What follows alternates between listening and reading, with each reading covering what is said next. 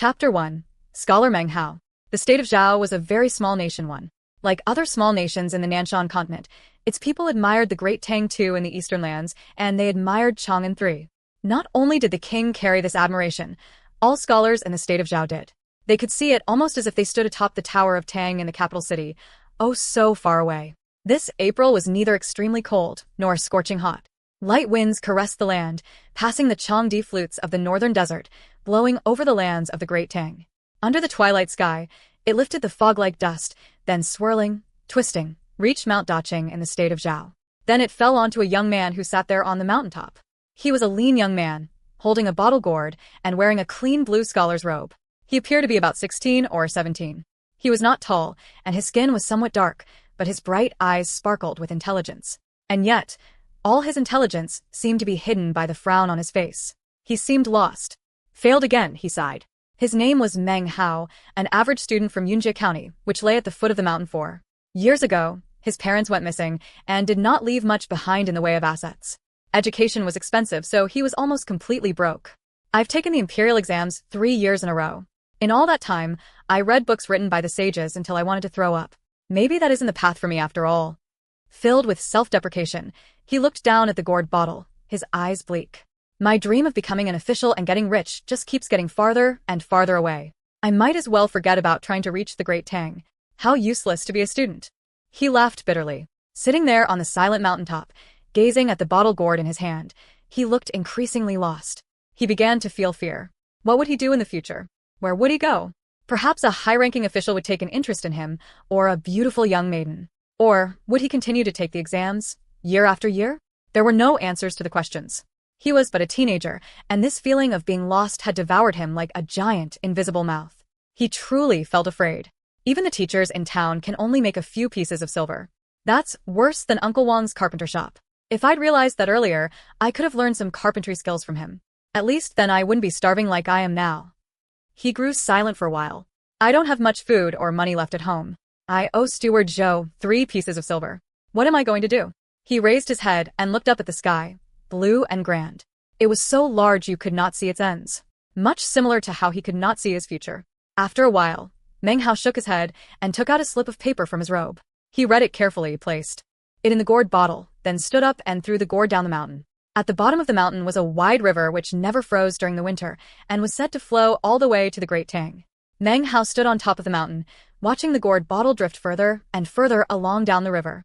He stared unblinking. For a moment, he seemed to have glimpsed his mother and the happiness of his childhood. The gourd carried his dreams, his wishes, and his hopes for the future. Perhaps one day someone would pick it up, open it, and read the note. Regardless of what I do, be it study or work, I will keep living. This was his personality, intelligent and determined. If he wasn't this way, he would not have been able to survive after his parents left. He raised his head toward the sky, the stubborn look in his eyes growing deeper. He was about to head down the mountain. At that exact moment, he heard a weak voice coming from a nearby cliff. The sound seemed to be borne along by the wind. As it passed Meng Hao's ears, it was almost too faint to notice. Help, help. Meng Hao stopped for a moment, shocked, then listened carefully. As he concentrated, the sound of the voice calling for help grew stronger. Help. He walked a few steps forward until he had nearly reached the edge of the peak. When he peered over the edge, he saw a person, his body sticking out of a crevice halfway down the cliff. Pale face full of fear and desperation, he cried for help. You're Meng Hao, right? Help, Scholar Meng. Help me. It was a teenager. As soon as he saw Meng Hao, he expressed surprise and happiness, having suddenly found hope in a desperate situation. Wang Yukai 5. Meng Hao's eyes grew wide as he looked at the young man. He was the son of Uncle Wang, who owned the carpentry shop in town. How did you end up here? Meng Hao looked at the crevice. The cliff itself was quite steep, and it seemed impossible to climb down. The slightest carelessness would send the climber falling into the river. Considering how fast the river flowed, if you fell in, the chances of dying were about 90%. It's not just me. There are other people from nearby towns. Wang Yukai gushed. We're all stuck here. Brother Meng, let's not chat, please. Just help us get out. Perhaps he had been hanging out of the crack for too long. His hands grasped at the air, and if not for his compatriots, who grabbed him by the shirt, he would have slipped and fell down the cliff. His face turned pale with fear. Meng Hao realized the danger. But he had climbed the mountain alone today, and had no rope. How could he save anyone? At that moment, he turned and realized that the mountainside was covered with rattan vines. As frail as he was, It took him 2 hours to find a rattan vine that was long enough. Breathing heavily, he dragged the rattan to the cliff. Calling out Wang's name, he bent over and lowered the rattan down the cliff. You still haven't told me how you got down there, Meng Hao said as he lowered the vine. By flying. It was not Wang Yukai who spoke the words, but another young man who stuck his body out of the crevice next to him. This boy looked feisty and intelligent, and spoke with a loud voice. Bullshit. You can fly, mocked Meng Hao, pulling the rattan vine back up a bit. If you can fly down here, then why don't you fly back up? Don't listen to his nonsense, said Wang Yukai, clearly worried that Meng Hao wouldn't lower the rattan vine back down. We were captured by a flying woman. She said she's going to take us to some sect to be servants. More bullshit, said Meng Hao dismissively. Only immortals from legends can do that. Who believes in that? In books he had read, there were stories of people who became rich after meeting immortals, but it was all just lies. Just as the rattan reached the crevice, Wang caught it. But then, Meng Hao suddenly felt a cold wind behind his back. From the temperature around him, it seemed winter had returned. He shivered. He slowly turned to look back, then screamed and stepped forward into emptiness, beginning to fall off the cliff. He had seen a woman in a long silver robe and pale face, standing there staring at him. It was impossible to tell her age. She was extremely beautiful, but radiated a coldness that made one feel as if she had just crawled out of a grave. Sometimes when you find certain things with certain qualities, it's just fate. When the voice hit his ears, it felt like bones rubbing together. This woman seemed to possess some sort of strange power, and when Meng Hao looked into her eyes, his whole body felt ice cold, as if she could see through him. As if he could hide nothing from her. Her words still floating through the air, she shook her wide sleeve, and suddenly, a gust of greenish wind picked up Meng Hao. He flew down the cliff with her. His mind went blank. When they reached the crevice, the woman waved her hand and threw him inside. As for her, she stopped moving, as did the greenish wind. Wang and his 3 friends scurried backward in fright. The woman stood there, not saying a word. She raised her head and glanced at the rattan vine. Meng Hao was so nervous he had started shaking. He stood up, glancing around quickly. The crevice was not spacious, and was in fact quite narrow. Even with only a few people inside, there was not much room. His eyes fell on Wang and the 2 other young men. One was the clever fellow. The other one was clean and pudgy. The 2 of them shivered, looking as if they might cry from fear at any moment. I was short one person, said the pale-faced woman. Now she looked at Meng Hao instead of the rattan. I'll put you in with them. Who are you? Asked Meng Hao, concealing his fear. He was an educated person and had a strong personality. Despite being afraid, he controlled himself and did not panic. The woman said nothing. She raised her right hand and waved, and the green wind appeared again. It lifted up all the young men, and they flew out of the cave together with the woman, shooting up into the sky. They disappeared. Left behind was only Mount Dacheng. It stood there, straight and tall, merging in the darkness of twilight. The blood drained from Meng Hao's face. He saw himself within the green wind, crossing the sky. As he flew above the ground, wind blew into his mouth, making it impossible to breathe. A word appeared in his head. Immortals? He held his breath for the amount of time it would normally take to breathe 10 times, until he couldn't hold on any more. Then he passed out. When he opened his eyes, he found that they had landed on a platform paved with green stone, halfway up a mountain. More rolling mountains surrounded them. Clouds and fog drifted about. This was definitely not the mortal world. The beautiful peaks of the surrounding mountains looked very strange. Wang and the other young men woke up, scared and shivering. They stared at the back of the woman. Standing in front of her were 2 cultivators wearing long green robes. They appeared to be in their 20s. They had sunken eyes with fear-inspiring green pupils. Excellent work, elder sister Sue, said one of the men, his voice flattering. You found 4 talented young babies. Take them to the servants' quarter, said the woman, her face cold, not even looking at Meng Hao and the others. Suddenly, her entire body transformed. She became a rainbow and then disappeared into the mountains. By this time, Meng Hao had recovered his composure. He stared, numb, at the place where the woman had disappeared. An expression appeared on his face, which had not appeared there for 16 years. His blood boiled. Servants, he thought. If the work is for immortals, the pay must be good. Now that he knew the people didn't want to kill them, he took a step forward. Sister Sue has reached the 7th level of qi condensation, lamented the second of the cultivators. The sect priest bestowed a wind pennant upon her, which means even though she isn't at the foundation establishment stage, she can still fly. He looked arrogantly down at Meng Hao and the others. You and you, he said, pointing at Wang and the clever young man. Follow me to the southern servants' quarters. What is this place? Wang asked, his voice and body both shaking as the immortal pointed at him. The Reliance sect. 1. The state of Zhao is named after the historical state of Zhao. 2. The Great Tang is named after the historical Tang dynasty. 3. Chang'an is named after the historical Chinese city Chang'an. 4. Meng Hao's name in Chinese is Meng Hao, Meng Hao. Meng is a family name. Hao means great or many. 5. Wang Youcai's name in Chinese is Wang Youcai, Wang Youcai. Wang is a common family name. Yukai means to have talent or ability. Chapter 2. The Reliance Sect. The Reliance Sect, located within the borders of the state of Zhao, on the southern edge of the Nanshan continent, was once first among the 4 great sects. Even though it was still famous in the southern domain, it had experienced a decline in recent years and did not maintain the glorious position it once had. Nowadays, compared to the other sects within the state of Zhao, it could only be considered inferior. Actually, it hadn't always been called the Reliance Sect. But 1,000 years ago, a cultivator appeared who caused a great sensation in the southern domain. He called himself Patriarch Reliance and had forced the sect to change its name as such. He trod roughshod over all the other sects in the state of Zhao, plundering their treasures, remaining unrivaled for some time. But things were different now. Patriarch Reliance had been missing for nearly 400 years. If it were not for the fact that no one knew if he was alive or dead, the sect would already have been swallowed up by some other sect. It was past its glory days.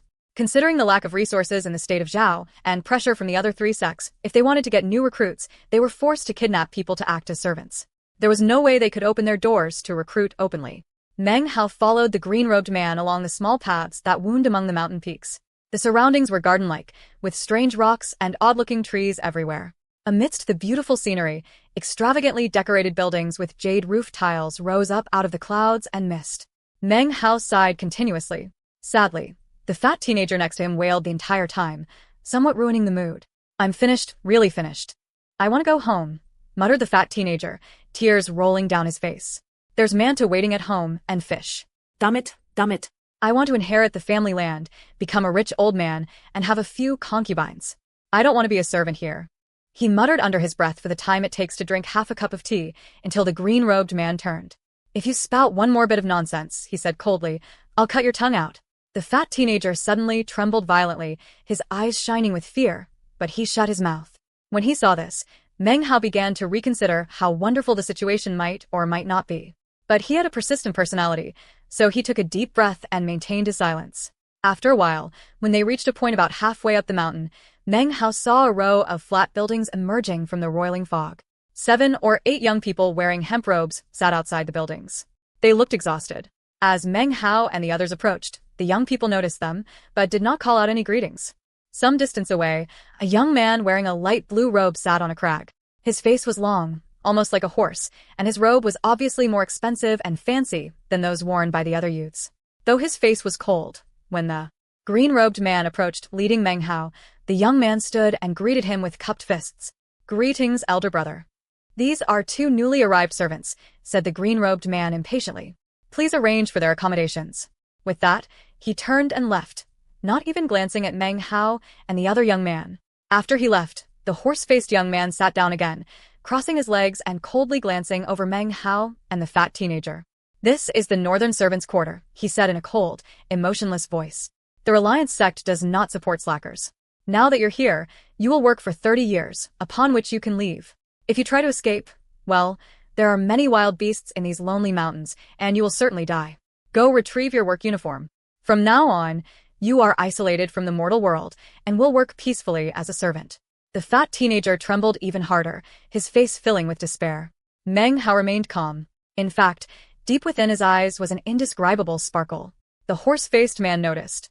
He had held this position for many years and had seen many young people captured to be servants, but had never seen anyone as calm as Meng Hao.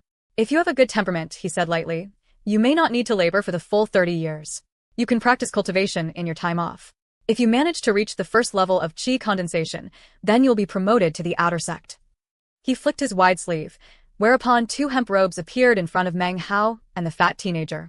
On the front of each robe was a wooden badge the size of a thumb, engraved with the character servant. In addition to the robe, there was also a small booklet, upon the cover of which was written 3 characters. Qi Condensation Manual. As soon as Meng Hao laid eyes on the characters, he began to breathe hard. He stared at the booklet and recalled how when discussing the cold-faced woman, the green-robed man had mentioned the 7th level of Qi condensation. "We can become outer sect disciples when we reach the 1st level, but that woman has already reached the 7th level. What is Qi condensation?" Perhaps that is the way to become an immortal, like they talk about in stories. If that was the pay he would receive from his work, well, it might not be money, but it would be worth hundreds of pieces of gold in the outside world. Meng Hao's excitement rose. He grabbed the robe and used it to wrap up the badge and booklet. The East 7th house is where you will live. Starting tomorrow, your job is to cut wood. 10 logs each, every day. You are not permitted to eat until your chopping is finished. He closed his eyes. Breathing deeply, Meng Hao imitated the young man and saluted with clasped fists, then walked toward the house, followed by the fat teenager. The building appeared to be a Sihuan courtyard dwelling that had been expanded multiple times. Following he signs, they located the 7th one, then opened the door and entered. The room wasn't large. It contained a table and 2 small beds, and though simple, was quite neat and tidy. The fat teenager sat down on one of the beds, then, unable to hold it in anymore, began to cry. He was about 12 or 13 years old, and he cried loudly. It surely echoed outside. My father's a lord, and I'm supposed to be a lord too. I'm not supposed to be a servant. He seemed extremely distraught, and his fat little body trembled. Stop crying, said Meng Hao, trying to comfort him. Think about it. It's not that bad here. We're working for mortals. How many people would envy us if they knew? He quickly closed the door. I don't want to work for other people, he replied. My marriage has already been arranged and engagement gift sent. My poor, beautiful lady hasn't even married me, yet is already a widow. The more he cried, the more heartbroken he grew. A strange expression appeared on Meng Hao's face. This fat teenager was still young, he thought to himself. I can't believe he's been promised a wife, yet has never even felt the touch of a woman's hand. He sighed emotionally, thinking about how amazing it would be to be rich. This fat teenager's family is so rich that he never has to worry about food or clothing. And yet I have nothing. Even after selling my ancestral home last year, I still owe Steward Zhou a lot of money. Thinking of the money he owed made him laugh. Now that he was here, Zhou could come to chase after him for the money if he was strong enough. If not, he would be dead by the time Meng Hao left. The more he thought about this place, the better he felt about it. He didn't need to worry about money, or lodging, or food. He even got payment worth hundreds of pieces of gold, and that was before he even started working. Considering that this was a dwelling place of immortals, it could truly be said that he had unexpectedly been rescued from a desperate situation. The fat teenager's crying had begun to annoy him. Ignoring him, he pulled the manual out from the hemp robe and started reading. After reading the first line of the first page, he felt shocked. A person should have something to rely on. If you are a mortal who desires riches and titles, if you are a cultivator who wants to live a life free from worry, join my Reliance sect. You can rely on me. That was introduction to the manual, and it was signed by Patriarch Reliance. Even though it was only a handful of words, they were filled with an indescribable power. It was both an invitation and a description of the Reliance sect. Meng Hao felt numb, and then, everything suddenly made sense. The Reliance sect. Is this the meaning of the sect? People must find something to rely on. When they find the Reliance sect, then they will be rich, powerful, and free from worry. It made more and more sense. He realized that if he'd had an official to rely on, he would never have failed the examinations 3 times in a row. He sighed, his respect growing for Patriarch Reliance, whom he had never actually met. With that one sentence, it seemed as if a door in his life had suddenly opened. In other words, I have to find someone to rely on while I'm here. If I do, I won't have to worry about anything. His eyes grew brighter as he continued to scan the manual. Soon, he lost track of time and didn't even notice the fat teenager crying next to him. The fat teenager finally cried himself to sleep around midnight, whereupon his snores began to reverberate around the room like thunder. Meng Hao reluctantly closed the manual. Even though he felt very tired, his eyes were filled with vim and vigor. This book isn't worth 100 gold, it's worth 1,000, he said to himself. For someone who had always dreamed of becoming a rich official, something worth 1,000 gold was worth more than anything except his life. In his excitement, he noticed that the fat teenager's snoring had ceased. He looked over and saw that the young man had sat up in bed and was waving his arms around and muttering, I'm gonna beat you to death. How dare you steal my mantu? I'm gonna bite you to death. How dare you steal away my wife? As he talked, he got off the bed, his eyes still closed, waving his fists angrily. Then, amazingly, he grabbed the table and bit the corner hard with his mouth, leaving a deep mark. Then he went back to sleep and began to snore. Meng Hao watched him for a bit, just to confirm that he had been sleepwalking just now. Then he looked back to the bite mark, realizing that he should never provoke the fat teenager when he was asleep. He inched away from him, then looked down at the manual again, feeling excited. The 9th level of Qi condensation is the path to being an immortal. Working for them, I have a chance to become an immortal myself. That is the biggest payment possible. If I become an immortal, I must have a chance to become rich. Meng Hao gripped the manual, his eyes shining brightly. He had finally found another path besides studying for the exams. At that moment, the door was kicked open with a bang, and a loud harumph sounded out. Chapter 3.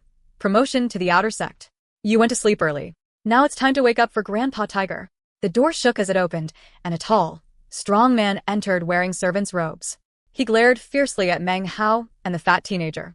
Starting today, he said angrily, you two little bastards will chop 10 trees per day for me, each. Otherwise, Grandpa Tiger will flay you alive. Greetings, Grandpa Tiger, said Meng Hao, scrambling off the bed and standing there nervously. Maybe you could quiet down. Before he could finish speaking, the large man fixed his eyes on him. Quiet farts. You think I'm speaking too loud? Looking at his fierce bearing and large stature, Meng Hao hesitated, then said, but the elder brother in charge of servants already assigned us to chop down 10 trees per day. Then chop an extra 10 for me, he said with a cold harumph.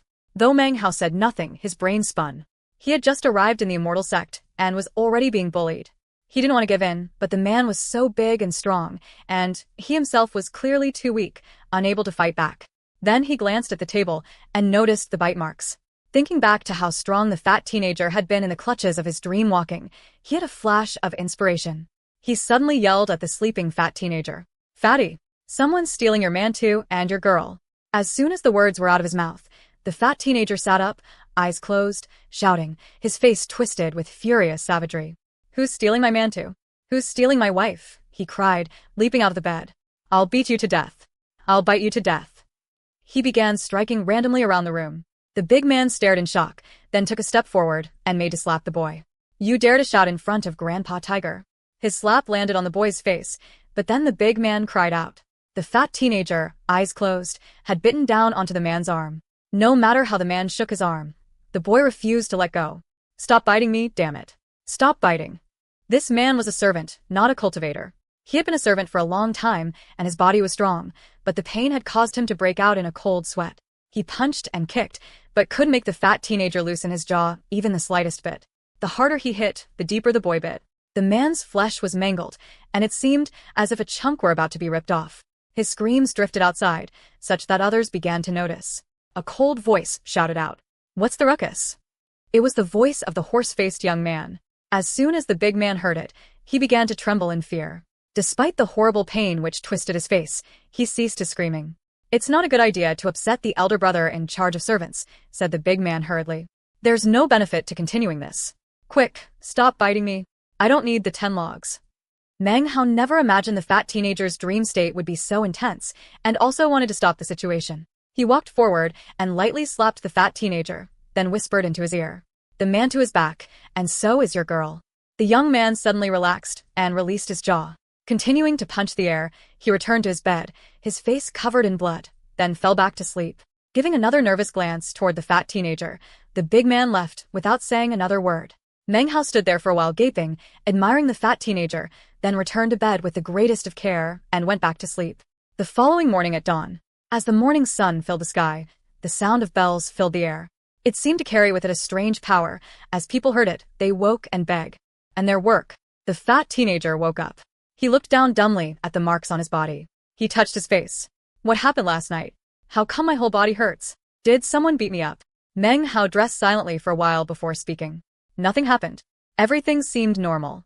How come my face feels swollen? Maybe it's mosquitoes. Then how come my mouth has blood on it? You fell out of bed last night. Several times, in fact." Meng Hao opened the door and stepped out, then stopped and looked back. "Look, fatty," he said in a serious tone, "you need to grind your teeth more often, sharpen them up." "Oh, my dad used to say the same thing," he said in surprise, gingerly putting on his robes. Meng Hao and the fat teenager walked out into the sunlight and began their life as servants in the Reliance sect, chopping down trees. Each of them was responsible for 10 trees. Around the northern servants' quarter, the wild slopes were covered with trees. Although the trees were not big, they were very dense and spread like an ocean as far as the eye could see. Carrying his servant's axe, Meng Hao rubbed at his shoulder. His arm felt both numb and painful. The axe was heavy. Off to the side, the fat teenager panted as they climbed. Eventually, they found a suitable area, and the sound of chopping axes gradually rang out as they began to work. "My dad is super rich," said the fat teenager with a long face. He raised his axe. "I'm gonna be super rich too. I don't want to be a servant." These immortals are strange, and they have magic. What do they need fire for? And why do they need us to chop down trees for them? Unlike the garrulous fat teenager, Meng Hao was too tired to speak. Sweat showered off of him like rain. Because of his poverty in Yunjie County, he hadn't been able to eat much meat, and as such his body was weak. He didn't have much energy. After the space of time it takes half an incense stick to burn, he leaned up against a tree, breathing heavily. He looked at the fat teenager, who, though he was so tired he trembled, he continued to curse under his breath and chop at the tree. He was younger than Meng Hao, but a lot stronger. Meng Hao shook his head bitterly and continued to rest. He pulled out the qi condensation manual and examined it again. Following the description in the manual, he attempted to sense the spiritual energy of heaven and earth. Time passed, and soon it was dusk. In his day of work, Meng Hao had managed to cut down 2 trees. The fat teenager had managed to cut down 8. By pooling them together, it was enough for one of them to eat. They consulted for a bit, and then the fat teenager went to get some food which the 2 of them shared in their room. Then they fell to sleep, exhausted. Eventually, the fat teenager's snores filled the room, and Meng Hao struggled to sit up, his eyes filled with determination. Ignoring his hunger and exhaustion, he picked up the qi condensation manual and started reading it again. When I used to study for the examinations, I would usually stay up reading until dawn. I'm used to being hungry. As for my life now, it may be tiring, but at least I have a goal. I can't believe that after failing in the imperial examinations, I will fail in cultivation. Stubborn persistence shone in his eyes. He lowered his head and began to study. He continued on until late in the night, until he finally fell asleep, although when exactly that was, he didn't know. As he slept, his dreams were filled with thoughts of sensing the spiritual energy of heaven and earth. The bells woke him up in the morning. He opened his bloodshot eyes, yawned, and got out of bed. Then, along with the energetic fat teenager, went back to chopping wood. A day, 2 days, 3 days, time continued on until 2 months had passed. Meng Hao's wood-felling abilities slowly grew until he could chop down 4 trees in a day. But most of his time was spent trying to grasp the meaning of spiritual energy. His eyes grew more and more bloodshot. Then one evening around dusk, as he sat panting in meditation, his body suddenly vibrated, and he felt a prickling numbness in his limbs. Then, it seemed as if tiny wisp of invisible qi condensed within his flesh and blood, then seeped out of his body. After that, he felt a strand of spiritual energy appear inside him. It disappeared almost instantly, but Meng Hao opened his eyes excitedly. His exhaustion disappeared, and his bloodshot eyes grew whiter. His body trembling, he clutched at the qi condensation manual. He hadn't eaten or slept much in the past months. Other than chopping down trees, he spent almost all his time on spiritual energy, and now, at long last, he had some results. He felt as if he were filled with power. Time passed in a flash, 2 months, and now it was the 8th month of the year, summer. Broiling sunlight fell from the sky. Condense the qi into the body, fuse and disperse it, open the blood vessels and qi passages, resonate with heaven and earth. It was noontime in the deep mountains near the Reliance sect. Meng Hao used one hand to stoke the bonfire in front of him, and the other to hold the qi condensation manual, which he studied intently. He closed his eyes for the time it takes an incense stick to burn, sensing the delicate strand of qi within his body. This was the qi which had appeared 2 months ago, and Meng Hao regarded it as a treasure. The strand was clearly much thicker now. Using the mnemonics and circulation technique described in the manual, he sat in meditation, allowing the qi strand to move about his body. After a short time, Meng Hao opened his eyes and caught sight of the fat teenager approaching quickly, carrying his axe. "Well, how is it?" panted the fat teenager as he ran up. Though fat, his body was strong. "I still can't disseminate it throughout my entire body," said Meng Hao with a laugh. "But I'm quite confident that within a month, I'll be able to reach the first stage of qi condensation." Belief filled his demeanor. "What I meant was, how is the chicken?" He licked his lips as he looked at the bonfire. "Oh, pretty much done," said Meng Hao, also licking his lips and pulling back the branch he'd been using to stoke the fire. The fat teenager used his axe to dig through the soil and pull the chicken out. It was fully cooked now. A fragrant aroma filled the air. They split the chicken in half and began to wolf it down.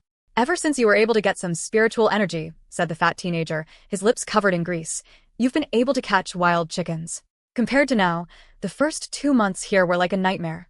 This was his new practice, to flatter Meng Hao.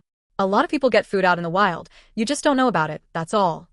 As Meng Hao spoke, he took a bite out of a chicken leg, making his speech a bit garbled.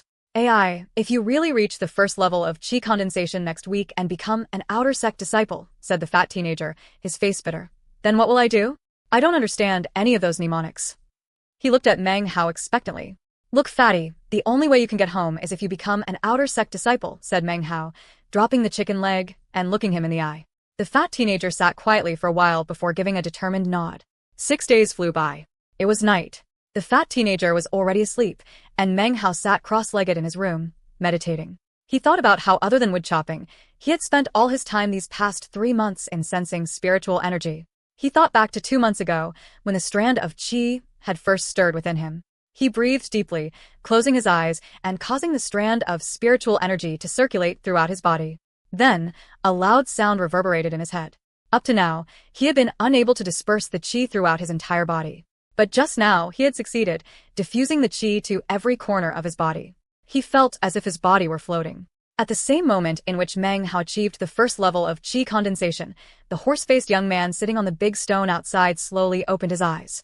He looked in the direction of Meng Hao's house, then closed his eyes again. At dawn, under the envious eyes of everyone in the northern servants' quarter, Meng Hao walked out of the room that had been his home for the past 4 months. He stood in front of the horse-faced youth. The fat teenager didn't come with him. He remained in the doorway watching Meng Hao, determination filling his eyes. You reached the first level of qi condensation in 4 months. You're not quite outstanding, but not stupid either. The horse-faced young man looked at him, his expression no longer cold. Calmly, he said, "Now that you are going to the outer sect, I must explain to you the rules there. Every month, spirit stones and medicinal pills will be distributed there, but it is not prohibited to take things by force from others or to gang up. There is a public area there that some people call the killing zone. You will need to look out for yourself." As he finished speaking, he lifted his right hand, whereupon a jade slip shot out and hovered in front of Meng Hao. He grabbed it. Imbue spiritual energy into that jade slip, and it will lead you to the treasure pavilion in the outer sect. That is where you will register your promotion. The horse-faced young man closed his eyes. Meng Hao said nothing. Clasping his fist in salute, he turned and glanced at the fat teenager. They looked at each other for a moment, and Meng Hao felt emotion welling up in his heart. He chose not to dwell on it. He pinched the jade slip, which then began to glow with a green light, and gradually floated forward. Meng Hao followed it, slowly leaving the servants' quarter. He trod a narrow road which led away from the main gate, walking further and further away, toward the foot of the mountain. Eventually he reached an area he had never stepped foot into during the past 4 months. The Reliance sect was comprised of 4 main mountains, with east, west, north, and south peaks, respectively. Surrounding them were vast mountain chains which seemed to never end. At the halfway point up each mountain was a servant's quarter. Meng Hao had been assigned to the northern servants' quarter on the northern mountain. The way further up was protected by defensive spells. Beyond them lived the inner sect disciples and elders. Each of the 4 mountains was like this. As for the flat area in between them all, it was filled with countless houses inhabited by the Reliance sect's outer sect. In this respect, the Reliance sect was slightly different than other sects.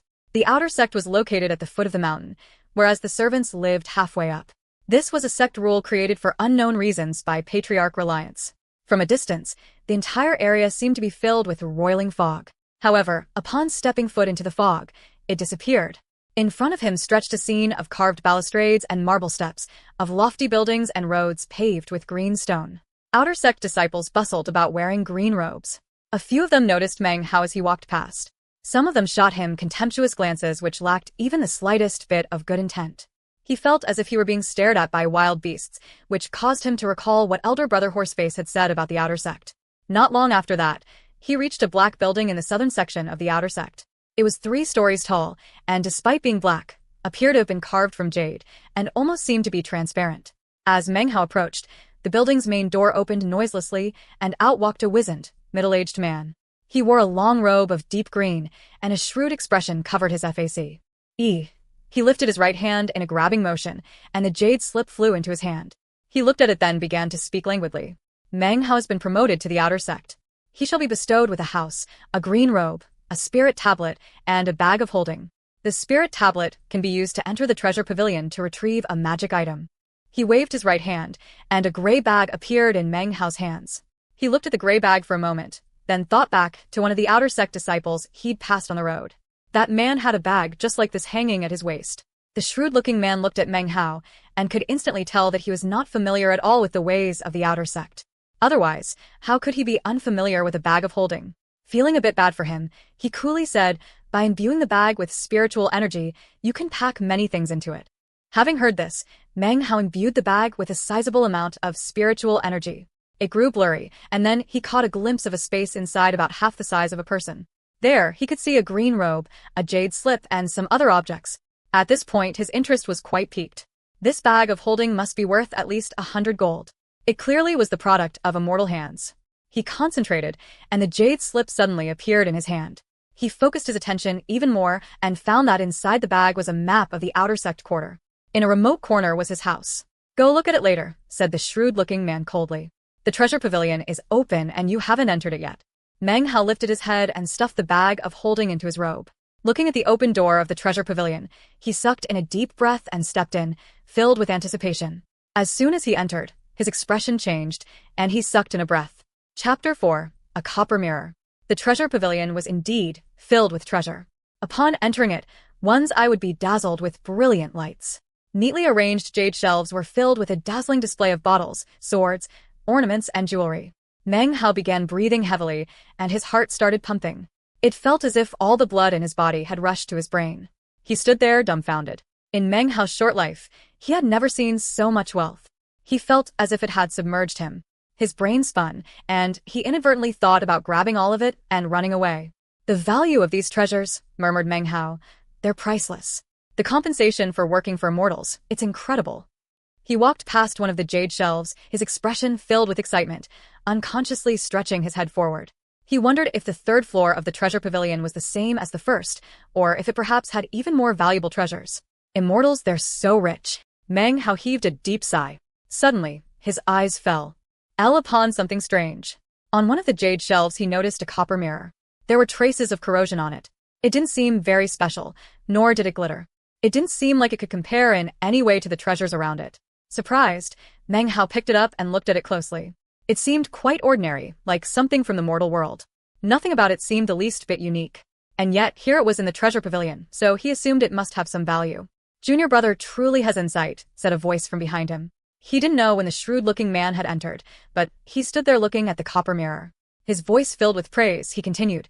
"The fact that you picked up that copper mirror shows that you were destined to do so. There are many legends regarding it. The strangest thing is, only those with good fortune and accumulated good deeds in past lives can acquire it. It seems Junior brother is just such a person. With this mirror, you can lord it over heaven and earth. You definitely have this opportunity." As the man spoke, he sighed over and over. His voice seemed to contain some strange power which forced Meng Hao to listen to him. This mirror, Meng Hao looked down at it again, a strange expression on his face. It was not covered with complicated carvings, but instead, corrosion, making it very unclear. "Junior brother, don't look at the mirror's blurriness. You should know that true treasures of a spiritual nature often conceal themselves in ordinary things. The more humble they appear, the more precious they are." Meng Hao was about to put the copper mirror back onto the shelf when the shrewd-looking man took several hasty steps forward to prevent him. He looked seriously at Meng Hao. "Junior brother, the fact that you picked up this object shows that you were destined to do so. Will you really put it back just because it looks ordinary? I have been responsible for the treasure pavilion for many years, and I know the origin of all the items here. Many years ago, this copper mirror caused a huge commotion in the state of Zhao. It was created from a ray of light which fell from the heavens. After acquiring it, Patriarch Reliance studied it in secret, believing it to be a treasure of the heavens. In the end, he couldn't unlock its mysteries and came to the conclusion that it was predestined to fall into the hands of someone who would use it to trample upon heaven and earth.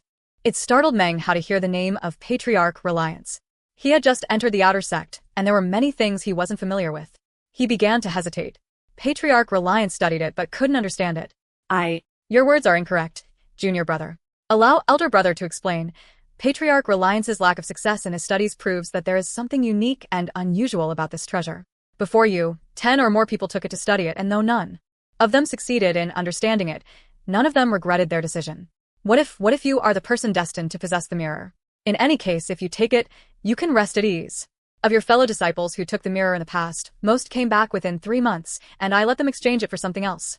After dealing with me for some time, you'll find that I am very easygoing. I don't want to give fellow disciples a hard time. If you take it but are unable to unlock its mysteries, then you can return it at any time and exchange it for something else. But if you abandon it and it turns out you were destined to take it, then you will regret it for your entire life. The shrewd-looking man stared intently at Meng Hao. When he saw Meng Hao hesitating, he laughed to himself.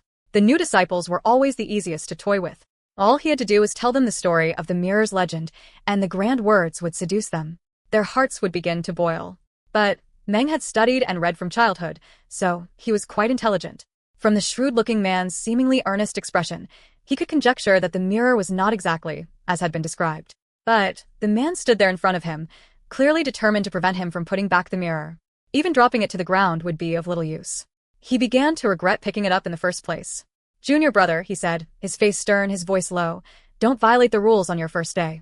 When you pick something up in the treasure pavilion, you are not permitted to put it down." The shrewd-looking man felt that enough was enough.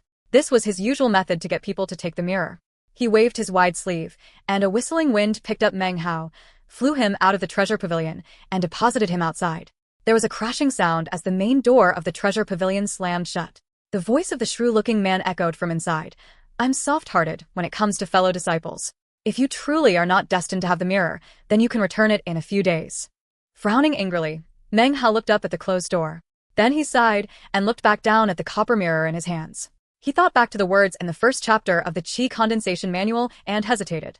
If this truly was something that Patriarch Reliance had studied, then it must have some value. Shaking his head, he put the mirror into his robe.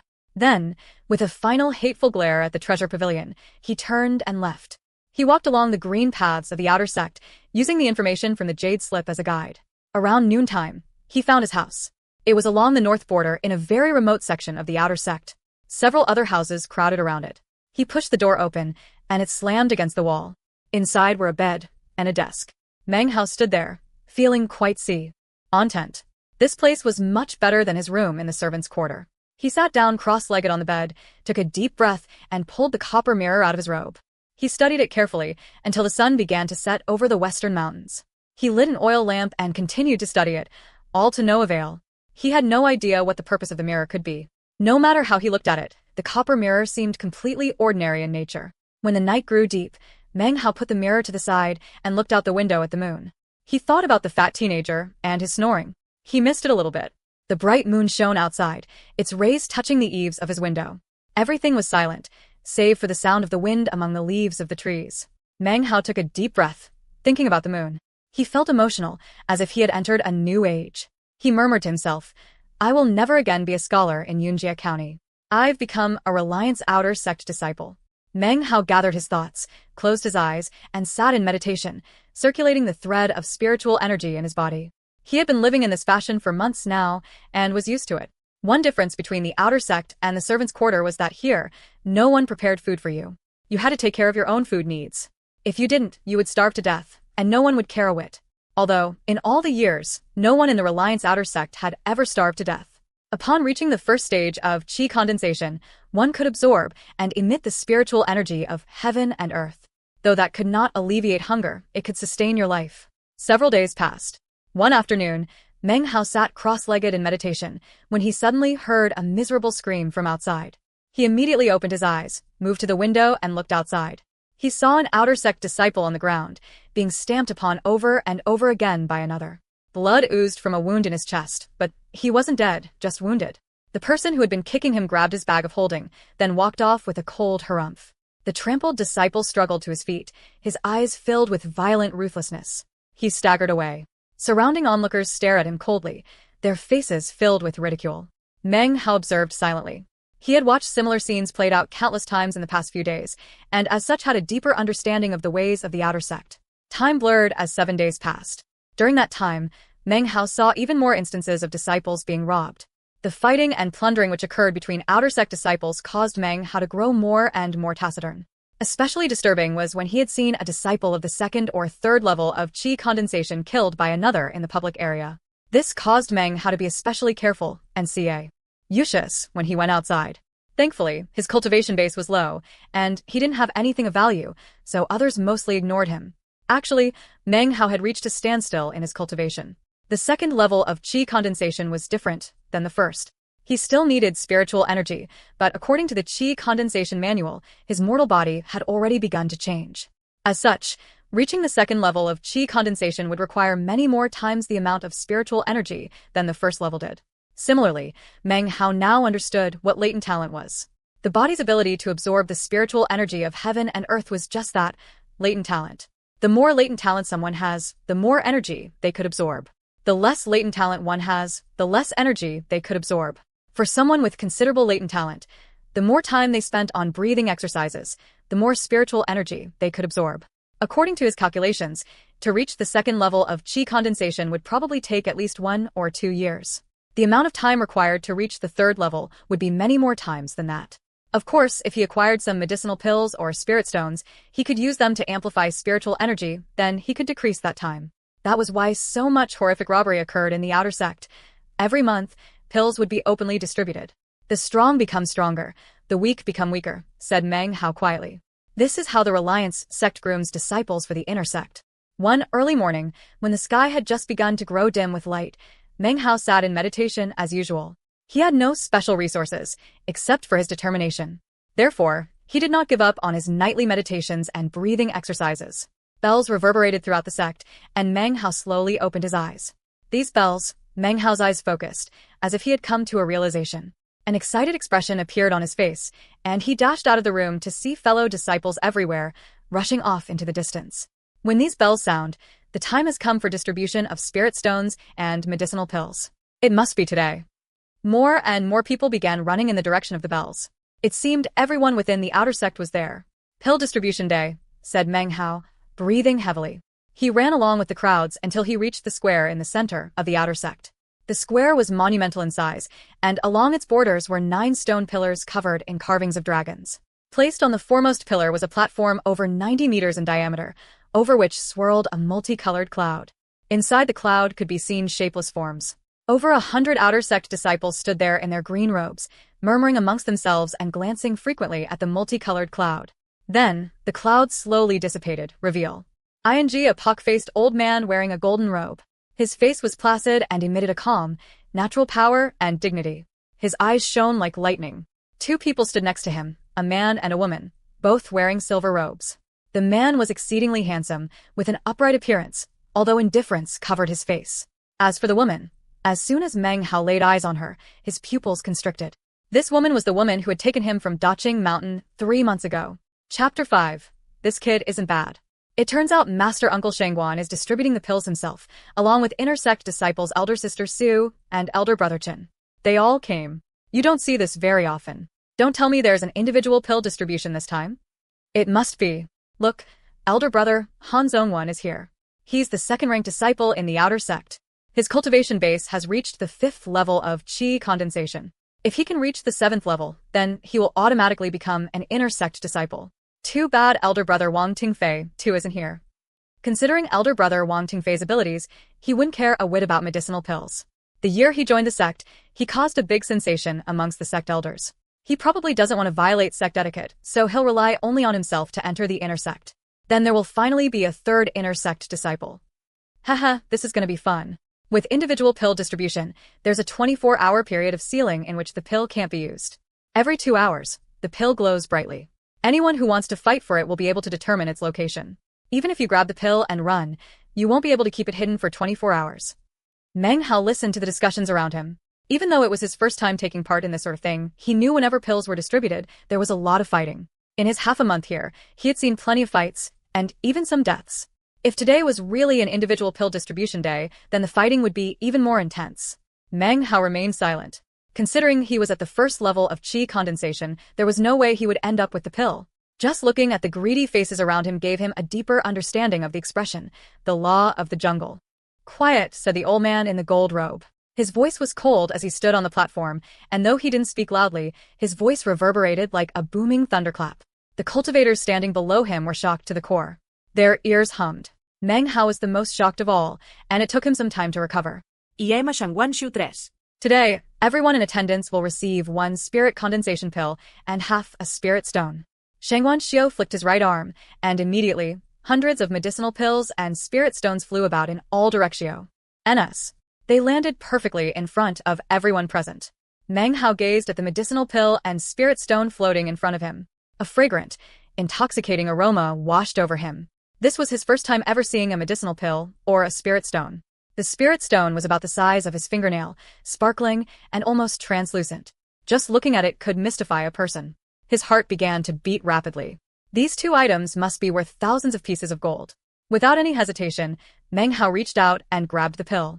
He was about to pop it into his mouth and swallow it down when he noticed that no one around him was doing any such thing. His heart lurched, He looked down at the pill in his hand and noticed that it had a faint glow to it and was sealed with a strange mark. As Meng Hao stared at the pill in his hand, Shengguan Xiu's voice once again rang out from the platform. There is also a dry spirit pill. A purple-colored medicinal pill could be seen in his hand. As soon as it appeared, a wonderful fragrance filled the entire square. Even just breathing it, Meng Hao felt as if his spiritual energy had increased a bit. This was clearly no ordinary pill. That's a dry spirit pill. That's something incredibly precious to anyone under the 5th level of qi condensation. There can't be many within the sect. And yet, there it is. When that pill is distributed, the fighting here in the outer sect will be fierce. Who knows how many people will die? The crowd buzzed as they stared up at the glowing pill held by Shengguan Xiu, their faces filled with greed and desire. This was especially true of disciples who were on the brink of breaking through to a new level of cultivation. They fairly panted. Originally, the dry spirit pill was not to be distributed today. However, I heard there was a disciple promoted to the outer sect this month, which makes me very happy. If we can do this every month, then brilliant glory lies just around the corner for the Reliance sect. I bestow this pill upon that person as an encouragement. Shengguan Xiu smiled, and his glittering eyes swept across the crowd to fall upon Meng Hao. Meng Hao's heart began to race. The first half of the short speech had left him feeling unsettled, but he had no time to react. Shengguan Xiu's right hand flicked, and the purple pill appeared in front of him. Before he could even make an attempt to refuse, the pill lowered into his hand. As of that moment, Meng Hao's entrance into the Reliance sect could be called unprecedented. The eyes of the entire crowd focused on him. Greed and cruelty filled their expressions, as if they planned to rip him to pieces alive. Even the man and woman standing next to Shengguan Xiu were staring. The woman had a look of shock on her face, which she quickly covered up with an icy expression. Haha, so a first-level qi condensation disciple receives the pill. There will be a lot of fighting this time. This guy is going to be public enemy number 1. He's finished. Last time there was an individual pill day, the guy who received the pill was at the 2nd level of qi condensation. He hesitated for just a moment too long, so elder brother Zhao Wugongfor dragged him in a fury to the public area and lopped off his head. The sound of discussion reverberated across the square, and many disciples of the 2nd or 3rd qi condensation level, despite knowing the danger, grew greedy. Because the cultivation base of the person who received the pill was so weak, they felt as if they were qualified to snatch it. Meng Hao's entire body broke out in a cold sweat. He wanted to throw the pill away, but he found that it actually stuck to his hand, making it impossible to get rid of. Around him, covetous eyes stared at him menacingly, and suddenly, it was as if he could feel the shadow of death hanging over him. Some people began to slowly walk toward him, murderous expressions filling their faces. Junior brother, why don't you toss the pill to me? If you don't, I'll give you a thrashing. If you don't give it to me, next year today will be the anniversary of your death.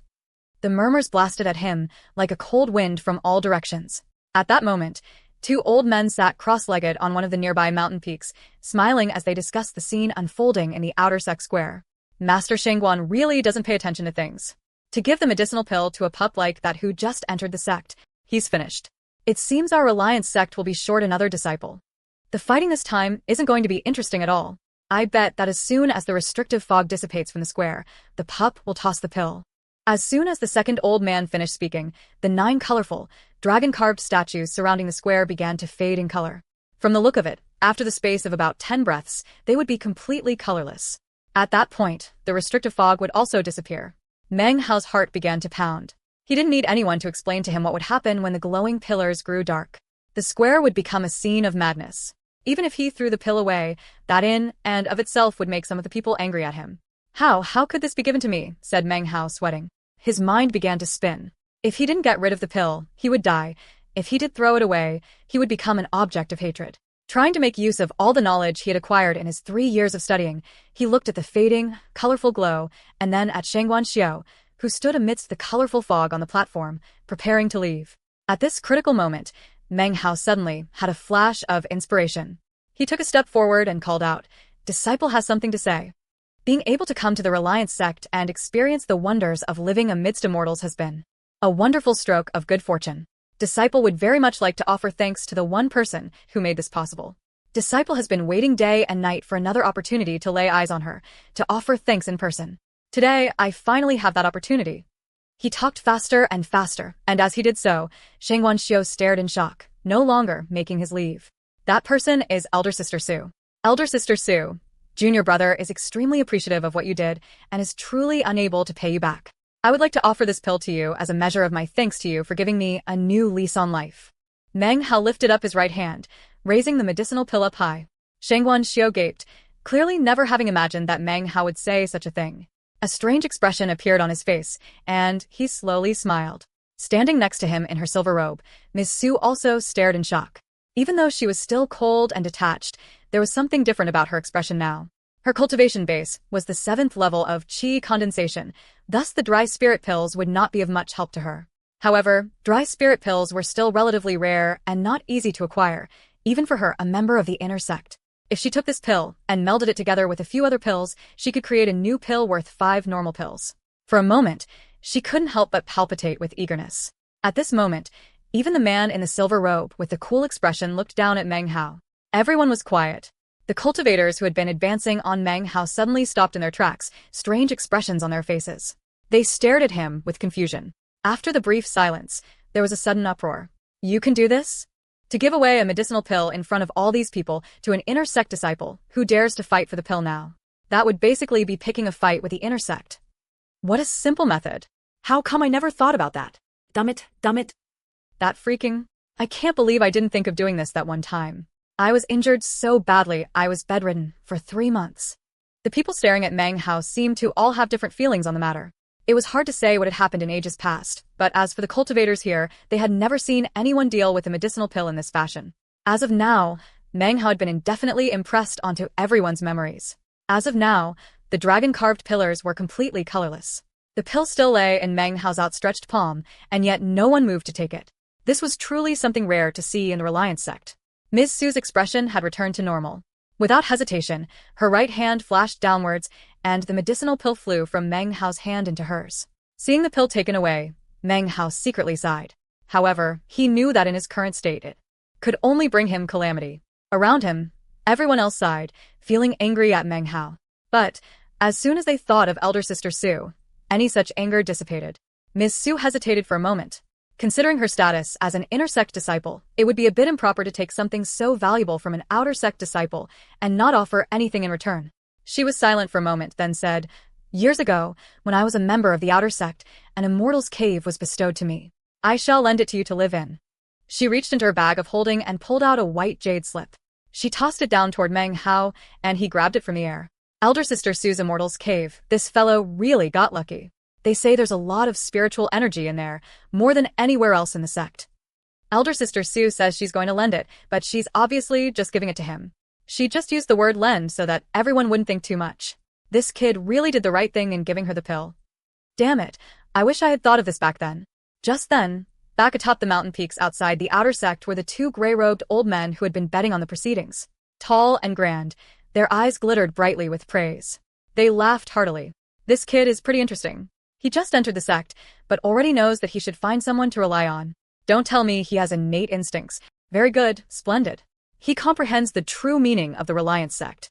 This kid isn't bad. He really isn't bad. 1. Hanzong's name in Chinese is Hanzong. Han is a common family name. Zong means sect or religion. 2. Wang Tingfei's name in Chinese is Wang Tingfei. Wang is a common family name. Tingfei means to soar. 3. Shangguan Xiu's name in Chinese is Shangguan Xiu. Shangguan is a relatively obscure family name. Xiu is the same character which appears in terms like cultivation and cultivator. 4. Zhao Wugong's name in Chinese is Zhao Wugong. Zhao is a common family name. Wu means martial or military. Gang means many things, including strong and unyielding. Chapter 6. The Delights of the Copper Mirror. Elder sister Su was quite well known in the Reliance sect. In fact, you could say that everyone knew her because as of now, the Reliance inner sect only had 2 disciples. Other than elder sister Su, the only other disciple was the man currently standing next to Shangguan Xiu. After elder sister Su lent him her immortal's cave, it had a fear-inspiring effect on everyone, allowing Meng Hao to leave the square with the spirit stone and spirit condensation pills. Everyone watched him as he left. As he walked off into the distance, his back soaked with sweat, he felt the glares behind him like invisible blades. They slowly dissipated as he walked quickly away. In the time it takes 3 incense sticks to burn, Meng Hao walked without stopping. He didn't return to his room in the outer sect, but rather followed the white jade slip elder sister Su had given him toward the southern mountain. At the foot of the mountain, he located the immortal's cave. Outside of the cave, 2 large stone slabs towered up next to the mountain face. Everything was covered with green branches and vines. It appeared to be an entirely unordinary place, very different from Meng Hao's previous two dwellings. The surroundings here were peaceful and lush. Not far away, a mountain spring flowed down, and the wind carried away the heat, replacing it with cool, fresh air. Meng Hao stood in front of the mouth of the Immortal's cave, looking completely content. Now he truly understood how precious such a cave could be, clearly much more than any other dwelling place. No wonder all the other outer sect disciples had looked so jealous and envious when elder sister Su lent it to him. "This is a place for immortals," said Meng Hao. He waved his right hand, and the slip of white jade flew forward to the cave's green stone door. It slapped onto the surface, and a buzzing sound filled the air as the door slowly opened. The Immortal's cave was not very big, and only had 2 rooms. One room was for practicing cultivation, the other was sealed shut with a stone door. Meng Hao entered, and the green stone door slowly closed behind him. When it sealed, the white jade slip flew out, and into Meng Hao's hand. Thereupon, a soft glow began to emanate from the craggy stone ceiling. The more he looked around, the more satisfied he felt. Finally, his gaze fell upon the sealed stone door. Muttering to himself, he placed the jade slip onto it, and the door slowly opened. At that moment, an odor of thick spiritual energy suddenly wafted out. Meng Hao looked into the stone room, his eyes wide with shock. Sister Su's Immortal's cave, this gift is just too valuable. It took a while for him to recover his composure. He stared blankly into the stone room, at something that appeared to be the mouth of a spring. Out of it gurgled pure spiritual energy, multicolored and glowing as it curled up into the air. Who knew how long it had been accumulating in the stone room? As soon as the door had opened, it began to pour out, its aroma sweet in the nose and mouth. Even just a whiff would fill you with energy. "So, it's a spirit spring," Meng Hao murmured. It was something else he had never seen before, but had read about in the Qi condensation manual. Some springs in the world were spirit springs, which had no water. Instead, they flowed forth with spiritual energy. Not many existed, and most were occupied by cultivators, considering how treasured was the spiritual energy they emitted. The spirit spring was relatively small. When all its spiritual energy came out, it was only slightly thicker than outside. To anyone above the 3rd level of Qi condensation, it would not be very helpful. After the 3rd level, the spiritual energy required was just too much, thus, it was only moderately useful. Despite that, as far as Meng Hao was concerned, this gift was incomparably valuable, even much more so than a dry spirit pill. With this discovery, Meng Hao went nearly wild with joy. With no time to think, he sat down cross-legged, closed his eyes, and began his breathing exercises. After a few hours, the greater part of the spiritual energy that had accumulated here was gone. Meng Hao opened his eyes, and they flashed brilliantly. These few hours of meditation here were worth about a month of cultivation outside. This accumulation of spiritual energy took quite some time to build up, and probably won't be like this again. Even still, practicing cultivation in here, I will be able to achieve speed that's impossible in the outside world. He sighed. Looking around, he noticed that the walls were covered with strange markings that he didn't understand. The spirit spring can accumulate so much spiritual energy because of these markings. Elder sister Su must have used this method to build up energy, then dispose of it all in one shot. Meng Hao thought for another moment, then had an inspiration. He again sat down and began to do breathing exercises. The night passed quickly, and as the sun rose the next morning, Meng Hao opened his eyes. The spiritual energy in the stone room was very thin, but the spirit spring was still there. After some period of time passed, the spiritual energy would surely build up again. Meng Hao took a moment to sense his cultivation level. It seemed that he had made an advancement worth nearly 2 months. If I can practice cultivation in this fashion a few more times, I should be able to break through the 1st level of Qi condensation and enter the 2nd. He sucked in a breath, excited. He very much wanted to break through the 1st level, because only by reaching the 2nd level of Qi condensation could one unlock the 1st immortal skill in the Qi condensation manual. Thinking of immortal skills, Meng Hao left the stone room, closing the stone door as if it were some type of jewel or treasure. He decided to use elder sister Su's method. He wouldn't stand guard next to the spirit spring itself. He would just wait for some time to pass, then come back to collect the spiritual energy. Sitting there in the Immortal's cave, Meng Hao rubbed his stomach. Thinking over the recent days, and looking down at his skinny belly, he realized that he hadn't eaten any wild animals recently. Not even wild fruits. After becoming an outer sect disciple, he thought to himself, he hadn't been eating as much as when he was a servant. As long as you had enough spirit stones, you could take them to the sect's pill cultivation workshop to exchange them for fasting pills or appetite control pills. It was said that 1 drop of such a pill would prevent hunger for days. Without them, people would have to spend time worrying about finding food. After thinking about it for a Meng Hao decided to go out for a bit. The fresh wind blew past him into the surrounding jungle. As he walked, he pulled the copper mirror out of his bag of holding, as had become his custom. By now, he was thoroughly convinced that the Treasure Pavilion brother had tricked him. There was nothing unusual at all about this mirror. In more than half a month of study, he hadn't uncovered anything even slightly peculiar about it. Sadly, I only have a half of a spirit stone in my bag of holding. I bet I'll need to use it to bribe him to let me exchange it. He stretched his hand into the bag to pull out the spirit stone, feeling a bit dejected. He suddenly froze in place, lifting his head up when he noticed a flash of color off in the distance in the jungle. It wasn't moving very fast. Meng Hao's eyes glittered. Based on his experience in the past months catching wild chickens, he knew exactly what it was. Wild chicken. Without time to think about shoving the copper mirror and spirit stone back into the bag of holding, he shoved them into a pocket and leaped forward. Ever since spiritual energy had appeared in his body, Meng Hao realized that he was much more nimble than before. Despite still being somewhat frail, he now could burst forth with explosive force. Especially nowadays, after reaching the first level of chi condensation, a leap like the one he just made propelled him forward very quickly. In the space of about 10 breaths, he was able to snatch the alarmed wild chicken. He clasped it by the two wings so that it couldn't move about. "I wonder how good old Fatty is doing recently," he said, thinking about the fat teenager as he lifted up the chicken. Maybe he would go find him and share a meal of wild game. Just as he turned, he suddenly felt something inside his robe growing hot. Moments later, the previously quiet chicken in his hand started to struggle wildly and emit miserable squawking sounds. It moved around with such energy that Meng Hao almost couldn't keep hold of it. The wild chicken struggled even fiercely, squawking with incomparable shrillness. Then, a popping sound could be heard coming from its butt, which then suddenly exploded, sending blood and gore flying in all directions. Everything happened so suddenly. Meng Hao stood there gaping. Ever since arriving on the mountain, he had caught quite a few wild chickens. But this was the first time he had seen anything like this. He looked down with shock at the dead chicken and its exploded rear. Then he looked around. Everything was still and quiet. Not even a shadow moved. What just happened? Meng Hao shivered. The wild chicken's death had been quite miserable. It must have experienced incredible pain for its butt exploded. Meng Hao took in a deep breath, suppressing the anxiety he felt. The wild chicken's death had been too odd and horrific. He felt as if a cold wind was blowing down his back. "Something's not right," said Meng Hao. He tossed away the dead chick. And then pulled out the mirror and the spirit stone. He remembered that just before the strange thing had happened with the chicken, something in his robe had started to grow hot. Could it be the spirit stone? Then his eyes fell onto the copper mirror. His heart began to beat faster, and a powerful radiance shone forth in his eyes. "Don't tell me." The hand holding the mirror began to tremble. He had no time to go eat with the fat teenager. Gripping the mirror, he ran as fast as possible into the jungle, trying to find another wild animal. He needed to know if the wild chicken's killer really was the mirror. He didn't have to run for very long before a wild deer appeared right in front of him. It stood there looking at him stupidly, then angrily. Meng Hao immediately shined the mirror onto it. The deer's expression changed immediately.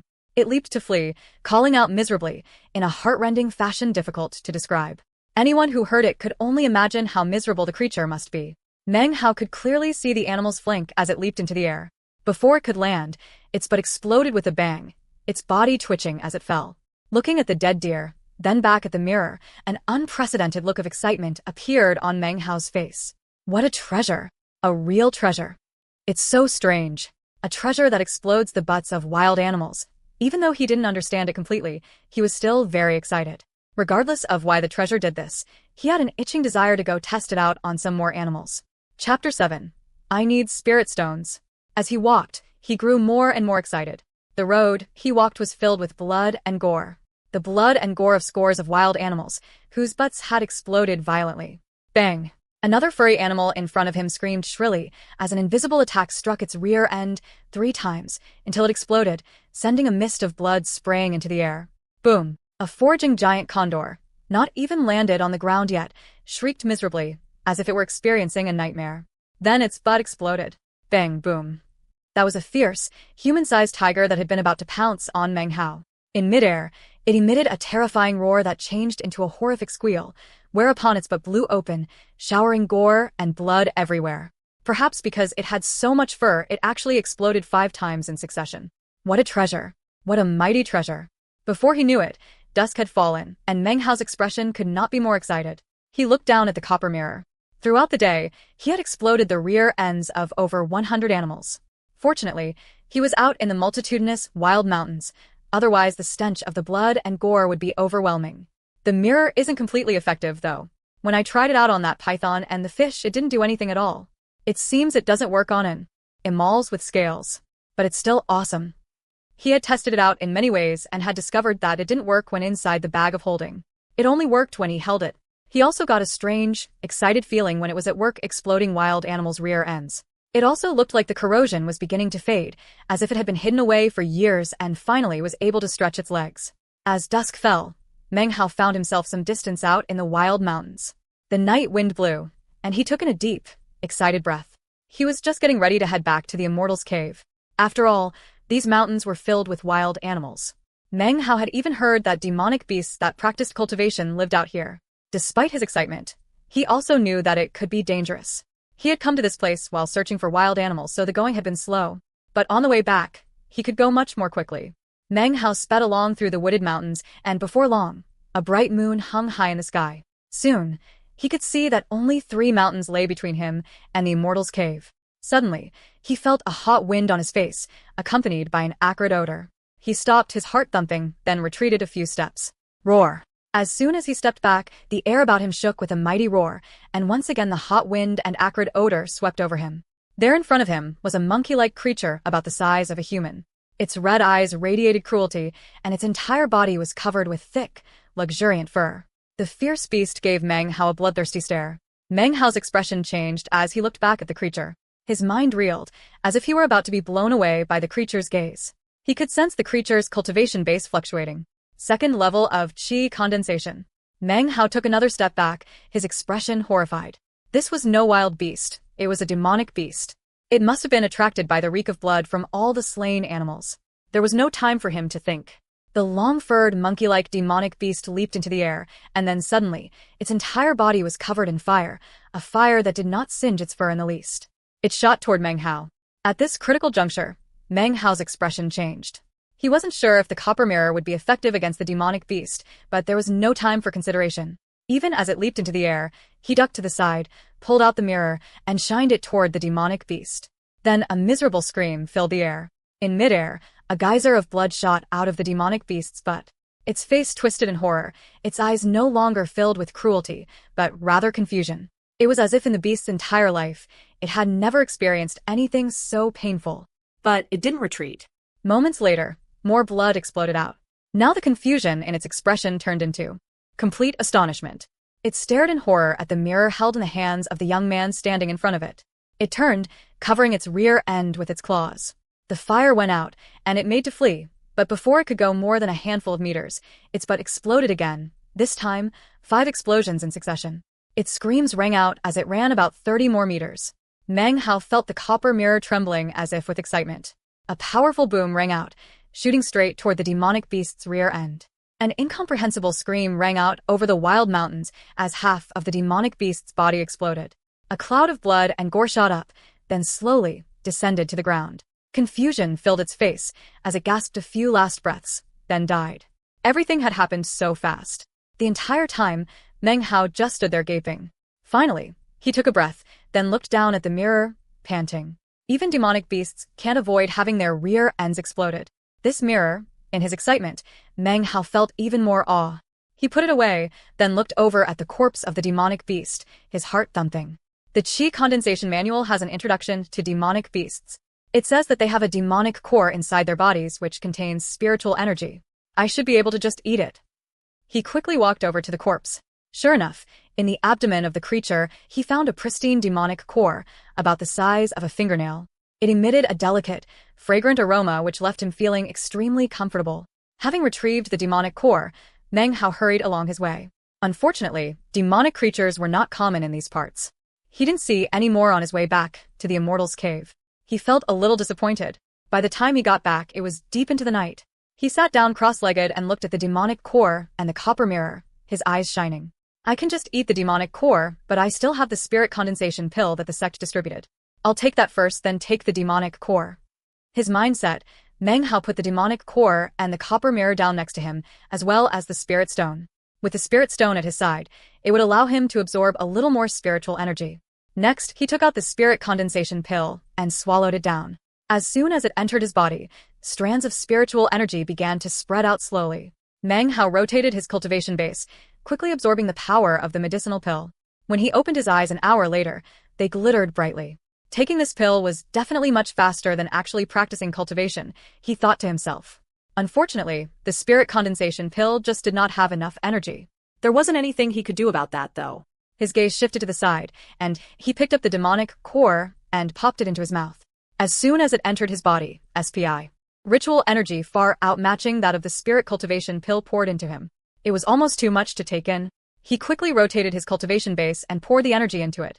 His body began to tremble, and strands of filth were pushed out of his pores. 8 or 10 hours later, his head buzzed, and he felt as if his body would begin to float.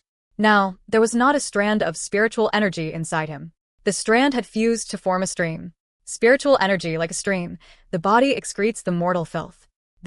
Don't tell me this is the second level of qi condensation. Meng Hao opened his eyes. They shined with an indescribable expression. He looked down at his body, then cast his senses inside, and took a long moment to examine himself carefully. Sure enough, he had broken through the first level of qi condensation into the second. Demonic cores really are incredibly effective. Meng Hao's eyes sparkled. He stood and strolled around the immortal's cave, enjoying the feel of the stream-like spiritual energy circulating through his body. He was incredibly happy. I am now a second-level qi condensation immortal. Too bad demonic cores are so rare. Otherwise, I would be able to practice cultivation much more quickly. And it's all thanks to my treasured mirror. Meng Hao looked at the mirror. When he did, his body suddenly trembled, and he unconsciously rubbed his eyes. He looked even more closer, an incredulous expression filling his face. The copper mirror lay there just like before, but there was no spirit stone on top of it. Instead, there was a demonic core. This. Meng Hao's brain spun, filled with confusion. He felt as if he had lost his mind. He stared mutely at the demonic core sitting on top of the copper mirror and began to hesitate. He had placed a demonic core and a spirit stone onto the mirror. He remembered clearly, but he had eaten the demonic core already. Suddenly, he wasn't so sure. Had he eaten the demonic core? Or had he eaten the spirit stone? I couldn't have eaten the spirit stone. Meng Hao gaped for some time, then slowly picked up the demonic core. He hesitated, then put it in front of his mouth and sniffed. The smell made him certain. What he had eaten moments ago was definitely a demonic core. What's going on? There's another one? Don't tell me I was mistaken, and the demonic beast actually had 2 demonic cores in it. Meng Hao felt even more confused. He shook his head, forcing himself to clear his thoughts. He looked at the demonic core, then the copper mirror. His body began to tremble, and his eyes shone with an incredible brilliance, as if he had just glimpsed 10,000 pieces of gold. It seemed as if he would drop the demonic core at any moment. Could it be? The mirror absorbed the spirit stone and produced a second demonic core. His voice quavered. He originally felt that the mirror's ability to explode wild beasts was powerful enough. He had never imagined that it would have an even more profound ability. After a while, he recovered a bit, although his heart was still filled with a multitude of thoughts. Right now, he didn't have a spirit stone to test out, so his heart was filled with anxiety. He was filled with an aching desire to get one to experiment with. Spirit stones. I need spirit stones. His eyes shone like a ferocious wild beast. At this moment, spirit stones were more valuable than gold in his eyes. His desire for them was even stronger than his previous desire to become an official. Spirit stones are indispensable to cultivators, especially Meng Hao. When worrying about personal gains and losses, one's heart will be filled with nervousness and anxiety. As of now, Meng Hao's desire to acquire spirit stones was stronger than anything he had ever experienced. Unfortunately, the Reliance sect was a small sect. Other than the monthly pill distribution day, there were almost no chances to get them, other than by taking them from others. There's 1 month until the next pill distribution day. Meng Hao looked at the copper mirror, and his expression grew ferocious. Moments later, the ferocity disappeared, hidden away. Right now, his cultivation base was only at the second level of qi condensation. Even if he wanted to take something by force, he wouldn't be a match for anyone. Back in Yunjie County, I had no money, said Meng Hao helplessly. Now I'm an immortal, and I still have no money. In his mind, he pondered how he could get his hands on more spirit stones. Chapter 8. Zhao Wugong. It's only 1 more month, but during that month, I must fight to increase my cultivation base 1 step further. He carefully put the copper mirror back into the bag of holding. He knew that he could not let anyone know of its abilities. If he did, it would be difficult for him to keep a hold of it, and he would surely lose his life in the process. He looked down at himself and the filth that covered him. In his excitement, he had almost forgotten about his dirty state. But now, he had calmed down quite a bit. He walked out of the immortal's cave to the nearby stream and washed off the grime and impurities. By the time he returned, the sky was growing light. He took out the Qi condensation manual and began to study it. Upon reaching the second level of Qi condensation, one can use immortal skills. Upon reaching the fifth level, one can study wind walking technique, which is an immortal skill similar to flying. Meng Hao closed his eyes, feeling thorough anticipation regarding the wind walking technique of the fifth level of Qi condensation. In that instant, he suddenly felt the temperature increase rapidly within the immortal's cave. Then, tongues of fire appeared on his right hand. Considering that he still thought like a mortal, seeing this caused his heart and mind to feel great excitement, which in turn extinguished the flames. Meng Hao promptly calmed himself and rotated his cultivation base. Unfo. Fortunately, by the time afternoon arrived, after dozens of attempts, he still could do nothing more than produce a few sparks, whereupon the spiritual energy in his body would disperse. It's difficult to use this flame serpent art, said Meng Hao with a frown. But he had a persistent personality and would not be discouraged easily, so he practiced breathing exercises for a while before trying again. Night fell, and then dawn came again. For 2 days Meng Hao tried again and again, failing each time, until he became completely exhausted. When the spiritual energy dispersed, he would do breathing exercises, and the resolve in his eyes would grow stronger and stronger. I can't believe I can't use the flame serpent art, said Meng Hao, grinding his teeth and slapping his palm against the bag of holding. Moments later, the demonic core appeared in his hand. He knew that if he consumed the core, and the mirror really had some other fantastic properties, then later when he had enough spirit stones, he would lack an original with which to make copies. Oh well, no need to worry about such details. Worst case scenario, I go back out into the mountains to look for demonic beasts. He hesitated for a moment, then popped the demonic core into his mouth, closed his eyes, and began his breathing exercises. Spiritual energy exploded inside of him, pouring into every corner of his body. Time passed, and soon it was afternoon. Meng Hao opened his eyes, and they flashed. His cultivation base was still at the second level but was definitely much stronger. I think with 3 or maybe 5 more, I can reach the third level of Qi condensation. He felt somewhat disappointed, realizing that the higher his cultivation base, the more difficult it would be to make progress. But anticipation filled his heart when he thought of the copper mirror. He raised his hand into the air and made a fist. As he raised his fist, flames appeared, congealing on his right arm and creating a small flaming serpent as long as a finger, which radiated an oppressing heat. Meng Hao felt the spiritual energy in his body instantly reduced by 30%. His face grew pale, but understanding flashed in his eyes and he smiled. He leaped out of the immortal's cave and waved his right hand. The flame serpent flew, slamming into a nearby tree. A banging sound rang out, and the entire tree was engulfed in flame, and within moments had collapsed into ashes. I have to find a chance to do this in front of Addy. He'll definitely praise me then. He smiled broadly, feeling quite heroic. Half a month's time passed, during which Meng Hao searched the mountains for demonic beasts and trained his flame serpent art. He worked harder than he had in his secular studies, and soon was quite proficient with it, and was also able to reduce the amount of spiritual energy it used. But it still required considerable effort over the space of about 10 breaths to be able to form it. He also went into tea. He outersect and secretly tried the mirror out on some of the disciples. However, there was no reaction whatsoever. After a few tries, Meng Hao concluded that the copper mirror only worked on excessively furred creatures. A bit of a pity, but the mirror was still more powerful than he could have ever wished for. Unfortunately, during the half-month that passed, he never came across any demonic creatures and his cultivation base became mostly stagnant. Thankfully, every time after he practiced the flame serpent art, his cultivation base would grow a little bit during the recovery period. However, he did not dare to engage in such practice in the wild mountains. Only in the Immortal's Cave. There are 10 more days until pill distribution day. I'm going to go further out into the mountains. Having made his decision, Meng Hao departed early in the morning, heading quickly out into the deep mountains. He didn't rest during the day, and by the time night fell, he'd forgotten how many mountain chains he'd passed through.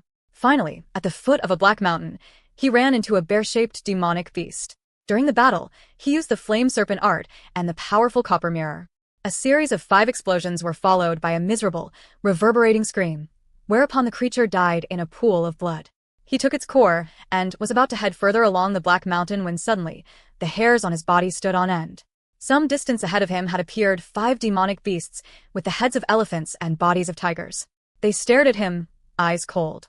With the mirror, he could easily handle 1 demonic beast. But 5 would be very difficult.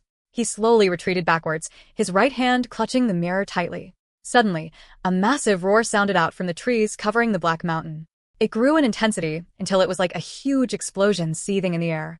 Meng Hao's expression changed, and he ran away as fast as possible, without the slightest intention of slowing down even a bit.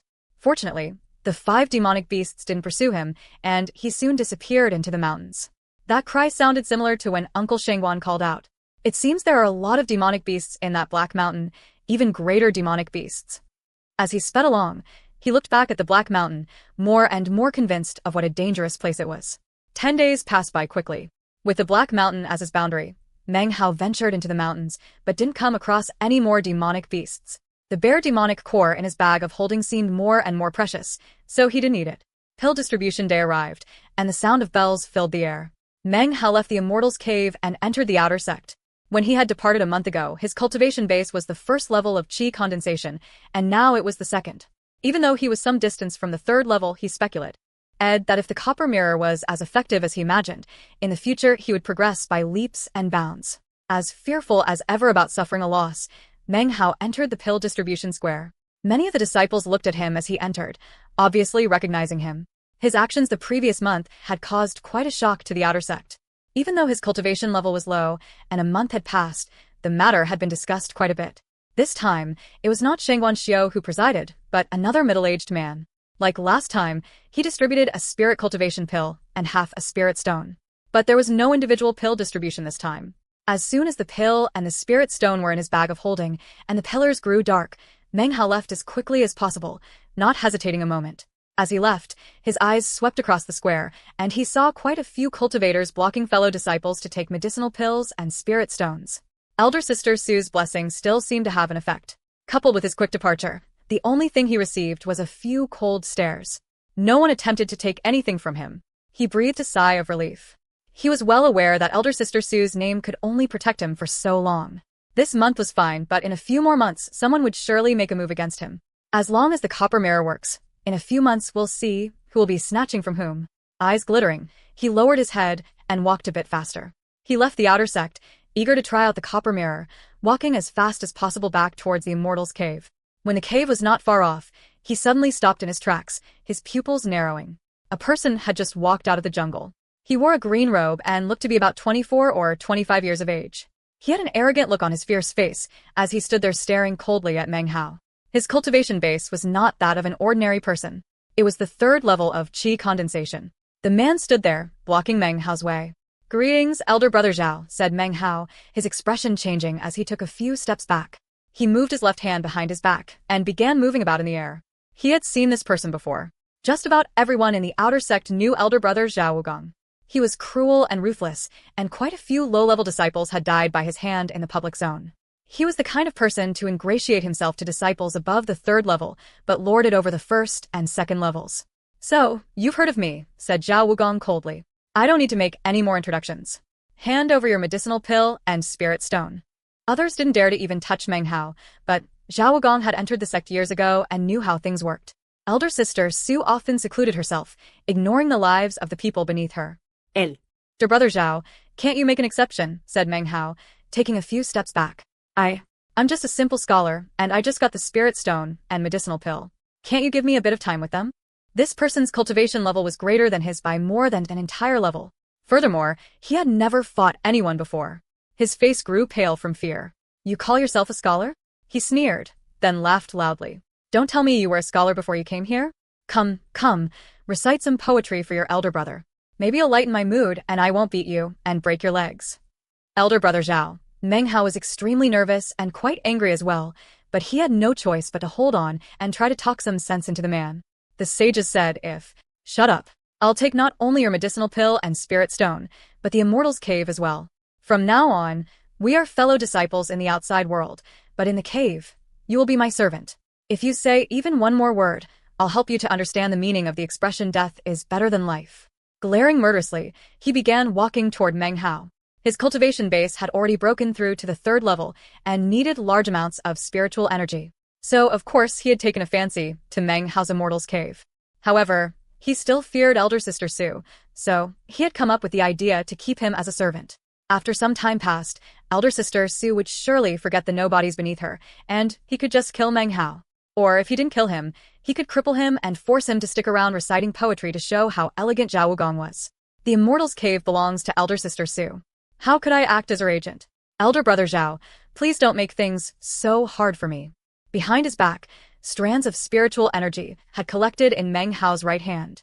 He knew that he wasn't a match for Zhao Wugong, but the Immortal's Cave was just too important, and the Spirit Stone even more so. There was no way he would hand it over. Therefore, his heart filled with uncertainty and anger, he used the name of Elder Sister Su. I give you some face and you ignore it, said Zhao Wugong with a snort. You're just looking for trouble. I'll definitely teach you what it means to prefer death over life. An impatient expression on his face, he raced toward Meng Hao, his outstretched hands twisting like claws. Meng Hao looked completely shocked and frightened, which Zhao Wugong liked. He enjoyed seeing such looks on the face of people weaker than him. He could just imagine Meng Hao dropping to the ground in front of him, trembling. Just when he was feeling most proud of himself, right before he reached Meng Hao's horrified expression disappeared, to be replaced with sternness. He flung his right hand out from behind his back, and a burning, finger-long flame serpent shot toward Zhao Wugong. Meng Hao's heart thumped furiously. He knew that the flame serpent art was not strong enough to kill his opponent, but he still hoped that it would at least slow him down. He could not bear to be captured, much less hand over all his possessions and become a servant. He would flee into the mountains in an instant if he could. Flame serpent art. Zhao Wugong's expression changed, and he retreated backwards. His hand slapped his bag of holding and produced a small white sword, which he threw toward the flame serpent. There was a bang, and the flame serpent disappeared. The white sword had been twisted and bent, so he kicked it aside into the jungle. Looking quite embarrassed, Zhao Wugong continued to move backwards, watching as Meng Hao fled into the mountains. He was both furious and astonished. He reached the second level of qi condensation so quickly, said Zhao Wugong furiously. Elder Sister Su's Immortal's Cave really is effective. It seems I must kill this guy. He raced off in pursuit. After pursuing him for a bit, he found that Meng Hao was much more familiar with this part of the mountain than him. Furthermore, he ran very quickly. Zhao Wugong was having trouble catching him. You little bastard, called Zhao Wugong in a sinister voice. There's no one out here in these mountains. Do you want to die? I'm gonna finish you. Considering how quickly Meng Hao was running, he decided that it was time to use one of his more powerful techniques. He roared, and his body expanded, the hair on his body growing thick and golden-colored. Some of the hair even stuck out through his clothing. It looked as if he had transformed into something like a demonic beast. This was a technique he had picked up before joining the sect, the Werdemon skill. It was a skill which could be cultivated after reaching the second level of qi condensation, but the demonic transformation was not very obvious. The body grew bigger and stronger and more frightening. Such a skill would allow him to rampage among lower-level disciples. He could only use this skill for a limited time, but it was quite effective. His killing trump card. Now that his cultivation base had reached the third level of qi condensation, the skill was even more fully developed. Being able to grow such thick, golden fur was a pleasant surprise. Being able to shapeshift into a demonic form like this would enable him to easily shock his opponents. He brimmed with confidence, his thick, golden fur shining brightly, mighty and domineering. Fur even grew from his face. He looked exactly like a human-shaped demonic beast. You will be the first person to die under my Werdemon skill. How just and fair. Chapter 9. Impatience and Frustration. Using this technique at the third level allowed Zhao Wugong to increase his strength by several degrees, as well as his speed. Grinning hideously, face full of greed, he charged toward Meng Hao, sharp claws glittering in the sunlight. He brimmed with confidence, certain the Meng Hao's fear would break him. Flee he might, but escape he could not. Run, laughed Zhao Wugong with a ferocious smile, his powerful voice reverberating through the air. You can't escape the skills of Zhao Wugong. When Zhao Wugong shapeshifted into demonic form, Meng Hao was fleeing up ahead. He saw what happened out of the corner of his eye, and a look of surprise filled his face. But then, it seemed he'd thought of something, and a different, stranger expression replaced the surprise. This demonic form looked exactly like the forms of the various beasts that had been exploded by the copper mirror. In fact, he had even more radiant fur covering his body than those other beasts had. Meng Hao looked carefully at Zhao Wugong, the strange expression still covering his face. The thick, golden fur made him look like some sort of king of beasts. When Zhao Wugong saw the look on Meng Hao's face, he felt astonished. When he had broken through to the third level of qi condensation, he had tried out the Werdemon form, but this was the first time he had revealed it to another person. Meng Hao's strange expression irritated him. He let out a cold harumph, and a murderous look appeared in his eyes. I think you'll probably like this copper mirror, said Meng Hao. Seeing Zhao Wugong's speed increase so much in his Werdemon form, he realized that he would close the distance between them rapidly. He took a few steps back and slapped the bag of holding with his right hand. Instantly, the copper mirror appeared. With a strange expression still covering his face, he shined the mirror onto Zhao Wugong in all his arrogant splendor. As soon as the mirror began to shine, Meng Hao felt it begin to emit a burning heat that he had never felt before. This was a much stronger reaction than when it had encountered other demonic beasts, as if some sort of powerful thirst had been unleashed within it. At that moment, a sort of invisible aura burst forth from the mirror and shot forward. Zhao Wugong leaped toward Meng Hao, his aura radiating murder and ferocity. Suddenly, he felt strange, as if some sort of gas had entered his body. It roiled violently within him, and from the outside it looked as if the aura was trying to claw its way out. Zhao Wugong's expression changed. He felt severe pain in his organs, which quickly rose to a critical level. Without thinking, he pushed the aura down to his dantian region in order to force it out. The aura was powerful, and it seemed to be seeking a weak spot in his body to emerge from. When he pushed the aura down toward his dantian, it rushed directly toward his buttocks, and in an instant, exploded out with violent, gut-wrenching pain. Zhao Wugong let out an uncontrollable, blood-curdling scream. He had never made such a sound before in his life, because never before had he experienced something like this. His body began to tremble, and he glared wrathfully at Meng Hao. The murder in his bloodshot eyes grew fire. Elder brother Zhao, said Meng Hao, his heart thumping. This was the first time he had ever fought someone. Why don't we end things here? If you don't make things hard for me, I won't make things hard for you. A happy ending. He clamped his hand over the mirror. The sound of his opponent's scream had unsettled him. He couldn't take it. After all, this was a person, not a demonic beast. You little bastard, shouted Zhao Wugong. Today, I'm not just going to kill you. I'm going to go down the mountain, find your family, and kill them too. I'll humiliate your entire clan. The pain had caused him to nearly go mad. His eyes burned, and with a roar, he pounced toward Meng Hao, sharp claws preparing to rip him to shreds. Meng Hao was just a scholar and had never been in a fight. But he possessed courage, and hearing Zhao Wugong say such things caused murderous intent to shine in his eyes.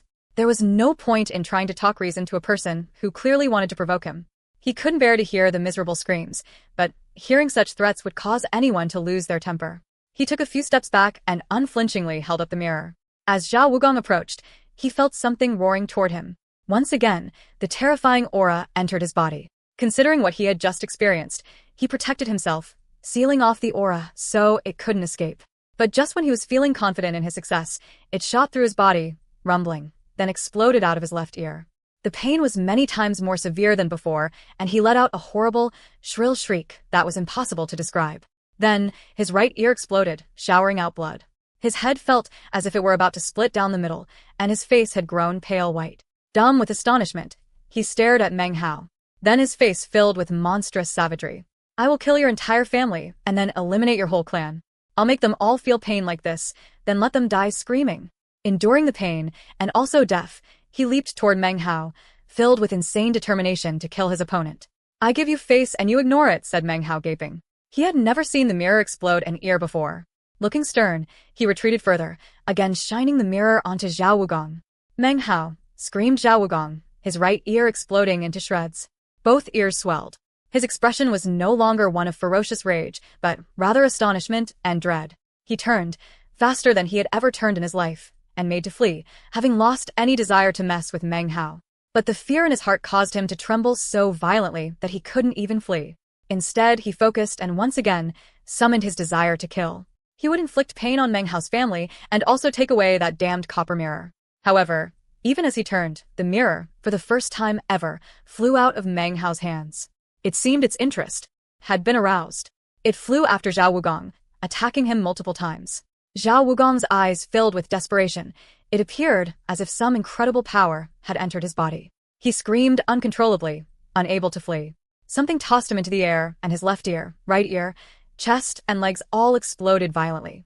As the aura exploded out, it sent mists of blood into the air, and in the space of time it takes to breathe 10 times, Zhao Wugong's eyes grew dark, and his body slowly shifted from more demon form back to normal. The fur disappeared, and seemingly because of this, the copper mirror lost interest and flew back to Meng Hao. Zhao Wugong's body dropped to the ground. Blood covered everything.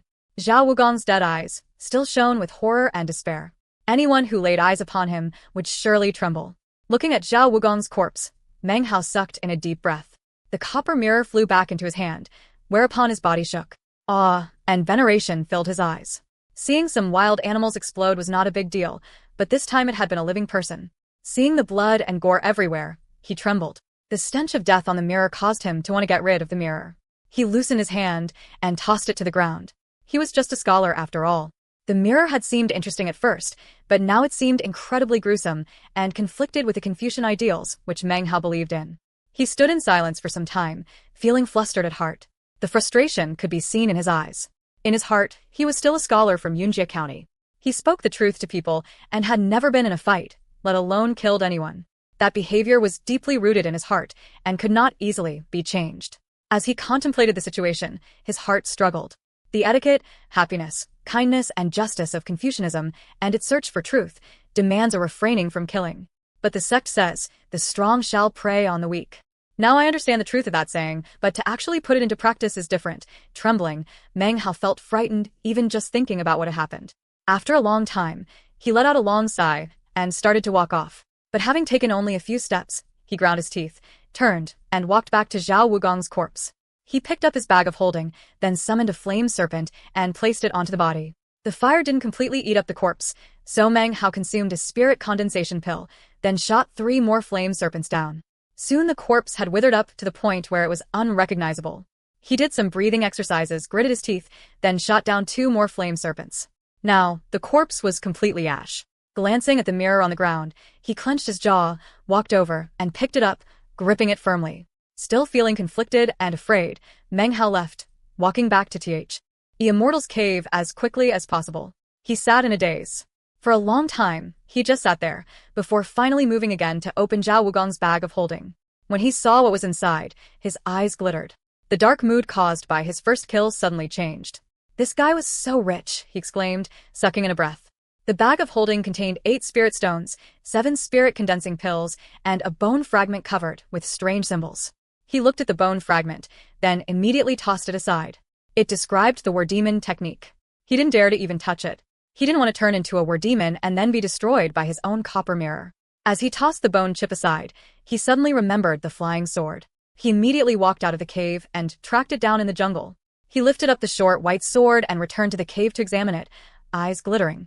Meng Hao couldn't think of how to reconcile the differences between the ways of immortals and the path of Confucius.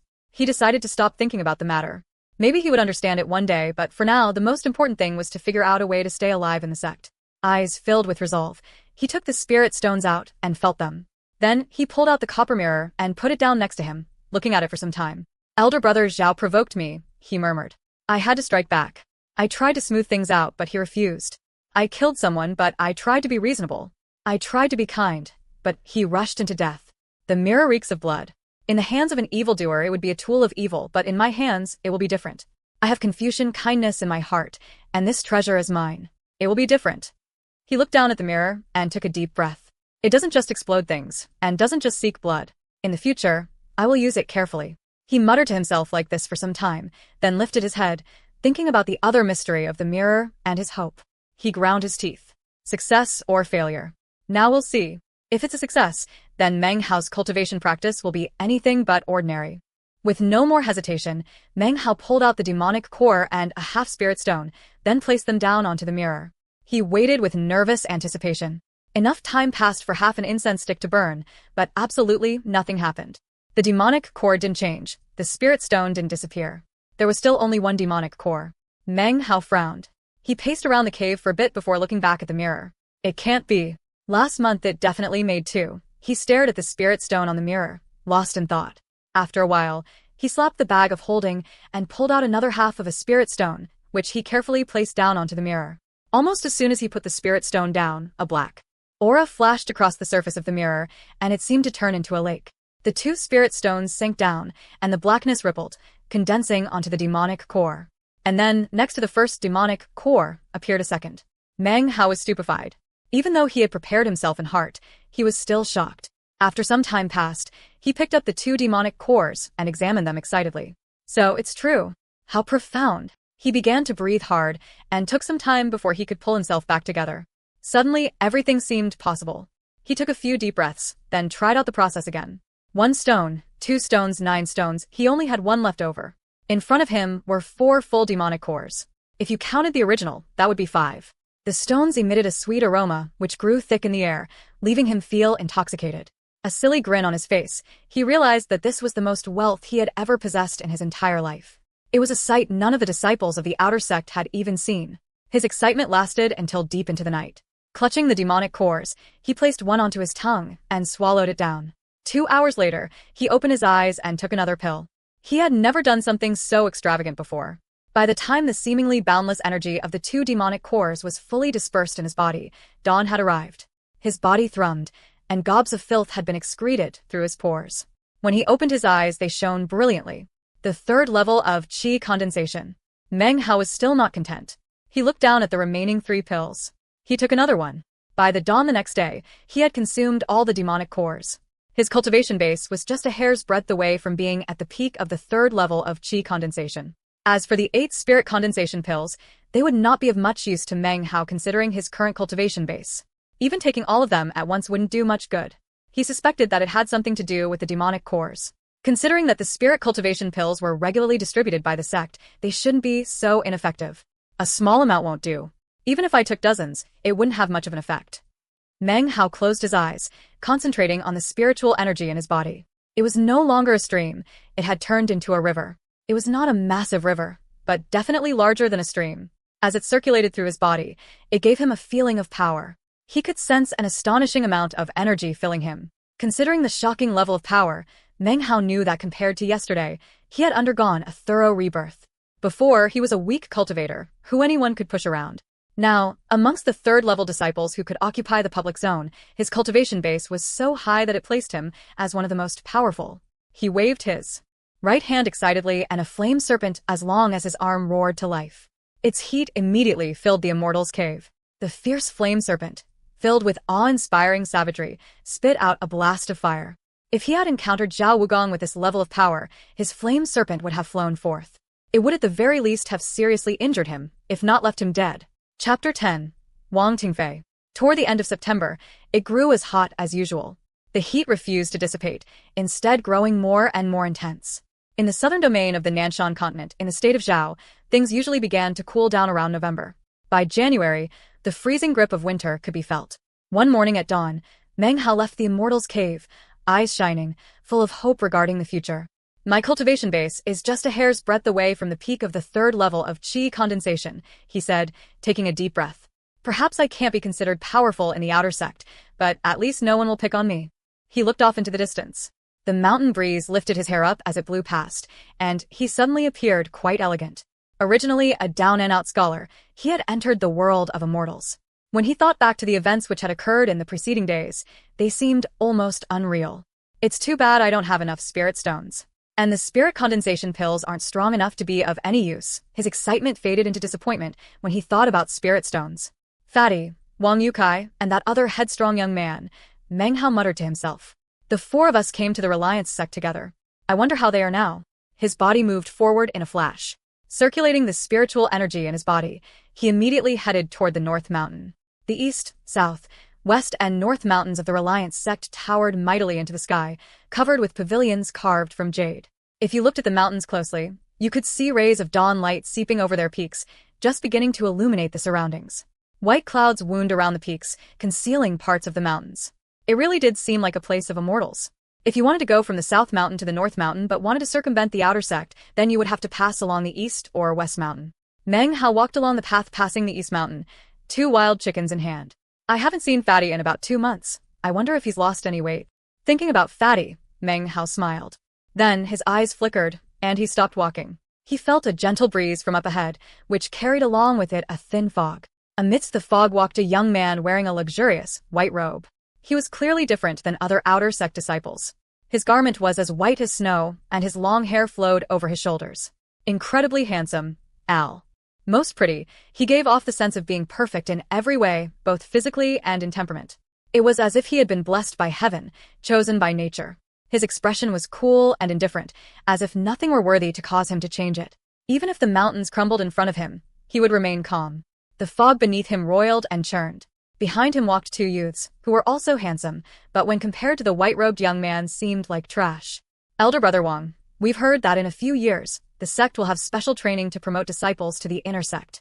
We junior brothers would like to take this opportunity to congratulate you in advance. Yes. When Elder Brother Wang entered the sect, he was already famous. He even aroused the interest of the other 3 great sects. But in the end, you decided to stick with the Reliance sect. What extraordinary magnanimity. Refusal to violate the etiquette of the sect, ignoring the invitations of the outsiders, reaching the 6th level of chi condensation in these 2 years. I even heard one of the patriarchs say that the promotion training was being held just for Elder Brother Wang. That's right. Once Elder Brother Wang enters the inner sect, it won't be long before he surpasses Elder Sister Su and Elder Brother Chen. He'll be the famous #1 disciple of the Reliance sect. Don't speak foolishly, said the man in the white robe, his voice gentle. Elder Sister Su is a chosen, and Elder Brother Chen is wholeheartedly focused on the Tao. They are both fellow disciples whom I admire and respect. His voice was light and warm, but also manly and pleasant to the ear. This was the #1 disciple of the outer sect, Wang Tingfei. Elder Brother has achieved outstanding mastery of cultivation. With such latent talent and good nature, we junior brothers are happy to receive your instruction. Yes, Elder Brother Wang treats everyone kindly, even disciples of the first level of chi condensation. Everyone in the sect knows this. I truly admire you. The three of them talked, walking slowly toward Meng Hao. Elder Brother Wang, in his white robe, caught sight of the Meng Hao and nodded. He passed them, and the other 2 people didn't even give him a single look. As they walked off, Meng Hao glanced back. It was then that he noticed the white-robed man's feet were not on the ground. Instead, he floated along about 7 inches off the ground. Meng Hao gaped in shock. He realized that he himself couldn't even compare, in any way. He was frail and swarthy, not attractive in any way. Furthermore, he carried 2 squirming chickens in his hands. So that's Elder Brother Wang Tingfei. He has the ability to float in the air, a skill which comes with the 5th level of chi condensation. He had heard rumors about Elder Brother Wang and knew a lot about him. When Wang Tingfei had entered the sect, it had caused a big commotion in the cultivation world in the state of Zhao. No one knew the true price paid by the Reliance sect to calm the waves of commotion, or why he had decided to stay. If I looked like him, I could have placed first in the imperial examinations. I could have married the emperor's daughter. Filled with admiration, Meng Hao turned and continued on toward the North Mountain. He didn't stop the entire way, and by midday, had arrived in the wild mountains bordering the North Mountain. This was where he and Fatty had usually come to chop wood. As soon as he arrived, he heard the sounds of chopping. With a smile, he walked briskly forward, and soon caught sight of Fatty, chopping away at a tree. He was about to call out a greeting, then stopped and took a step back. You stole my wife and my man too. I'm gonna chop you to death. I'm gonna bite you to death. Fatty hadn't lost any weight. In fact, he was a bit fatter. He looked like a round ball. His eyes were closed, and he stood there howling, surrounded by chopped-up pieces of wood. He hacked at the trees, his body twisting. Then he dropped the axe and fell to sleep. Deep bite marks could be seen on the long handle of the axe. Meng Hao was shocked. He had never imagined that in his 2 months away, Fatty's sleepwalking behavior would become even more severe. Now, it wasn't just happening at night, but during the day as well. He was hesitating as to whether or not to awaken him, when suddenly Fatty's nose twitched, and he rubbed his eyes. He gazed about, eyes shining, looking as if he were about to drool. I smell wild chicken. Yeah, 2 of them. He jumped up and looked around, although he didn't see Meng Hao standing there in the jungle. Then, he saw the felled trees around him. A look of gratefulness filled his eyes. Meng Hao, you're so kind, he said emotionally. You've been gone so long, but you keep coming back secretly to help me chop wood. It's been like this for almost 2 months. Meng Hao, I, Li Fuguei One, have never had a better friend in my whole life. Meng Hao, still standing off in the distance, heard all of this and was amazed. He looked strangely at Fatty, then coughed lightly and stepped forward. When he appeared, it seemed Fatty could sense him. He turned his head and caught sight of him, his face full of excitement. Meng Hao, you finally show your face, he said eagerly. Every time I wake up, I call out for you, but you never appear. Ah. His gaze fell onto the 2 wild chickens, and his eyes grew wide. A bit later, fire surrounded the chickens, and a fragrant aroma filled the air. Meng Hao and Fatty sat together, just the same as when they had both been servants. They gobbled down the chicken. I haven't had wild chicken for 2 months, said Fatty, his mouth full of chicken.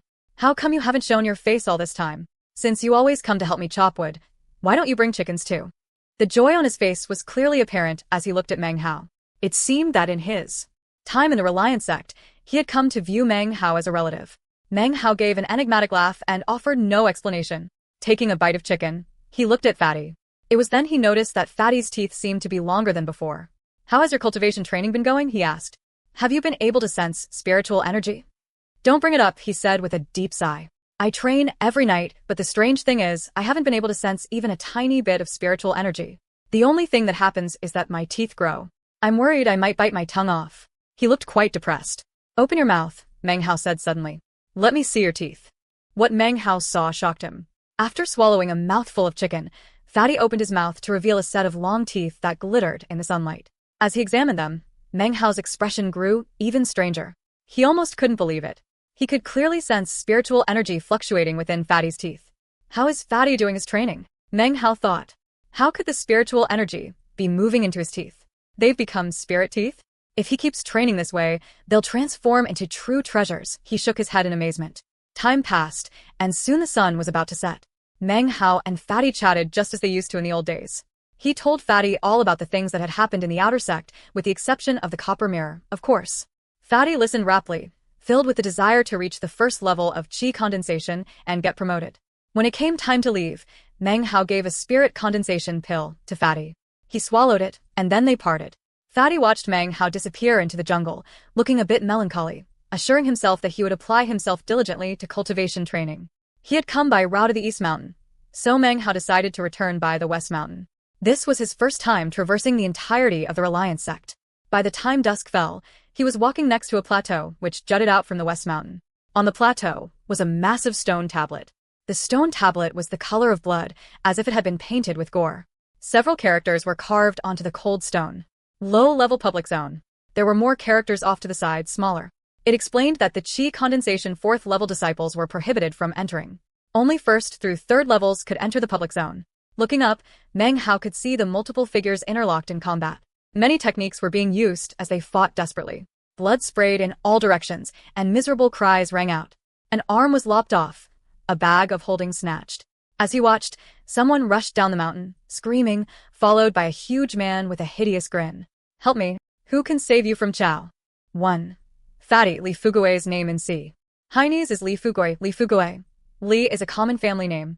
Fugui means rich and influential. Chapter 11. Pill Cultivation Workshop Outlet. Not too far ahead of him, Meng Hao saw someone screaming for help. Before the person could get off of the plateau, the huge man's flying sword hit him, piercing his neck. He fell twitching to the ground in a shower of blood, rattled out a last breath, then died. The huge man grabbed his victim's bag of holding, then turned and headed back into the public zone. Meng Hao watched the grisly scene unfold, then further observed what was happening on the plateau.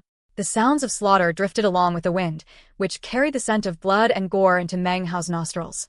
You can get rich overnight in this place, but it's also extremely dangerous. For cultivation for spirit stones, people put their lives on the line. It's not really worth it. Meng Hao frowned.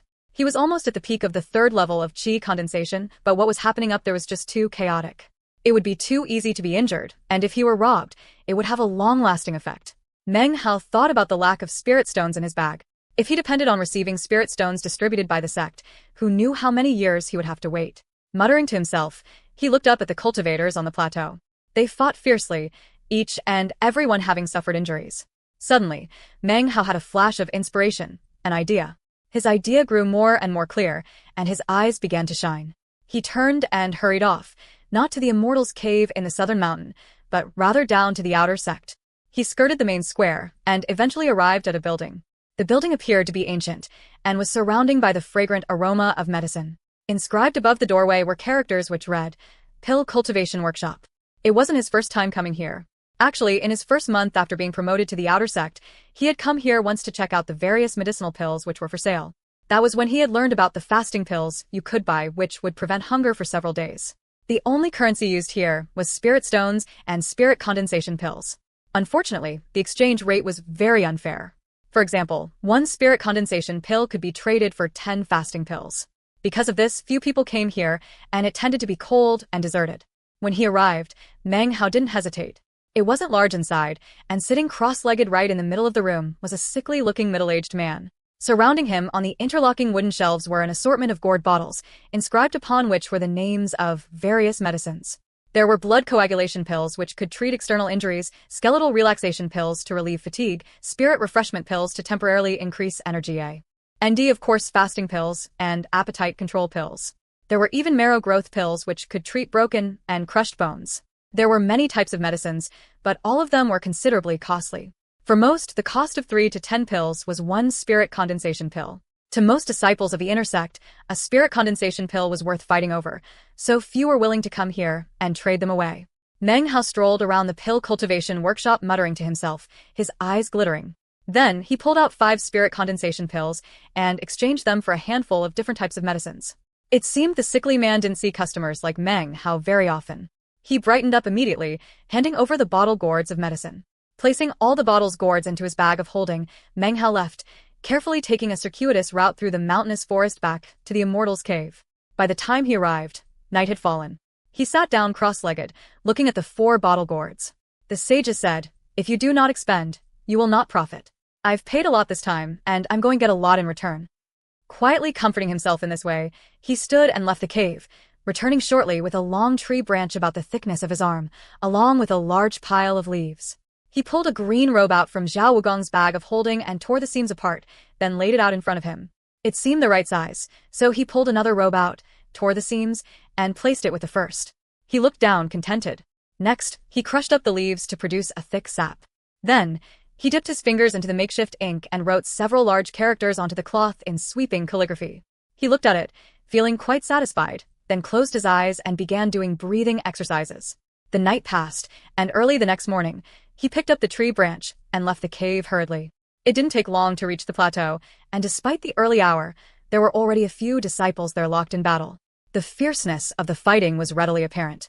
Ignoring the other cultivators, Meng Hao passed the large stone tablets and walked onto the plateau. His eyes scanned the surroundings, until falling to rest on a boulder which stuck up out of the ground along the border. He walked over and sat down cross-legged on the boulder, looking every bit the peaceful and harmless scholar. Occasionally, some of the others would look at him darkly, whereupon he would reveal some of his cultivation level. Frightened, they left him alone. He decided to wait until more people arrived. Time passed, and gradually more and more fellow disciples arrived in the public zone. Soon there were about 20 people. Some of them looked at the kind, scholarly Meng Hao, and started to walk toward him. All he had to do was reveal a bit of his cultivation level, and they LD retreat in shock. After a while, he figured there were enough people. He slapped his bag of holding, retrieving the cloth strip. He attached it to the tree branch, which he then stabbed into the clay soil next to the boulder. The mountain breeze lifted the cloth up, turning it into a streaming banner. It caught the attention of quite a few of the people nearby, particularly the characters written on it. Pill Cultivation Workshop Outlet. The dark green characters seemed to flash, causing the facial expressions of the nearby Reliance sect disciples to change. Some seemed astonished, others confused. Some sneered and others frowned. Pill Cultivation Workshop Outlet? What does that mean? Don't tell me that guy is an apprentice alchemist sent by the sect's Pill Cultivation Workshop. He looks familiar. Discussions broke out on the plateau after Meng Hao revealed the flag. But after a bit of time passed, the fighting and robbing resumed. Blood showered and screams rang out. Meng Hao's eyes shone as he looked about at the people in the public zone. Not far off from him were 2 cultivators of the 2nd level of qi condensation, locked in combat, their eyes red.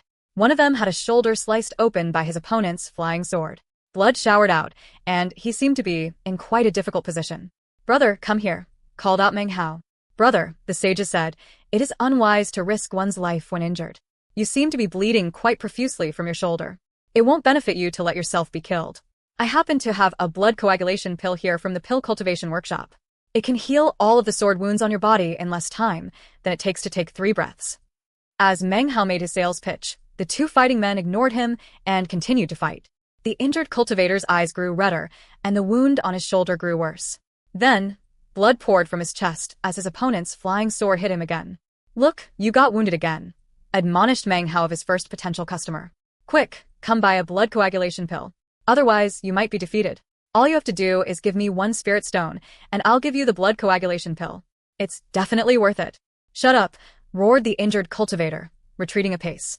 The Pill Cultivation Workshop is a ripoff, but they charge 1 spirit stone for 5 blood coagulation pills.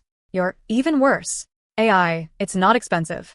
Your life is much more precious than a spirit stone. If you die, then all your spirit stones will belong to someone else. All you have to do is buy some of my medicine, and then you'll have the chance to win and snatch your opponent's bag of holding. All for the price of a single spirit stone. Is that expensive? You're not buying medicine, you're buying your own life. Meng Hao stood. Perhaps his words had affected the wounded cultivator. He struggled backwards a few paces, hesitation showing on his face. "Damn it," roared the man's opponent, pointing his flying sword. "If you mess things up for me, then after I kill this guy I'll come after you." "I'll buy it," said the injured man, slapping his bag of holding and producing a spirit stone which he shot toward Meng Hao. Meng Hao snatched it out of the air and tossed back a blood coagulation pill. The cultivator grabbed it and placed it onto his shoulder wound. It stopped bleeding almost immediately. Refreshed, his spirit enlivened, he leaped back into the fight. Suddenly, his opponent retreated, blood flowing out from his wounded chest. Brother, said Meng Hao, switching customers. Your opponent bought one of my blood coagulation pills and is now brimming with energy. I think if you don't buy one as well, you will be facing much peril. I don't just have blood coagulation pills. I also have skeletal relaxation pills to counter fatigue. I'll give you one each for 2 spirit stones. That will guarantee you healing and plenty of energy. You'll definitely be able to achieve victory. You, said the first man indignantly. He didn't know what to say. Was this pill cultivation workshop outlet pill boy here to help him or hurt him? He had just gone from a miserable situation to one of hope. Then this happened. He attacked more incisively in his indignation. The scene playing out in front of him was exactly the same as when he had bought his medicine. If you win, then you're actually spending someone else's spirit stones on the medicine, said Meng Hao enticingly, holding the medicinal pills in his hands. It's really worth it. I'll take it, said the man who had already bought a pill. Damn it, give it to me, said the cultivator who had originally held the upper hand. Despite his hatred for Meng Hao, hearing the other man demand the medicine caused him to grit his teeth and open his mouth. I'll give 3 spirit stones. Brother, he's offering 3. If you can't top that, I'll have to give the medicine to him. Take care. I'll give 4. Brother, he's offering 4. 4. 5. 6. Damn it. I give up. Deep. The cultivator who had originally held the upper hand turned on Meng Hao, furious. At first, the battle had been quite simple. But once Meng Hao got involved, everything got complicated. He flew toward Meng Hao, murderous intent filling his face, clearly aiming to exterminate him. As he neared, Meng Hao's visage, meek, scholarly, and businesslike, suddenly changed, growing somber and stern. Just before the cultivator reached him, he took a step forward, his right palm slapping forward. Spiritual energy poured out with a bang. The cultivator flew back with a shriek, overwhelmed by the spiritual energy of Meng Hao's 3rd level of qi condensation. The attack had struck him unconscious.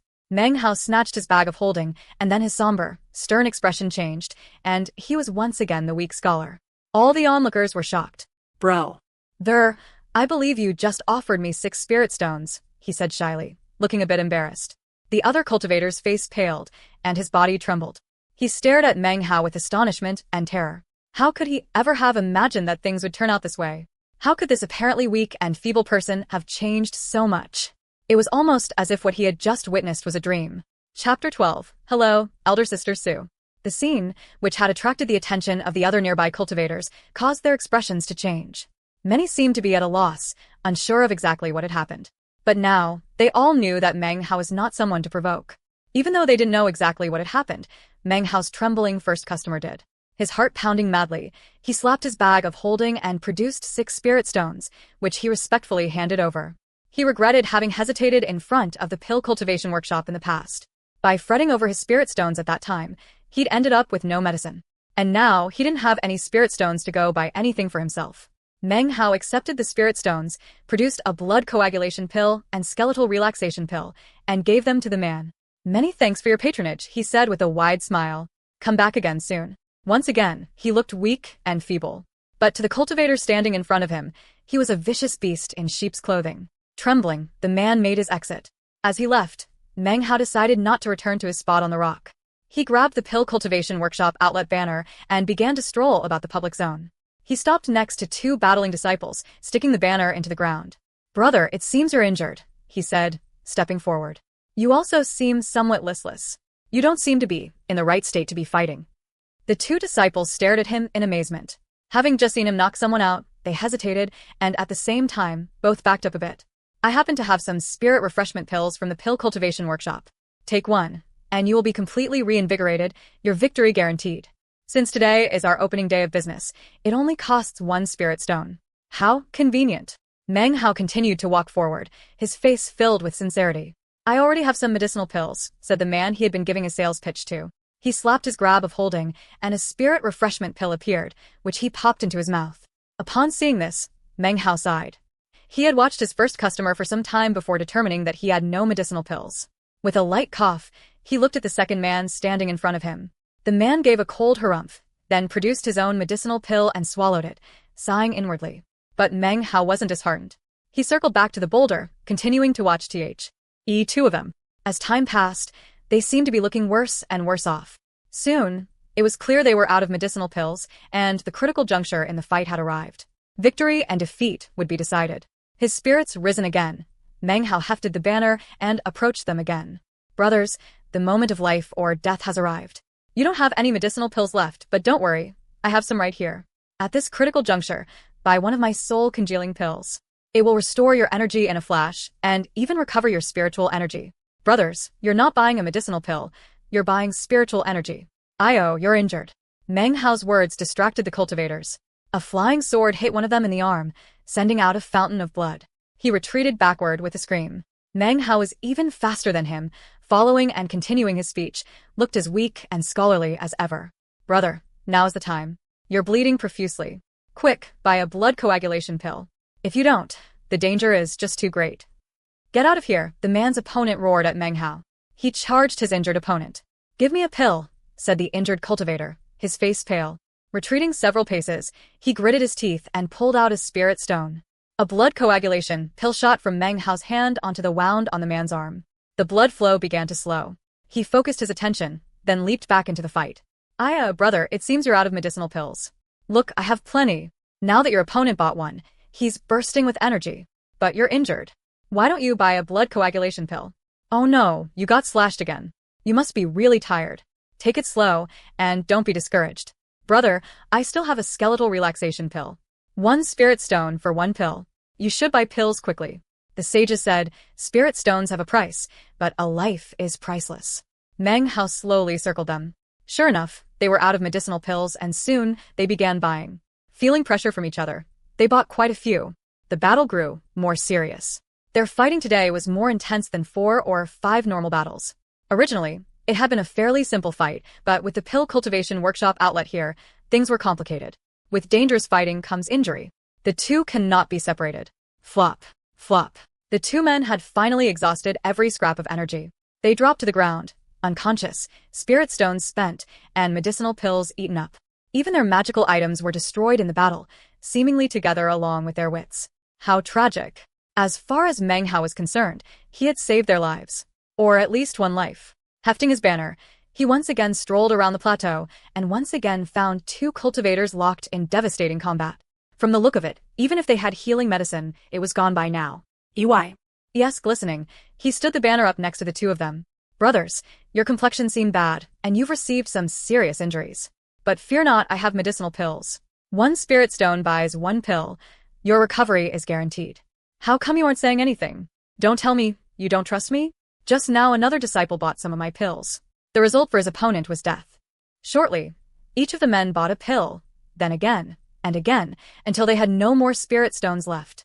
After much bitter battling, they ended their fight in a tie, with nothing to show for it except empty bags of holding. Meng Hao shook his head, picked up the banner, and found a new place to do business. By the time the sun set, Meng Hao had been everywhere in the public zone, selling medicinal pills. In the end, wherever he went, the battling would instantly cease, and the participants would leave.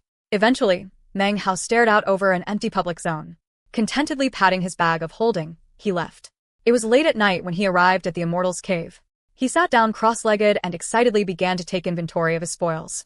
1, 2. He grew more and more excited as he counted. Altogether, I have 53. I'm rich. This method is much faster than robbing people.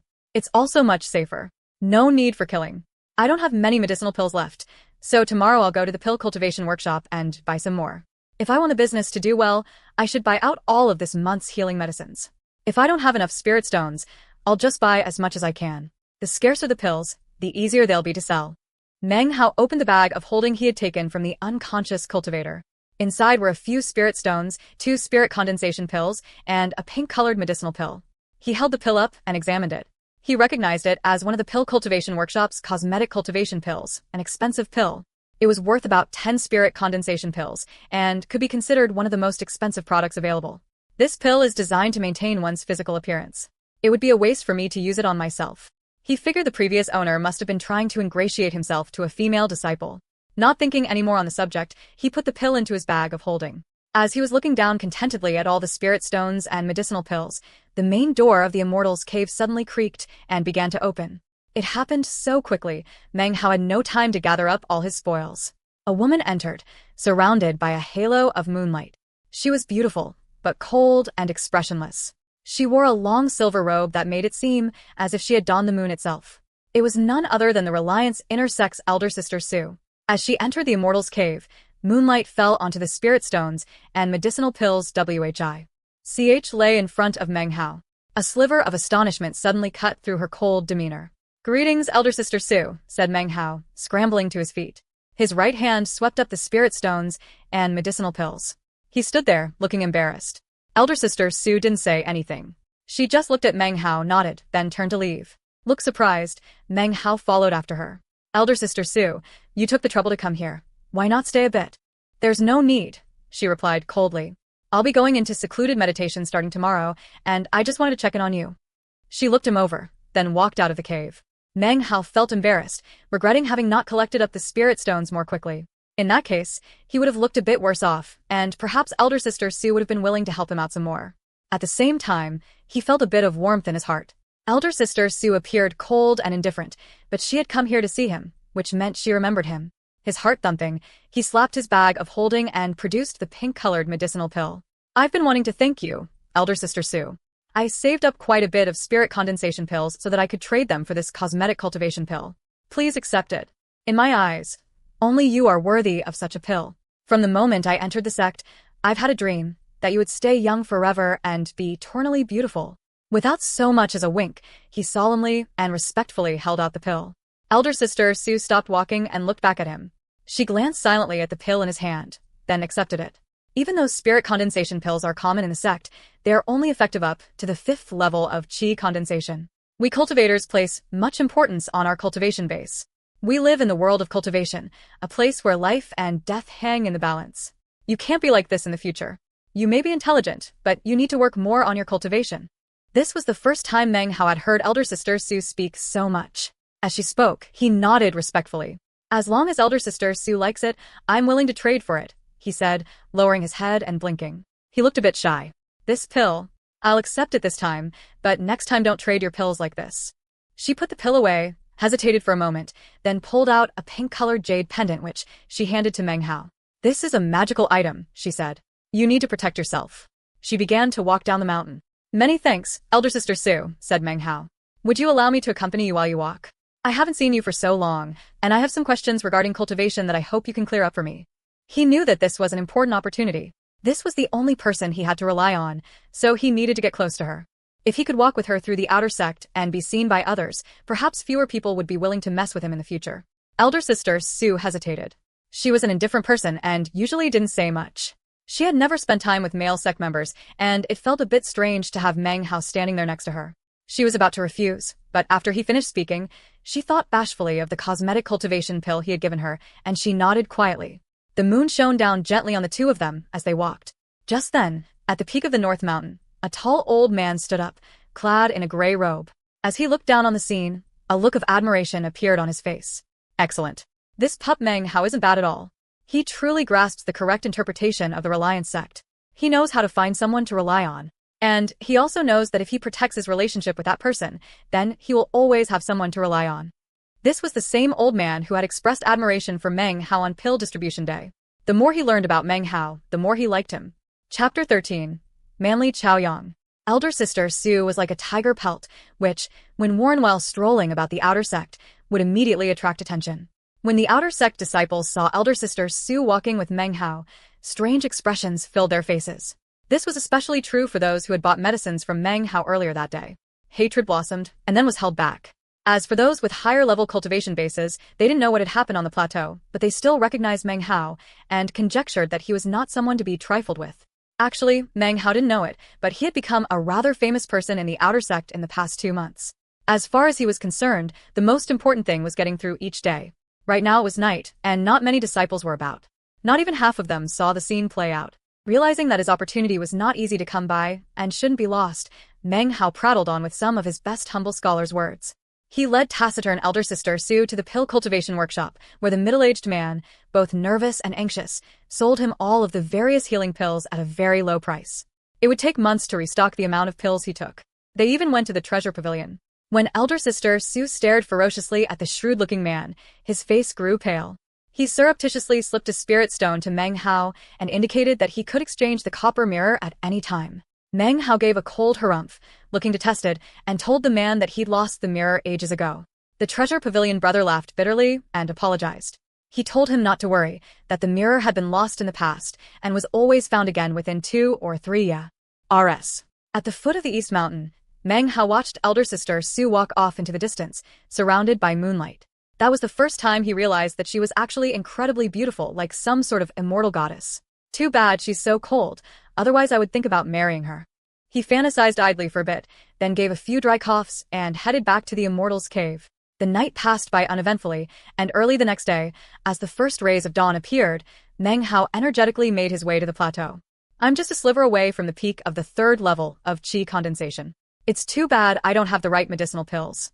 Demonic cores aren't easy to get, and I would have to go to that Black Mountain, which is just too dangerous. As he walked, an idea began to form.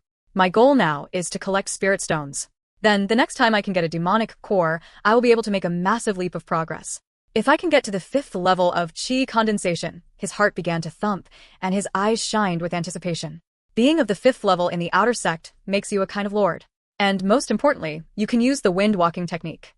Meng Hao thought back to elder brother Wang Tingfei and how he was able to hover 7 inches above the ground, and his heart beat even faster. Soon, the plateau appeared in front of him, and he hurried forward. Looking every bit the humble scholar, he sat down cross-legged on the boulder. Soon, more and more cultivators appeared, including some who hadn't been present the day before. The sounds of battle filled the air, along with blood-curdling screams. Meng Hao scanned the scene, trying to pick out his first potential customer of the day.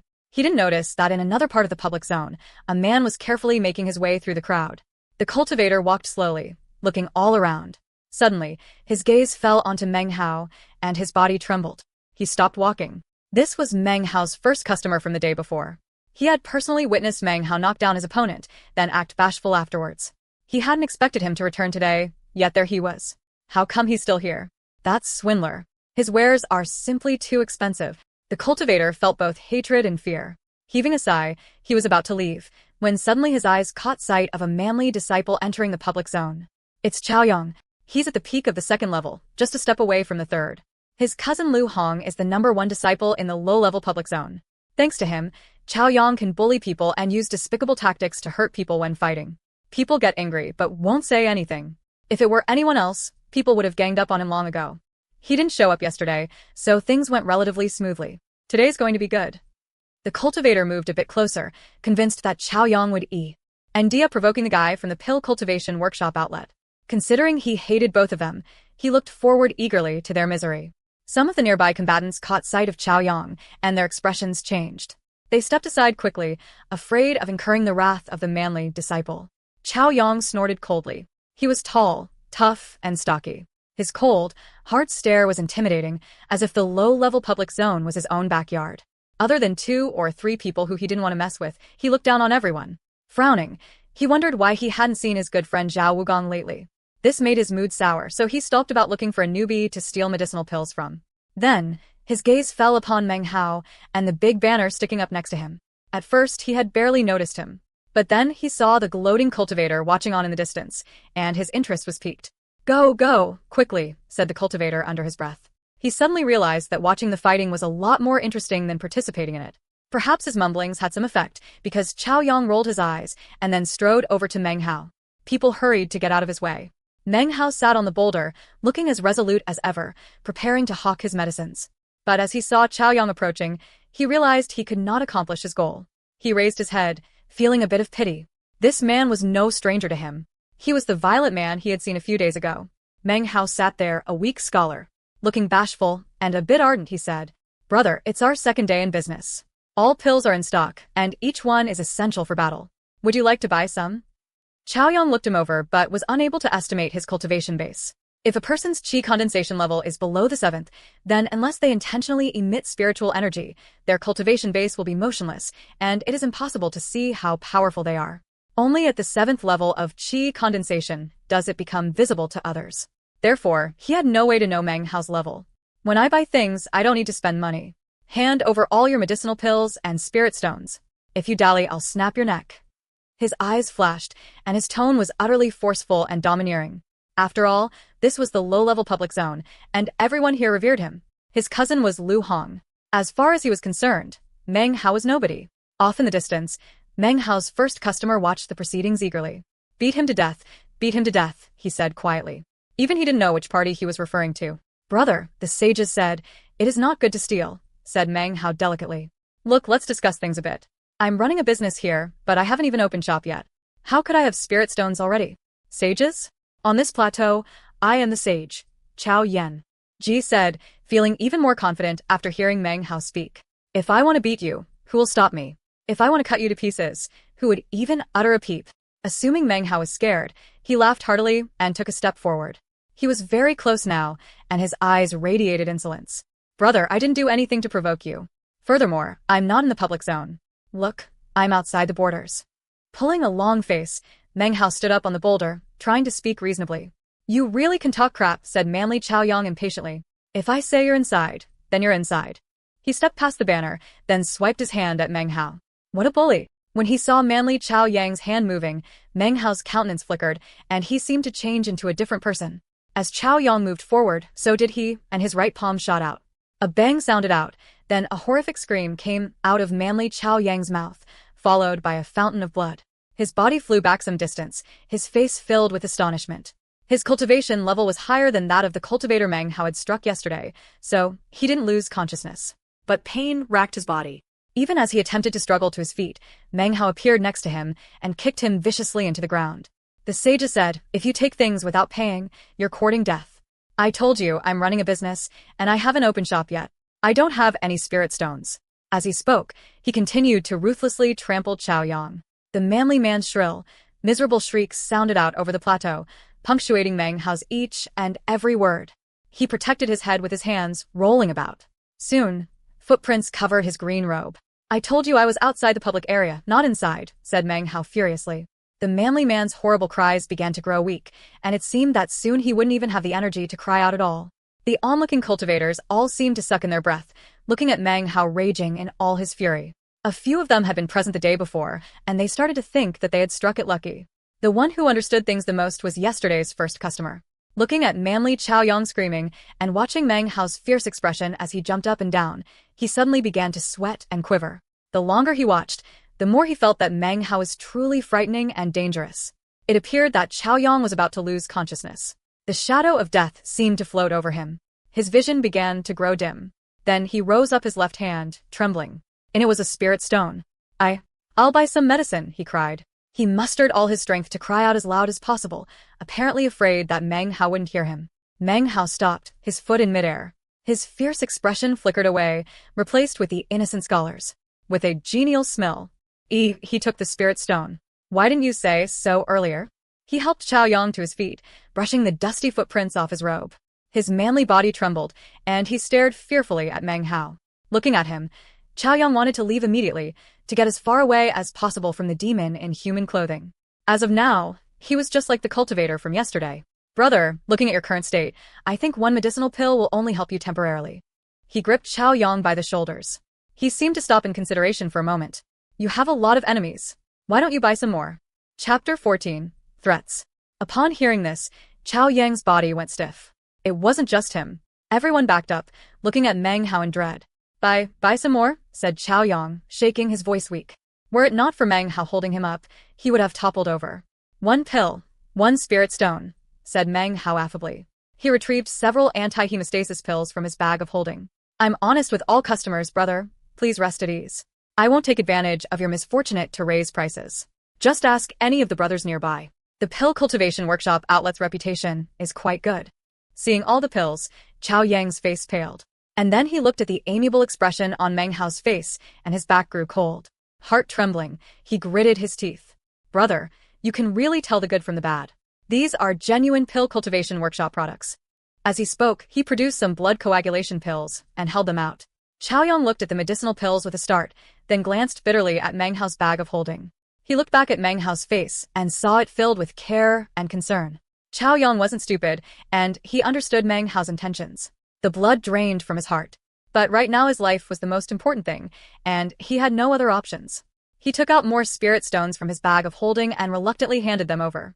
Meng Hao took them with a smile, then placed the medicinal pills into Chao Yang's hand one by one. In a short period of time, the spirit stones in Chao Yang's bag of holding had been replaced by a pile of medicinal pills. Chao Yang's heart bled even more. Looking pained, he trembled. Then he saw that Meng Hao still held 5 pills in his hand, and a look of shock and desperation filled his face. Those other pills should be enough to help you recover. These 5 are for after that, to help you maintain your health. He spoke considerately as he gazed at Chao Yang. I don't have any left. I really don't, Chao Yang said, looking at Meng Hao about to cry. Meng Hao said nothing, looking as amiable as ever. Chao Yang's scalp tingled. Gritting his teeth and ignoring his own distress, he pulled out some magic items, including flying swords, magic wands, spirit condensation pills, and the like. I have no spirit stones, only these things, he said desperately. Magic items are also acceptable, said Meng Hao, taking them and putting them into his bag of holding.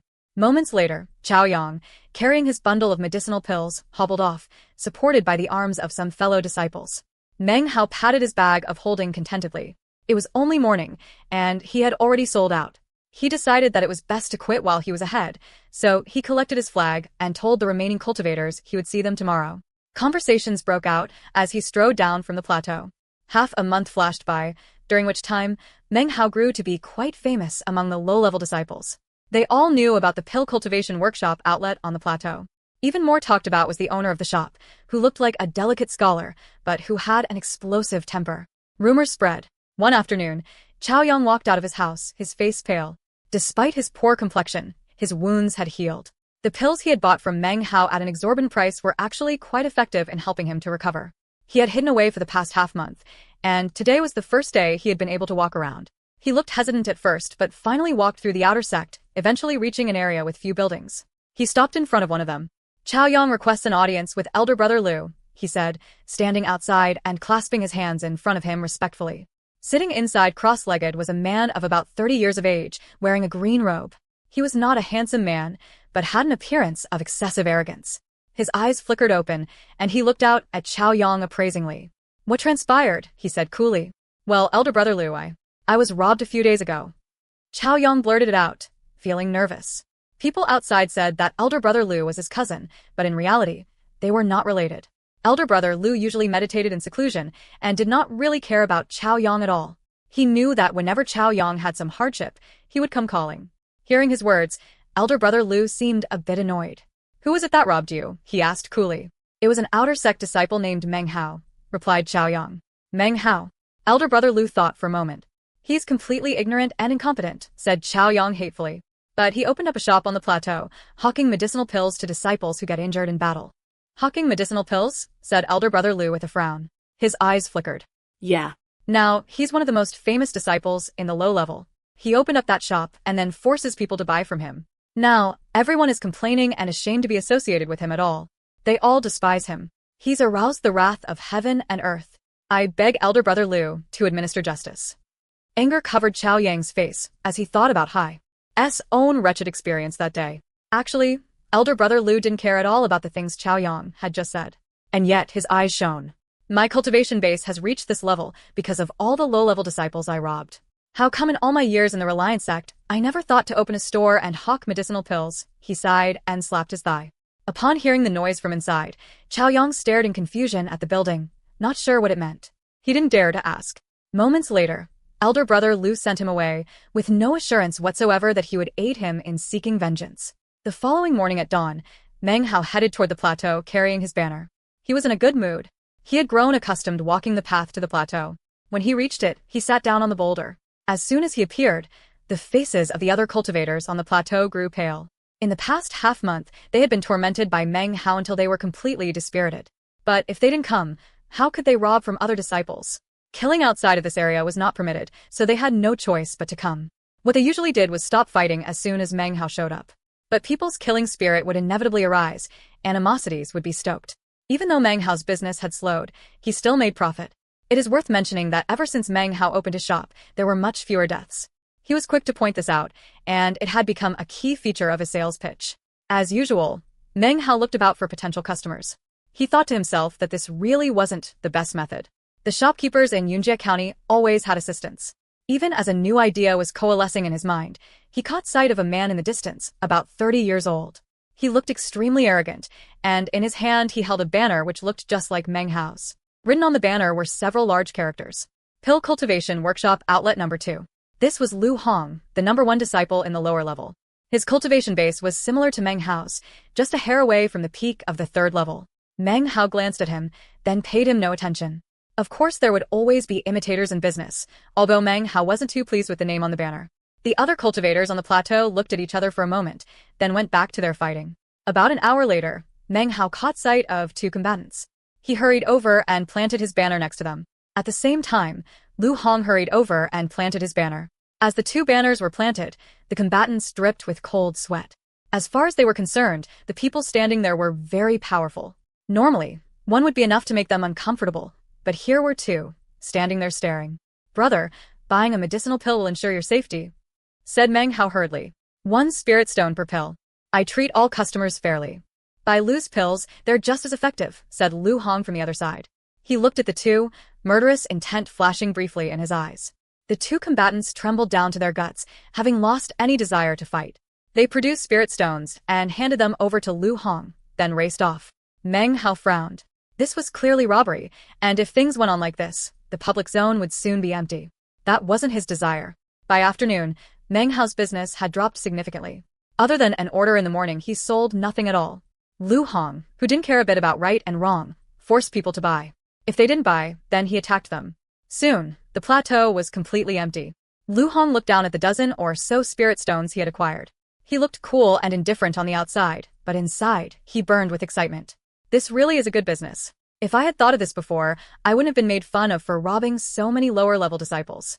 If only that Meng Hao weren't here. I'm sick of him. He had not come because of Chao Yang, of course, but rather to imitate Meng Hao's business model. Now that he had a taste of it, he wanted to have the monopoly. He looked murderously at Meng Hao. I'll practice a few more days, he thought, then kill him. The next day, thanks to Lu Hong's powerful reputation as the #1 disciple in the low level, few people showed up in the public zone. Those who did show up were ones who hadn't been present the day before. They had no choice but to buy medicinal pills. Meng Hao wasn't willing to do business like Lu Hong, so he didn't get a single order. The more Lu Hong looked at Meng Hao, the more his murderous intentions grew. By evening of the 3rd day, when Meng Hao was making his silent exit, he heard Lu Hong's arrogant voice from behind him. The few people present all heard. "If I see your banner tomorrow, I'll cripple your cultivation base." Meng Hao stopped for a moment. He said nothing, but his eyes filled with cold power. He stalked off, returning to the Immortal's cave. "You're the one who copied me," said Meng Hao, his eyes fierce. "Then you stole my business, like a turtle dove stealing the nest of a magpie. Then you say you'll cripple my cultivation base." Thinking of the murder in Lu Hong's eyes, Meng Hao pushed open the stone door of the 2nd room in the Immortal's cave. Instantly, thick spiritual energy began to pour out. Meng Hao sat down cross-legged. He absorbed the several months' worth of accumulated spiritual energy. As dawn approached, he opened his flashing eyes. He had experienced a breakthrough. No longer was he a hair away from the peak, he was at the peak of the 3rd level.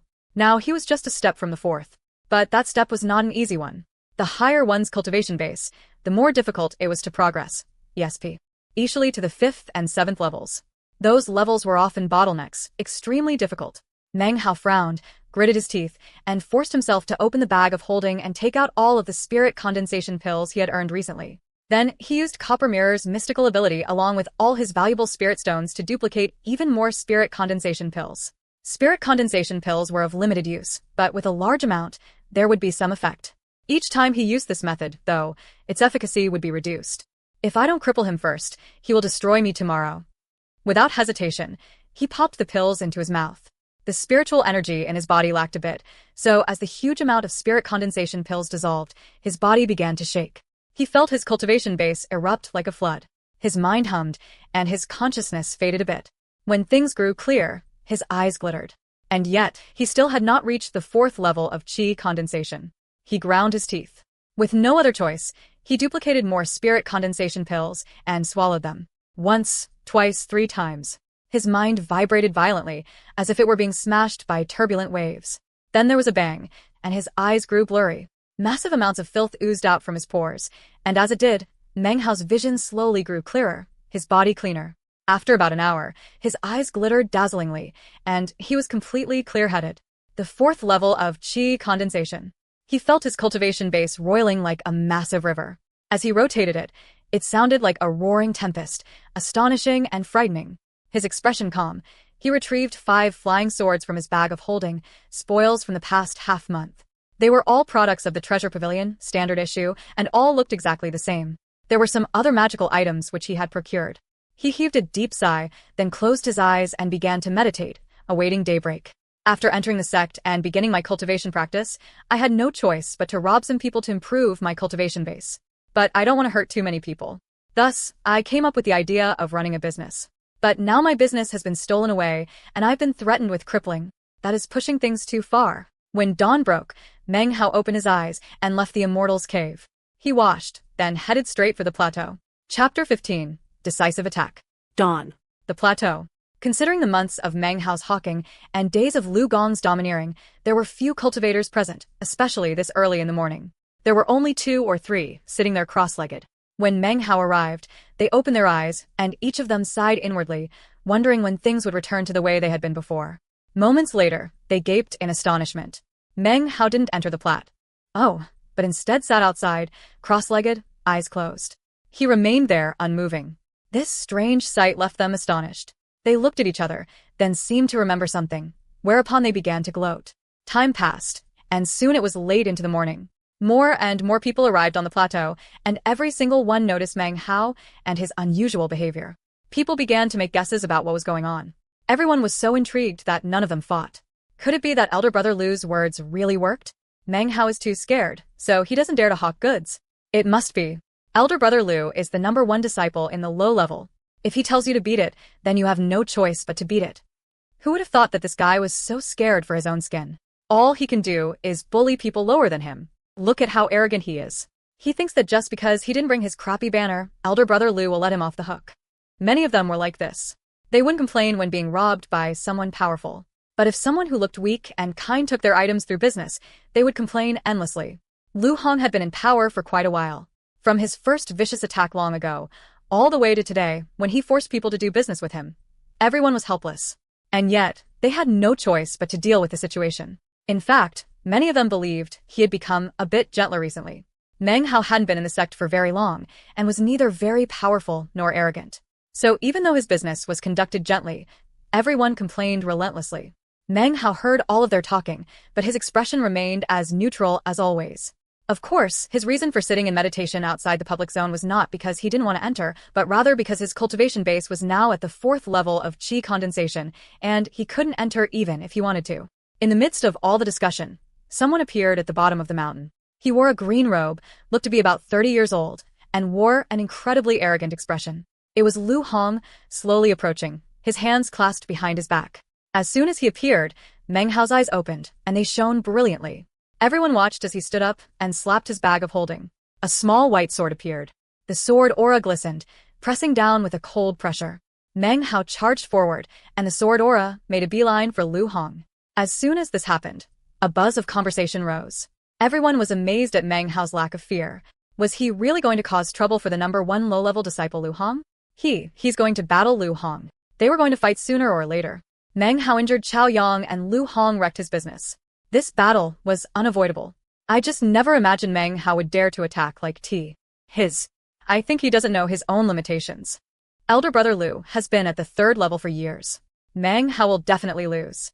Even as Meng Hao dashed forward, Lu Hong's eyes glittered. He'd already planned to take Meng Hao's head if he saw him today. And now his opponent had dared to take the initiative. It was actually helpful. He snorted, and his body seemed to turn into a rainbow as he sped toward Meng Hao. His right hand slapped his bag of holding, and a purple-colored flying sword appeared. When the flying sword appeared, it was accompanied by a piercing whistle, and it radiated a golden-purple color with a diameter of approximately 30 meters. It's Elder Brother Lu's Purple Yang sword. It is. I heard he was awarded the Purple Yang sword by the sect for some special service he did. It's mystically sharp. 2 people, 1 mountain. At the foot of the mountain, they charged each other. Amidst a reverberating roar, Lu Hong's expression changed and blood spurted from his mouth. He flew back several paces, staring at Meng Hao in shock. 4th level of qi condensation. Meng Hao looked a bit embarrassed. He had just entered the 4th level of qi condensation, and his grasp of it was not firm. He could not release its full power. He had made a simple attack, filled with ferocity.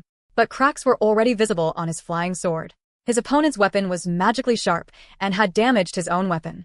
Even though Meng Hao didn't have much experience in fighting, in his half-year or so hunting for wild beasts in the mountains, his reaction speed had grown. Furthermore, during his days on the plateau, he had observed many battles. Even as Lu Hong retreated backward, he moved forward, slapping his bag of holding. Another flying sword appeared next to the cracked sword. The two sword auras merged together and shot toward Lu Hong. As he sped forward, Meng Hao's fingers flickered and tongues of flame congealed all around him. 3 paces away, a flame serpent appeared, as thick as his arm, about half a meter long. It twisted in the air, then emitted a roar, and shot toward Lu Hong. Looking shocked, Lu Hong spit blood from his mouth and moved backwards anxiously. His eyes flashed with anger. He knew that because he had some magical items and Meng Hao had just entered the 4th level, the outcome of this battle was not certain. But if he could exterminate Meng Hao, it would build his prestige. Murderous intent flickered in his eyes. His fingers danced, whereupon a globe of glistening, radiant water appeared in his hands. He threw it out, whereupon it exploded, transforming into countless water arrows, which then shot toward the flame serpent. His fingers moved again, and the purple yang sword slammed into Meng Hao's 2 flying swords. A booming sound rang out like iron being crushed. Meng Hao's 2 flying swords crumbled into pieces, whereupon the purple yang sword followed the water arrows toward the flame serpent. With an echoing roar, the flame serpent disappeared into a cloud of dust. The water arrows became a mist, and the purple yang sword returned to Lu Hong. Its golden-purple aura did not shine quite as brightly, and a crack had appeared on its blade, but it was still as sharp as ever. With a 4th-level chi condensation like that, and no good weapon, killing you isn't going to be hard. How many times can you use your flame serpent art like that, considering you aren't at the 5th level? In his heart, Lu Hong was worried about his flying sword, but outside, he put on a broad smile. He didn't take a single step back. Your sword might be incredibly sharp, but let's see how many times you can use it. Speaking of flying swords, I have some more too. And as for the 5th level of chi condensation, with all the medicinal pills Elder Sister Su gives me, it won't be long before I break through. He showed no expression on his face, but inside Meng Hao was very nervous. This was his first real battle after all. He slapped his bag of holding, and 3 more flying swords appeared. They shot toward Lu Hong. Lu Hong looked worried for a moment, but he didn't hesitate for long. He roared, and then Meng Hao's 3 flying swords met his purple yang sword. Bang, bang, bang. The 3 swords shattered.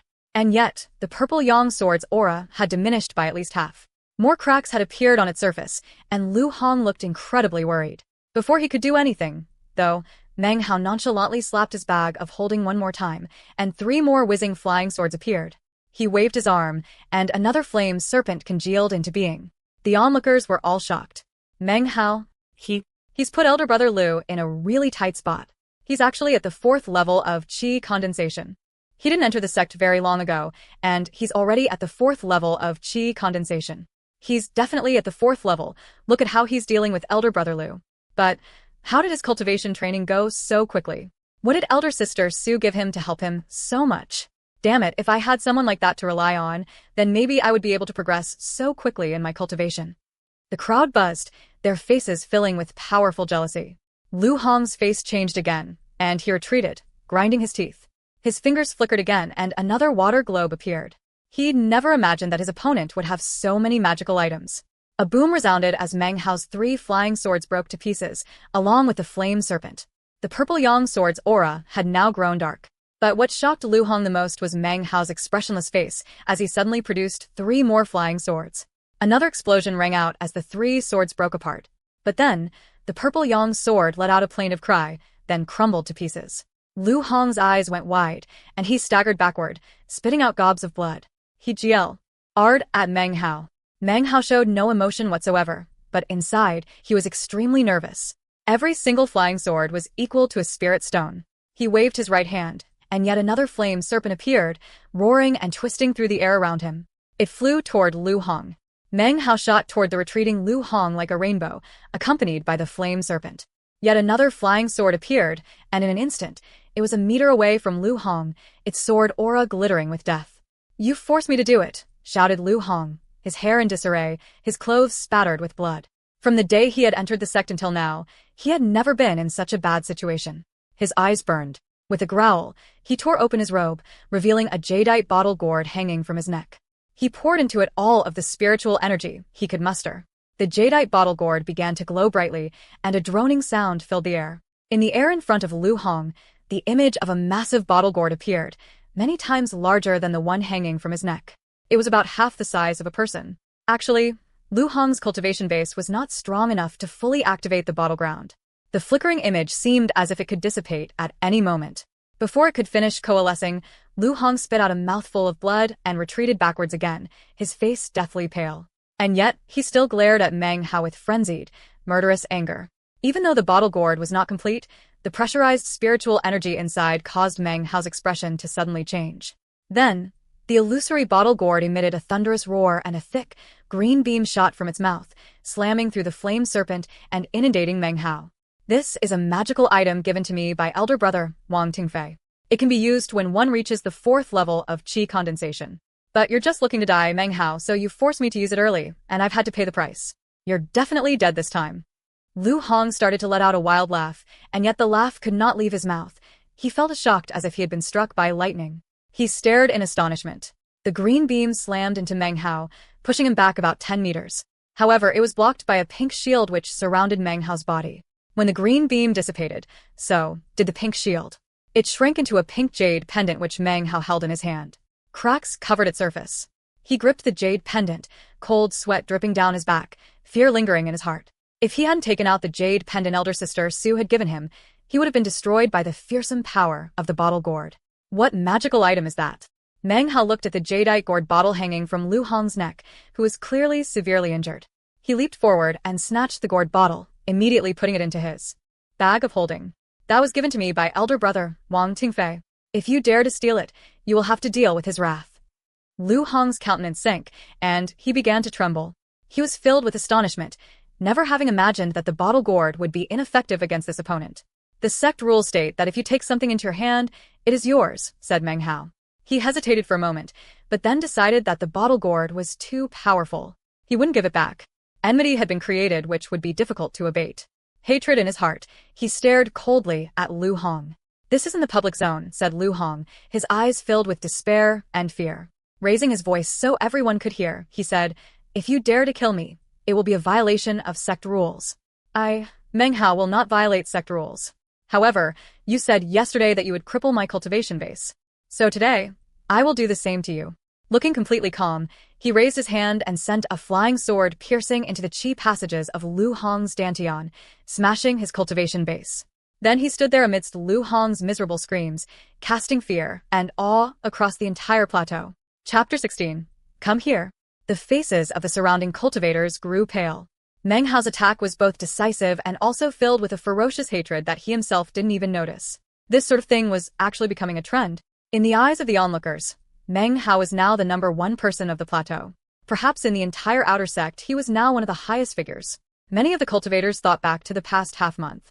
With a cultivation base so high, Meng Hao could have robbed and taken at will.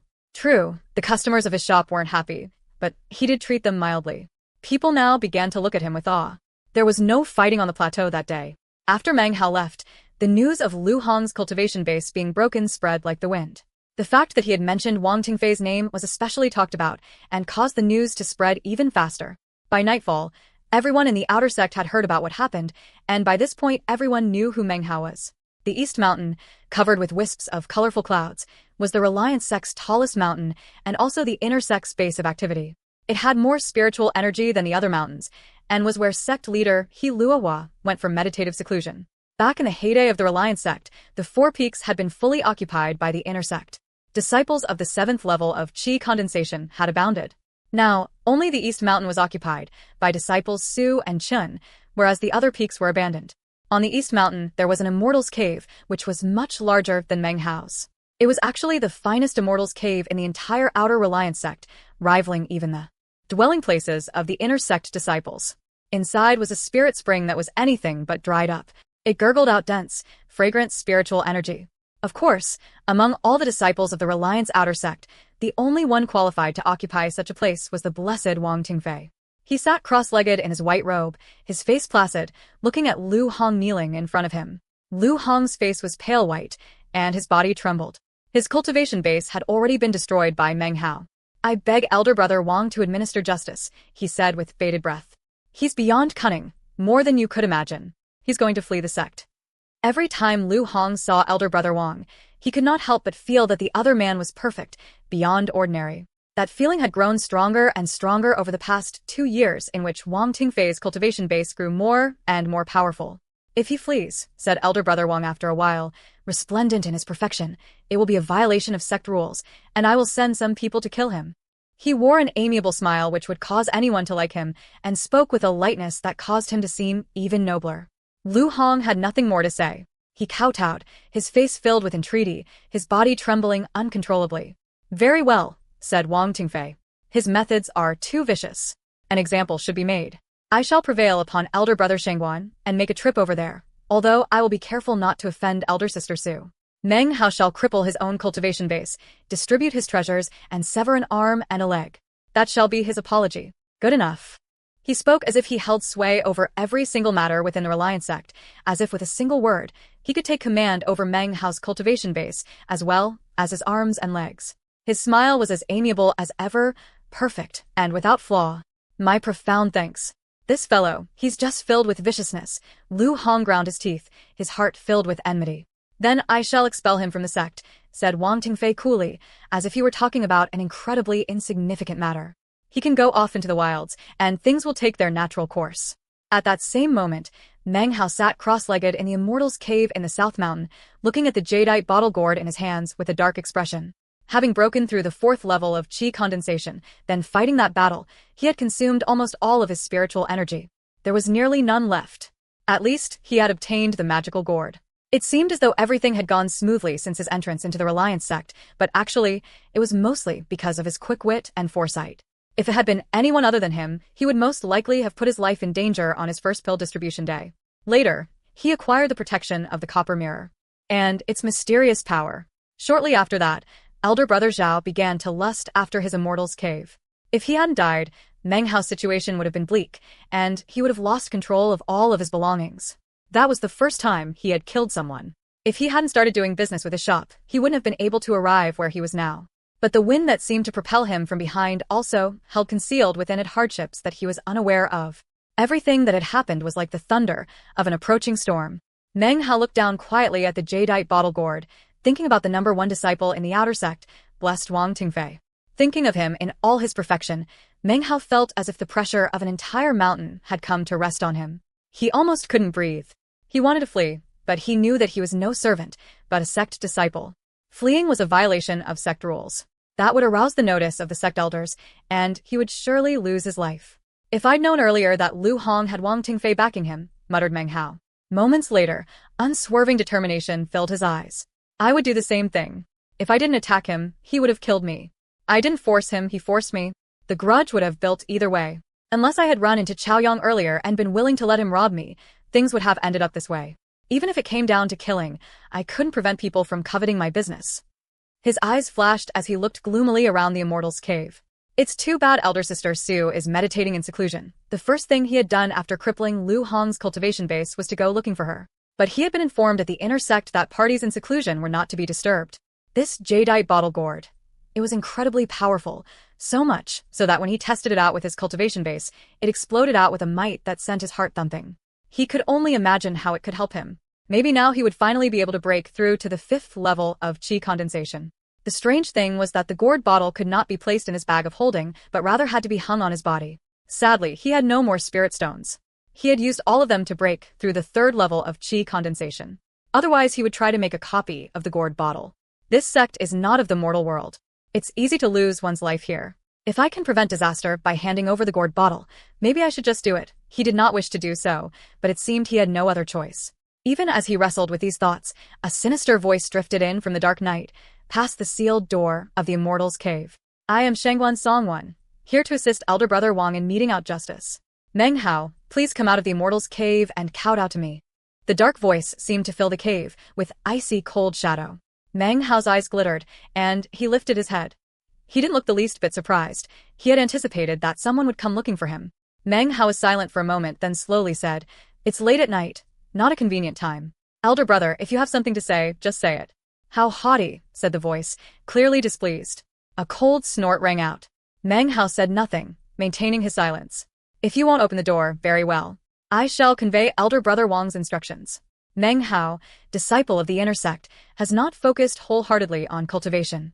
He has caused disturbances in the low-level public zone, arousing mass complaints from fellow disciples, and has used vicious methods on others.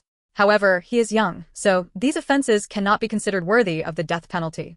Hand over your treasures, cripple your cultivation base, and leave the sect. Henceforth, you are not a disciple of the Reliance sect. As Meng Hao listened to the sinister voice, his face grew somber. Then, when he heard the final words, it filled with indignation. Elder Brother Wang's decrees are not according to sect rules, said Meng Hao defiantly. Elder Brother Wang's word are the sect rules, said the person outside, indifferent to Meng Hao's interruption. The following day is pill distribution day. You will kowtow to Lu Hong and apologize, then await your punishment. With that, the man flicked his sleeve, turned and left. Meng Hao sat in silent contemplation. Time passed and dawn approached. His eyes were bloodshot. He could not figure out what to do. His opponent obviously wanted the jadeite bottle gourd, and to see him dead. Out of supposed to mercy, he would cripple his cultivation base, sever an arm and a leg, and then expel him from the sect into the wild mountains. If that happened, he would truly be hopeless. What should I do? He said, fists clenched, eyes red. He suddenly felt completely weak and helpless. This was the first time he truly wished he were more powerful. If he were more powerful, he wouldn't be bullied like this. He thought some more. Don't tell me my only option is to flee. His eyes filling with determination, he lifted up his head and walked out of the Immortal's cave. But even as he walked out, he stopped in his tracks, hesitating. No, this isn't right. He lowered his head for a moment in thought, then turned back into the Immortal's cave, where he sat down cross-legged. The following morning, Meng Hao opened his bloodshot eyes. He had not practiced any breathing exercises, but had spent the whole night in contemplation. But his cultivation base was simply too low. He couldn't think of any method other than fleeing the Reliance sect. But surely his opponent had considered that he would do that. Fleeing was the same as death, and then he would be remembered as a traitor. Bells rang out in the distance. Pill distribute. Ablution day had arrived. Meng Hao knew that even if he tried to hide away in the Immortal's cave, catastrophe would still befall him. The law of the jungle. All of my problems are because my cultivation base is too low. A true man doesn't just take the suffering, he does something about it. He gave a small sigh. He had been pushed to the brink and had no room to maneuver. He calmed himself, then straightened out his clothing. He looked around the Immortal's cave, then opened the main door and stared out at the blue sky and the emerald sea of trees. Some time passed, and then he stepped forward. He had only taken a few steps when he noticed a person walk out from the jungle behind him, staring at him coldly. You didn't flee. So you aren't stupid after all. Meng Hao recognized the person's voice. It was Shangguan Song. It turned out he had stayed behind. Meng Hao had seen him before. He was one of the disciples walking with Wang Tingfei that day by the East Mountain. His grandfather was one of the sect elders. He clearly had stayed behind to see if Meng Hao would flee. If he had, he would have been branded a traitor and would have forfeited his life. Meng Hao turned and headed toward the outer sect. Shangguan Song laughed coldly, his eyes filled with ridicule. Actually, he had left the previous night to go call on his grandfather Shangguan Xiao. Even had Meng Hao chosen to flee in the night, he would have been entrapped and suffered a horrible death. Shangguan Song followed Meng Hao the entire way.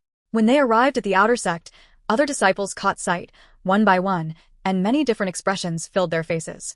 Regardless, it appeared as if all had expected this, and none seemed to take pity on Meng Hao.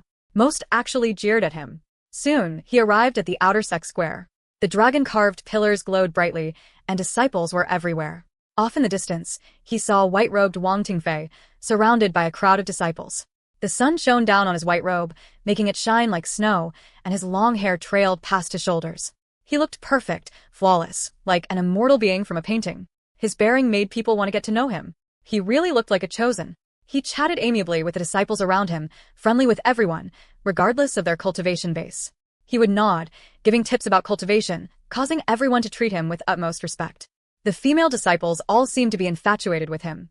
They looked as if they needed to be at his side, as if his each and every action could drive them crazy. Even the sect elders on the tall platform gazed down on him fondly and with admiration.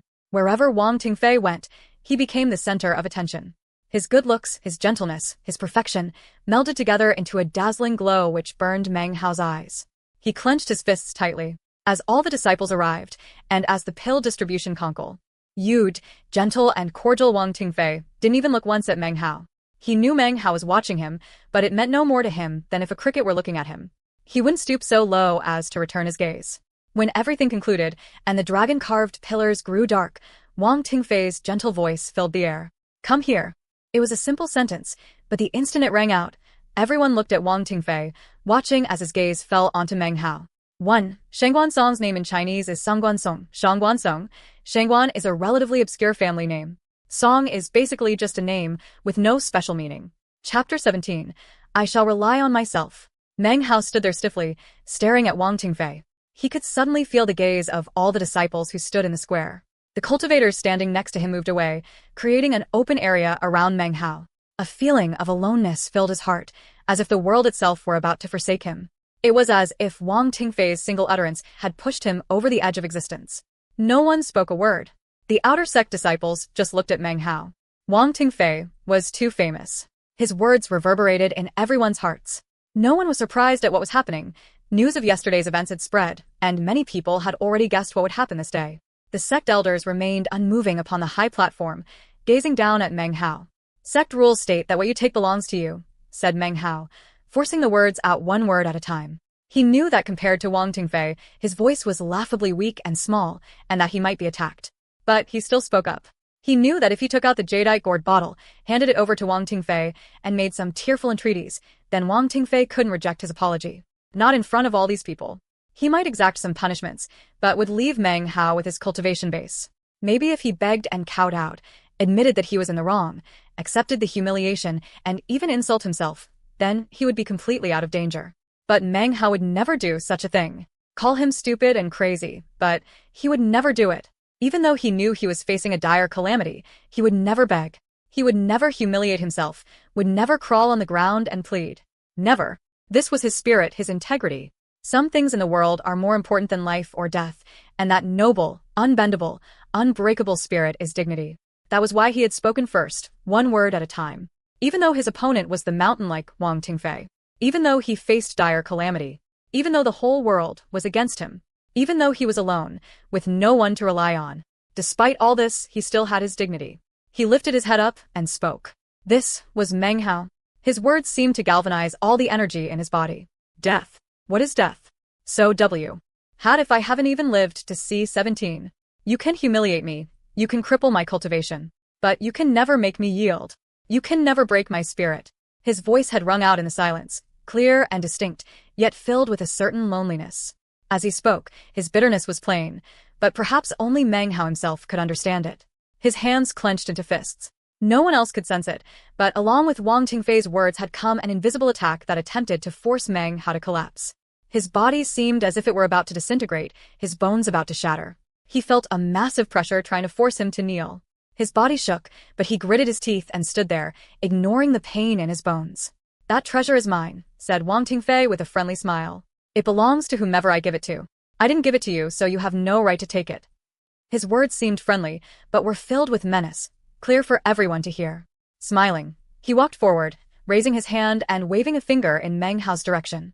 Winds surged in the square, screaming around in circles, causing the robes of the disciples to flap. Meng Hao stood still, as if the air in the square had become death itself, and held him bound. He couldn't move a muscle. Suddenly, a pink jade pendant flew out from within his clothes and hovered in front of him. A pink shield appeared, covering Meng Hao protectively. Wang Tingfei looked as affable as ever. His movements seemed completely casual, and as he took a second step, his finger waved a second time. A bang resounded as the second finger movement stopped. The shield warped and twisted, flickering 3 times, then shattered in a deafening explosion.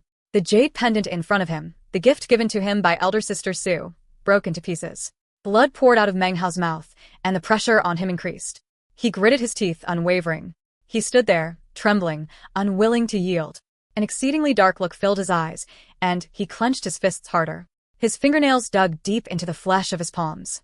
With his usual kind smile, Wang Tingfei took a third step forward, landing directly in front of Meng Hao.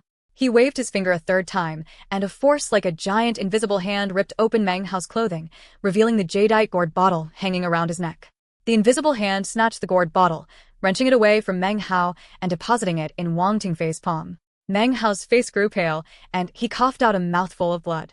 His body trembled, yet he couldn't move.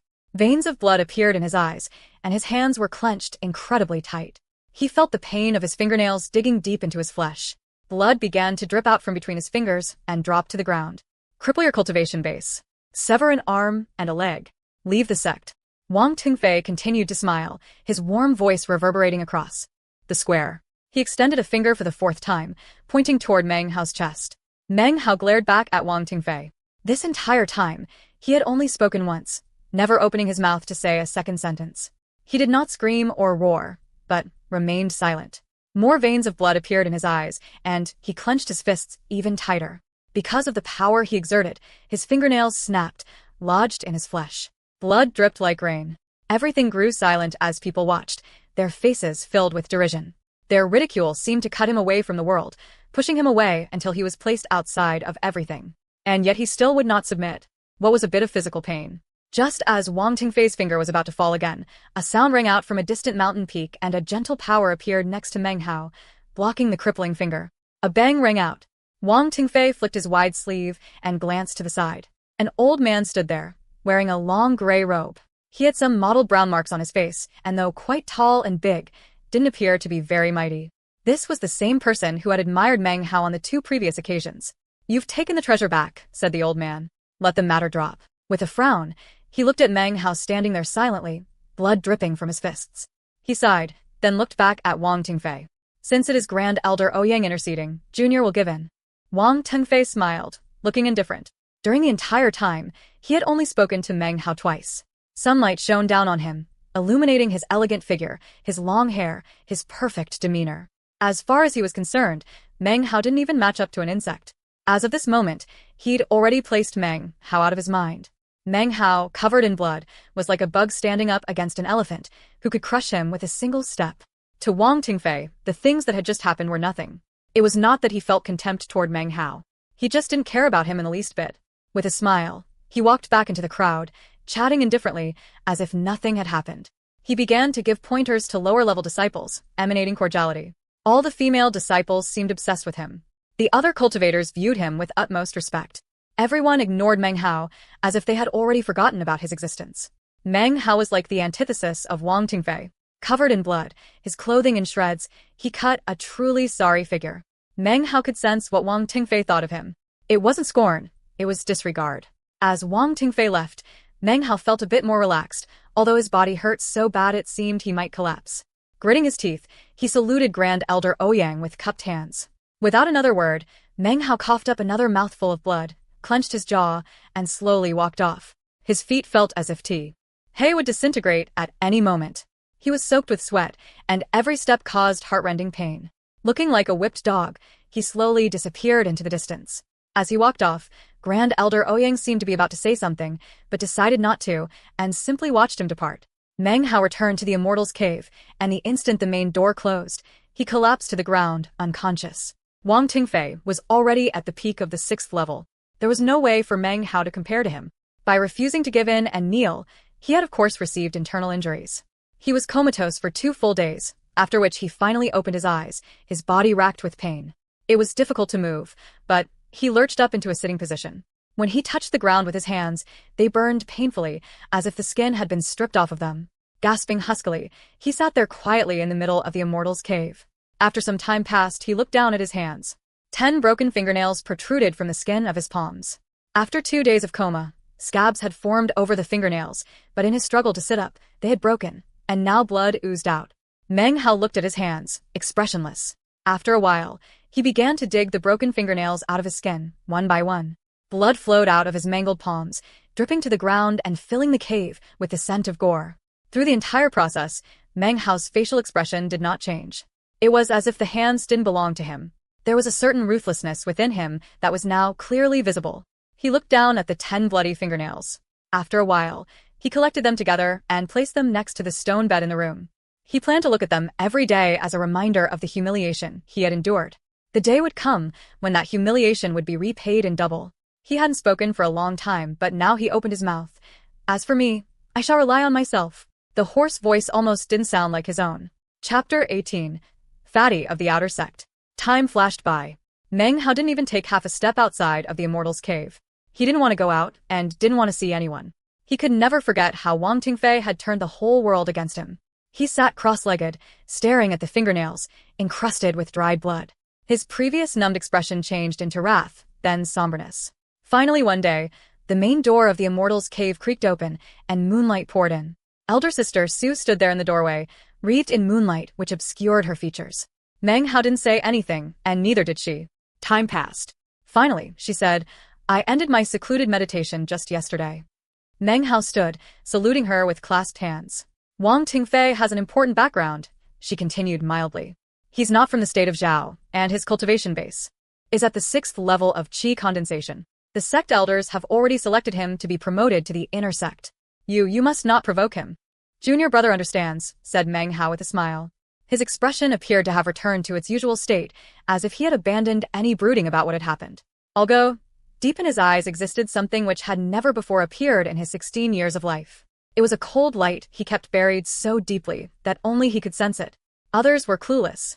However, said elder sister Sue, if he causes any more trouble for you, all you have to do is smash the slip and I will sense it, even if I'm meditating in seclusion.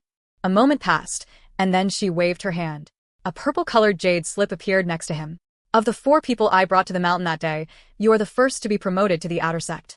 Your companion who you worked with in the North Servants' Quarter is being promoted today. Tomorrow at dawn, he will arrive in the outer sect to register. With that, she turned to leave. Many thanks, elder sister. I have a question I wish to ask, he said. I was hoping elder sister could explain. My cultivation vase is at the 4th level of qi condensation. Considering my latent talent, how long do you think it will take to reach the 7th level? To reach the 4th level of qi condensation in less than a year seems to indicate that you have had quite a bit of good fortune in your cultivation. You don't need to explain the details, and I won't ask. Without such fortune, it might take 10 years at the fastest. At a slower rate, it could take half of a 60-year cycle. The 4th, 6th, and 8th levels are all bottlenecks, especially the 6th. Without a bit of good fortune, it's difficult to break through to the 7th level. It's like that for everyone? For everyone. Then she was gone. Meng Hao sat down cross-legged, a sharp look shining in his eye. An hour later, he stood up and left the Immortal's Cave for the first time in days. The seasons were changing again, and it seemed autumn would arrive within a few days. The leaves were beginning to change color, and wind drifted across the mountains and valleys. Beneath the bright moon, Meng Hao made his way along a small path into the wild mountains. Everything was quiet, and the only thing that could be heard was the gentle rustle of falling leaves as Meng Hao made his way toward the North Mountain. He wanted to go see Fatty. In the entire sect, he was his only friend. The Northern Servants' Quarter was quiet this late at night. As he approached, he heard the sounds of snoring filling the air, a special kind of snore that he had grown accustomed to in his 4 months as a servant. The horse-faced young man who presided over the Northern Servants' Quarter sat cross-legged on the large boulder. He suddenly opened his eyes and looked at Meng Hao, surprised for a moment. Then he rose to his feet and saluted Meng Hao with clasped hands. Greetings, elder brother Meng. Rumors about Meng Hao had abounded recently, and of course the horse-faced young man had heard them. No need for the formality, elder brother, said Meng Hao. I'm here to see an old friend. Taking a look at the young man's cultivation vase, Meng Hao could see that it was the 3rd level of qi condensation. It appeared as if it had been stuck there for several years. Elder brother Horseface nodded. After Meng Hao stepped foot into the servants' quarter, he sat back down cross-legged, a strange expression on his face. With a silent sigh, he closed his eyes again. Meng Hao walked into the courtyard and found the East 7th house. As he approached, the sounds of Fatty's snores filled the air. As soon as he entered, a strange expression filled his face, and the antsy feeling that had filled his heart recently began to dissipate. Fatty lay there on his back, snoring away. The other bed in the room had been pushed away from the wall, forming a small gap. There in the gap, sound asleep, was the big man who called himself Grandpa Tiger. Even though he was asleep, his face seemed contorted in fear, as if he had encountered something terrifying in his dreams. His wooden bed was covered with a multitude of bite marks. In some places, it was chewed all the way through, so much so that it seemed it might fall apart. The wooden table was long gone, and Meng Hao imagined that it must have been completely eaten up. Even the walls had bite marks on them. In sharp contrast, Fatty's bed remained biteless. The big man in the corner shivered, then let out a miserable cry. He was obviously in the throes of a nightmare. Given his emaciated appearance and the dark circles under his eyes, it seemed he hadn't been sleeping well lately. Meng Hao could only imagine the wretched circumstances that had tormented him into this state. It seemed his cry had awakened Fatty, who sat up looking annoyed, then saw Meng Hao. He suddenly grew excited. Wild chicken. Did you bring any wild chicken? Meng Hao looked at him, unable to hold back his smile. He was as round as ever, apparently having not lost even a bit of weight. In fact, he looked a bit fatter. His teeth had also grown longer by about half. When he talked, they glittered brightly. I heard you reached the 1st level of qi condensation, he said with a smile, so I came to see you. I was in such a hurry that I didn't have time to grab a chicken. He sat down on the bed next to Fatty, examining his teeth. Fatty, proud of his cultivation base, began to talk. Meng Hao didn't say much, instead listening to Fatty's garrulous chatter. Soon, the moon began to fall and the sun began to rise. The wounds in Meng Hao's heart also began to dissipate, leaving behind only scars. The fingernails in the immortal's cave and the cold look in his eyes fused together within Meng Hao to create a more mature look. At dawn, Meng Hao left with Fatty. Grandpa Tiger watched them go, tears streaming down his face. His tears moved Fatty, and before they could leave the courtyard, he ran back, gave him a hug, and then said something. Whatever he said caused the big man's face to grow pale and his body to tremble. "What did you say to him?" asked Meng Hao, when they were just about to reach the outer sect. "He's a good person. After you left the servants' quarter, he became my friend. He was so upset at me leaving, I just couldn't take it." A pained expression appeared on his face. "I told him that I would definitely come back often to visit. He looks tough," continued Fatty emotionally. "But he's actually a bit of a coward. He always has nightmares when he sleeps. Poor guy." Meng Hao didn't say anything, nor did he ask anything else about the man. As the two of them walked through the outer sect, people looked at Meng Hao, their expression strange, as if measuring him up. Seems you really roiled things up in the outer sect, Meng Hao," said Fatty excitedly. "Everyone's looking at you." In his mind, he figured that few people would be willing to bully him since he had Meng Hao at his back. Meng Hao smiled but didn't explain. When they were almost to the treasure pavilion, Meng Hao stopped walking. He watched Fatty approach the building. In the amount of time it took for half an incense stick to burn, Fatty returned excitedly.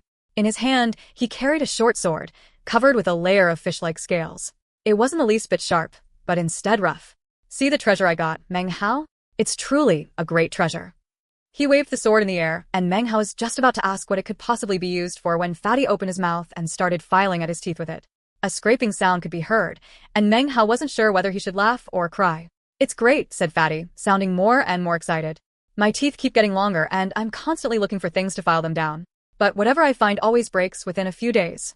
I can use this treasure to file them down forever." Meng Hao showed Fatty around the outer sect. He even offered to let him stay with him in the immortal's cave, but Fatty refused. He had been living with a roommate for too long and had been looking forward to having his own place in the outer sect. No matter what Meng Hao said, he refused. When they arrived at his house, he looked completely content. Meng Hao didn't push him. When the night was deep, he returned to the immortal's cave and sat down cross-legged. Time flew, and soon 3 months had passed. 2 months before, Meng Hao had reopened his stall by the low-level public zone. Perhaps because of what had happened with Wang Tingfei, no one caused any problems for him, and soon, his business picked up again. Soon, he added magic items to his offerings and business grew even more. But now, there was more than one person in the company. At his side was a fat teenager who constantly filed his teeth with a flying sword. He had a good sense for business and constantly hawked wares in the public zone. Soon, he was the main force in the business. With the cooperation of Meng Hao, who could not enter himself, they made quite a tidy profit. One day, when winter had fallen and snowflakes filled the air, Meng Hao sat cross-legged at the edge of the plateau, meditating. Suddenly, Fatty let out a yelp and grabbed a person, dragging him toward Meng Hao. Meng Hao, look who it is." Chapter 19. The wind stirs again. Meng Hao opened his eyes and saw Fatty excitedly dragging over a young man. Short, sallow, and emaciated, he made quite the contrast to pale, plump Fatty. Meng Hao recognized him. He was one of the members of the group who had been brought to the Reliance sect that day and taken along with Wang Yukai to a servant's quarters on a different mountain. At that time, he had looked strong and good-natured, but now he seemed gloomy and in poor circumstances. However, there was a certain hardness in his eyes that spoke of some unforgettable experiences in the outer Reliance sect. Furthermore, he dared to enter the public zone at only the first level of qi condensation. "Greetings, elder brother Meng," said the young man, looking a bit excited. But then it disappeared, and he made an extremely respectful salute to Meng Hao with hands clasped. "Did you just enter the sect?" Meng Hao asked him, thinking back with a sigh to his own first days. "It's been about a month," he said, lowering his head. "What about Wang Yukai?" "He died," said the young man, a numb expression on his face. After the words left his mouth, a look of grief appeared in his eyes. "Wang Yukai died," said Fatty in shock. Meng Hao maintained his silence. "In the servants' quarter, we were responsible for drawing water," he explained. "Big bro Yukai thought I was too young, so he helped me a lot. Once on a mountain road, a powerful gust of wind hit us and knocked him off a cliff. I looked for his body for 2 months, but could only find some broken bones. He must have been eaten by wild animals." A look of sorrow appeared on Fatty's face and Meng Hao let out a sigh. The four of them arrived at the same time, but in less than a year, one was already dead. Meng Hao felt bad, and even worse when he remembered that Uncle Wang the carpenter only had one son. Little tiger, you stick with us. With Meng Hao around, no one will dare bully you. Fatty clapped the young man emotionally on the shoulder. No, that's okay, I'm fine. The young man seemed to hesitate, and Meng Hao could tell that he was thinking about something. In the end, he shook his head and refused Fatty's offer. He saluted them with clasped hands, then made his way away from the plateau. What's the deal with him? Asked Fatty, still in shock. Everyone has secrets, said Meng Hao slowly. Perhaps he made some lucky break that he doesn't want to talk about. Otherwise, why would he come here at only the first level of qi condensation? Meng Hao seemed to be lost in thought as he watched the young man disappear into the distance. Even if little tiger has some secret, we could still find it out on our own if we wanted to. He's looking down on us. Fatty brooded. He had an open and straightforward personality and didn't think in scheming ways.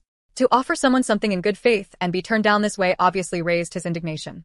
In the lower regions of the Nanshan continent, winter was short and passed almost in an instant.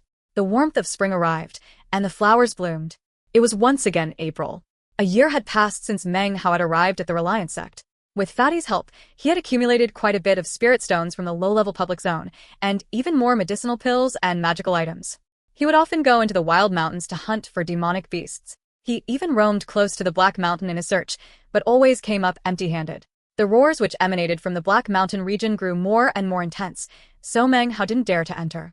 He had one third-level demonic core which he duplicated multiple times with a copper mirror. Eventually, his cultivation base reached the middle of the fourth level. But then his progress virtually ceased. No matter how many medicinal pills he consumed, the only thing it did was make his spiritual energy a bit more pure. He had reached a bottleneck and could not break through to the fifth level and his much-desired wind-walking technique. With Meng Hao's help, Fatty reached the second level of qi condensation, which left him feeling quite awe-inspiring.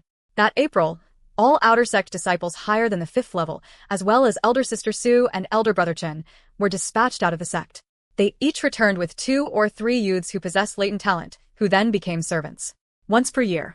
That was the sect rule. This was the only way to ensure the continuation of the sect's existence. The spring wind blew across the land, taking the cold along with it. Heat returned. Soon autumn arrived, and then it was October. During this period of time, 2 important things happened in the Reliance sect. The first was related to one of the sect's grand elders. Other than the sect leader, who everyone said had already reached the core formation stage, there were 2 other grand elders who had reached foundation establishment. One of them, who had reached the end of his longevity, passed away while meditating at around 150 years of age. When Meng Hao caught wind of this, he asked around and confirmed that it had not been Grand Elder Ouyang. When cultivators reach foundation establishment, it expands their longevity to 150 years. That seems like a long time, but it is actually a very intense period. If the cultivator cannot reach reformation, then in later years, they can only sit in meditation, shriveling up, their qi and blood slowly dissipating. However, after reaching core formation, longevity is then doubled to 300 years. Because of the Grand Elder's death in meditation, the Reliance sect was put in a bad position. It was already in a weak standing in the state of Zhao, and was now in even more danger. Suddenly, cultivators from other sects began to appear near the Reliance sect's borders. They seemed to be searching for something, so the Reliance sect set up defensive spells around the mountain. Everything within several thousand meters fell under their protection. Figurative storm clouds appeared, dark and thick, pressing down on the entire sect. Most disciples in the outer sect had their guesses. Some of them were more informed than others and received bits and pieces of information. News spread, and soon, a rumor developed that the cultivation world of the state of Zhao was stirring because of Patriarch Reliance, who had been missing for 400 years. As for the details, none of the outer sect disciples were sure. During this time, Meng Hao's cultivation base continued to be stuck in the middle of the 4th level. Nothing he did seemed to have any effect, and finally he grew to accept that he was stuck in a bottleneck. He sat cross-legged in the Immortal's cave, frowning. Elder Sister Su told me that breaking through from the peak of the 4th level into the 5th level would involve a bottleneck. But why did my bottleneck come early? Is it really because I consumed too many demonic cores? If that's the case, I need some medicinal pills especially designed for breaking through bottlenecks. Or perhaps I need some high-level demonic cores. He had quite a collection of spirit stones, but lacked the appropriate medicinal pills. He was confident that if he just had the right medicinal pills, he could break through to the 5th level of qi condensation. The anxiety in the Reliance sect was palpable. Many disciples walked to and fro with troubled hearts, trying their best to hide their feelings. Meng Hao felt the nervousness too, and of course he was dealing with his own critical matter. The only person who seemed happy was Fatty. He was even more enthusiastic about their stall on the plateau than Meng Hao. Even when Meng Hao didn't feel like going, he would take the banner there himself to do business. 3 days later, bells sounded out. Pill distribution day had come. When Meng Hao and Fatty arrived at the square, Meng Hao caught sight of a golden-robed old man on the platform, behind whom stood elder sister Su and elder brother Chen. Seeing this, Meng Hao's heart began to thump, and a fire burned in his eyes. In the past year and a half, Master Uncle Shengguan has only appeared 3 times, and each time was an individual pill distribution. My cultivation base has been stuck in a bottleneck in the 4th level for almost a year. If there is a high-level medicinal pill, other outer sect disciples had similar thoughts, and soon, conversations buzzed in the air.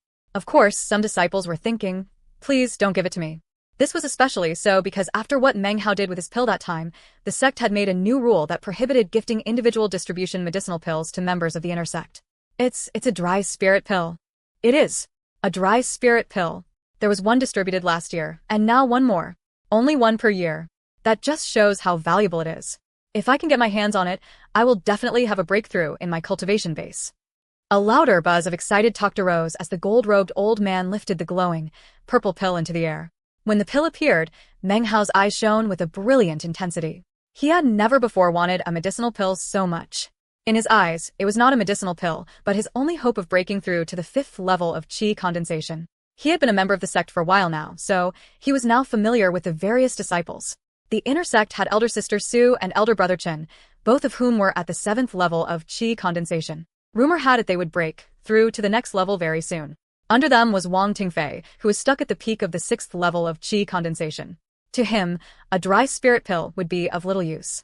Besides him, there was one more disciple of the 6th level, the number 2 disciple Han Zong. Meng Hao had seen him twice, and had pegged him to be wildly arrogant, someone who considered everyone to be beneath his notice. If he were here, he wouldn't even cast a glance at the dry spirit pill, just to show that he had a collection of even better medicinal pills. As for disciples of the 5th level of qi condensation, there were 4 in the outer sect, and they could be considered to be virtual lords. They were rarely seen, as they often secluded themselves in meditation or traveled about the wild mountains in training. There weren't many disciples of the 4th level. Including Meng Hao, there were 7 in total. As for those under the 4th level, they might as well be bugs. Very well, quiet down everyone. Wizen Shengguan Xiu's voice reverberated out, as astonishingly powerful and suppressive as ever. However, compared to last year, Meng Hao was not as powerfully affected. Instead, his eyes shone with determination. In the past 2 years in which I have presided over pill distribution, I usually prefer to select a new disciple. The reason is that if we can continue to get new disciples, our sect will flourish. He smiled, and his eyes swept over the crowd.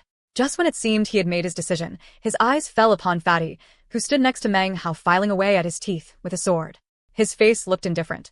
He looked as round as a ball, and anyone who for the first time caught sight of him filing his teeth would find it hard-pressed to decide whether to laugh or cry. Shengguan Xiu stared in amazement, then laughed. Never mind, he said. I'm going to give the pill to you. He waved his right hand, and a purple light flickered as the dry spirit pill shot toward Fatty. With a look of shock, he instinctively caught it, looking as if he didn't even know what had just happened. Then, his expression changed, and he let out a yelp. His body began to tremble as the blood drained from his face. He looked like he was about to cry. Me? Crap. Why did it have to be me? Chapter 20. Entering the Black Mountain. In a split second, everyone in the entire square suddenly began to stare at Fatty, making him feel as if a cold wind were creeping down his back. His body quivered, and he looked pitifully at Meng Hao, a weak smile on his face.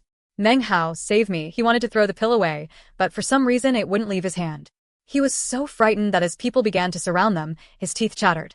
As the lights faded, he trembled violently. Then the lights were gone, and the restrictive spell released. Before Fatty could say anything, Meng Hao sent out a booming flash of his 4th level cultivation base, then grabbed Fatty by his robe and charged away. Give me the pill, Meng Hao said in a low voice. You go back to the Immortals' cave and hide. Without hesitation, Meng Hao tossed him the cave's jade slip. Fatty threw him the dry spirit pill, as if it were a hot potato. Meng Hao's body flashed as he sped forward with Fatty in tow. Behind him, howling and roaring sounds arose as 10 or more people raced in hot pursuit. Damn it, it's Meng Hao. You can't escape. Hand over the dry spirit pill. As a fellow disciple, I'll show some mercy and not kill you. Otherwise, you'll have a tough time escaping death. Meng Hao didn't stop for even a second. After emerging from the edge of the outer sect, he tossed Fatty away from him. Fatty was a matter-of-fact kind of person, but he wasn't stupid. As soon as he landed on his feet, he let out a miserable shriek. "Pill thief," he screamed, clutching the jade slip close to him as he ran off, trying not to look suspicious. He dashed toward the immortal's cave at top speed. Hearing this, the pursuers ignored him and continued after Meng Hao. "Flee to the ends of the earth if you want. You won't survive the next 24 hours. You're the 4th level, and you still don't give me the pill?" Among the 10 or more pursuers, most were of the 4th level of chi condensation, and only 2 were of the 5th level. The rest were of the 3rd level, obviously hoping to be able to take advantage of the situation. Cold sword auras whistled behind Meng Hao as over 10 flying swords descended toward him like rain. But he was determined to keep the dry spirit pill and refused to toss it away. "I just have to endure for 24 hours, then the pill will be mine," he said, determination shining in his eyes. "Then, I will finally be able to break through to the 5th level of chi condensation." He increased his speed. After spending so much time hunting for demonic beasts in the wild mountains, his top speed was not inferior. And he was much more familiar with the mountainous regions than most other fellow disciples. Thus, upon leaving the outer sect, he raced towards mountains. Glancing behind at the approaching sword auras, Meng Hao slapped his bag of holding to produce a medicinal pill which he immediately swallowed. Then he sent his own flying swords shooting backwards. Bang, bang, bang. Several trees were hit by the powerful flying swords and exploded into pieces, which flew about everywhere. Some smacked painfully into Meng Hao. Absorbing momentum from the explosion, he shot away several meters. Before he could land on the ground, 4 flame serpents and 3 water globes shot toward him. 2 of the flame serpents were almost 18 meters long and as thick as a person, and emitted an intense heat which caused some of the nearby trees to catch fire. Those would be the work of the 5th level disciples, who were also the fastest of the bunch. Their feet didn't even touch the ground as they flew toward him like the wind. Savage looks filled their faces. Actually, they didn't hold the slightest bit of compassion even for each other. As far as they were concerned, the only competition involved were the 2 of them. Meng Hao didn't count for anything. Without hesitation, Meng Hao slapped his bag of holding again. 2 flying swords appeared and rotated around him, then came to rest beneath his feet. Then they shot forward, carrying him nearly 30 meters before he lost his balance and fell off. The short movement enabled him to evade the flame serpents and gain some distance. Furious howls reverberated in the air behind him. This was a technique Meng Hao had come up with himself. It wouldn't work for long, only a few seconds, but at least it helped him to gain a bit of advantage on the 2 5th-level cultivators. "If I were of the 5th level of chi condensation," Meng Hao thought to himself, "I would have the wind-walking technique. Then I could stay on the flying sword for a lot longer, and I could get away more easily." Sadly, this isn't really flying. Even more than ever, he desired to reach the 5th level of chi condensation. Not looking back, he sped along. Actually, the path he chose was not random. The instant the dry spirit pill had landed in Fatty's hands, his mind had been racing at top speed. He had picked the wild mountains because his destination was none other than the Black Mountain inhabited by demonic beasts. After thinking about it for some time, he had decided that his best advantage was the copper mirror. With the mirror, he would still have a good chance of surviving the area even though it was dangerous and contained that ominous roaring beast. This was especially true if people FO. Load him in. If these guys chase me into the Black Mountain, then I'll be forced to kill them. A harsh expression appeared on his face.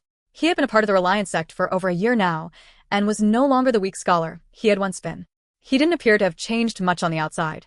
He was a bit taller, and his skin was as swarthy as ever. But his heart was filled with decisiveness. This was especially so after the matter with Wang Tingfei. He knew that he could only rely on himself. The only true path was to become stronger. In the world of cultivation, the law of the jungle prevails. One must conduct oneself with caution and decisiveness. They pursued him relentlessly.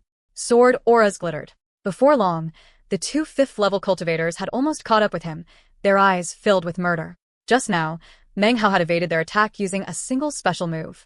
Other than Wang Tingfei and Han Zong, they were like high lords in the outer sect, so they found this particularly humiliating.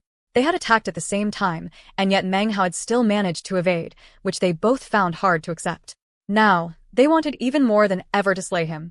As far as his sword-riding technique, they didn't give it a second thought. Any cultivator of the 4th level could do that. But considering their cultivation base, doing so would be a waste of spiritual energy, even if it gave some extra speed. Seeing Meng Hao use the technique, they sneered. Using such tactics would sap his spiritual energy sooner rather than later. "Let's see you escape this time," they shouted, glancing at each other. One of them suddenly shot forward like a huge bird. In midair, he waved his hand, and 2 massive, roaring flame serpents shot down toward Meng Hao. The other man continued to pursue Meng Hao. The 2 of them created a pincer attack, one in the air and one on the ground, ready to seal Meng Hao's fate in death. "You still won't accept death," grinned one of them hideously, his murderous intent filling the air. Meng Hao's expression didn't change. He gave a cold snort. He dared to snatch the dry spirit pill, so of course he had some special techniques prepared. He slapped his bag of hold and flicked his sleeve. 6 flying swords appeared. Their sword auras interlocked and then whizzed outward, away from Meng Hao. Boom! Meng Hao let out a small shout of pain which reverberated into the mountains. When the 2 pursuing cultivators heard the explosion, they gasped with astonishment, unsure of what had happened to produce such a sound. Amidst the thunderous roar, Meng Hao spat out a mouthful of blood. And yet, his body shot away into the distance. Behind him, the effects of the attack dissipated, and the flame serpents collapsed with blood-curdling shrieks. The 5th-level cultivators had no choice but to retreat a few paces, covered in dirt, their faces filled with disbelief. Damn it. What ruthlessness! He Detonated 6 flying swords at once. No wonder he opened up a shop. How many flying swords does he actually have? The 2 of them each sucked in a breath, but didn't hesitate. Using the full speed of their wind-walking technique, they raced in pursuit again, unwilling to let Meng Hao intimidate them. According to their estimations, Meng Hao could not have that many flying swords left. Even if he had opened a shop in the low-level public zone, he couldn't possibly have so many magical items. This time, you will die for sure. The 2 pursuers increased their speed, entering the wild mountains. At this point, the pursuing 4th-level disciples caught up. One of them was Wang Tingfei's friend Shengguan Song. His cultivation base was at the peak of the 4th level of qi condensation. His face was grim. He secretly feared Meng Hao's speed. And yet, he continued to pursue. Time gradually passed by, and soon an hour had passed. Meng Hao continued forward, maintaining the distance from his pursuers. A few times he came into danger, but each time he produced a flying sword, detonated it, and escaped. This left the pursuing 5th-level cultivators dumbstruck. They moaned to themselves, never having imagined that Meng Hao would have so many flying swords. At this point, he had detonated nearly 12 of them. Combined with his sword-riding technique, his speed of evasion was quite high. Damn it. Even if he has more flying swords, I can't believe that he'll produce many more. In any case, at the speed he's been maintaining, plus detonating all those flying sword, he has used a huge amount of spiritual energy. Correct. His cultivation base is at the 4th level of qi condensation, not nearly as deep as mine. Using spiritual energy to ride flying swords wastes so much, it can kill you. The 2 pursuing 5th-level cultivators were now getting pumped up. And yet, just as they finished talking, they caught sight of Meng Hao up ahead, and they saw something that left them feeling anything but reassured. Even as he ran, Meng Hao pulled out a second bag of holding, from which he produced a handful of medicinal pills which he swallowed. This he did with casual ease, leaving the onlookers with the feeling that he had countless medicinal pills at his disposal. Actually, that was true. In the following 4 hours, the 2 pursuers discovered that he had an enormous amount of flying swords and medicinal pills. They were already deeply shaken. Opening a store is this profitable, they thought. They were cultivators of the 5th level of qi condensation and could not possibly be without medicinal pills. Furthermore, after having spent so much effort in their pursuit, they couldn't bear to give up. Reluctantly, they produced some pills and consumed them, then continued their pursuit, their hearts filled with the desire to slay Meng Hao. By the time the 6th hour had arrived, the dark, black mountain had appeared in front of Meng Hao, lying concealed. And among the other wild mountains, it gave off a ghastly, cold air. It seemed as if it were filled with sinister gloom. When he caught sight of the mountain, his eyes gleamed.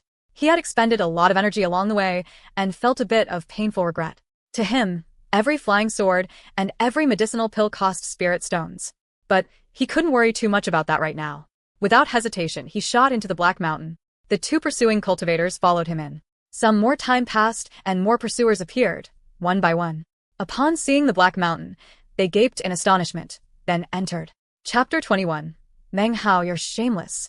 The Black Mountain was not bare, but rather covered with a lush forest of trees that stretched up toward the heavens. The reason this place was called a Black Mountain was because all the trees were completely black, and it seemed to be filled with swirling demonic energy. It was completely different from any of the other mountains as far as the eye could see. Upon entering the mountain, Meng Hao heard a deep roar, and 2 demonic beasts of the 3rd level of qi condensation charged toward him. They had the bodies of wolves with long snake-like tails, and were covered with thin fur.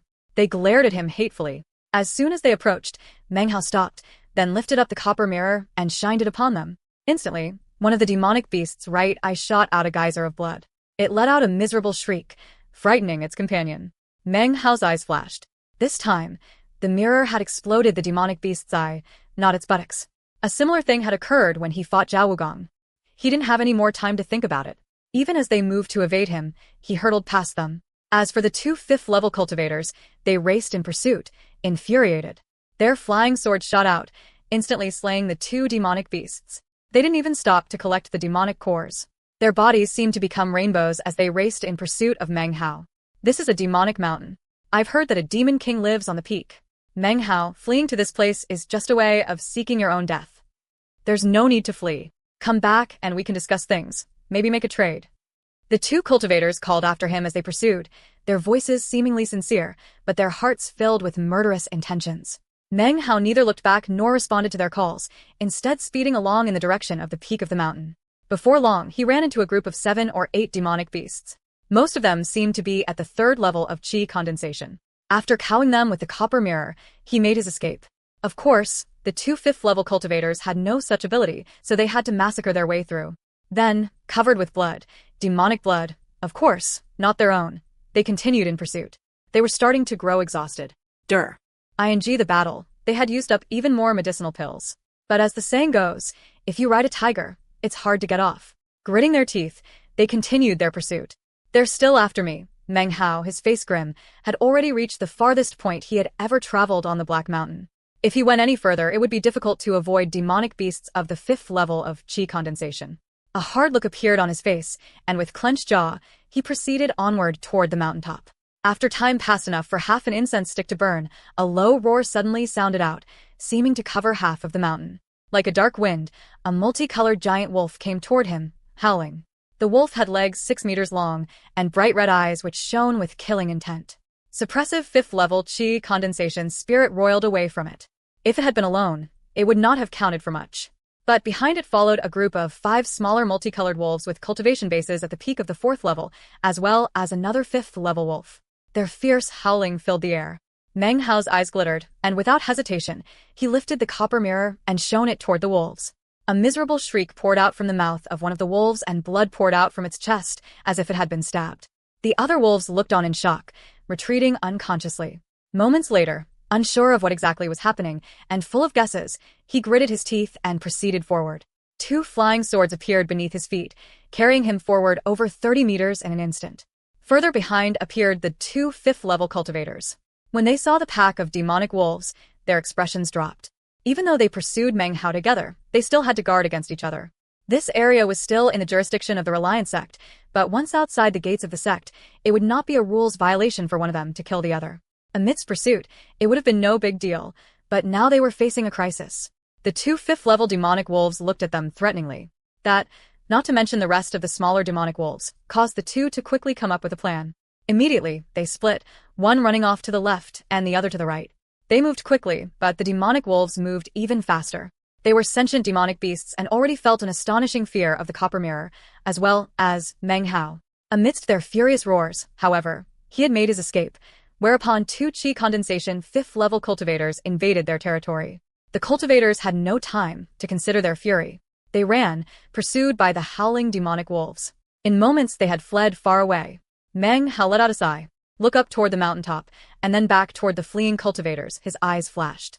Those demonic beasts will cause them a bit of trouble, and will keep them off my tail for a while. But the 4th 2-hour period is almost here. The pill beacon will shine again, and then they'll be able to find me. Meng Hao looked again toward the mountaintop. He clenched his jaw and ran forward. Shortly after that, a beacon of light burst out of his bag of holding, shooting up into the sky. Even someone a great distance away would be able to see it clearly. Every 2 hours, the beacon would appear, as it had already a few times today. This was the 4th time. Meng Hao proceeded carefully, trying to avoid as many demonic beasts as possible. Most of the ones he saw were of the 5th level of qi cultivation, so of course he feared them. It seemed they preferred to move about in groups, not alone, so even though the copper mirror provided some protection, he did his best to move around them. As such, his speed was reduced and he could not run. Time slowly passed, nearly an hour. Suddenly, a massive, furious roar sounded out throughout the whole mountain. At the same time, Meng Hao burst out from the thick forest, a worried expression on his face. Chasing him were 7 or 8 psychic demonic apes. They were furious and extremely fast, pursuing Meng Hao with unbridled fury. 3 of them were of the 5th level of qi condensation, and this made Meng Hao groan inwardly. He had been very careful so far, and hadn't imagined that even as he carefully made his way around the troop of demonic apes, the mirror would of its own volition suddenly attack them, exploding one of the apes whose fur was so long it dragged on the ground. This, of course, raised the fury of the rest of the demonic apes. Even if it is a demonic ape with super long fur, it doesn't mean you have to act like this, said Meng Hao bitterly, looking at the copper mirror in his hands. He realized that he still didn't fully understand all the mysteries of the mirror. Now, though, he didn't have time to think about it. He ran down the mountain away from the demonic apes. Looking back, he saw that the apes were closing in on him, so he waved the copper mirror, and another miserable shriek rang out. At that exact moment, Meng Hao saw that ahead of him, which was about the halfway point down or up the mountain, glittered the aura of flying swords. His eyes shone, and he raced forward. In an instant, he was almost upon a group of 4 cultivators of the 4th level of qi condensation. One of them was Shangguan Song. They were in close combat with several demonic bears. Blood filled the air, and it appeared that they had the upper hand, as the corpses of 2 demonic bears lay at their feet. Meng Hao. They caught sight of him almost as soon as he caught sight of them, and their eyes filled with murderous intent, especially Shangguan Song's. They appeared to be exhausted. Their journey in the Black Mountain had been wrought with battle. Originally, they had been 10 strong, but most of them had already given you. The 4 remaining had exercised control over their cultivation bases with gritted teeth and followed after the pill beacon until they found themselves in this brave fight against the demonic bears. When they caught sight of Meng Hao, their eyes grew red, and they subconsciously wanted to switch the target of their flying swords attacks. Dear brothers, I received your orders to attract the attention of this troop of demonic apes. Quick, make your move. As Meng Hao approached, he ignored the flying swords and shouted his words loudly so that the pursuing psychic apes would be sure to hear. Even as the words were out of his mouth, shockingly furious roars reverberated from behind him as the 7 or 8 psychic apes burst out from the trees, their red eyes glowing. Meng Hao, you're shameless. Damn it, you're too despicable. The 4 men's faces fell, and they tried to fall back, cursing Meng Hao. But the fight with the demonic bears wouldn't permit it. Meng Hao, who was still worried about the whole situation, had already passed them, and the red-eyed demonic apes charged forward furiously. Meng Hao looked back at the 4 of them, killing intent appearing in his eyes. He slapped his bag of holding, and some flying swords shot out with a low hum. The explosion thundered out, as the flying swords exploded. Meng Hao instantly sent 2 flame serpents to follow them, and several nearby trees exploded into bits. Borrowing some of the momentum from the explosion, Meng Hao swallowed a mouthful of blood and shot away. Behind him, the 4 cultivators were impeded by the explosions. As for the demonic apes, they had lost sight of Meng Hao. But the cultivators were right there in front of them, so they attacked instantly. Miserable screams rang out, and Meng Hao continued onward without a backward glance. This place isn't too bad, it's just a bit dangerous. Meng Hao ran along until he was sure the demonic apes weren't following him, then stopped, panting. He looked around. It's not easy to keep hold of a dry spirit pill, he murmured. He looked down at his bag of holding and let out a sigh, feeling somewhat distressed. I've already wasted 31 flying swords, and each one of those is basically a spirit stone. I've also consumed several medicinal pills, each of which is also equivalent to a spirit stone. And it isn't even the 5th 2-hour period yet, Meng Hao laughed bitterly, feeling twisted at heart. In the end, if I can consume the dry spirit pill and make a breakthrough in my cultivation base, then it will all be worth it. Veins of blood had appeared in his eyes. He was like a gambler who intended to win at any cost and had gone all in. If those 4 4th-level disciples don't get killed, they'll definitely be exhausted, and I doubt they'll be willing to continue their pursuit. Now, all I have left to worry about are the 2 5th-level cultivators. His expression grew somber. His opponents had higher cultive Asian bases than him, and there were 2 of them. It would be difficult to stand up to them, and as far as he was concerned, it wasn't worth it to kill them. The cost in spirit stones would be too great. He rested for a bit, looking up at the mountaintop. Then he gritted his teeth and began to run. The 5th 2-hour period arrived quickly, and almost as soon as the pill beacon shot up into the sky from his bag of holding, he heard the sinister voices of his 2 opponents coming from either side of him. Meng Hao, you can't escape. Hand over the dry spirit pill to me. I can let you die with your corpse intact. Otherwise, I'll leave you here for the beasts, and nothing will remain of you. Even as their voices echoed off into the distance, the 2 cultivators' bodies flashed like rainbows as they charged towards Meng Hao. Determination filled Meng Hao's eyes, and he fled onward. It appeared that up ahead was the resting place of some demonic beasts. Chapter 22, A Sword Resting in Demonic Python Skin. Not much time had passed. It seemed as if the entire Black Mountain were seething. The roars of demonic beasts shook the air, rising and falling one after another. Even more frequent were the miserable shrieks which sounded out. The 10 or more cultivators who had dared not further their pursuit into the mountain looked pale. Fear filled their hearts, and now they were even less willing to enter the mountain than before. What happened? How come it seems like all the demonic beasts in the whole mountain are in a rage? What's going on? Elder brothers Yin Tianlong 1 and Zhou Kai 2 are both of the 5th level of qi condensation, but even they would have a hard time raising the wrath of the entire mountain. Could they have used some unique and special technique? The small crowd at the foot of the mountain made their guesses, listening to the deafening roars. As far as Yin Tianlong and Zhou Kai, they had already been tormented to near madness by Meng Hao's tricks. They watched helplessly as Meng Hao moved about up ahead in the distance, along with vast amounts of demonic beasts. Based on the hatred in their eyes, if looks could kill, Meng Hao would have been dead several times over. Yet, within the hatred was helpless exhaustion that only Yin and Zhou could truly understand. Every time they had begun to chase Meng Hao again, he had constantly used some sort of demonic magic to provoke all types of demonic beasts. With the mere flick of a sleeve, he would cause some part of a demonic creature's body to explode. The stench of blood filled the air, slowly driving the creatures crazy. Seeing so many demonic creatures made their scalps go numb, as the creatures didn't just pursue Meng Hao. Once the creatures caught sight of the two of them, they would begin chasing after them. Then, some distance away, Meng Hao would slip away like a loach. Damn it. I curse you to die in the belly of the beasts, roared Zhou Kai. Next to him, Yin Tianlong sighed. Looking even more exhausted. Time slowly passed, and the beginning of another of the 2-hour periods approached. In the darkness of night, the pill beacon was dazzling. As it revealed Meng Hao's position, Zhou and Yin gnashed their teeth and pursued. As usual, Meng Hao used his demonic magic to provoke more demonic beasts, then led them to Zhou and Yin, whereupon he would watch them disappear amidst the pack of furious creatures. How can he have not been devoured by a demonic creature already? Zhou and Yin were exhausted to the bones, whereas Meng Hao skipped and jumped about, filled with energy. Seeing this, hatred filled them to the marrow, and their gums itched with hatred. But there was nothing they could do. In truth, Meng Hao was also exhausted. Every time the pill shone, he was forced to immediately arouse the attention of some demonic beasts. Of course, the copper mirror allowed him to stop the fastest creatures screaming in their tracks, thus giving him time to escape. Were it not for that, he would have long since dropped to the ground in fatigue. Suddenly, he realized that he had reached the top of the mountain.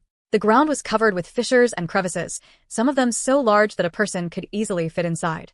Panting, Meng Hao sat down behind a boulder to rest, looking down at the copper mirror in his hands. It was burning hot, as if everything that had happened today had made it incredibly excited. With a bitter smile, Meng Hao looked around and noticed a massive fissure up ahead, out of which seeped a thick black mist. Just then, a roar suddenly erupted from the giant fissure, the same roar that earlier had quelled all the fierce beasts on the mountain. The roar seemed capable of shaking the whole world. It resounded like a thunderclap. In an instant, the entire area was clear of all demonic beasts, as if the entire mountain now contained only this roar. The roar seemed to vibrate even Meng Hao's mind, dispersing all the spiritual energy within his body. His facial expression changed. This roar was familiar. In his previous visits to the regions near the Black Mountain, he had heard it. It was a sound which curdled both blood and qi, leaving one's mind filled with unease. As the roar sounded out, Meng Hao forced his eyes to remain open and watch as the black mist poured out of the fissure. As the mist dispersed, Meng Hao was able to see a huge black python, over 6 meters thick, with a heinous and fierce countenance. About half its length had suddenly moved out of the fissure. It looked to be in pain, and its fierce roar shook heaven and earth. Meng Hao spat out a mouthful of blood. He leaped out from behind the boulder and flew down the mountain, not daring to remain behind. But then he stopped, his curiosity having gotten the better of him. When he went back to take a second look, he noticed something interesting. The python's body, half of which was visible sticking out of the fissure, seemed to be healing. It looked as if it had 2 sets of skin. It coiled up on itself, rubbing the outer skin to shed it away. It's shedding. Upon recognizing what was happening, Meng Hao sucked in a breath. He knew that pythons were weakest during the time in which they shed their skin. It took a while for it to happen, especially if the python were demonic in nature. With a body as large as this one, it would probably take even longer, perhaps several years. No wonder you can hear it roaring all the time. It must have been in the process of shedding for years. His gaze shifted and he noticed something else in addition to the python. Upon closer inspection, he gaped in amazement. It was a flying sword. It appeared to be exceedingly primitive, with no special characteristics at all. But it had been stabbed deeply into the python's body. It appeared to have been there for quite a long time, many years perhaps. The area around where the sword had stabbed into the body was dry and withered, which attested to the power of the sword. This demonic python has a cultivation base of at least the 7th level of chi condensation, perhaps the 8th. Maybe even the 9th. His mouth grew dry. He could only imagine how tough the python's skin was, which only further attested to how amazing the primitive-looking flying sword was. A flying sword which can stab a demonic creature like this must be a true treasure. Meng Hao palpitated with eagerness, then let out a dejected sigh. With a cultivation base at the 4th level of chi condensation, acquiring the sword was little more than a dream for him. Even if he were at the 5th level, it would be equally impossible. Shaking his head, he headed down the mountain, eyes glittering.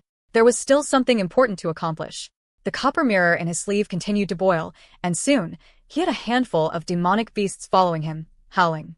A few hours passed and dawn broke. The last of the 12 two-hour periods would soon end. Zhou and Yin had already given up all hope. They stared up at Meng Hao, who sat cross-legged further up the mountain. If the two of them made the slightest move, he would rile up a group of beasts, and not only would they not succeed in their goal, they would most likely be injured. Couple that with their exhaustion, and the only thing they could do was gasp for breath and stare venomously at Meng Hao. Damn it. Meng Hao, how could you escape me? Zhou Kai panted for breath, then let out a helpless howl. Meng Hao really was a loach that could come and go like a shadow within the jungle. Don't you have your own skills? Said Yin Tianlong, who wasn't very far away. Able to neither kill nor pursue, he was half mad, and his words seemed to contain no logic. Can you just not flee? There's no need to use such wicked demonic magic to send beasts after us. Why don't we have a fair fight? My cultivation base isn't as high as yours. How could I fight you? Said Meng Hao, also pant. If you want to keep chasing me, I don't really have any other choice. He swallowed another medicinal pill. Never before in their lives had Zhou and Yin ever met anyone as seemingly unreasonable as Meng Hao. They both felt regret at heart. If they had known it would turn out like this, they would never have chased after him to steal the pill. Time slipped by, and the hour approached for the sealing spell on the pill to dissipate. Yin Tianlong let out a long sigh. With a bitter laugh, he shook his head. There was nothing left he could do. He couldn't pursue or attack, lest he be forced to face demonic beasts. His medicinal pills were exhausted, and he had lost 2 flying swords.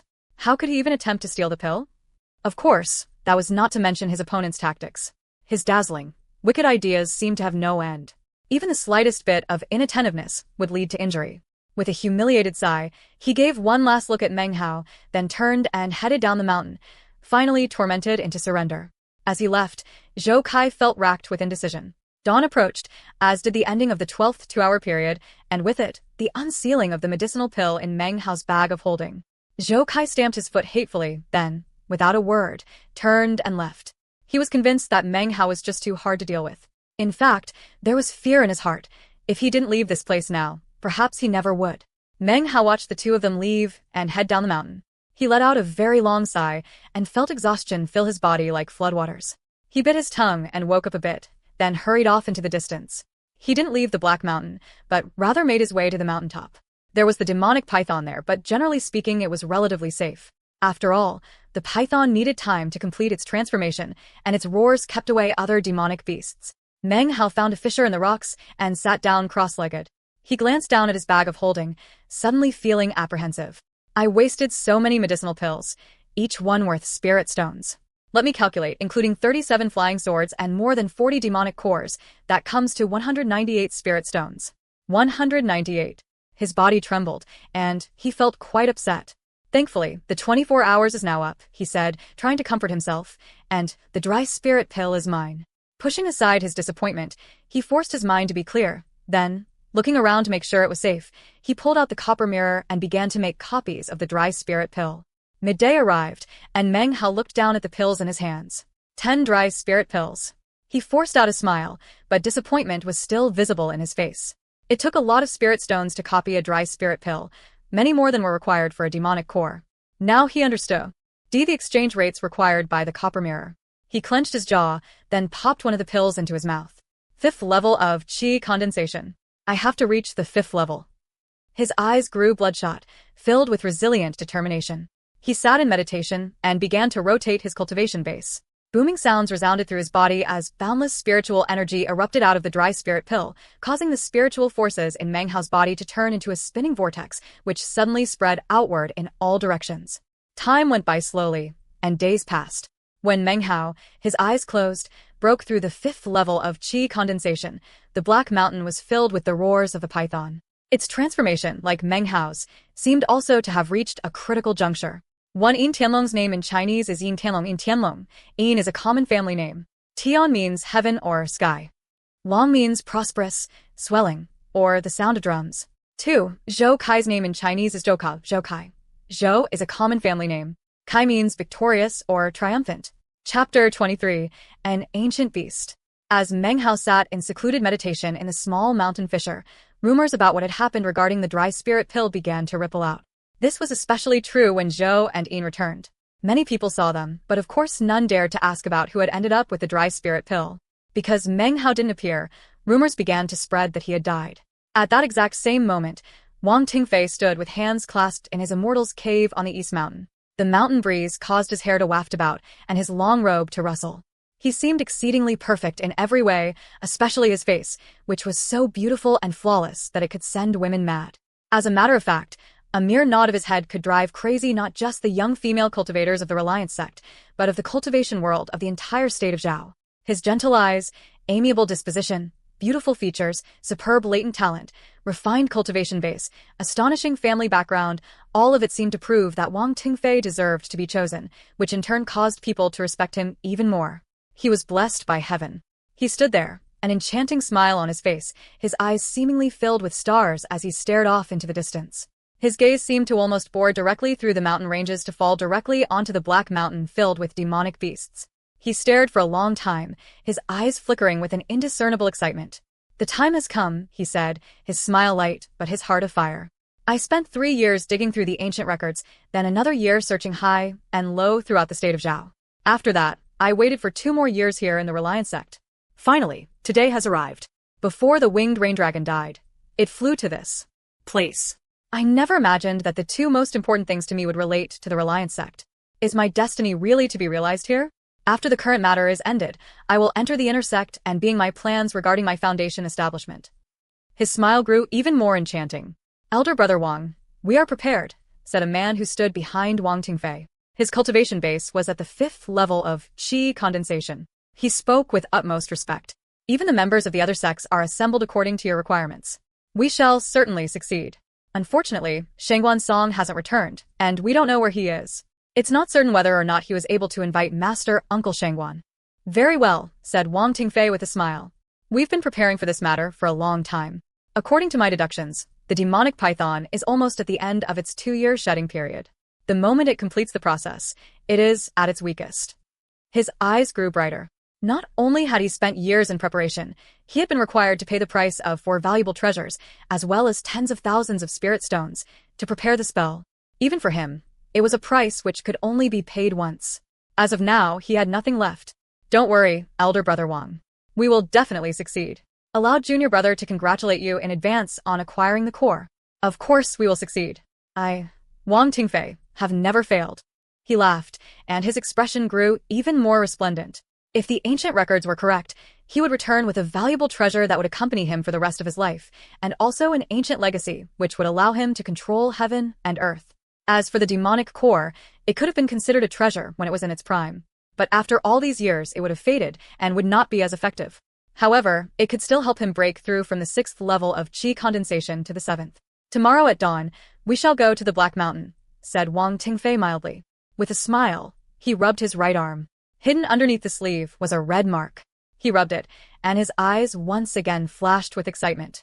It was a mark left by a blood drop which had fallen onto him from the heavens when he was 6 years old.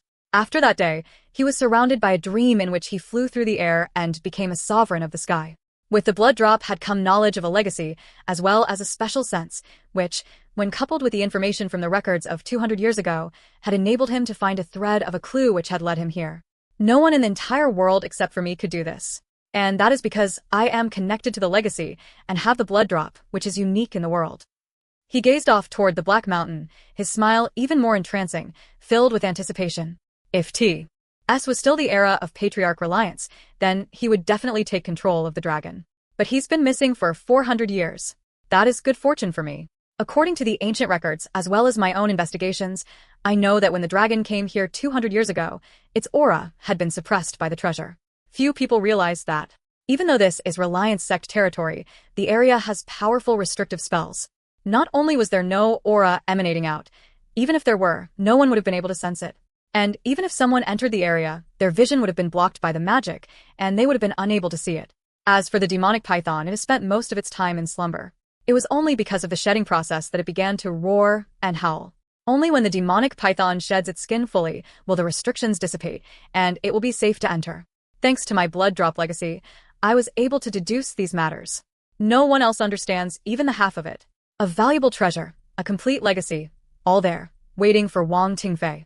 His smile growing wider, he flicked his sleeve and walked back into the immortal's cave. Moonlight circled around him, unwilling to part from him. The mystical scene caused the other cultivator's expression to be filled with even more veneration.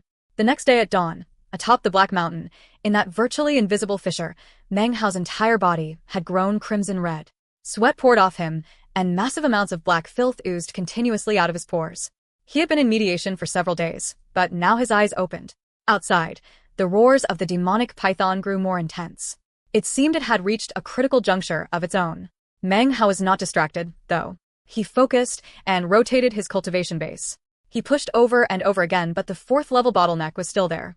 His eyes red, he swallowed 10 dry spirit pills, whereupon his head began to buzz, and his body trembled violently. A loud ripping sound could be heard, and it seemed as if his body were floating like a piece of paper in the wind. Inside his body, his qi and blood vessels sparkled like crystal, nearly transparent, like an otherworldly omen. The spiritual energy in his body whirled, forming a magnificent lake. It wasn't a big lake, but it was a lake nonetheless. The lake, the core lake, existed in Meng Hao's Dantian region, quite heavy. Meng Hao knew that he could control the power and enable it to erupt with the power of the 5th level of qi condensation. To a cultivator who had reached foundation establishment, it was weak and insubstantial, but as far as qi condensation went, the 5th level was a watershed, the second watershed being the 7th level, followed by the 9th. His head buzzed for quite some time.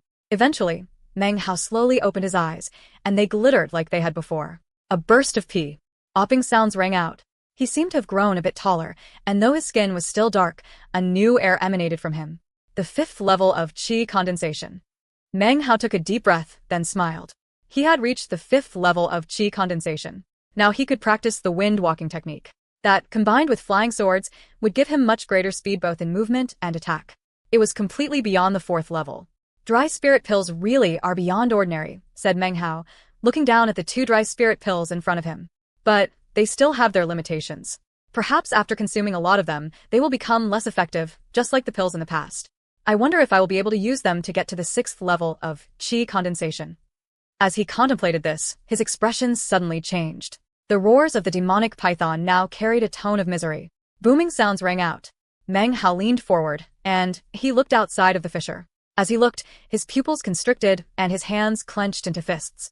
Not far away on the mountaintop was a white-robed youth, extraordinarily beautiful, as if his perfect body was a blessing from heaven. A golden flying sword rotated around him, and the wind blew furiously around as he battled with the demonic python. It was none other than Wang Tingfei. He smiled calmly, and his kind, amiable eyes made him seem like the sun. He seemed to glow, as if he could eliminate all the shadows around him. When he attacked, he seemed perfect, as if the heavens approved his each and every movement. Around him were at least 9 others, one of whom was Shangguan Xiao. He flicked his sleeves as he took the lead in battling the demonic python. As for the others, all of them had qi condensation levels of the 7th level or higher. All were strangers whom Meng Hao had never seen before. They surrounded the demonic python, preparing to kill it. Booming sounds rang out, and the python let out astonishing roars. Meng Hao stared at Wang Tingfei, not moving a muscle. But deep in his eyes was a dark look that slowly grew, replacing any mildness until it filled his eyes. After a short bit of time, the demonic python's roars grew more and more miserable, and wounds covered its body. Blood splattered everywhere. This truly was its weakest state. The surrounding cultivators attacked even fiercely. Wang Tingfei smiled, as perfect as ever, his eyes filled with an indiscernible excitement. He had waited for this day for a long time. Suddenly, from 2 peaks of 9 surrounding mountains, shining silvery light coiled up and linked together to form a spell. The spell ever so slowly filled the air, then broke into countless silver threads, which then turned into a silver fog that shot down toward the ground. It seemed that they were preparing to seal the demonic python. But, just then, the python looked up toward the heavens and let out a roar which resounded out over T.E. Black Mountain, shaking everything. Suddenly, On top of the python's head appeared the ghostly image of a beast. The creature was bright red, with enormous wings and a hideous-looking head. Its sharp claws glittered, and it had a long tail. The instant the phantom appeared, the swirling winds in the sky seemed to change colors, and astonished expressions appeared on the faces of everyone present. Only Wang Tingfei's eyes appeared more excited. Fortunately, the ghostly image appeared for only a moment, then disappeared. When the ghostly image disappeared, the demonic python shot out of the deep fissure, its body sleek and smooth. It let out a frightening roar and spit reddish mist out of its mouth, an attack which then shot out in all directions. The cultivators couldn't avoid it, not even Wang Tingfei, and they could only watch helplessly as it enveloped them, then shot out into the distance. Because of the attack, when the silver fog fell from the sky, it didn't just fall down upon the demonic python, but Wang Tingfei and the others as well. As the silver fog descended upon them, Meng Hao's heart began to thump wildly. Before, he had seen a sword sticking out from the demonic python's body. But as of now, the sword was nowhere to be seen. Without the slightest hesitation, he leaped up and, moving faster than he ever had in his life, jumped onto a flying sword and shot toward the top of the mountain and the large fissure. Go, go, Go, Meng Hao said under his breath. Without any regard for safety, he charged into the fissure-like cave, ignoring the strange odor which filled the air. As he moved deeper into the cave, he saw a massive snakeskin, stuck into which was the small, primitive-looking sword. Without even a pause, he grabbed the sword, his heart thumping, face flushed with excitement. Just as he was about to leave, his eyes widened. Despite his extreme level of excitement, he was still able to gasp in shock. The thing really was a python skin, but it was also something else, something shockingly frightening that Meng Hao had never before seen in his life. It was the corpse of a creature. A massive, shriveled corpse, several hundreds of meters long. The black mountain seemed to be hollow inside, and the creature's corpse filled more than half of it. Also visible were two gigantic, mostly disintegrated wings. Despite being dead, the creature's massive, hideous head was incredibly frightening. This creature looked the same as the ghostly image which had just appeared, and now it was clear that the so-called demonic python was actually the creature's tail. A tail that becomes a demon, said Meng Hao, stupefied. What demonic beast is this? If it's a demonic beast, it must have a demonic core. He clenched his jaw. Based on his experience collecting demonic cores, it wouldn't be located in the creature's belly. Most demonic cores were located in the head. He dashed toward the horrific-looking head, and with a swipe of the primitive-looking sword, split it open. Sure enough, inside was a shriveled demonic core. He grabbed it, and was about to leave, when suddenly his heart began thumping even harder. From his current position, he could see that beneath the head of the creature's corpse was a skeleton. Who knew how many years the skeleton had lay crushed under the head? Next to the skeleton was a golden-colored bag of holding. Blood boiling, Meng Hao suddenly had the feeling that his destiny was thick in this place. He had acquired the sword, the demonic core, and now a golden bag of holding. He snatched it up, then shot out of the cave like the wind, and then down the mountain, filled with incredible excitement. I've struck it rich. This time, I've really freaking struck it rich. Meng Hao had only been inside the cave for the space of about 10 breaths, and in 10 more, he was gone from the mountain. The moment his shadow disappeared, a shape began to descend from the silver fog that hung in the sky. It was a person wearing a white robe, Wang Tingfei. With a flick of his sleeve, he floated down slowly. He looked around for a moment, then sped toward the cave. Chapter 24. Who was it? Wang Tingfei looked so excited that if anyone could have seen him, they would have been shocked. No one had ever seen such an expression appear on his face. To other people, Wang Tingfei was a chosen, with a mild expression, amiable smile, and beautiful appearance, perfect in every way. But at the moment, he could not help but show his excitement. He had prepared for this moment for years, had spent so many resources, all to get to this point, a point he had looked forward to for years. He would finally have a treasure he could carry with him for his entire life. His heart nearly burst with frenzied excitement. One of the main reasons he had joined the Reliance sect to begin with was to acquire this treasure. Moving as fast as he could, he entered the cave. When he caught sight of the massive, frightening corpse, he let out a loud laugh and his eyes glowed. He dashed toward the creature's tail, the part that had turned into the demonic python. He searched about for a while, whereupon a look of confusion appeared on his face. His eyes widened. After looking across the entire corpse, he stood there looking dumbstruck. What's going on? It can't be. The treasure can only be acquired after the python sheds its skin. The only safe time to enter is right now. How could it not be here? It's impossible. A heinous look filled his eyes, and his head spun. He searched the corpse again, seeking out the place where he remembered the sword should have been sticking out. When he found it, it was clear that the sword had already been taken. Wang Tingfei's body began to shake, and an unbelievable fury appeared in his eyes. He let out a howl that shook the entire Black Mountain. That was when he noticed that the corpse's head had been split open and the demonic core removed. When he saw the skeleton, his mood sank even deeper, and he barely even looked at it. His whole person appeared savage with fury. He dashed outside and pulled up his sleeve, hoping to get some reaction from the blood drop on his arm. But there was no reaction whatsoever. In fact, it was as if the blood drop had been wiped away. He searched the Black Mountain high and low but found nothing. In the end, he returned dumbly to the cave and looked at the creature's corpse. He let out another shrill shriek. I spent 3 years searching the ancient texts. 3 years, with no time for cultivation. I spent hundreds of thousands of spirit stones before I found the clue from 200 years ago that led me to the flying rain dragon. His body trembled, and his face contorted. Any beauty at all in him was gone, replaced by madness. I spent a year searching throughout the state of Zhao, in the mountains and the wilds. I went everywhere, all the districts. The reactions of the blood drop finally led me here. His eyes red, he clenched his fists angrily. Anyone who saw him like this would surely be shocked in the extreme. For the treasure, I deigned to begin my spiritual studies in this damned Reliance sect. Damn it, damn it. I've had to endure for nearly 3 years already. His heart ached, as if it had been stabbed with an invisible sword that smashed his arrogance to pieces. Up until now, he really had never believed that he could possibly fail. To prepare the spell to suppress the dragon, I spent all my remaining spirit stones. I used some precious influence from my clan to suppress information about the ancient flying rain dragon from getting out. I even refused the aid of my clan members because I wanted the treasure and the legacy to be the true starting point of my training.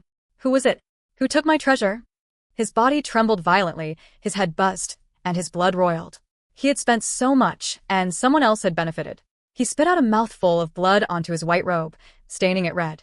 It was like a man in the mortal world who paid the bride price, bought a luxuriously decorated mansion, found the most beautiful bride, then arranged an amazing wedding feast to which he invited countless friends and family. Then, in front of everyone's eyes, filled with anticipation, he entered the nuptial chamber and saw his beautiful, blushing bride in her red wedding gauzes, then threw himself upon her, only to suddenly find he had become a different person. Everything that belonged to him was suddenly being enjoyed by some other bloke. Even his face had been taken away.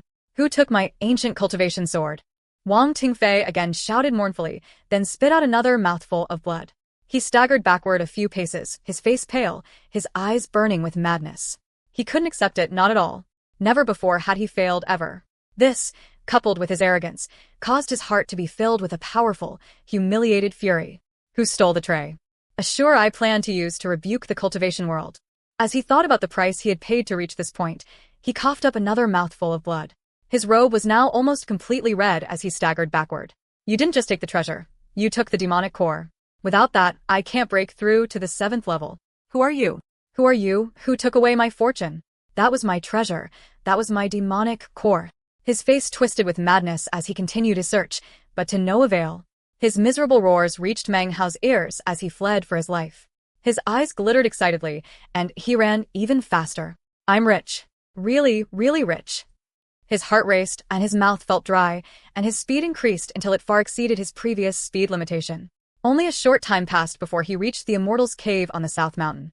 He had guessed that the treasures he'd taken were very important to Wang Tingfei. Since he had virtually stolen them, he could not very well announce their existence publicly. He wanted to hide himself away as well, but if he did so, it would only attract more attention to himself. Instead, he should place himself in the open and attach himself to a position of reason, be bold and assured, with justice on his side. He licked his lips, and his eyes fairly shone.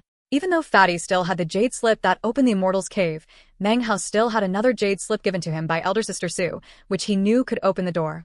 If there were only one key, how could she have opened the door when he sat counting his spirit stones that one time? When he entered the Immortal's Cave, he didn't see Fatty. At first, he was worried. But then he realized that even though Fatty looked naive, he was actually quite clever and wouldn't let himself be taken advantage of. Not thinking about it any further, he sat down cross-legged, took a deep breath, and pulled out the golden bag of holding. He grew even happier at the sight of it, and when he opened it, he started to murmur softly to himself. It's so big. It seems it can hold what? Before he even finished a sentence, his body grew stiff, and he sucked in another breath. When he looked in the bag of holding, his mind went blank, then began to buzz. Holy crap. Holy crap. I really am rich. His hands trembled as they gripped the bag of holding. It took a few moments for him to get his thoughts in order again. He pulled out a spirit stone with a shaky hand. The spirit stones in the bag were not quite the same as his other spirit stones. About as big as a finger, the spiritual energy which swirled about in them was not dense, and they also contained a strange swirling mist inside. And the sheer amount inside the bag of holding were over 2,000 spirit stones. He had never seen such a vast amount of wealth in his entire life. He could not even breathe for a moment. His body trembled, and he stared blankly. And the spirit stones, the only things in the bag were some articles of clothing and a few other miscellaneous items. Sweat began to drip down Meng Hao's forehead. It wasn't hot inside the immortal's cave, but his body felt as if it were burning. After a bit of time went by, he began to laugh, a hearty laughter filled with joy. These spirit stones are strange. They're big, but their spiritual energy is just average. But the quantity, ha ha ha. After some time passed, he got himself under control. Licking his lips, he pulled out another of the objects he had acquired, the withered demonic core. He looked at it, his eyes gleaming intensely. He took a deep breath. That gigantic demonic beast must have been dead for many years. Eventually, its tail transformed into a demonic python. It must have been incredibly powerful when it was alive. And its demonic core, Meng Hao's breathing grew ragged as he looked at the hard, dried-out core. He brought out the copper mirror, intending to make some duplicates. Almost as soon as he pulled it out, and before he could even place the demonic core on its surface, the mirror suddenly began to burn so hotly that it almost injured Meng Hao's hand. An invisible force burst out from the mirror, charging toward the demonic core. A bang sounded out as the core in Meng Hao's hand was struck by the invisible attack. In an instant, another invisible force shot out from the copper mirror and struck out at the demonic core. It was as if the demonic core had suddenly turned into a long-furred demonic creature, and the copper mirror had gone mad with the desire to destroy it. Meng Hao was dumbstruck. He instantly grabbed the mirror and, enduring the pain, shoved it back into his bag of holding. The demonic core dropped to the ground with a thump, a multitude of small cracks now visible on its withered surface. Damn it. This is a demonic core, not a furred demonic beast. Meng Hao painfully hurried to pick up the core. It was a good thing the withered demonic core had a tough outer crust. The copper mirror's violent attack had damaged its surface, and now, a small gleaming pellet was visible, from which wafted the aroma of dense spiritual energy. It instantly filled the immortal's cave and caused his eyes to glitter. Considering the violent reaction of the copper mirror, he didn't dare to attempt to duplicate it. He hesitated for a moment, then stored it away. After taking another deep breath, he pulled out the third of his acquisitions, the small, primitive-looking sword. Holding in front of him, he smiled. This sword is incredibly sharp. It could stab into the demonic python, and was even able to split that giant demon's head open. It's definitely something special. He looked at the small sword in his hand. It was made not of gold or iron, but wood. On its surface were some faint lines of gold that seemed to have some sort of magical properties. Even though it seemed primitive, even just thinking about the wooden flying sword and its incredible sharpness made Meng Hao incredibly excited. Chapter 25. Sovereign of the Sky. This treasure must have a special history. Meng Hao swung the wooden sword, then stabbed it into the ground. It went in easily. Smiling, Meng Hao pulled it out, even happier than before. Suddenly, he lifted his head, looking surprised. He sensed that the spiritual energy in the immortal's cave was suddenly thinner than before. Actually, it seemed to have completely disappeared. Even though there wasn't originally a huge amount of spiritual energy, for all of it to disappear should not be possible. Spiritual energy was the chi of heaven and earth, which pulsed through various mountains like great arteries. The Reliance sect was just such a place. It should be impossible for the spiritual energy to suddenly dry up for no reason. Curious, Meng Hao stabilized his aura and concentrated, casting his senses about. Suddenly, he looked back at the wooden sword, disbelief covering his face. He had just discovered that all the spiritual energy in the room had been absorbed by the wooden sword. The sword, it can absorb spiritual energy. Meng Hao was shocked. After a moment, he slapped his bag of holding and produced a spirit stone. After placing it next to the sword, he watched as the spirit stone slowly grew dark over the space of about 10 breaths. He picked the spirit stone back up, feeling a bit sad at the loss of a spirit stone, but excited at the same time. This sword, it truly, is a great treasure. He gazed at the sword with a look of determination, then slowly drew it across one of his fingers. With ease, it sliced open a cut. Meng Hao focused on his cultivation base. Sure enough, he felt the spiritual energy in his body being sucked out continuously through the cut. He covered his finger, excitement clear in his eyes. Within moments, the wound had healed, and Meng Hao gazed at the sword, laughing foolishly. If I used the sword when battling a magic user, all I would need to do is cut them, and their spiritual energy would be drained away, and I could trample over them. Too bad, I only have one. If I had 2 or 10, or 100, then I could drain my opponent's spiritual energy even faster. How astonishing would that be? An image appeared in his mind of himself wielding 100 wooden swords, all stabbing into Wang Tingfei's body. His journey into the Black Mountain and spending all those spirit stones had definitely been worth it. With that thought, he suddenly took a deep breath and pulled out the copper mirror. I wonder how many spirit stones. He hesitated for a moment, but couldn't stop thinking about how amazing the sword was. He placed it down onto the mirror. As soon as it touched the surface, the mirror flashed, and the sword was sucked inside. Meng Hao had never seen this happen before, and it caused him quite a shock. He tried to grab the mirror to stop it, but was too slow. The wooden sword was gone. What's going on? Damn it, mirror, I went through a lot of painful hardships to get that sword. Okay, calm down, calm down. Panting a bit, he forced himself to grow calm. After considering for some time, he took out a spirit stone and placed it onto the mirror. It disappeared. Has it already started the duplication process? Meng Hao's heart thumped, and with an anxious expression, he put in another spirit stone. 1, 2, 3. A disheartened expression appeared on his face. The mirror was like a bottomless hole. Before much time had passed, Meng Hao had already put 200 spirit stones into it. Damn it, he wanted to stop, but refused to get to this point and have nothing to show for it. Also, he knew that if he gave up now, it would essentially mean giving up the mirror's duplication ability. He could only endure his frustration and put more spirit stones in. 300, 400, all the way to 1,000. His face grew pale. His hand shook as he held out another spirit stone. When will this end, mirror? Are you stealing all the spirit stones I just got? He gritted his teeth. He'd already dropped in 1,000 spirit stones. He couldn't give up now. With eyes as bloodshot as a gambling addict, he threw in more spirit stones. Finally, when he threw in the 2,000th stone, the mirror began to shine with bright, multicolored light, indicating that the duplication had begun. By this point, Meng Hao was a bit numb. He stared mutely at the multicolored light, which slowly dissipated over a few seconds. When the light was gone, there were 2 identical wooden swords on the mirror. When he saw them, some of the color returned to his face. He picked them up, feeling a mix of emotions from sadness to anger to pain. All he could do was comfort himself. It's okay, no problem, he muttered to himself through clenched teeth. What are a couple thousand spirit stones worth anyway? Just a trifle. You can't get something new without giving up something old. It's worth it to have 2 of these wooden swords.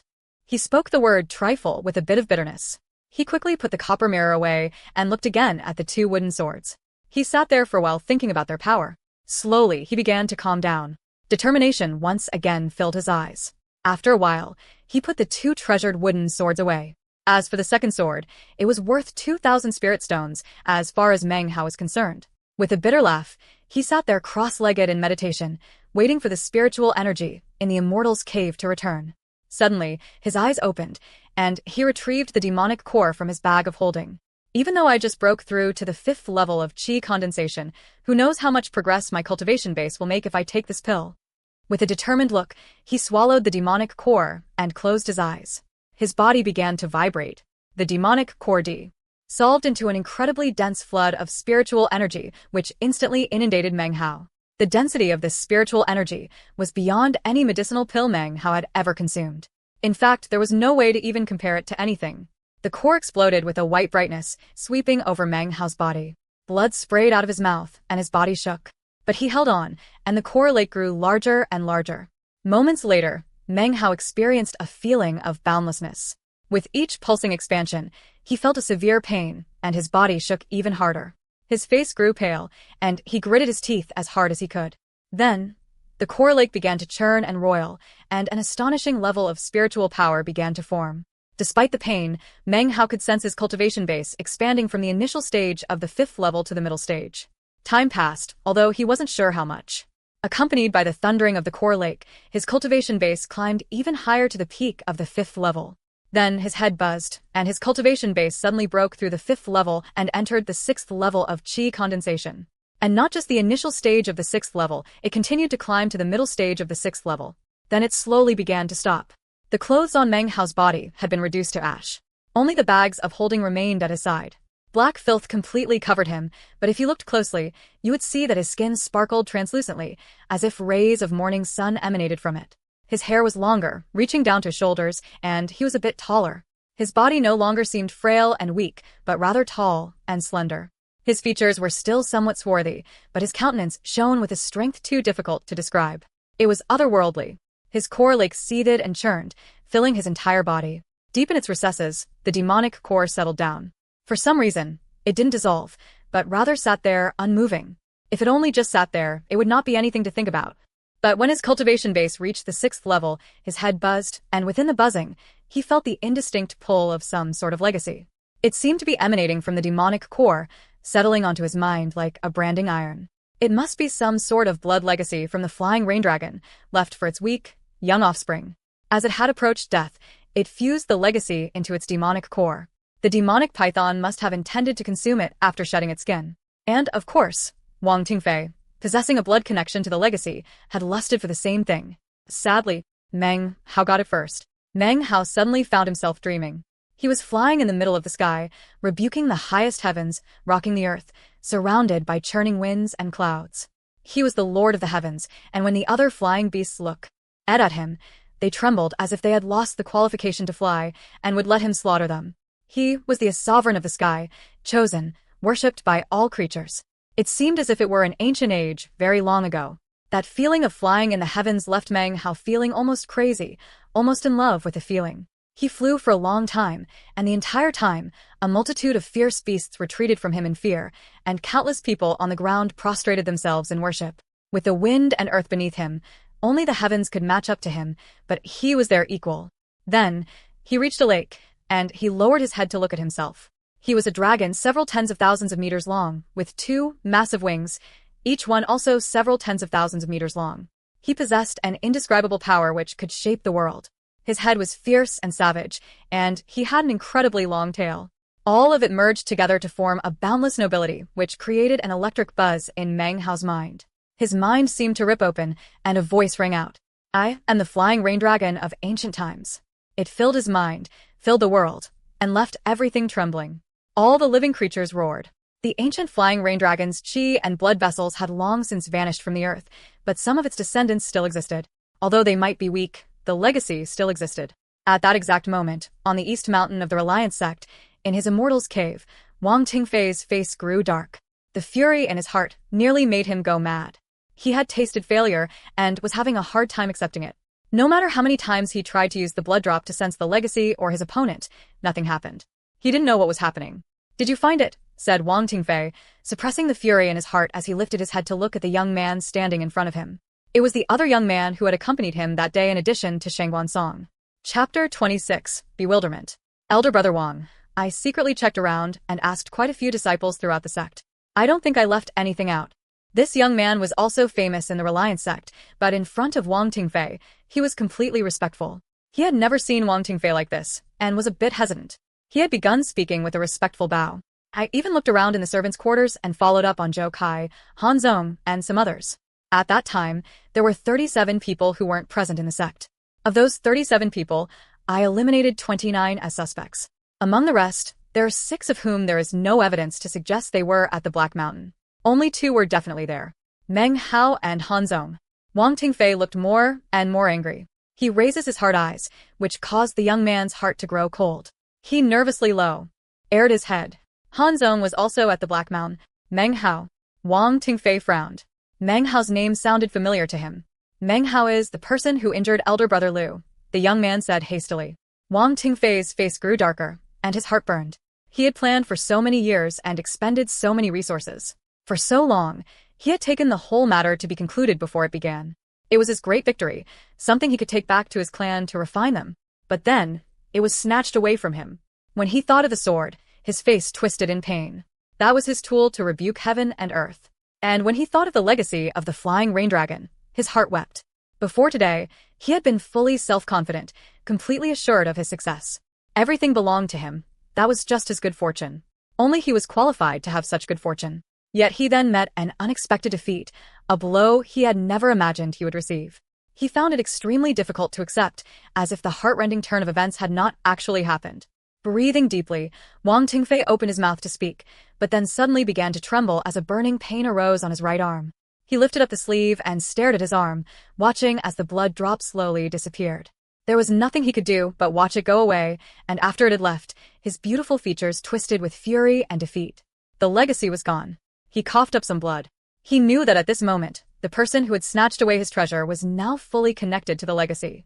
He would never again be able to use the blood drop to sense anything because the legacy had already chosen the other person. When the young man in front of him saw this happen, he grew frightened. He was about to take a step forward when Wang Tingfei suddenly lifted his head up and shouted, "Beat it!" His booming voice reverberated, and the young man's face went white. He had never seen such a succession of different expressions on Wang Tingfei's face. His body cold, he left. Within the Immortal's cave, Wang Tingfei's eyes grew red and his mind seethed as he thought of Han Zong and Meng Hao. He could not help but think about the day he had looked down on the outer sect ants in the square. He frowned, his face growing more somber. He thought about how the blood drop wasn't able to sense the legacy, and how it had been wiped out by his opponent. Regardless of if it were Han Zong or Meng Hao, neither of them should have been able to do it. "Just who are you?" His eyes shot with blood. He slapped his bag of holding and a flash of silver light appeared and coalesced into a silver, octagonal spell device, which floated in front of him. He stared at it for some time, then determination filled his eyes. This was one of the spell devices he had prepared for one of the mountains surrounding the Black Mountain. After being used, it needed to regenerate for several hours, whereupon it could be reused. He had already decided that he would activate the spell device, and even if it injured him, he would cast his senses inside to see who was present that day in the Black Mountain region. Looking at the silver spell device in front of him, Wang Tingfei bit his tongue and spit out a bit of blood. As the blood splashed onto the spell device, his fingers flickered in an incantation pattern, and suddenly his head hummed and his awareness flickered. Amidst the indistinct feeling, he was suddenly able to sense several auras emanating out in waves. 1, 2, 9 people that I invited to help me. These are their auras. Wang Tingfei's face grew pale. The spell device in front of him began to quiver, and cracks appeared on its surface.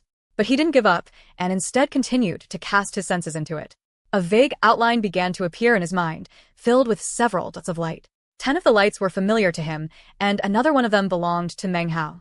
In addition to those, there was another light. Wang Tingfei concentrated for a moment, then was certain it was Han Zong. Unfortunately, the spell device could only keep a record of who was in the region of the 7 or 8 mountains surrounding the Black Mountain, not their specific location. Wang Tingfei frowned, and then suddenly noticed that the outline in his head contained another light.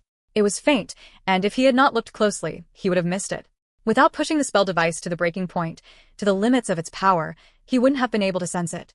His heart trembled, and he concentrated, but even as he did so, his body shook and he coughed up blood. The spell device shattered.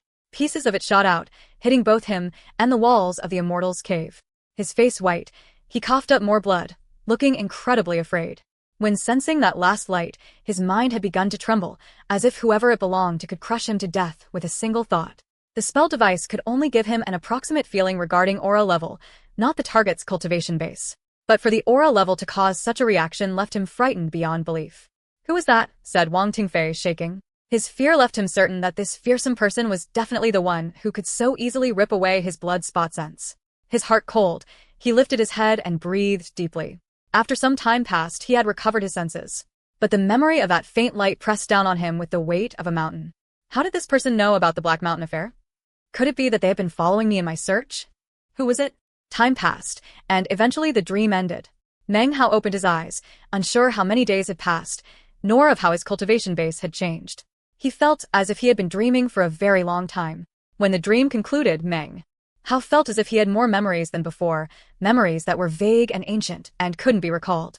But that thirst to fly in the sky still flickered powerfully in his mind. He felt certain that if one day he could really fly through the sky, then the memories in his head would become clear. After some time passed, Meng Hao took a breath, his vision slowly returning to normal. As his senses returned, he felt his cultivation base, then stopped, dumbfounded. The 6th level of Qi condensation? His eyes glittered fiercely, and after thoroughly examining his cultivation base, he nearly went mad with joy. He sensed the majestic core lake and the demonic core floating within, and an amazing feeling began to overcome him. I actually reached the 6th level of Qi condensation. He shook as he stood up, then laughed heartily. His laughter echoed throughout the Immortal's cave. Excitedly, he sat back down cross-legged, closing his eyes and casting his senses about. It seemed as if he could feel everything around him in complete detail. In fact, he suddenly heard Fatty's voice outside. "Meng Hao, you are cursed with ill luck. You took the pill, but I didn't want that to hurt you. Please don't come haunt me. Poor old Master Fatty, I'm actually more cursed than you. Did you know that our business is gone? It was stolen away." Fatty squatted outside the Immortal's cave in front of a small fire, his face pained as he burned yellow paper money. "Meng Hao, When you become a spirit, you have to come back and help me. Look at how much paper I'm burning for you." Tears streamed down his face as he continued to burn the paper money, weeping and wailing. "You come from a poor family, but don't worry. I, Master Fatty, am here to take care of you. I'll come burn paper for you every day so that in the next life you'll be able to buy a house and get a wife. You'll finally achieve your goal of being rich." "Oh, Meng Hao, how could you leave like this?" Fatty's wails grew even louder, as if he were completely heartbroken. Upon hearing this, a strange expression appeared on Meng Hao's face. He opened his eyes. This was the first time anyone had ever burned yellow paper for him, and he wasn't sure whether to laugh or cry. He stood and pushed the main door open with a long creak, then walked out. As soon as he stepped out, Fatty's loud wails suddenly ceased, and he looked up in astonishment. He straightened, his eyes filled with fear. Then he recognized Meng Hao, and he leaped up, gaping. Meng Hao looked at Fatty with a strange expression, then gave a light cough and walked over to the nearby stream and began to clean himself off. He had never been so dirty in his entire life. After cleaning off, he put on a fresh green robe, then used a flying sword to trim his hair. Now he felt and looked like his old self. He turned and smiled at Fatty.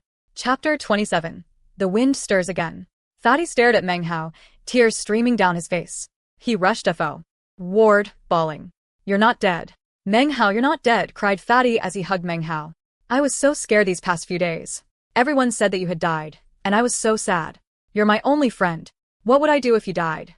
I thought of fleeing the sect. I even lost interest in filing my teeth. But if I left, how could I get revenge for you? So, I didn't leave. I swear that I will find a way to help you get vengeance." Fatty looked with warm sincerity at Meng Hao, and after speaking for a bit, his tears began to dry up. The two of them sat next to the stream, and Meng Hao told him about all the things that had happened in the Black Mountain, leaving out, of course, the matters regarding the flying rain dragon and Wang Tingfei. Fatty listened anxiously, and when he heard that Meng Hao had reached the 6th level of qi condensation, he gasped, stupefied. The 6th level of qi condensation. Fatty looked extremely excited. "Holy crap, you've reached the 6th level of qi condensation. The year elder sister Sue brought us here, she was at the 7th level. Meng Hao, you really are an immortal. Can you fly?" "Fly." Meng Hao closed his eyes, visualizing the descriptions of the wind-walking technique from the qi condensation manual. It would naturally be easier to perform the technique at the 6th level than at the 5th, but after trying several times, the best he could do was float in the air for a moment before dropping down. Muttering, he continued to try for a while, then took a medicinal pill. Finally, he was able to suspend himself about 5 inches in the air. Fatty looked on with wide eyes. Meng Hao suddenly opened his eyes, and they shone brightly. He stood up, then made several laps around the area, moving like the wind. Fatty watched on, breathing heavily. After moving around like this a few times, Meng Hao began to grow more accustomed to the technique. He slapped his bag of holding, and with a flash, a flying sword appeared. It moved down to his feet, and then he shot into the air. Fatty looked shocked, as if he couldn't believe what he was seeing. "You're flying," he murmured. Meng Hao felt incredibly excited. The wind blew against his face as he used the wind-walking technique to fly with the sword. After about 30 breaths, he began to feel unstable, then started to lose his balance. As this happened, Meng Hao's mind suddenly shook, and a mnemonic appeared in his head. The mnemonic didn't consist of words, and was fantastically mysterious. It appeared in his mind like an instinct, and as it did, the spiritual energy in his body suddenly began to circulate. He waved his right hand unconsciously, almost like the flapping of a wing. Suddenly, a wind blade appeared in front of him. When the wind blade appeared, the flying sword underneath his feet quivered. The wind blade shot forward into the jungle, and 3 lines of trees were instantly sliced in half. A rumbling sound reverberated throughout vegetation, and Meng Hao tumbled onto the ground. Fatty was thoroughly astonished, and it took him a while to recover his senses. His face flushed. He looked at Meng Hao with reverence in his eyes. "You really did it. If I stick with you, who would dare to bully me? And who would dare to mess with our business?" Thinking about this, Fatty suddenly laughed out loud. Meng Hao closed his eyes and thought excitedly about the wind blade. He was intelligent and realized that it most likely had something to do with the strange dream and the demonic core. The mnemonic which had appeared in his head was also connected to the demonic core. Suddenly, the shadow of the winged rain dragon appeared in the core lake. Meng Hao wanted to give voice to the feelings he felt regarding the dragon and being a sovereign of the sky, but try as he might, he could not. "Oh right," said Fatty, suddenly recalling something. "Special promotion training is beginning in a few days. I heard that there's a month-long period in which you can sign up. You should join. You'll definitely be accepted. Then you could be the Reliance sect's 3rd inner sect disciple. You'll be super famous." "Special promotion training?" Meng Hao looked surprised. He had heard about it before, but back then his cultivation base had been too low, so he hadn't even considered it. But things were different now. In the entire Reliance sect, there were only 3 people at the 6th level of qi condensation, including himself. The others were Wang Tingfei and Han Zong. Han Zong had been stuck at the 5th level of qi condensation for a long time, but had recently broken through to the 6th.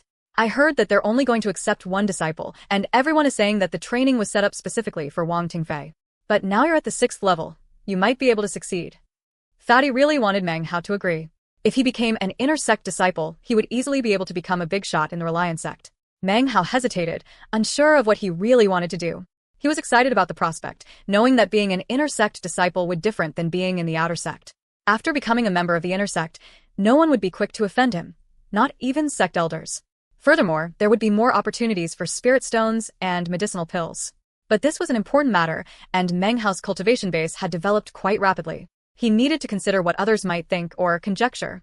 If he attracted too much attention, his losses might outweigh his gains. He had been a member of the Reliance sect for almost 2 years now, and had developed a deep understanding of the phrase, the law of the jungle. He also knew not to advertise his wealth. And yet, he hadn't decided not to participate either. Maybe he would go. Although, after everything that had happened in the Black Mountain, his treasures and medicinal pills were almost completely used up. He would need to restock. He could not help but think wistfully about the 2,000 spirit stones. 20 days flashed by, and the registration period for the special promotion training was almost over. Not many had signed up. According to sect rules, upon registering, one could not leave the main square, but was required to sit in meditation beneath the dragon-carved pillars. No one was allowed to disturb the registrants, either. Actually, the so-called training was in fact a contest of battle magic. It was said that years ago, the participants went out into the wilds to search for treasures, but with the Reliance sect in decline, the only way to select who to promote to the inner sect was to see who would be victorious with their battle magic. During that 20-day period, Meng Hao took a trip to the high-level public zone, but it was completely empty. Considering the Reliance sect's decline, Meng Hao could understand why. Once again, he opened up shop outside the low-level public zone. His return caused quite a big stir, and no one dared to interfere with the business. In fact, during the 20 days, business boomed, and he earned quite a few spirit stones. Almost every day, he was able to duplicate magical items and medicinal pills, which he slowly built up into a new stockpile. Even though all the magical items and flying swords in his bag of holding were ordinary in nature, he already had nearly 100. Thinking back to his fight with Lu Hong and the events in the Black Mountain, he now clearly understood the best methods to engage in magical combat. After pondering about this for a while, his eyes glittered. He had just come up with an idea to increase the effectiveness of all his flying swords. Other than managing the business, most of the remainder of Meng Hao's time was spent researching this method of increasing the power of his flying swords. He performed various tests, and eventually came up with a few new techniques, ways to control more swords at the same time. One of the things he did was change the appearance of various swords to disguise them. Some he purposely scratched and marked up, some he broke the tips off of, and some he painted various colors. The rest of his time was spent attempting to connect his thoughts to those of a sovereign of the sky, the flying rain dragon. Even though he never succeeded, he found that his wind-walking technique improved significantly, bringing him gradually closer to the sky. Time whizzed by, and now only 2 days remained of the registration period for the special promotion training. Meng Hao currently sat at his stall by the low-level public zone, watching Fatty inside, hawking wares with deep fervor. Suddenly, he turned his head and looked off into the distance. Far down the mountain, he caught sight of someone walked toward him. Every step carried him forward several meters, so he arrived at the plateau very quickly. He appeared to be 27 or 20 years old, and looked proud and lofty. In front of him, a long strip of yellow paper floated in the air, upon which was written various magical figures. Wisps of black smoke emanated from its surface, curling up and around the young man. A talisman. Meng Hao's eyes flickered as he examined it. He had read about this type of yellow paper in the Qi condensation manual. It was a powerful magical item which could be used a limited number of times. The approaching young man was none other than the second most powerful person in the outer sect, Han Zong, who was at the 6th level of Qi condensation. As soon as he appeared, it caused quite a commotion on the plateau, as everyone greeting him with cupped fists. Meng Hao, he said coldly, ignoring everyone else and staring at Meng Hao. Master Uncle Shengguan has a matter he wishes to discuss with you. Please come with me to see him. Meng Hao frowned. Master Uncle Shengguan was no stranger. Whether it was his presence during individual pill distribution or his participation with Wang Tingfei in fighting the demonic python, it was clear that he was no ordinary individual. What could he want with me? Thought Meng Hao, slowly standing up. Did he sense something about me? He knew that the man was one of the sect's elder generation. Since he was of the outer sect, he could not refuse to comply. If he did, then it would look suspicious. Muttering, Meng Hao looked at cold-faced Han Zong. He had assumed that if the truth about events that day were revealed, Wang Tingfei would be the first one to come looking for him. Could this summons have something to do with that affair? Meng Hao's face was calm, but his head spun, and he laughed coldly to himself. With a seemingly casual glance at Fatty, he walked forward. Moving along with Han Zong, they soon reached the West Mountain. At its peak, the spiritual energy was especially thick. Meng Hao caught sight of an exquisite residence, inside of which a group of young boys were planting spirit grass. Soon they came to a stop in front of a 3-story building. Han Zong looked at Meng Hao, and then the voice of Shangguan Xiu boomed out from inside. Come in, Meng Hao. Han Zong, you head to the South Mountain. A jade slip suddenly flew out into Han Zong's hand. He looked at Meng Hao with a cold laugh, then turned and left. Meng Hao's heart began to thump. This didn't seem right. Shangguan Xiu gave Han Zong a jade slip and sent him to the South Mountain. Chapter 28, Shangguan Xiu. Time did not permit Meng Hao to spend time thinking. The door to the building swung open silently. Inside was pitch black and emanated a sinister air. You still haven't entered, said Shangguan Xiu, his voice cold. Meng Hao hesitated, then, eyes flickering dimly, realized that he couldn't retreat. After thinking about it for a moment, his nervousness grew. He stepped forward into the building. Inside, rays of light gradually appeared which, though dim, revealed the surround. Ings. Shangguan Xiu sat there in his golden robe, expressionless, eyes cold as he watched Meng Hao enter. Almost as soon as he stepped a foot inside, Shangguan Xiu's eyes suddenly flickered, and he raised his right hand. A needle shot out, stabbed Meng Hao's finger, then flew back in an instant. All his bags of holding flew away from him too, completely beyond his control, to land in front of Shangguan Xiu. Some blood remained on the flying needle, which Shangguan Xiu licked. There's no trace of heavenly material or earthly treasures, Shangguan Xiu frowned. His gaze swept over Meng Hao, as if he could see all the secrets he kept. The demonic core within Meng Hao stirred, and he did his best to conceal this from Shangguan Xiu. Meng Hao's face fell, revealing a terrified expression. He opened his mouth but didn't seem to know what to say. With another frown, Shangguan Xiu opened one of Meng Hao's bags of holding. He rummaged around a bit, not even glancing at the large quantity of flying swords. It seemed as if he didn't even notice the copper mirror. After finding nothing unusual, his frown deepened. Master Uncle Shangguan, what are you looking for? His face was covered with terror, but inside, he laughed coldly. He had long since made preparations for such an event. The wooden sword, along with most of his spirit stones and medicinal pills, were in Fatty's safekeeping, hidden away. Let me ask you, said Shangguan Xiu, his gaze falling like lightning upon Meng Hao, how did your cultivation base progress so rapidly? Elder Sister Su and Grand Elder Ouyang have been watching out for me, he replied, beginning to tremble. They gave me some medicinal pills. He pretended to force himself to try to be calm, but inside, he wasn't worried. It didn't seem he had been asked here because of what had happened with Wang Tingfei, but rather because of his rapid progress in cultivation. Shangguan Xiu frowned again. He obviously knew that Grand Elder Ouyang had taken a liking to Meng Hao, otherwise he would not have been so mild in his inquiries. Just then, Han Zong's voice drifted in from outside. Reporting back to Master Uncle Shangguan. Meng Hao's immortal's cave is empty. You may leave, replied Shangguan Xiu. He sat in contemplation for a moment as Han Zong departed. He stared wordlessly at Meng Hao. Time gradually passed, and soon it was evening. Meng Hao's countenance grew more and more nervous, and filled with fear. Finally he spoke, trembling. Master Uncle. Very well, you may go, said Shangguan Xiu with a wave of his hand. He looked irritated. Meng Hao stood, saluted with cupped fists and left, feeling relieved. After reaching the bottom of the mountain, his speed increased as he raced toward the South Mountain. As Meng Hao left, Shangguan Xiu's expression changed. He lifted up the silver needle and examined it carefully, licking more blood off of it. His eyes glittered. Something's not right. This blood has large amounts low-level demonic core aura. I didn't notice it before, because I was concentrating on Grand Elder Ouyang's potential influence. But now that the blood has dried, it's clear. He must have consumed hundreds of demonic cores. Where could he possibly get his hands on so many? This Meng Hao must be keeping some secret. Killing intent filled Shangguan Xiu's eyes, and his body leaped into the air in pursuit of Meng Hao. Meng Hao sped along at high speed, feeling relieved, but also jumpy. He arrived outside the South Mountain Immortal's cave, and as he approached, he saw Fatty stick his head out of the trees in the distance. Catching sight of Meng Hao, he ran over.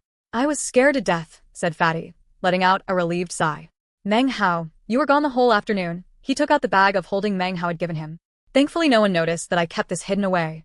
With a dignified expression, Meng Hao nodded and accepted the bag of holding. And yet, as soon as he laid hands on it, a whistling scream could be heard some distance away.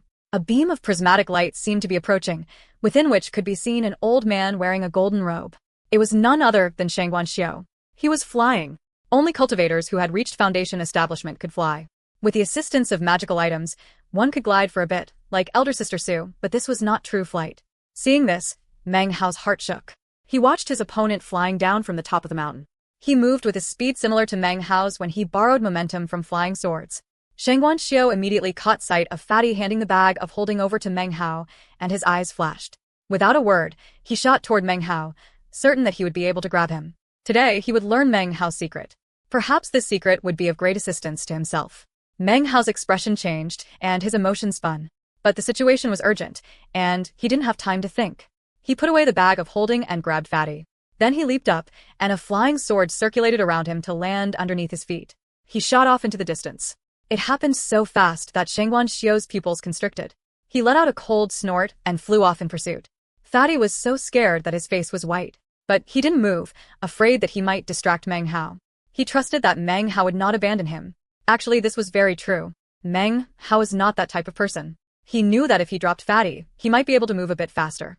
But he also knew that Shangguan Xiu would then vent his wrath on Fatty. Damn it. To this guy, outer sect disciples are like ants, only inner sect disciples are true cultivators of the Reliance sect. Gnashing his teeth, he looked back at Shangguan Xiu, who was getting closer and closer. At the same time, Meng Hao was dropping closer and closer to the ground. He wouldn't be able to keep going much longer. He pushed forward as fast as possible, sweat breaking out on his forehead, his mind racing. He saw the outer sect up ahead, and suddenly he had a flash of inspiration. He knew what to do. His eyes shining, he leaped down to the ground, dashing into the outer sect. Then, regardless of the effect on his cultivation base, he gritted his teeth and once again leaped onto a flying sword. A whistling scream reverberated out, causing nearby outer sect disciples to crane their necks, dumbstruck. Shangguan Xiu's face grew dark. With a flick of a sleeve, he darted straight toward Meng Hao. The distance between the two grew closer and closer. When it reached roughly 30 meters, Shangguan Xiu's face suddenly changed as he realized where Meng Hao was heading. By then, it was too late to stop him. Meng Hao approached the outer sect square, with its dragon-carved columns. On the tall platform, Grand Elder Ouyang sat in meditation. Beneath him in the square, Wang Tingfei also sat cross-legged, meditating. This was the registration location for the special promotion training. "I want to sign up," cried Meng Hao as soon as he entered the square. "Me too," shouted Fatty, the blood draining from his face. Shangguan Xiu stopped in his tracks, just outside the square. Murder filled his eyes, but it quickly disappeared, replaced with a genial smile. Grand Elder Ouyang had opened his eyes. He looked at Meng Hao, surprised by his cultivation base. He gave Meng Hao a look of praise. Wang Tingfei also opened his eyes, seemingly completely uninterested in Meng Hao. "Now that you have signed up," said Grand Elder Ouyang coolly, "you must remain confined to this area. Training begins in 2 days." His gaze swept over Shangguan Xiu, whose heart subsequently sank. Making his smile look even more amiable, he looked at Meng Hao, false praise in his eyes. Meng Hao looked back at him, and when their gazes met, Shangguan Xiu's fury boiled. He could do nothing about it, though, so after a long moment he laughed and walked off. Not much time passed before Han Zong strode up. He entered the square, glaring at Meng Hao. With a sneering laugh, he declared that he was registering. As he walked past Meng Hao, he whispered, "You offended Shangguan Xiu. I dare you to stay here. The inner sect training is where you will reap death." Meng Hao's eyes flashed as he stared coldly at Han Zong's retreating back. After that, the deadline for registration approached. Before Meng Hao had arrived, only Wang Tingfei had signed up. Then Han Zong arrived. Now, more people entered the square.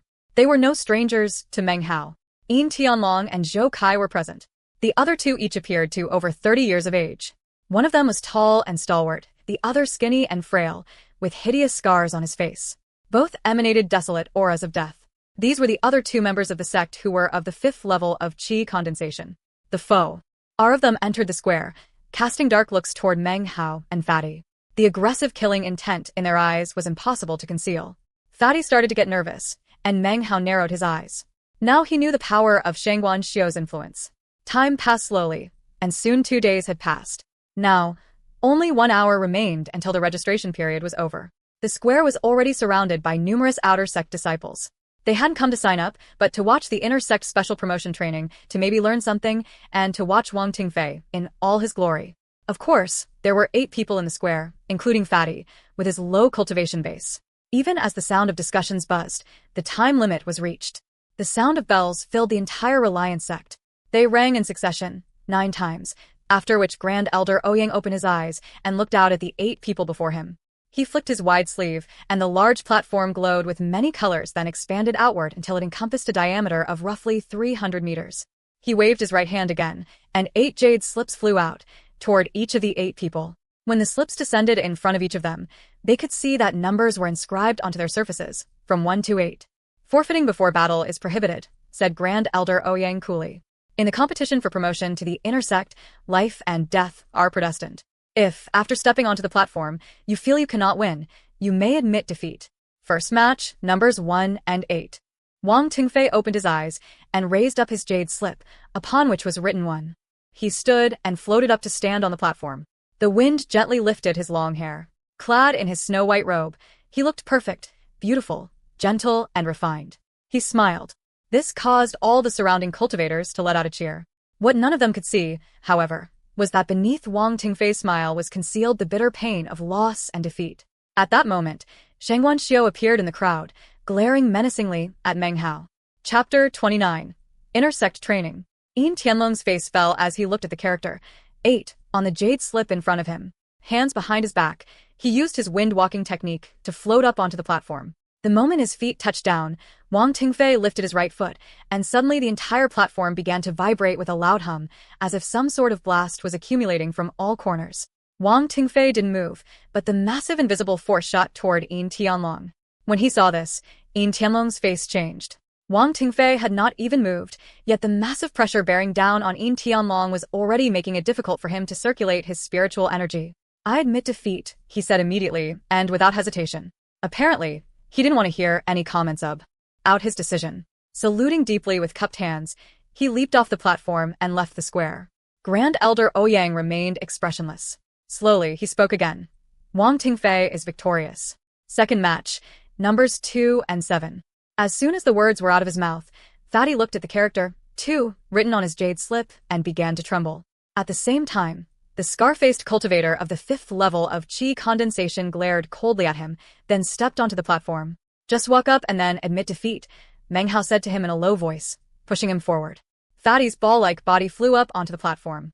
As soon as he landed, he immediately said, admit defeat. He dared not speak 3 words, only 2, and yet the scar-faced cultivator's eyes flickered with murderous intent. Before Fatty could finish speaking, he lifted up his hand. A flying sword shot screaming toward Fatty at incredible speed.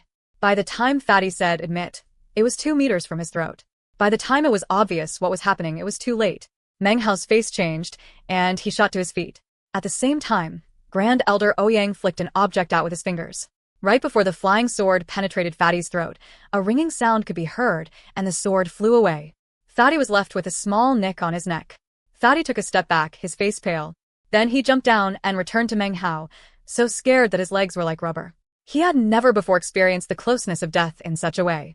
Meng Hao looked at the line of blood on Fatty's neck, and a murderous look appeared in his eyes. His opponent had attacked with extreme ruthlessness and an obvious desire to kill. Were Meng Hao's opponent, that would have been fine, but Fatty's cultivation base was too low. To attack him in such a way was going too far. Looking around, Meng Hao caught sight of Shangguan Xiao standing in the distance, his grim face filled with murder. Flames of fury burst out in Meng Hao's heart. He had never done anything to offend Master Uncle Shangguan. Master Uncle Shangguan was the aggressor, the one who attacked with deadly force. In all his years in the Reliance sect, Meng Hao had never revealed an intense desire to kill. But now, his eyes shone with clear killing intent. What had just happened was so obviously fishy that even the surrounding cultivators could tell. One after another, they began to look at Meng Hao. Discussions broke out. Next match, numbers 3 and 6, said Grand Elder Ouyang with a frown. Han Zong stood, the number 3 jade slip in his hand. As he walked past Meng Hao, he whispered, you offended Master Uncle Shangguan. You won't be the only one to die today. Your friend will die too. You could say that other than a Grand Elder, Shangguan Xiao was the most powerful and influential member of the sect. Because of the decline of the Reliance sect, its numbers were few. The chaos of the sect rules. and mutual slaughter among the outer sect disciples. All of this was because the Reliance sect was at the end of an era and just wasn't like it used to be. There were fewer medicinal pills, so how could they be distributed fairly? There were not many spirit condensation pills, so of course they became objects of deadly struggle between the disciples who wished to consume them. So, let there be chaos. Every man for himself. Whether it be members of the first level of chi condensation or the fifth, let chaos rule, and death. There was no fairness here. Life and death were determined by destiny. There were no sermons, no one giving instruction on how to practice cultivation. There was only the chi condensation manual. Whether you were a worm or a dragon, you could only rely on your luck. If you succeeded, you lived. If you failed, you died. If you were tough, you survived. If you were weak, you didn't. Whoever could kill their way to the end of the path would become an inner sect disciple, and then be a true member of the Reliance sect and Elder Ouyang's true student. In the past, sect leader He Luohua had been focused on making the sect more powerful.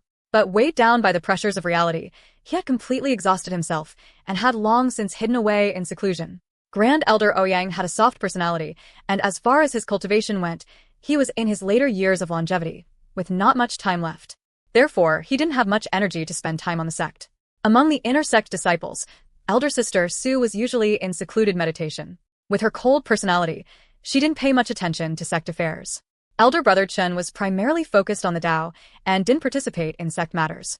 Circumstances as such, only Shangguan Xiao remained. His cultivation base was at the 9th level of chi condensation, and he was over 90 years of age. He had served the sect well, and could not help but become the master uncle to the disciples of the sect. But the sect was in decline. Were this some other sect, considering he was still in the chi condensation stage, he would never be called master uncle. Meng Hao watched Han Zong as he flashed up onto the platform. His opponent was Zhou Kai, and it seemed this would be no life and death battle. Zhou Kai immediately admitted defeat, and the match was over. The last match of the first round had arrived. Meng Hao stood and flew up onto the platform. His opponent was the tall, strong man who had a chi condensation of the 5th level. His aura radiated murder, and from the look of him, he had experienced many bloody battles. He looked at Meng Hao and growled, running straight toward him, his body expanding. He raised his hand, and instantly, a shining battle axe appeared. This was clearly no ordinary object. His face dark, Meng Hao slapped his bag of holding. A swift, sharp flying sword appeared and shot forward. But by the time it was about 2 meters away from the Bai Ji-man, a soft shield appeared, blocking the flying sword. "You're gonna die today," said the big man with a hideous grin. Before coming to the training, Shangguan Xiao had given him a magical item. Even if Meng Hao's cultivation base was a bit higher than his, he didn't have anything to worry about. "Boom," said Meng Hao coolly, his facial expression the same as ever.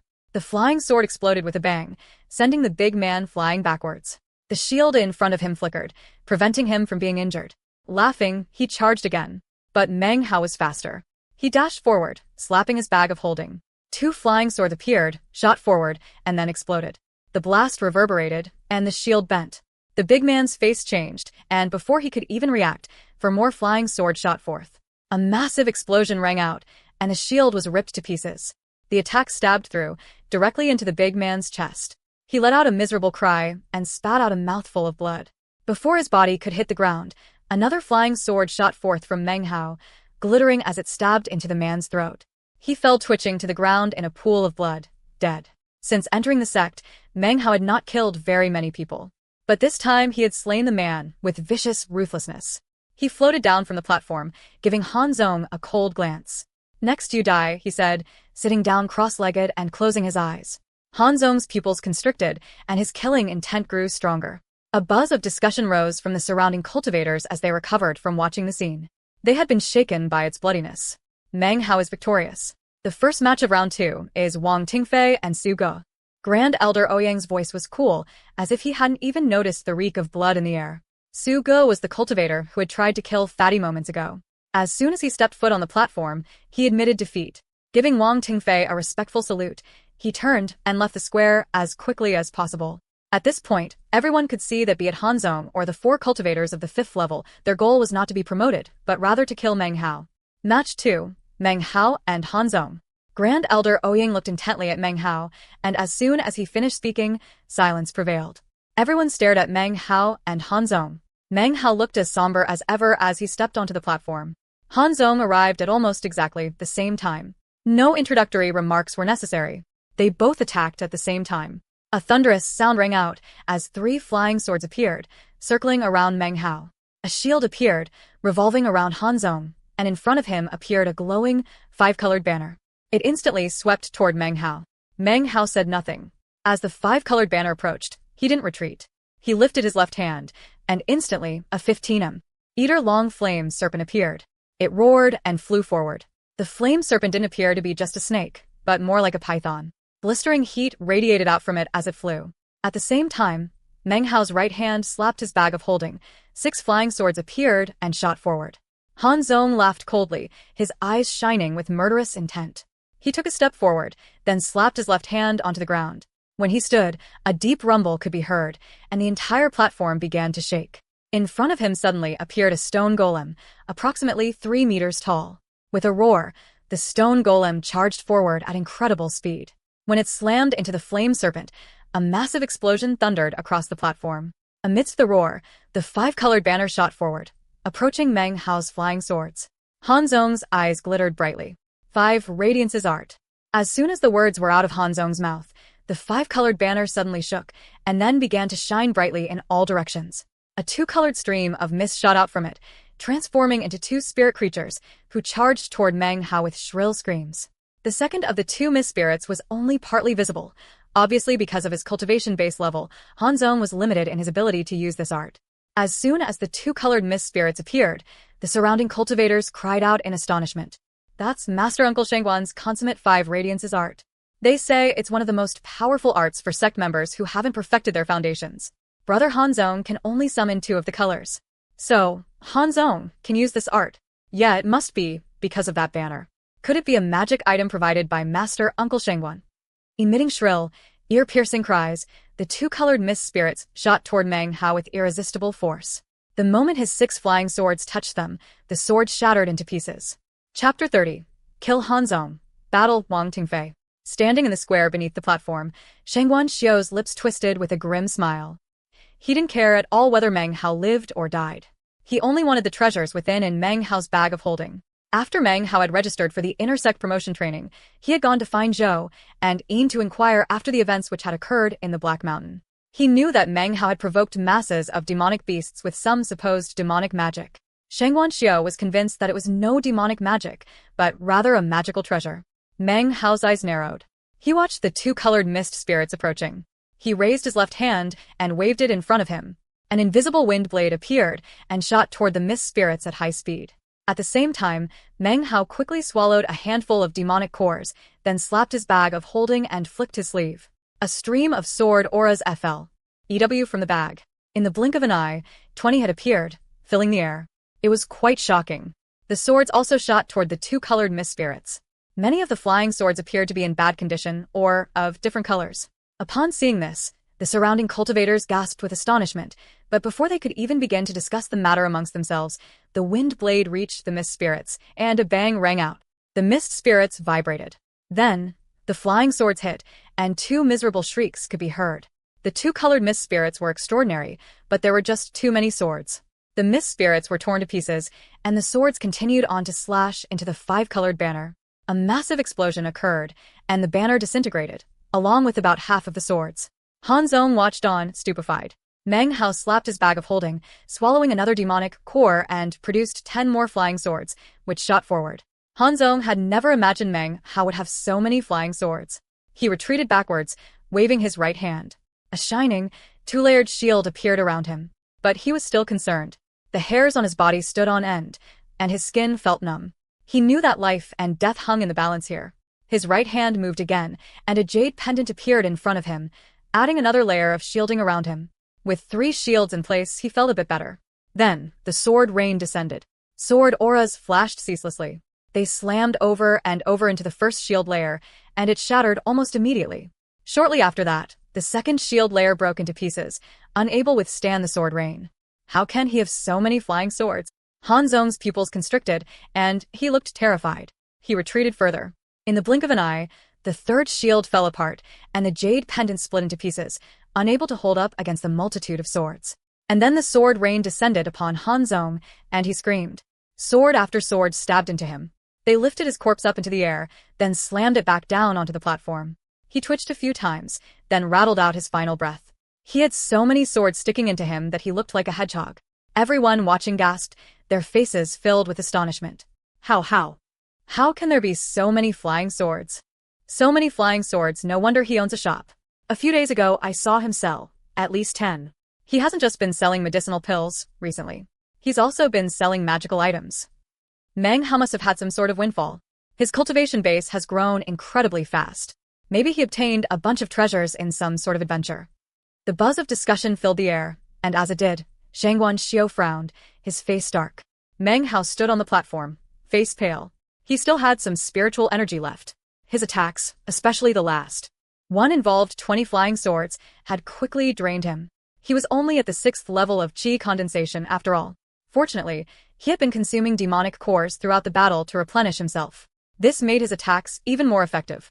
Meng Hao had invented this fighting method himself and was quite familiar with it, having practiced it often. He waved his right hand, and the swords lifted up from Han Zhong's body and returned to him, dripping blood along the way. They circled around his body before returning to his bag of holding. He descended from the platform and sat down cross-legged next to Fatty. He popped a demonic core into his mouth and felt it dissolve. He didn't care if people saw him consuming so many. As far as they were concerned, after the affair at the Black Mountain, he should have been able to acquire quite a few demonic cores. Furthermore, he had another battle to be concerned about. The humiliation he had endured under Wang Tingfei's four-finger attacks would be repaid today in full measure. He had been waiting for this day a long time. Grand Elder Ouyang looked at Meng Hao, his eyes filled with obvious approval. His admiration of Meng Hao had continued to grow from the day he entered the sect. In his eyes, Meng Hao was growing up. His face radiated contentment. Grand Elder Ouyang didn't care what stroke of good fortune Meng Hao had. As a cultivator, good fortune was a blessing dictated by fate.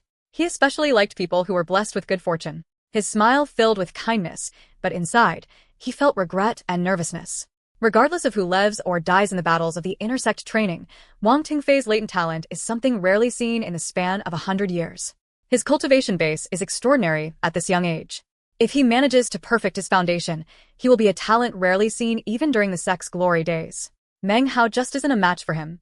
He sighed. Standing there in the crowd, Shangguan Xiao's face grew even grimmer. He narrowed his eyes. He had never imagined that Meng Hao would be able to defeat Han Zhong, especially since he'd bestowed a powerful treasure to him. The power of the mist spirit summoned by the five-colored banner should have been able to destroy Meng Hao with no problem. And yet Meng Hao's dozens of flying swords had ripped it to shreds. Even Shangguan Xiao had been shocked to see so many flying swords. Even though they were low-level swords, they were still sharp. Even scrap iron in such large numbers could shock and amaze. At this moment, far away on the East Mountain, stood a middle-aged man of approximately 40 years of age. He wore a black robe and had the look of a scholar. As he watched the battle unfold in the outer sect square, his eyes filled with strange light and came to focus on Meng Hao. This kid, he wasn't worth noticing before. His latent talent is nothing extraordinary, but he seems to possess incredible go. OD fortune. This man was none other than the amazingly powerful sect leader, He Luohua, who had already reached core formation.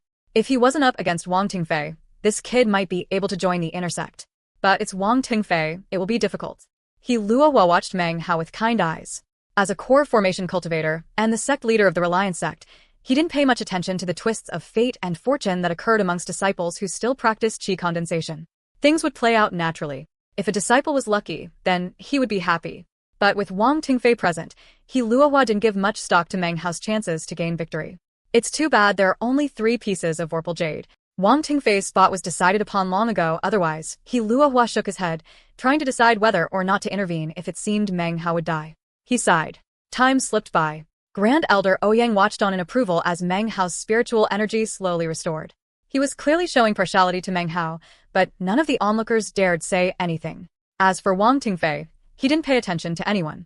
Even though Meng Hao's rapid advancement in cultivation base was astounding, Wang Tingfei didn't think about it too much because of Grand Elder Ouyang's intervention that time. Deep in Wang Tingfei's heart, he didn't think or even consider it possible that Meng Hao could be the person who took his treasures. He was convinced that it was the other dim light he had seen.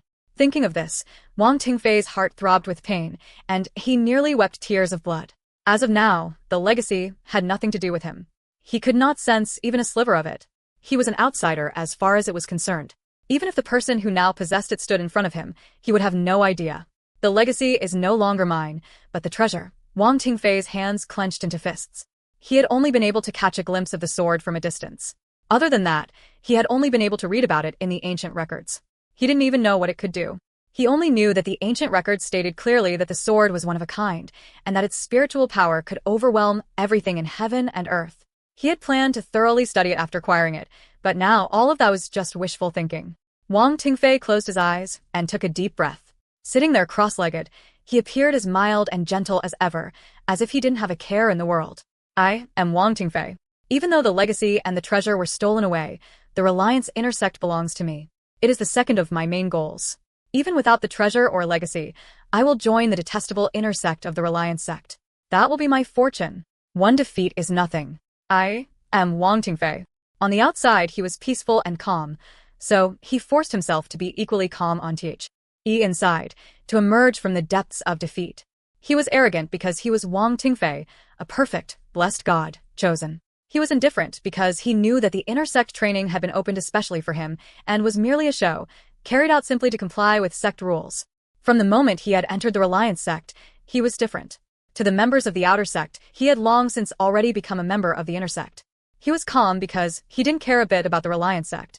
A small sect like this meant nothing to him. Even a single member of his clan could lay waste to the entire sect.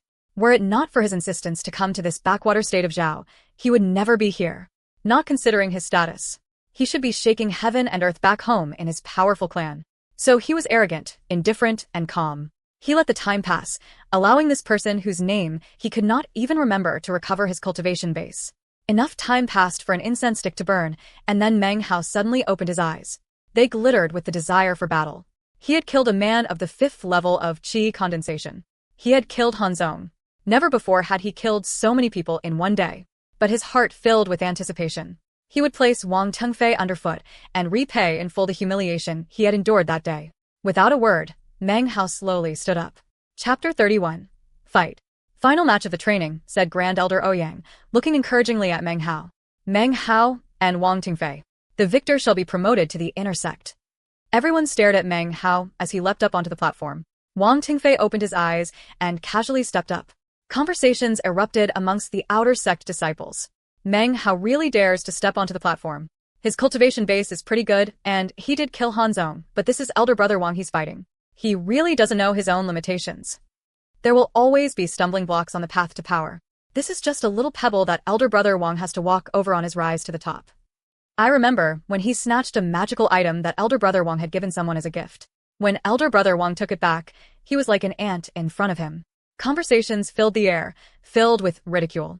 It wasn't that everyone felt great enmity towards Meng Hao, but rather, in their hearts, elder brother Wang was someone you just didn't mess with.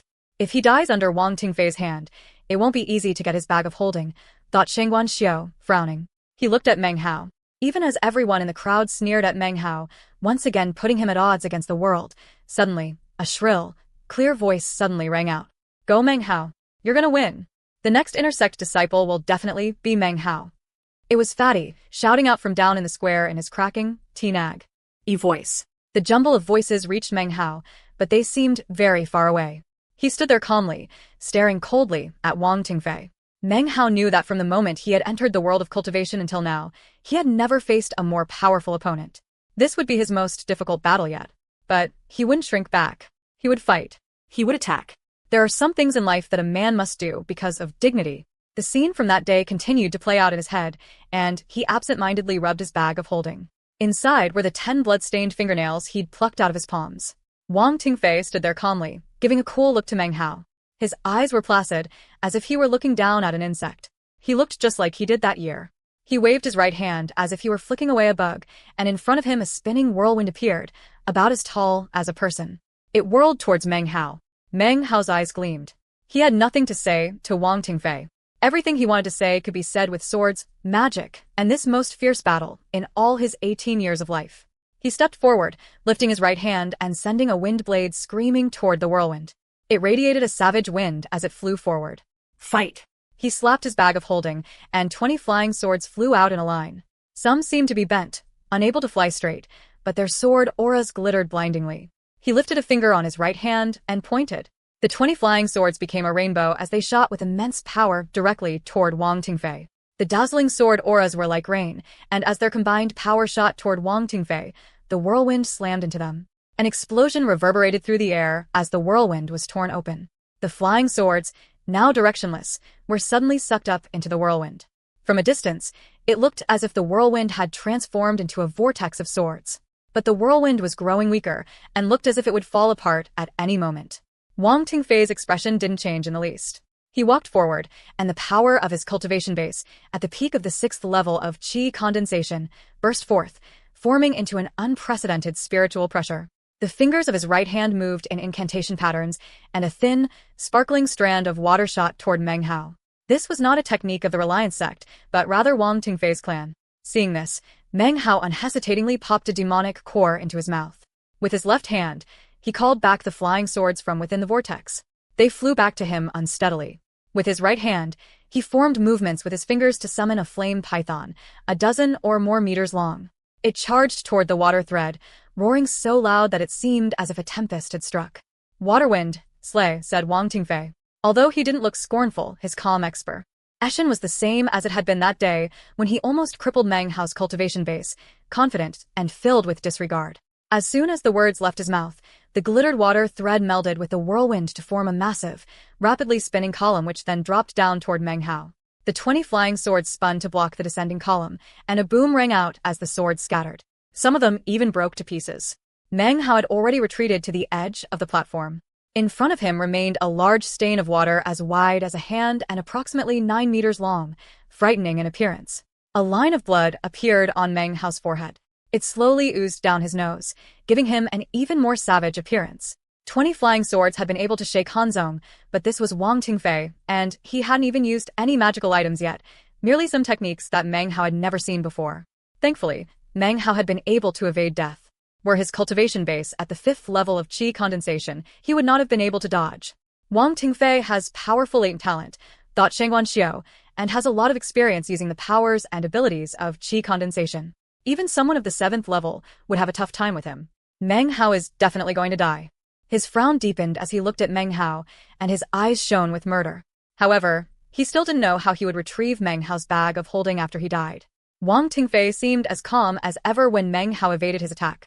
It was as his attack had been a mere afterthought. If an elephant wants to crush an ant, and its first step misses, the second will not. He gave a beautiful, indifferent smile, then took another step forward, raising his right hand and waving a finger toward Meng Hao. As soon as he waved his finger, Meng Hao heard a buzz from the surrounding audience. It reminded him of that day, when he had stood against the world.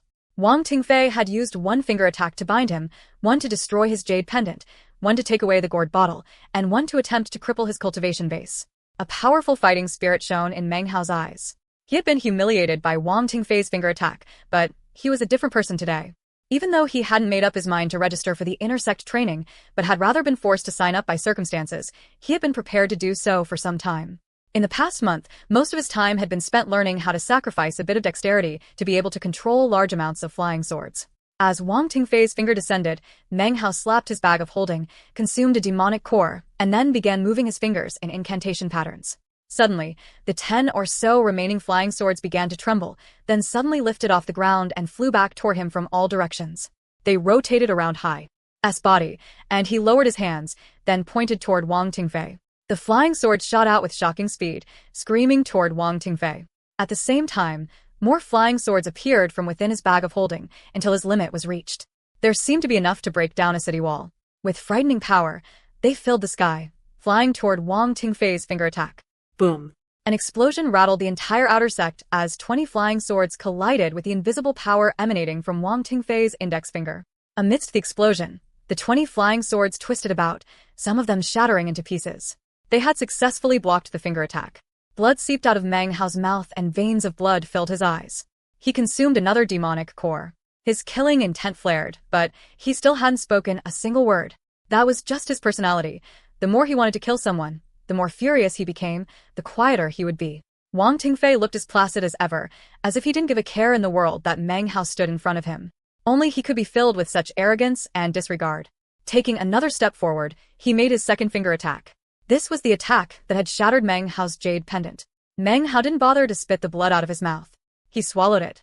Fingers flickering with incantations, he sent the remaining scattered flying swords shooting toward Wang Tingfei in another attack. Then, surprisingly, he severed his control link to the swords, letting them fly forward with their own inertia. He slapped his bag of holding, and suddenly more sword auras appeared, another 20, forming a second wave that whistled forward. This was a sword rain that contained nearly 40 flying swords in total. Meng Hao knew that this tactic had its weaknesses. The flying swords wouldn't be dexterous, only fast and sharp. His opponent wouldn't find it difficult to avoid an attack. But Meng Hao was betting that considering his opponent's vast arrogance, he would most likely not try to dodge. Even if he did try to dodge, Meng Hao would be ready. He had naturally considered this possibility and was prepared for it. The scene that was unfolding could only be described as an epic battle. For cultivators practicing qi condensation, it was something seldom seen. In the entire state of Zhao in the past several hundred years, there had never been such a battle between two people of the 6th level of qi condensation. Meng Hao had plenty of flying swords. After his experience on the Black Mountain, he had put a lot of thought into his use of battle magic. With the help of the Wind Blade, he could control large amounts of flying swords. However, it took a lot of spiritual power, and he could only summon 20 each time. Furthermore, his cultivation base only permitted him to exercise basic control, enough to shoot them forward. He couldn't move them nimbly in the AI, or cause them to change directions. He essentially sacrificed the dexterity of the flying sword and focused on its ability to fly.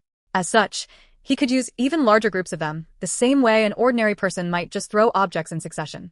Except, he wasn't using his hands, he was using spiritual power to ensure their forward movement.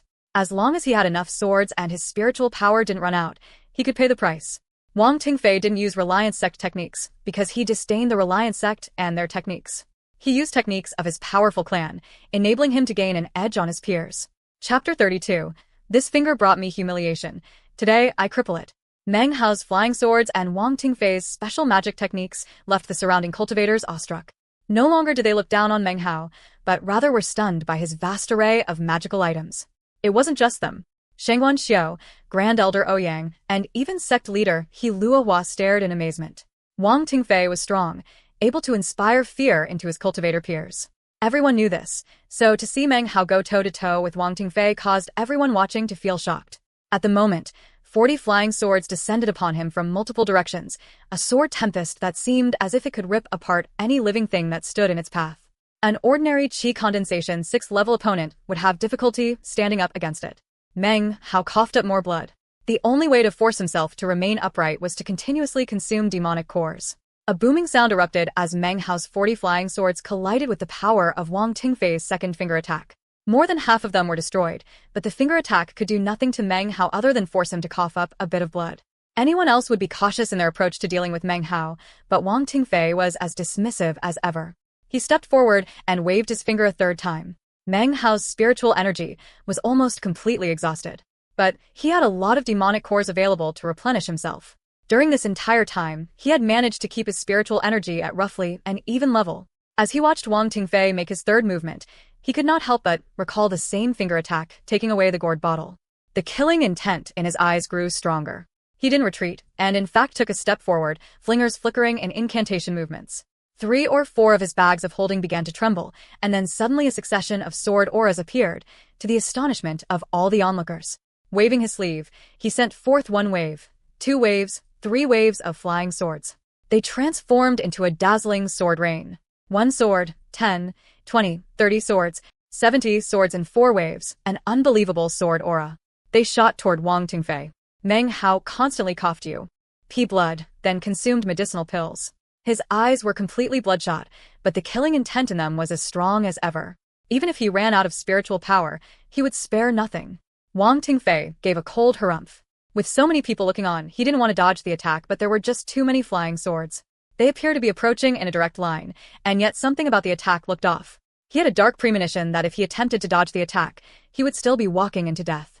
For the first time, something flickered within Wang Tingfei's eyes. Lifting his finger, he immediately moved into the 4th finger attack. A ripple appeared in front of him, and even as it began to spread out, Meng Hao's fingers stopped moving, and he clasped his palms together flat in front of him. Wind Construct Sword. As soon as the words came out of Meng Hao's mouth, the 70 flying swords suddenly began to combine together. The onlookers gaped in shock as the 4th wave of swords picked up speed, slamming into the 3rd wave, which then swept into the sword rain of the 2nd wave, and then finally smacked into the back of the 1st wave. Then a sweeping wind pressed in from multiple directions to form them into the solid shape. From a distance, it appeared as if they had formed a gigantic flying sword.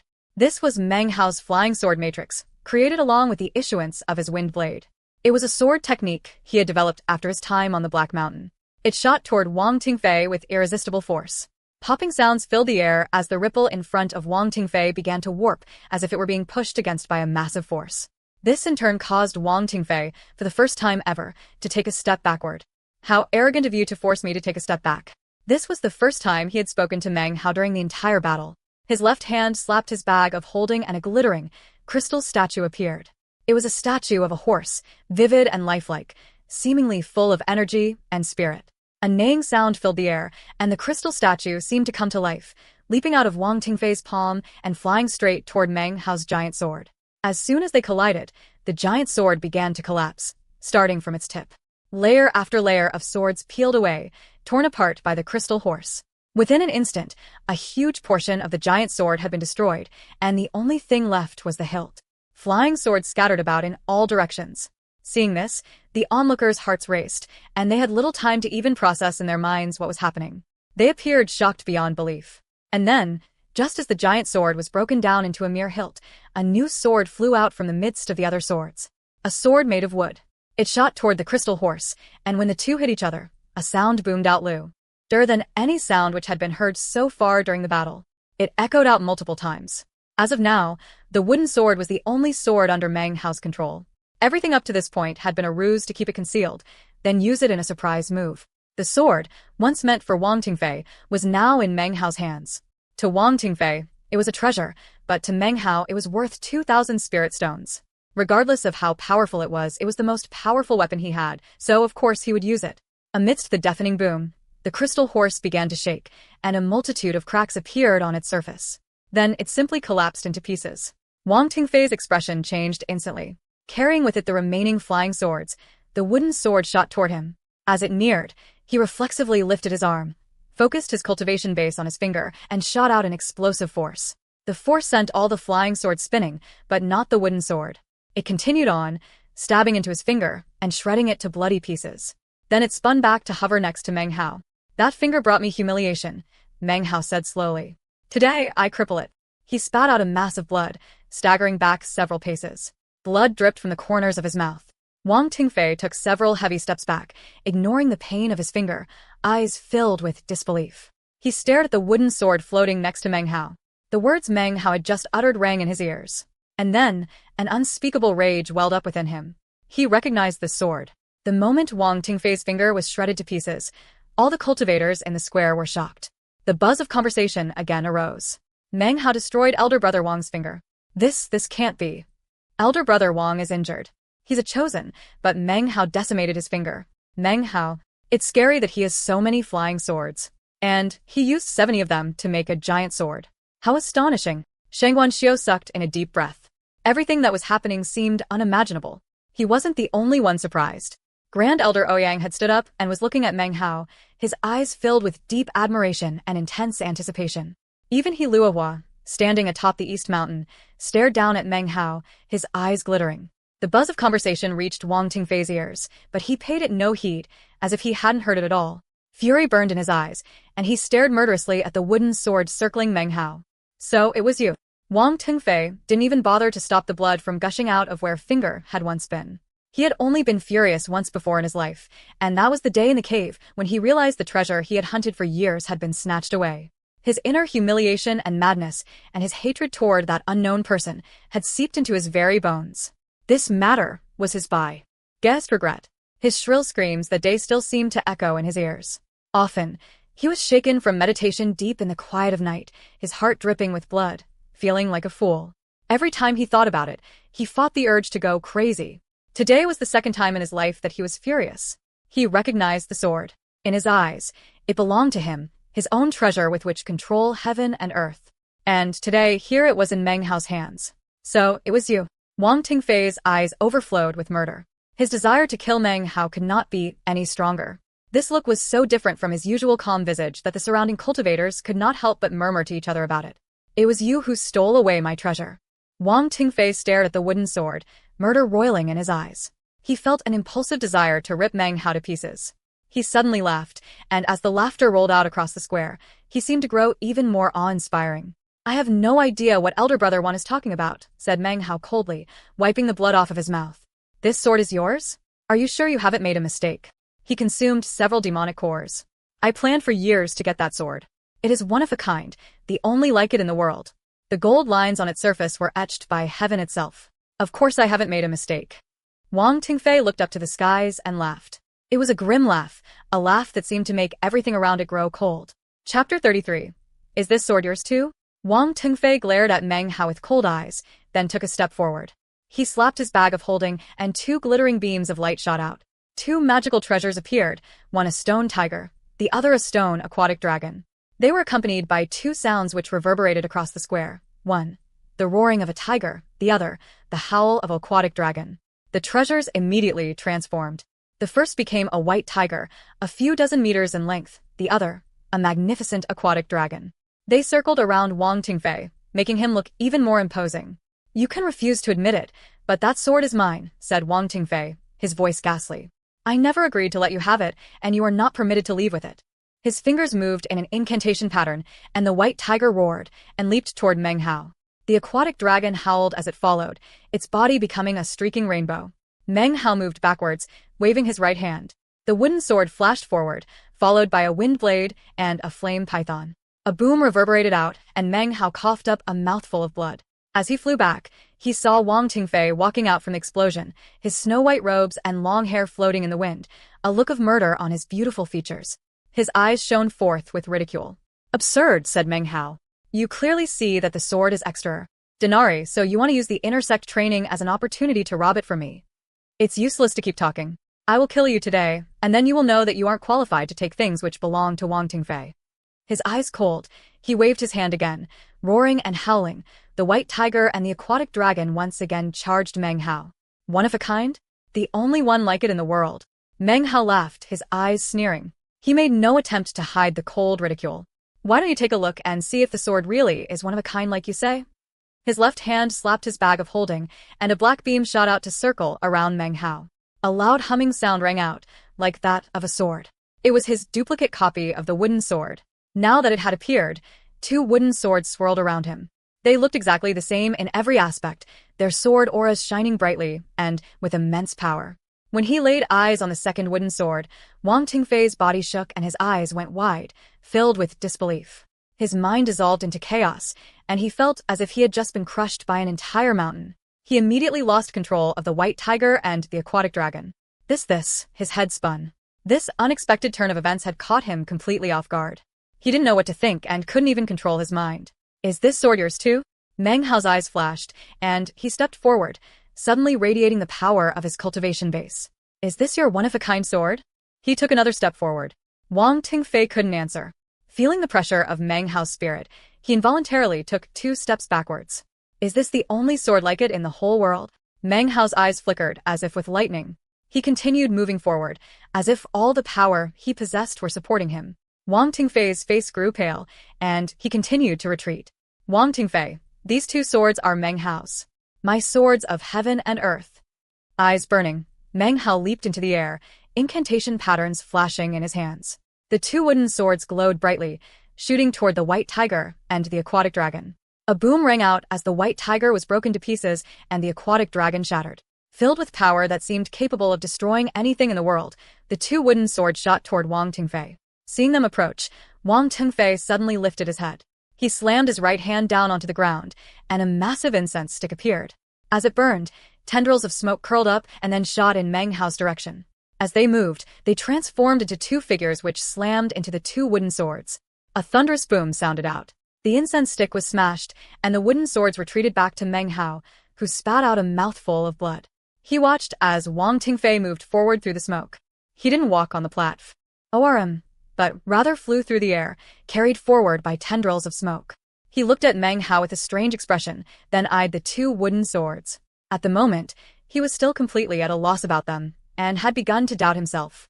According to his research in the ancient records, the wooden sword really was unique in heaven and earth. There could not be a second one. Regardless of that, the sword was exactly the same one he had seen before, except now there were 2. Meng Hao looked at Wang Tingfei soaring through the air and let out a cold snort. He slapped his bag of holding and 2 ordinary flying swords appeared. He stepped forward onto them, and they carried him flying into the air. This caused quite a stir amongst the observing cultivators. Only cultivators who have reached Foundation establishment can fly. But look, he's flying. Brother Wang has some magical item that lets him fly temporarily, but Meng Hao, he's not sparing any spiritual energy at all. He's using the flying swords to fly. Killing intent flickered in Wang Tingfei's eyes as he stared at Meng Hao. He put the matter of the wooden swords out of mind. Regardless of whether or not these were the treasures he had sought, he would take them away. As the killing intent filled the air, Wang Tingfei slapped his bag of holding, and a strip of yellow paper appeared in front of him, a talisman. Its surface was inscribed with various mystical patterns, and it emitted a strong spiritual pressure. It shined with a golden light. This talisman appeared to be quite different than the one Hanzong had used. If you allow me to take the treasure, you can feel some pride when you reach the yellow springs of the underworld, said Wang Tingfei, glaring at Meng Hao. He felt somewhat distressed. This talisman was the last magical item in his bag of holding. He had spent everything else he possessed in his search for the wooden sword. He would not have used the talisman were it not necessary. Normally, it could be used 3 times. But with the level of his cultivation base, he could only use it once. Even still, it was powerful, enough to slay a cultivator of the 8th level of qi condensation. Glaring coldly at Meng Hao, Wang Tingfei suddenly lifted his right hand and waved it in front of him. At the same time, he spat out some of his spiritual energy, transferring it to the talisman. The talisman glowed with immeasurable brightness. As Meng Hao flew through the air, he looked down at it, and suddenly felt a stabbing pain inside him. It was at this moment that Wang Tingfei's face changed. He suddenly realized that he didn't have enough spiritual energy. In fact, he now noticed that the spiritual energy in his body was continuously draining out through his wounded finger. Because he had been enraged upon seeing the first wooden sword, then shocked and confused by the second, he hadn't sensed it until now. As of now, there was not enough spirit energy to fully act. Activate the talisman, and not enough time to consume medicinal pills to replenish himself.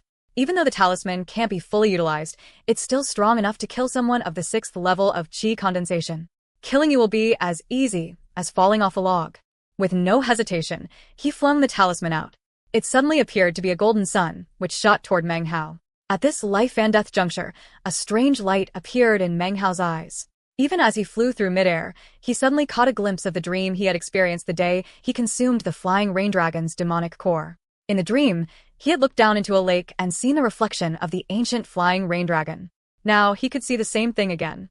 A sovereign of the sky, Meng Hao felt as if he were filled with good fortune. He closed his eyes, and as the golden sun summoned by the talisman approached, the demonic core which rested in his core lake began to shudder.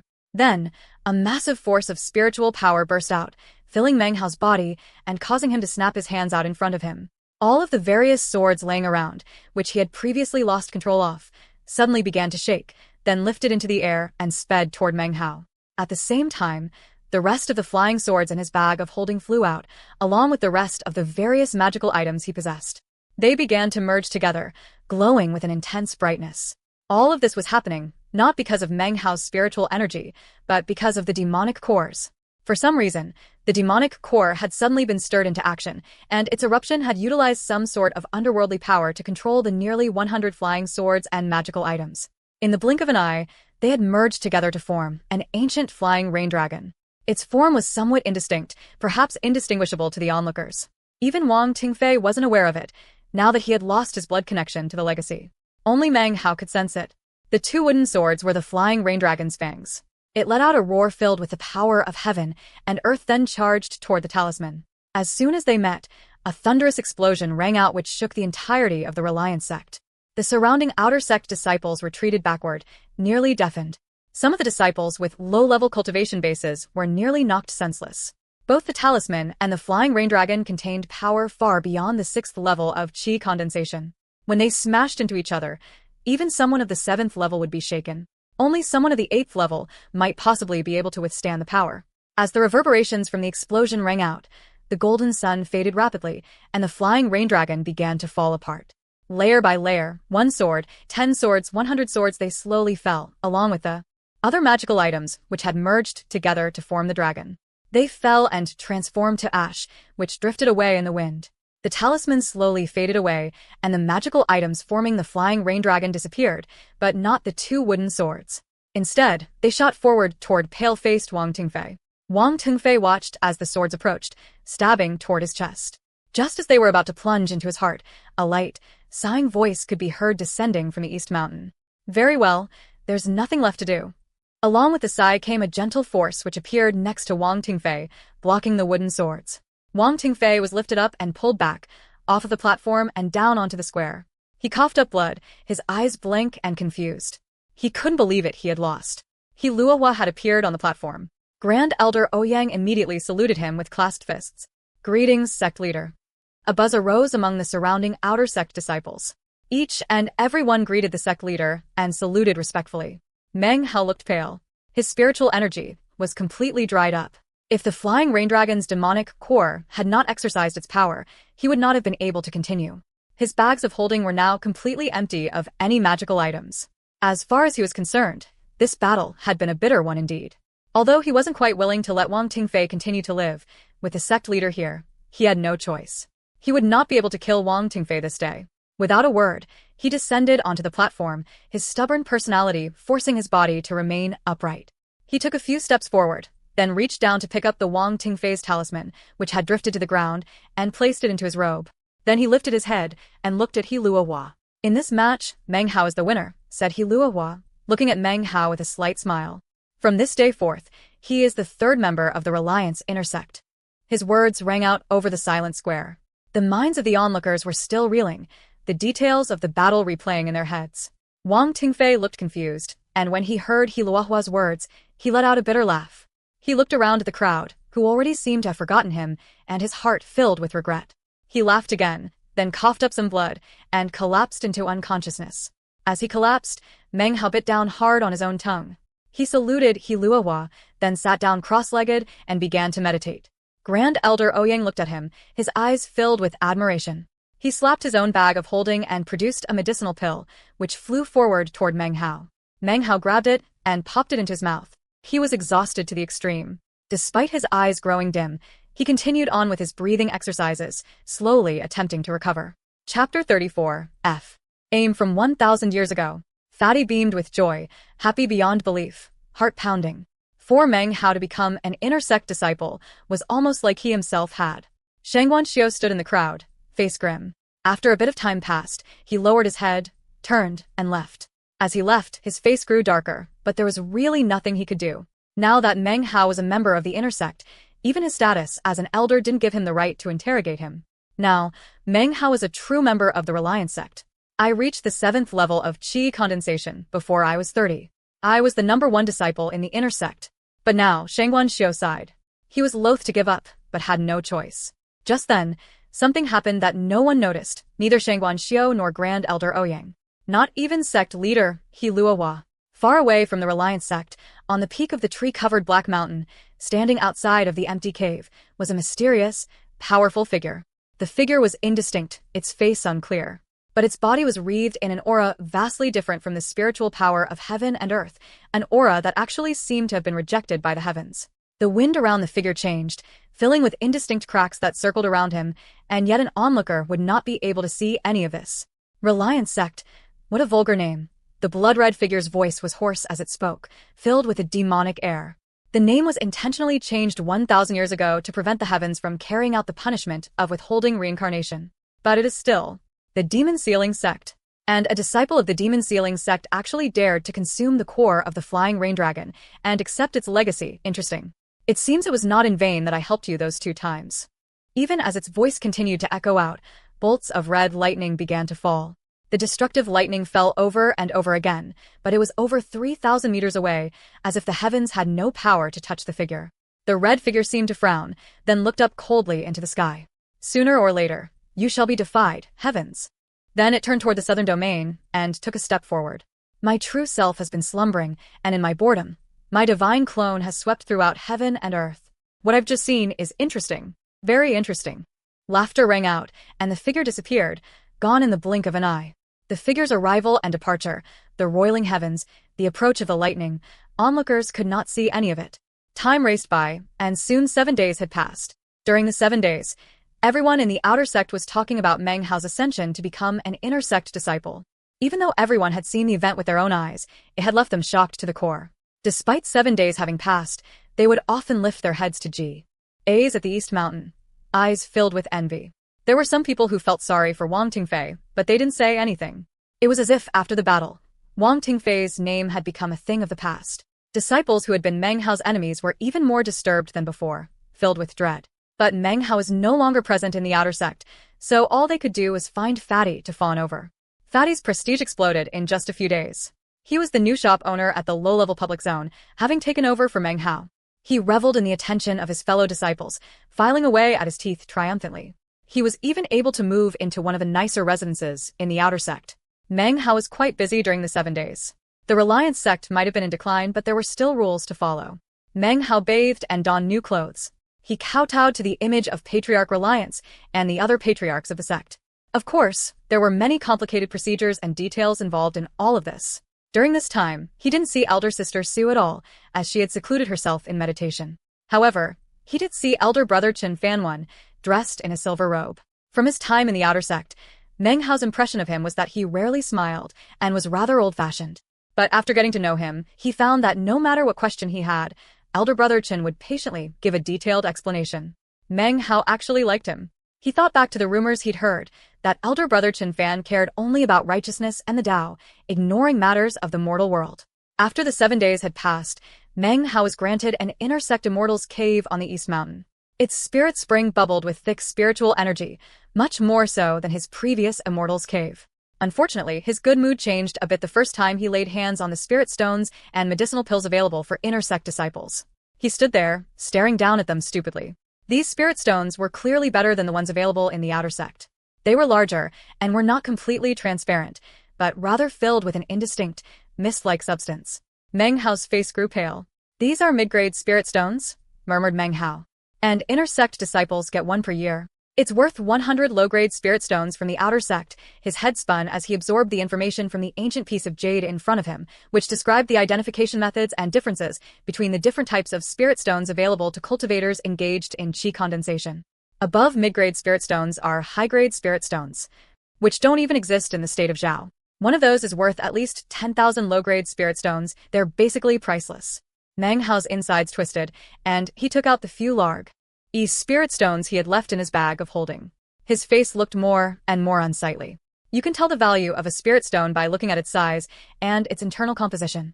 High-grade spirit stones are the largest, and are at least half covered inside with thick mist formations. The spiritual energy inside won't leak out, and can only be used by a cultivator who has reached foundation establishment. Meng Hao looked mutely at the spirit stone he held in his hand.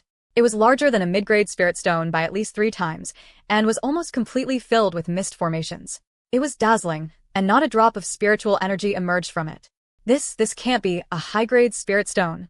I squandered 2,000 high-grade spirit stones. Meng Hao's heart dropped, and he tried to comfort himself. He thought about the extraordinary wooden sword, and how much Wang Tingfei cared about it. And then he thought about the price he had paid the copper mirror to duplicate it. He simply couldn't comprehend the price he had paid in spirit stones. But how come it seems like this spirit stone is even bigger than the descriptions of high-grade spirit stones, and has even more mist formations inside? His heart quavered, and he didn't dare to think about it anymore. His face was pale, and he felt pain to the core. It took him a while to get control of himself, whereupon he put away the spirit stones. "An insignificant 2,000 high-grade spirit stones," muttered Meng Hao. It was nothing at all. But when he said the word insignificant, it sounded a bit forced. More days flew by. "Junior brother, I watched your battle. You used a lot of magical items. If you had run out, you would have been in a difficult situation. You should go to the magic pavilion more often. There are 1,000 years of ancient Reliance sect records there that you could study from. Junior brother, I noticed that you're always hunting small creatures and cooking them for food. That's not correct.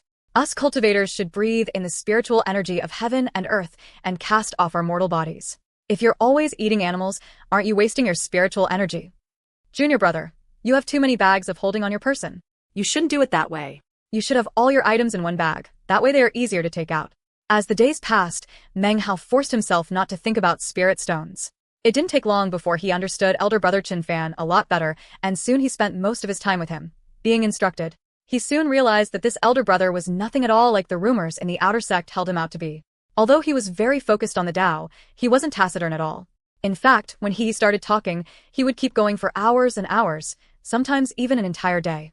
Soon it came to the point that if he didn't go looking for Qin Fan, then Qin Fan would come looking for him in his immortal's cave, and the discussions would begin. Meng Hao couldn't refuse. He could only force a smile and listen. Sometimes he would fall asleep in the middle of it, only to wake up to find Brother Chen Fan still talking. He couldn't help but feel sorry for him. There aren't enough disciples in the inner sect, so Elder Brother Chen doesn't have anyone to talk to. Therefore, he's developed this strange tendency. Meng Hao now understood why Elder Sister Su went into secluded meditation so often. Even he himself had thought of going into meditation to get a break from Elder Brother Chen. Whenever he left his immortal's cave, Elder Brother Chen would be there to accompany him. I wonder when Elder Sister Su is going to come out of meditation, thought Meng Hao with a smile. I can't wait to see the look on her face when she sees me. He now wore a silver robe, and his long hair fluttered behind him as he sat on a mountain crag. He stared at the setting sun, ignoring Elder Brother Chen's constant yammering. Junior brother must be wondering when Junior Sister Su will be coming out of meditation, said Elder Brother Chen with a smile, looking at Meng Hao. Yeah, what? Elder Brother Chen's sudden change of topic left Meng Hao speechless. No need to be shy, Junior brother, bantered Elder Brother Chen with a smile. Junior Sister Su Qing too is a natural beauty. It's perfectly normal for you to have a crush on her. He had an uncomplicated disposition and was easy to get along with. Meng Hao liked him. As soon as they had met, he had been willing to take Meng Hao on as a junior brother. Su Qing? Meng Hao coughed. He decided to change the topic. No, I never. Oh, right. Elder Brother Chen, a while back you were saying something about what happens after a cultivator completes his qi condensation. After qi condensation comes foundation establishment, the shedding of the mortal body. This is true spiritual cultivation, and truly being a cultivator. Elder Brother Chen smiled at Meng Hao, shaking his head. He was no longer bantering, but speaking warmly. During the process of establishing the spiritual foundation, 9 Tao pillars will arise within your core lake, deep and bottomless. They will grow within your body, and this is foundation establishment. Of course, there are different types of foundations, based on the various magical methods used to congeal the Tao pillars. If 9 cracks appear, it is a flawless foundation. If 18 cracks appear, it is a cracked foundation. More than 18 cracks means it is a fractured foundation. Of these, flawless is the best, cracked is good. Fractured is the most common. The Reliance sect used to have a manual describing a method to establishing a flawless foundation, acquired by Patriarch Reliance. Because of this, he was famous in all of the state of Zhao. His name was even known in the southern domain. Sadly, when the Patriarch went missing, the technique was not handed down. Qin Fan explained everything slowly and in great detail. This was just his personality, and Meng Hao had gotten used to it over the days. After foundation establishment is the great path to core formation. The sect leader is in this stage. After that, when you develop a nascent soul, then you can live forever and be a true immortal of this land. What about after the nascent soul stage? Asked Meng Hao, listening intently and feeling longing in his heart. After the nascent soul stage is spirit severing. That was the stage the Patriarch was at. It is the most difficult stage, where life hangs on a thread. Spirit severing involves several severings before complete success. That year, Patriarch Reliance left the sect to meditate in seclusion, and still hasn't returned. Chun Fan spoke calmly throughout his explanation, but his attachment to cultivate was clear from his expression. Perhaps one day I, Meng Hao, will have a chance to enter the spirit severing stage, he murmured. What is after that? The stages after spirit severing are too high, said Qin Fan lightly. I don't know the details. You have to go to the southern domain to learn about those things. In any case, the whole point is immortal ascension. Immortal ascension? Immortal ascension. The mountain breeze gently lifted the hair of the 2 disciples, carrying their voices off into the distance. Junior brother, if one day you go out into the world to continue your training, you cannot limit yourself to the state of Zhao. Elder Brother Chen looked at Meng Hao kindly. Don't forget, the state of Zhao is a remote state in the southern domain of the Nanshan continent. The spiritual energy here is not abundant, and there are few cultivators. The southern domain is the true world of cultivation. Even though the law of the jungle is brutal and ruthless there, it truly represents the peak of the southern regions of the Nanshan continent. Heroes abound as do chosen. Compared to there, the state of Zhao is quite calm and peaceful. Cultivators of my generation must climb mountains and tread upon piles of bones to succeed. A strange light filled his eyes, as if he weren't speaking to Meng Hao, but rather to himself. Meng Hao felt quite moved by Elder Brother Chen's words. Before, he had been somewhat ignorant, but having things so clearly explained left his head buzzing, as if a giant map had suddenly been rolled out in front of him. On the map was the Great Tang in the eastern lands and the heroes of the southern domain.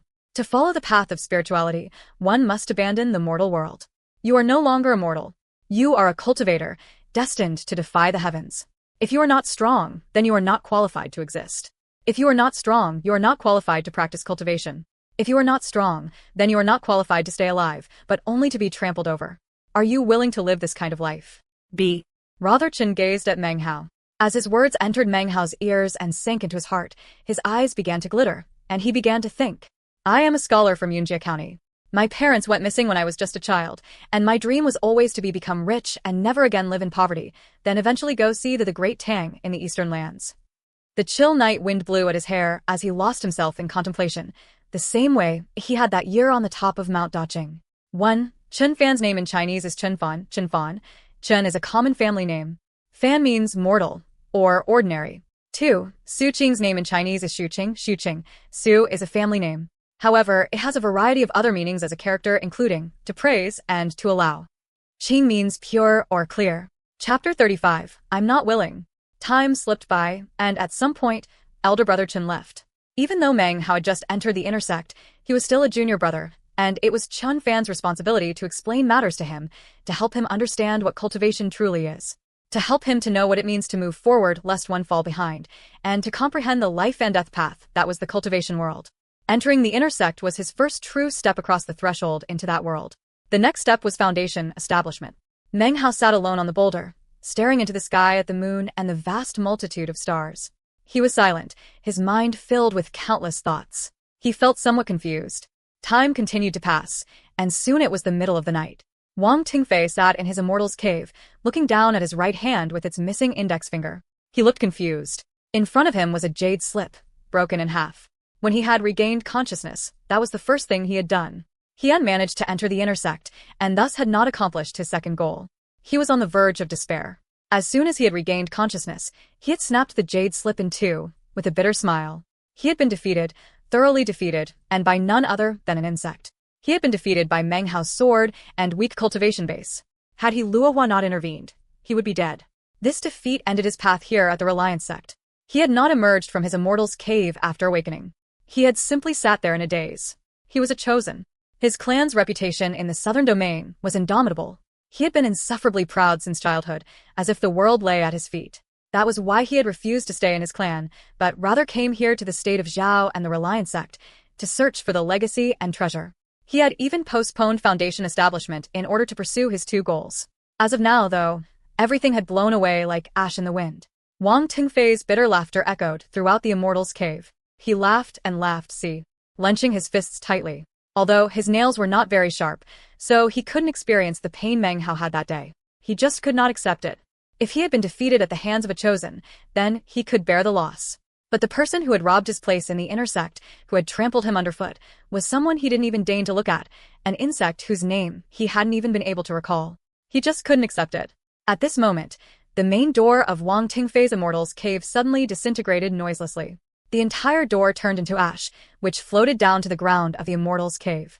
A middle-aged man stood in the doorway, wearing a black robe, hands clasped behind his back. He seemed somewhat emaciated, but carried a haughty air. The moonlight fell onto him and seemed to quiver and turn into ripples. It was as this man's mere existence could cause the surrounding mountain chains to tremble. Next to the middle-aged man was a young woman, perhaps 18 or 19 years of age. She was incredibly beautiful, tall, and slender. She wore no makeup, and yet her face glowed like the dawn. Her hair was pinned up in the shape of a swallow's tail, and her body seemed as if it were carved from jade. She wore a thin, light green garment. Standing there in the moonlight, she emanated a magical aura, cool and composed, refined and free from worldly vulgarity. She looked just like a female celestial, descended from heaven. The Wang clan is one of the 3 great cultivation clans in the southern domain, said the middle-aged man coolly. His voice contained an awe-inspiring coldness difficult to describe. It has outmatched many sects, and has existed for 10,000 years in the southern domain. You are a chosen of the Wang clan. From birth, you have been destined to do extraordinary things, to rise higher than the highest heavens. You were foreordained to engage in struggles with other immortals. As Wang Tingfei listened to the middle-aged man's words, he slowly lifted his head, ignoring his severed finger. What do some minor setbacks count for? This paltry state of Zhao wouldn't count for anything in the southern domain. It's filled with ants. If I sent a single nascent soul stage clan member here, he could wipe this place clean. The middle-aged man spoke with complete certainty, leaving no room for argument. Wang Tingfei clenched his fists, and fire appeared in his eyes. Your true enemies are the other chosen members in the clan, the successors of the two major clans in the southern domain, and the disciples of the rest of the 5 clans. Only they are worthy to be your enemy. If they saw your sorry state now, how could you dare to claim the name Wang? Tell me, what is your family name? Said the middle-aged man with a flick of his sleeve. My name is Wang. Wang Tingfei stood, his eyes gleaming. The middle-aged man looked at Wang Tingfei for a long moment, then his eyes grew soft. You are a rock of the Wang clan. In a few years, you will reach foundation establishment. In the future, on the great path to core formation, you will have the assistance of the violet chi from the East technique of your fiancé's sect. You will successfully achieve core formation soon. After that, you will have your nascent soul. When that happens, you will find that the pitiable person who defeated you here in the state of Zhao is still practicing chi condensation. Then you can truly look down on him like the insect he is. He gave Wang Tingfei a meaningful look, then turned away. Tingfei, said the beautiful girl. Her light voice was pleasant, and combined with her beauty, made her incredibly enticing. She was perfect in the same way Wang Tingfei was perfect. Were they to be together, they would truly be a match made in heaven, the envy of anyone traversing the path of immortality. Wang Tingfei looked at the girl silently. This was his fiancée, Chu Yuyenwen, daughter of the sect leader of the Violet Fate sect. She was a chosen of her sect, and one of 4 most famous women in the southern domain. Let's go back, she said softly, gazing at Wang Tingfei tenderly. Wang Tingfei nodded. He followed the girl out of the immortal's cave. Along with the middle-aged man, they walked forward, and suddenly a rumbling sound shook the night sky. A massive lightning bolt shot down from the sky, transforming into a flying battleship, nearly 300 meters long. The ship was black and emanated the feeling of death, especially the massive flagpole from which flapped a red flag, embroidered with the character Wang. On the ship stood numerous men with expressionless faces, standing at attention, radiating cold auras. The massive noise which had just rung out, as well as the battleship, left the disciples of the Reliance sect trembling in fear. They looked up at the sight, disbelief written across their face. Meng Hao still sat on the peak of the East Mountain.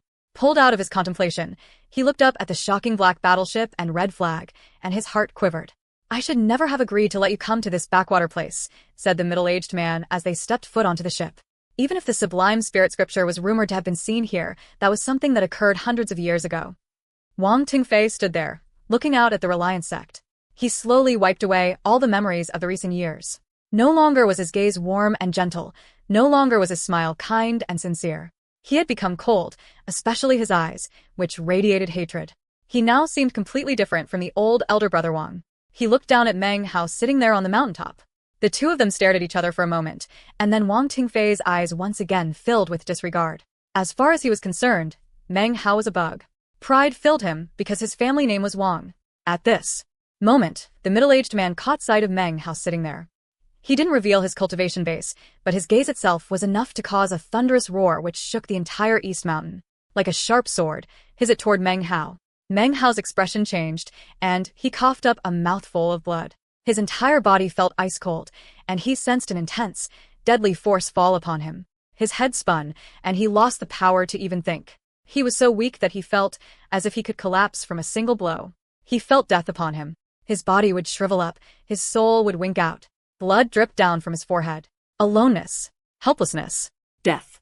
They melded together into a giant hand which pushed down on him, slowly crushing him to pieces, smashing him into a place beyond recovery. Suddenly, a cold snort rang out, filling the entire Reliance sect, and a figure in blue appeared in front of Meng Hao.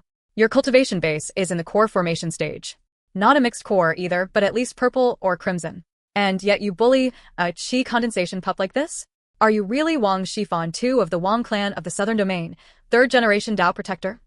It was sect leader He Luohua. Suddenly, a deafening, earth-shaking roar erupted.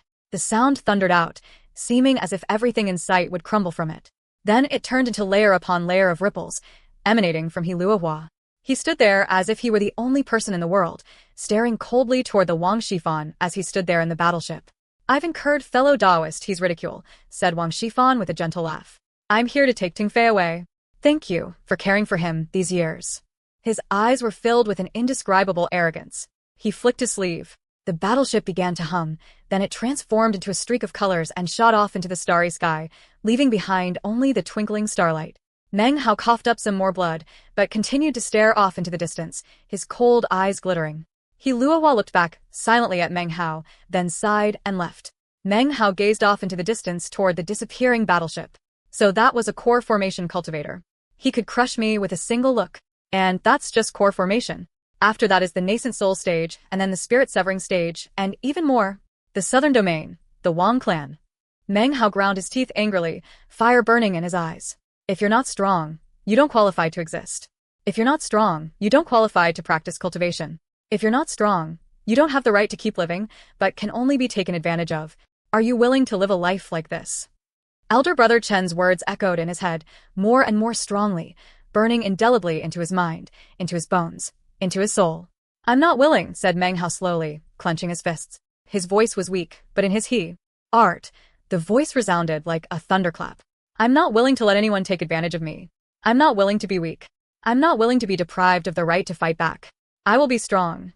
I will become powerful. Meng Hao had always wanted to become rich and travel to the Great Tang in the Eastern lands. He still had that desire, but in addition to that, he had a new belief. He would become powerful. On the path of cultivation, the path of defying the heavens, if you are not powerful, you are dead. 1. Chu Yuyen's name in Chinese is Chuyan. Chu Yuyen. Chu is a family name. Yu means jade or beauty, and Yan means captivating. 2. Wang Shifan's name in Chinese is Wang Shifan. Wang Shifan. Wang is a family name. Shi means tin. Fan means model, or example. Chapter 36. The Perks of the Inner Sect. Half a month passed, during which Meng Hao spent most of his time sitting cross-legged in the sect's magic pavilion, studying the ancient records. Now he had a much deeper understanding of the state of Zhao and the southern domain. He had even discovered a hand-drawn map of the sprawling Nanshan continent, which showed the Great Tang in the eastern lands, the northern desert with its Changdi flutes, the barbarian western lands, and of course the southern domain, where he was currently located. The whole world was neatly displayed on the map, and its image was now burned into Meng Hao's brain.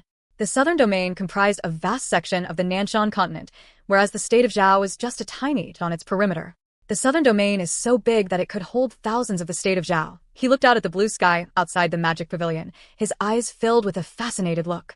So it turns out that traveling to the Great Tang in the eastern lands isn't that simple. You have to cross the Milky Way Sea. After a while, Meng Hao looked back down at the map, looking at all the 4 major regions of the Nanshan continent. The eastern lands and the northern desert formed a subcontinent, separated from which by a large ocean were the western barbarian lands and the southern domain, which formed another subcontinent. When the sun began to fall behind the western mountains and dusk approached, Meng Hao rubbed his eyes, returned the map to its place, and left the magic pavilion. He looked off into the distance toward the east for a while, then turned and headed back to his inner sect Immortal's Cave. Inside the Immortal's Cave, the luminescent pearls inlaid into the ceiling emitted a soft light onto the light green walls. There were 5 stone rooms and a gurgling spirit spring, filling the cave with dense spiritual energy. This was a perk available only to disciples of the inner sect. Meng Hao entered and sat cross-legged onto a slab of white jade. It was not made of spirit stone, but meditating upon it helped one's mind to be clear, and was a relatively rare treasure. This also was something only for inner sect disciples. Only inner sect disciples can truly be considered members of the Reliance sect, thought Meng Hao, quietly looking around. The light green stone walls were carved with various birds and beasts, each of which seemed to be filled with deep meaning. Even looking at them left one feeling refined. These are very different perks from those in the outer sect. This is in order to emphasize the outstanding qualities of inner sect disciples. Just like in the mortal world, there is a division of layers. By struggling, one can surpass the outer sect. After that, if one wishes to become exalted, one must become stronger. Soon, dusk fell, and then Meng Hao heard a respectful voice from outside. Elder brother Meng, Li Fuguei from the foot of the mountain requests an audience. It was the voice of a boy, a servant. After Meng Hao had joined the inner set, this boy had been assigned to help him care for his daily affairs. This was yet another perk of life in the inner sect. At first, Meng Hao had a hard time getting used to it. He had never had someone waiting upon him before. But when he saw elder brother Chen's servant helping him, it was easier to accept. However, he still held firm to his desire to grow stronger. Only the strong can have power over others and prevent others from controlling them. The law of the cultivation world and rules of the Reliance sect were the same. It was not reasonable or fair, but it existed, and that was the way of life. Existence was truth. The world is fundamentally unreasonable, and naturally, there is no true fairness.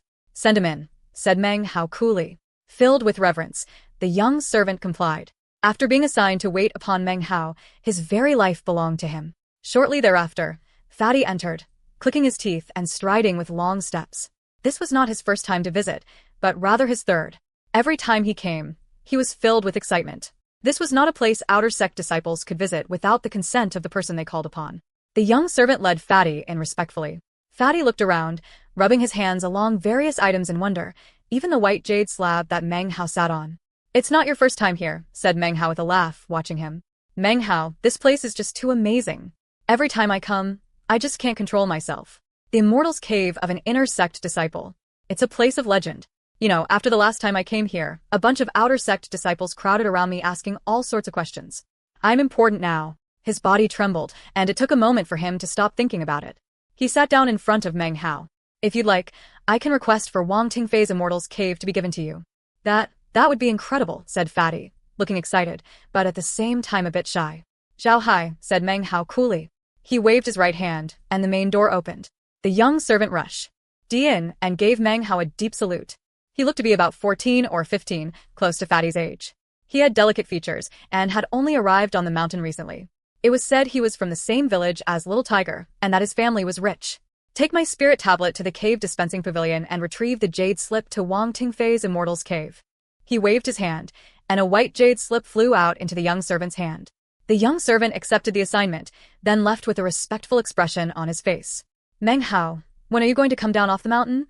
asked Fatty eagerly. "I promised the Outer Sect disciples you would go to inspect them. You can't go back on your word, I promised them." "Grandmaster Ouyang said that I would preside over the next pill distribution day," he said with a smile. "I believe that would be the day after tomorrow." The two of them had entered the sect together 3 years ago. A deep friendship had long since grown between the two of them. "Great, the day after tomorrow it is." "Oh, right, our business has been doing well in the past half-month. I already separated out your 80%. He handed a bag of holding to Meng Hao, looking pleased with himself. It seemed he too understood the meaning of the Reliance sect. With Meng Hao to rely on, who in the outer sect would dare to even say one wrong word to him? Even better, the beautiful female disciples of the outer sect had begun to fawn over him until he fairly floated in the air. For the moment, Fatty was quite popular. "Has Shengguanxiu caused you any problems recently?" asked Meng Hao suddenly, his eyes flashing. "Nobody has seen that bastard recently," replied Fatty, his voice becoming grave. "I've assigned a disciple to do some spying for me, and he said that Shengguanxiu sits in secluded meditation all day. He never comes out. Just be careful," he warned, "and not for the first time. If anything happens, snap the message token I gave you." Soon, the young servant Zhao Hai returned with the jade slip to Wang Tingfei's Immortal's Cave. Meng Hao gave it to Fatty. The two of them laughed and chatted deep into the night. It seemed Fatty didn't want to leave. In fact, he seemed to be growing more excited. Meng Hao was surprised at this, but when he remembered what day it was, and laughed. "Today is the day medicinal fruits are distributed in the inner sect," said Meng Hao. Fatty licked his lips and nodded, his heart filled with envy at the differences between the inner and outer sect disciples. Every month medicinal fruits were distributed, a special type of spiritual fruit infused with medicinal pills. The fruit itself tasted like a medicinal pill, but was much more effective than ordinary medicinal pills. Inner sect disciples received the fruits once per month. After the time it takes an incense stick to burn, the young servant Zhao Hai entered. He actually despised Fatty, but didn't show even the slightest hint of it on his face. In his hands he carried the medicinal fruits, wrapped up in a large green leaf. A delicate aroma wafted out from it, causing Zhao Hai to swallow deeply. He put the fruits down and then left. When the large leaf was removed, the medicinal fragrance filled the air. Inside the leaf were 2 small, semi-transparent, light red fruits. They seemed so delicate that they might break if you touched them. Inside, each one could just barely be seen a medicinal pill. Fatty's eyes went wide. He had never eaten medicinal fruit before, but had heard it mentioned recently by some outer sect disciples. After making some inquiries, he had discovered the distribution date, and so had hurried eagerly to visit Meng Hao. He picked up one of the fruits and put it into his mouth. He bit down, then swallowed, and a delicious flavor filled his mouth. Then, a hot sensation filled his head and spread out through his whole body. Amazing, amazing. I must be the first outer sect disciple to ever eat a medicinal fruit. When word gets out, the girls will be envious to death. Everyone will be envious of Master Fatty's good fortune. It suddenly seemed as if he had remembered something, and he snapped his mouth shut, not letting any of the fragrant aroma escape. Using his hands, he signaled to Meng Hao that he needed to leave, then ran off. "I have proof," he thought. "I have to find some of those female disciples and let them smell it." The more he thought about it, the more excited he got, and he raced down the mountain even faster. Fatty's clever plan was obvious, causing Meng Hao to laugh. He slowly placed the remaining medicinal fruit into his mouth. It tasted delicious, filled with dense medicinal flavor. This is something else that inner sect disciples, as he ate the medicinal fruit, he sighed. This life was not something that outer sect disciples could enjoy.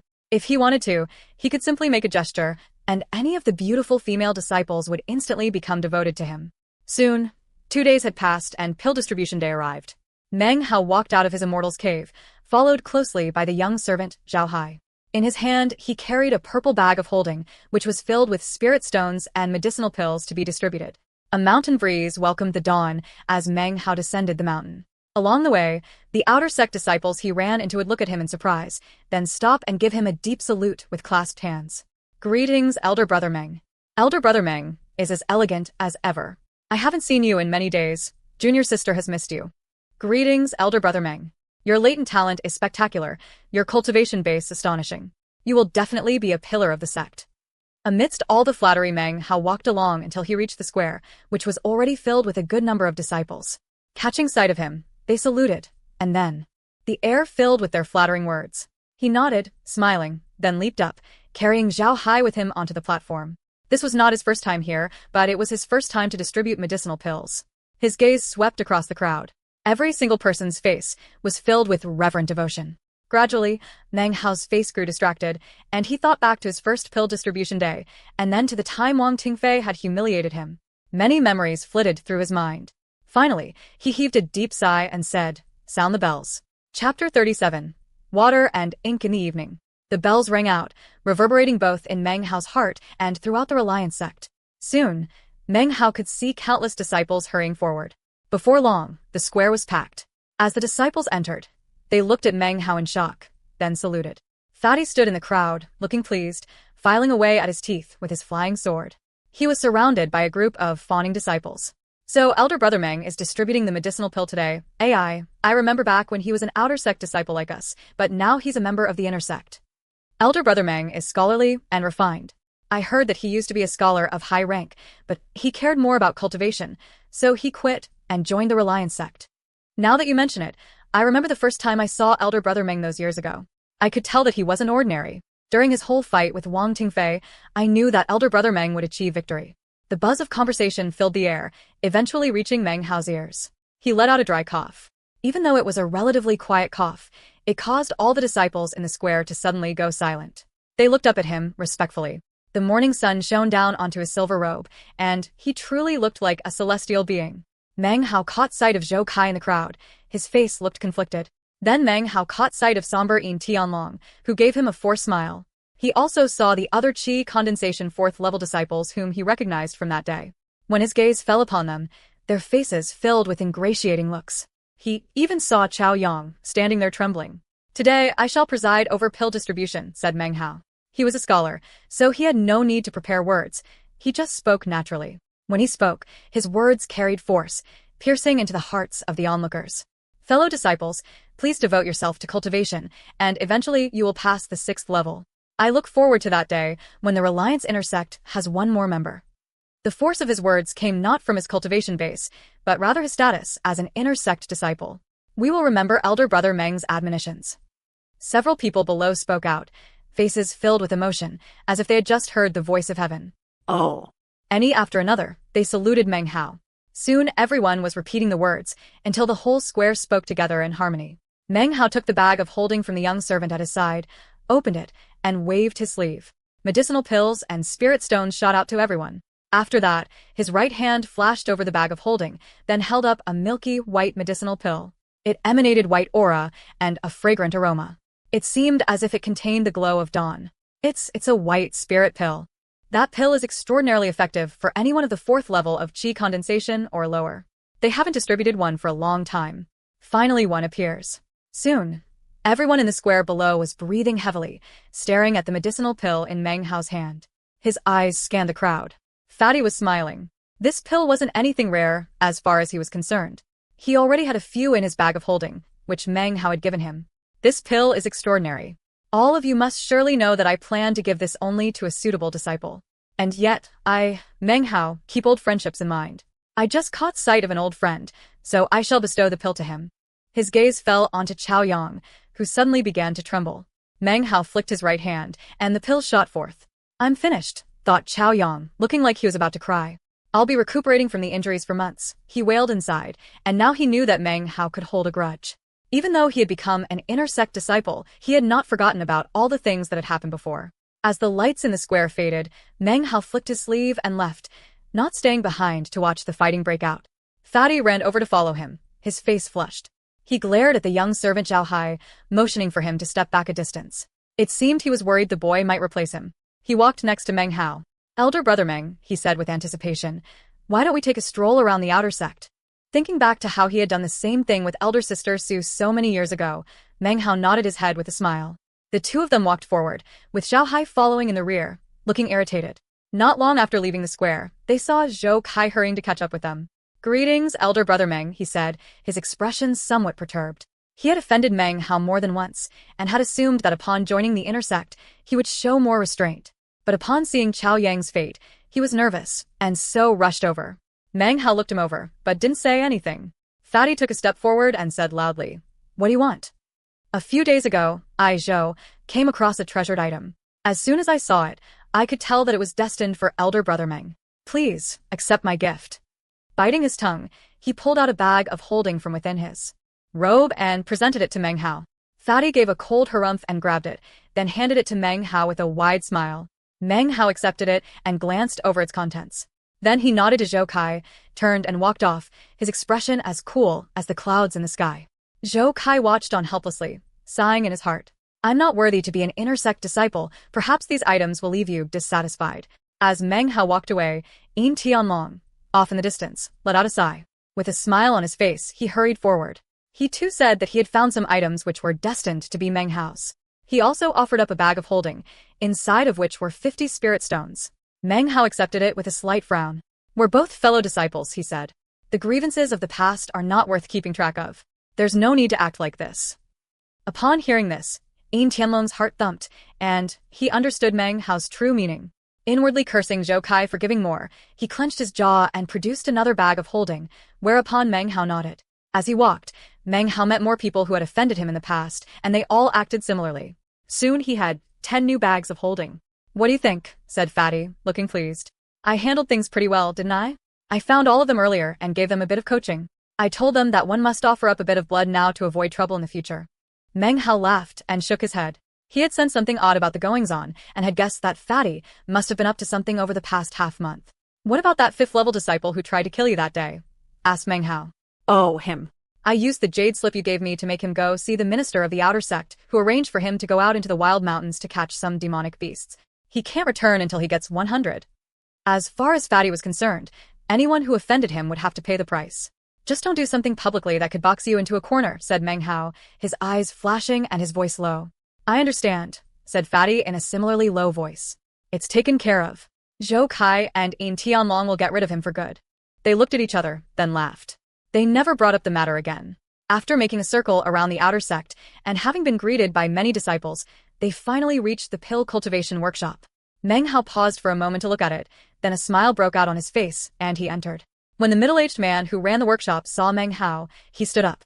Meng Hao smiled and nodded his head, glancing around at all the medicinal pills. "Don't worry, elder brother Meng," said the middle-aged man. "Junior brotherly Fugue is taking care of the pill workshop. Business is good. I definitely won't give any other disciples a chance to buy medicinal pills." He umped his palm onto his chest. Fatty beamed with joy. Previously, he had given the middle-aged cultivator a bag of holding when no one was looking. Soon, the man had grown accustomed to this. Although the medicinal pills here belonged to the sect and weren't personal property, the man wasn't opposed to making a bit of profit of his own. Thanks to Fatty's anticipation and stubbornness, it wasn't until midday that Meng Hao was able to satisfy him. They walked around the entire outer sect until everyone had seen them together. Finally, after much begging and pleading, they went to the treasure pavilion. The shrewd-looking man at the treasure pavilion had been waiting outside for some time.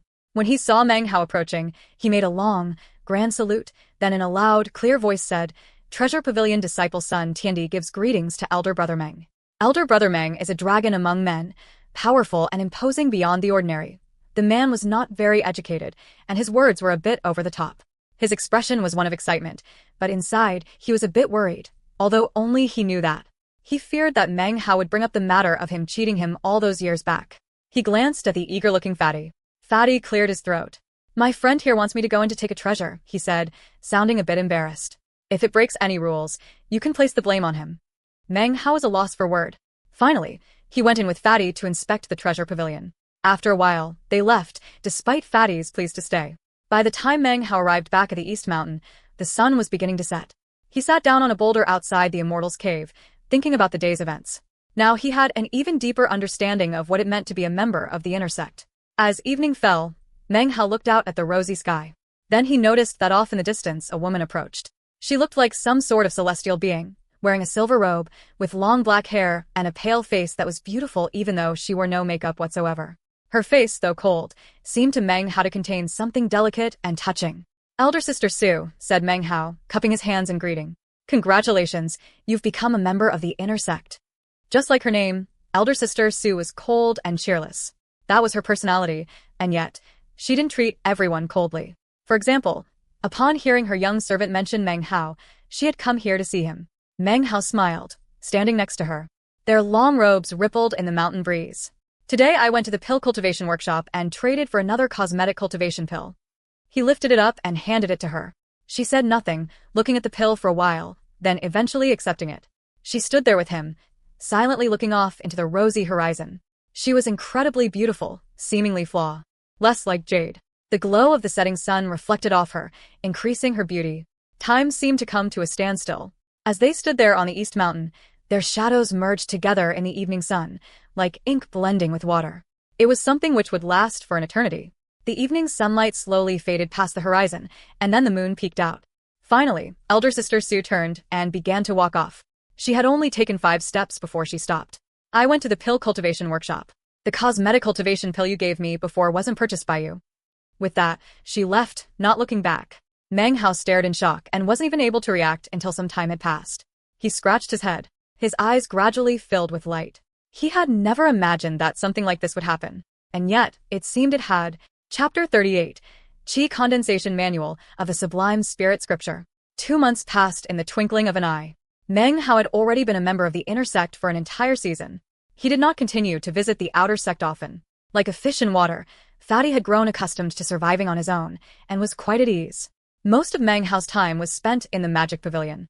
One day, he sat there cross-legged, a calm expression on his face, as he read a bamboo text. He raised his right hand and began to make incantation gestures, causing a magical light to circulate around it and cast flickering shadows onto his face.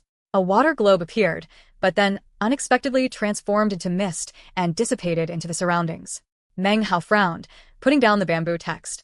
He reached into his robe and pulled out a glowing jade slip. It was pure white and blurry inside, as if it were filled with mist.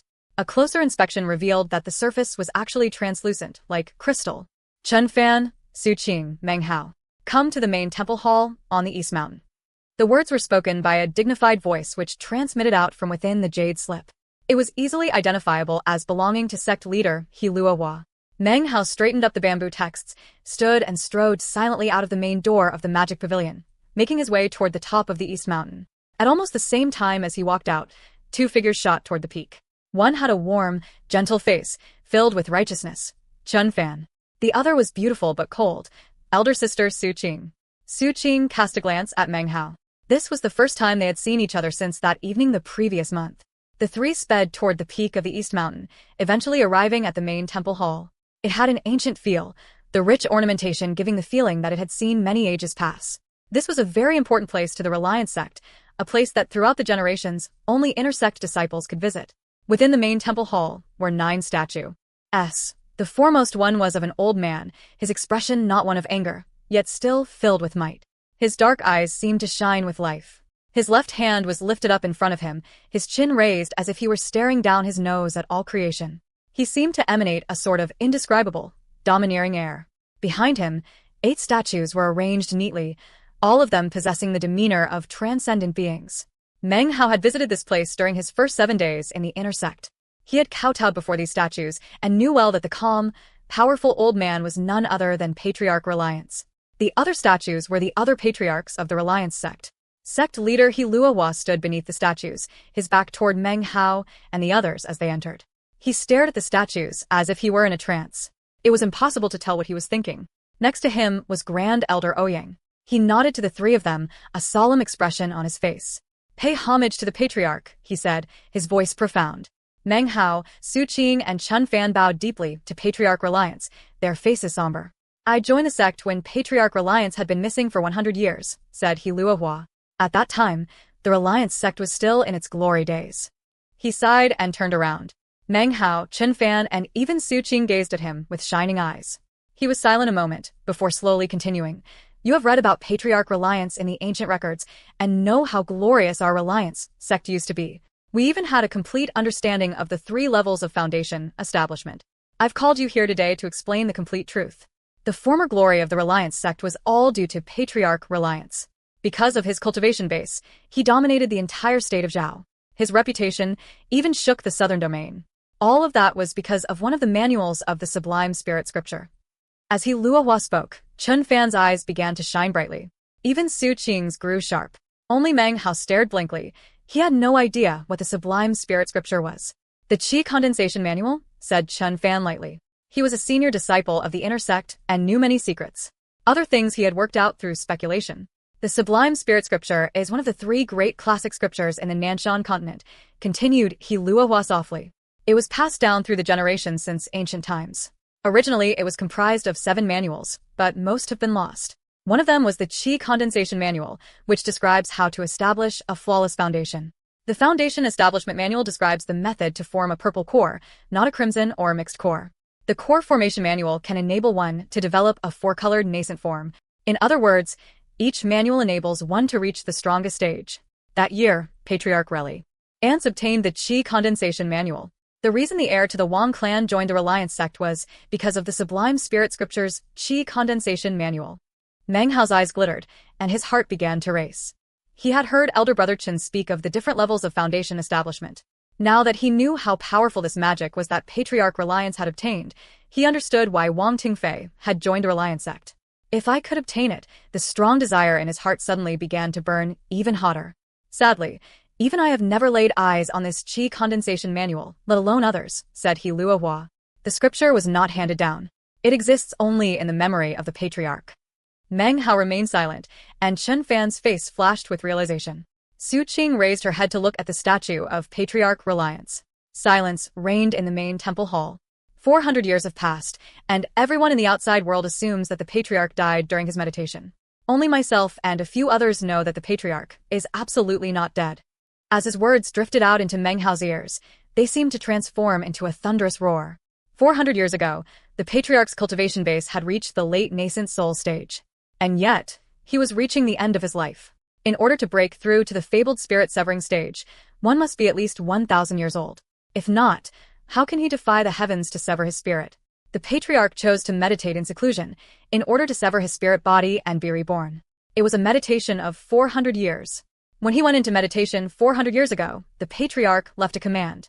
Every 100 years, he would send out some pieces of Vorpal jade, formed from his own blood.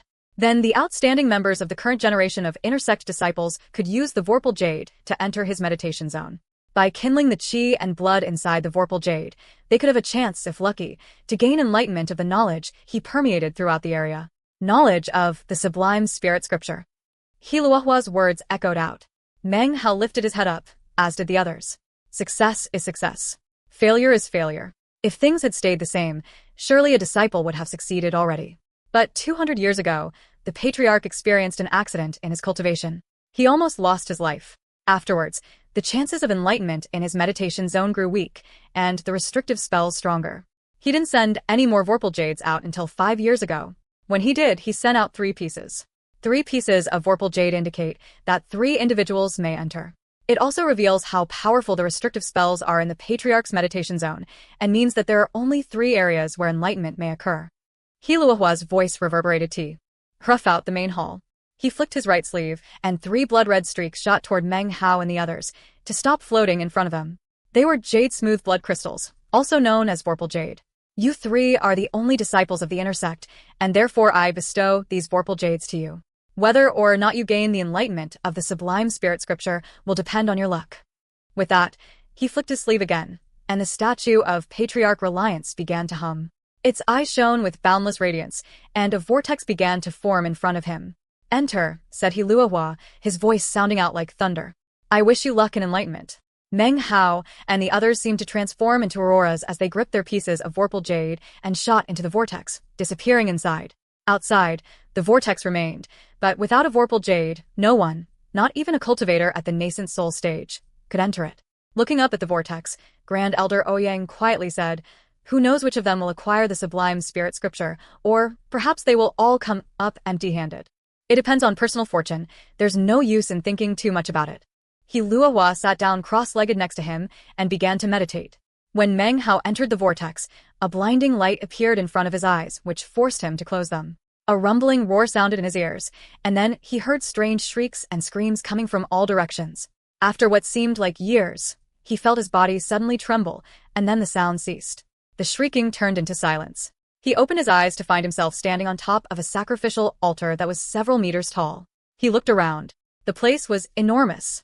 Up above was black earth, dotted with small crystals that shone like stars, casting a dim light on the surroundings. Nothing was very clear, as if everything were covered with gauze. Various buildings rose up out of the fog. How desolate. It seems like no one has been here for hundreds of years. It was Chun Fan's voice, drifting from some distance away. Eventually, he appeared, walking through the fog. In the direction from which he came could be seen another altar, several meters tall. The soil up above has restrictive spells cast on it. These are the sect catacombs. Su Qing appeared from another direction. Dressed in her silver robe, she appeared matchlessly beautiful. I entered the sect earlier than both of you, said Chun Fan. Once I performed guard duty at the main temple hall, so I know a few secrets that you two don't. These are definitely the Reliance sect catacombs. Directly above is the outer sect. Meng Hao walked off the altar to stand next to Chun Fan and Su Qing. Looking around at the hazy images of buildings around them, he could see plenty of withered plants and flowers. Everything was deathly still. This fog is a restrictive spell, said Meng Hao with a frown. It's making everything appear to be black and white. No color whatsoever. Precisely, said Chun Fan with a serious look. Don't attempt to touch it. Because of the Patriarch's weak state, he's lost control of it. Let us use our vorpal jades to find our places of enlightenment. He looked at them. We don't know how much time we will have to gain enlightenment. Let's all wait for each other, then leave together. Junior sister Su, junior brother Meng, I wish you success. He cast his spiritual power into the vorpal jade, whereupon it emitted a blood-red glow and began to drift away. Chun Fan followed, soon disappearing into the distance. Su Qing nodded at Meng Hao, then followed the blood-red glow of her vorpal jade in a different direction. Meng Hao looked around, then was about to activate his own vorpal jade when suddenly a shrill shriek rang out. It grew closer and closer until it seemed to be only about 30 meters away. Chapter 39, Patriarch Reliance. Meng Hao's expression changed. He suddenly saw the fog roiling, and then about 30 meters away a shrieking man appeared. He wore a long tattered robe as he charged toward Meng Hao. He emanated a fierce heat, which transformed into a ruthless killing aura. Seeing him approach, Meng Hao retreated as fast as possible. This turn of events had happened too quickly. The figure advanced rapidly, and in the blink of an eye it was only 9 meters away. Suddenly, it caught sight of the vorpal jade in his hand, and its eyes filled with dread and fear. Meng Hao's heart churned. He poured the spiritual power from within his body into the vorpal jade, and suddenly, it began to glow blood-red. It illuminated the man in the dilapidated robe, allowing Meng Hao to see him clearly. He was middle-aged, his body gaunt, like some sort of evil spirit. Blood-curdling screams shot out of his mouth as he retreated. Moving with incredible speed, he disappeared into the fog. Sweat broke out on Meng Hao's forehead, and he took a deep breath. The feeling the middle-aged man gave him was the same feeling he got from Grand Elder Ouyang, boundless and majestic. Don't tell me he was a cultivator of the Foundation establishment stage? Meng Hao hesitated, remaining on guard. He followed the direction of the blood-red light, moving forward carefully. After about half an hour, he stopped in shock. Several figures had appeared, and each of them seemed to have a cultivation base equal to Grand Elder Ouyang's. Some even seemed to be as powerful as sect leader Hiluahua. Could they be automatons? Upon closer inspection, the figures didn't actually seem to be alive.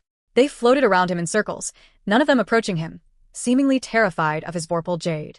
Time passed enough for an incense stick to burn, and they slowly disappeared. Meng Hao continued forward numbly, his breathing agitated, a blank look in his eyes. This, he murmured. Ahead of him was a mountain approximately 300 meters tall. An ordinary mountain would not cause Meng Hao to act in such a way. This mountain was made of spirit stones. Countless spirit stones piled together to form a spirit stone mountain. Meng Hao had never seen so many spirit stones in his entire life. His head spun, and he unconsciously wanted to go take them, but after taking a single step forward, he stopped. The spirit stone mountain was gray in color and seemed to be covered with a fine mist. It was a restrictive spell, which prevented anything from touching it. He struggled for some time, not quite willing to give up. When he reached a position about 60 meters from the spirit stone mountain, he suddenly felt a fierce sense of imminent danger. Looking at the mountain with a sigh, he stopped in place. He knew that if he got too close, his body and soul would be reduced to ashes. At a loss for a long moment, he turned his head and reluctantly left the spirit stone mountain behind. More time passed as he followed the blood-red glow, enough for an incense stick to burn, and soon the hazy image of a building appeared in the fog ahead of him. It had a courtyard, filled with withered plants and weeds. A stone sat in the middle of the courtyard, about half the size of a person. It was the only thing in sight that was neither black nor white, nor was there any fog visible near it. The vorpal jade floated toward the large stone, then stopped above it. The blood-red glow began to fade. Meng Hao walked forward and inspected the area around the stone. This must be one of the areas for enlightenment. He sat down cross-legged onto the stone and looked at the vorpal jade floating in front of him. His eyes began to gleam. Throughout all these years, many people have come here, and none have successfully achieved enlightenment. When the blood-red glow of the vorpal jade fades, it means the time to attempt enlightenment has arrived.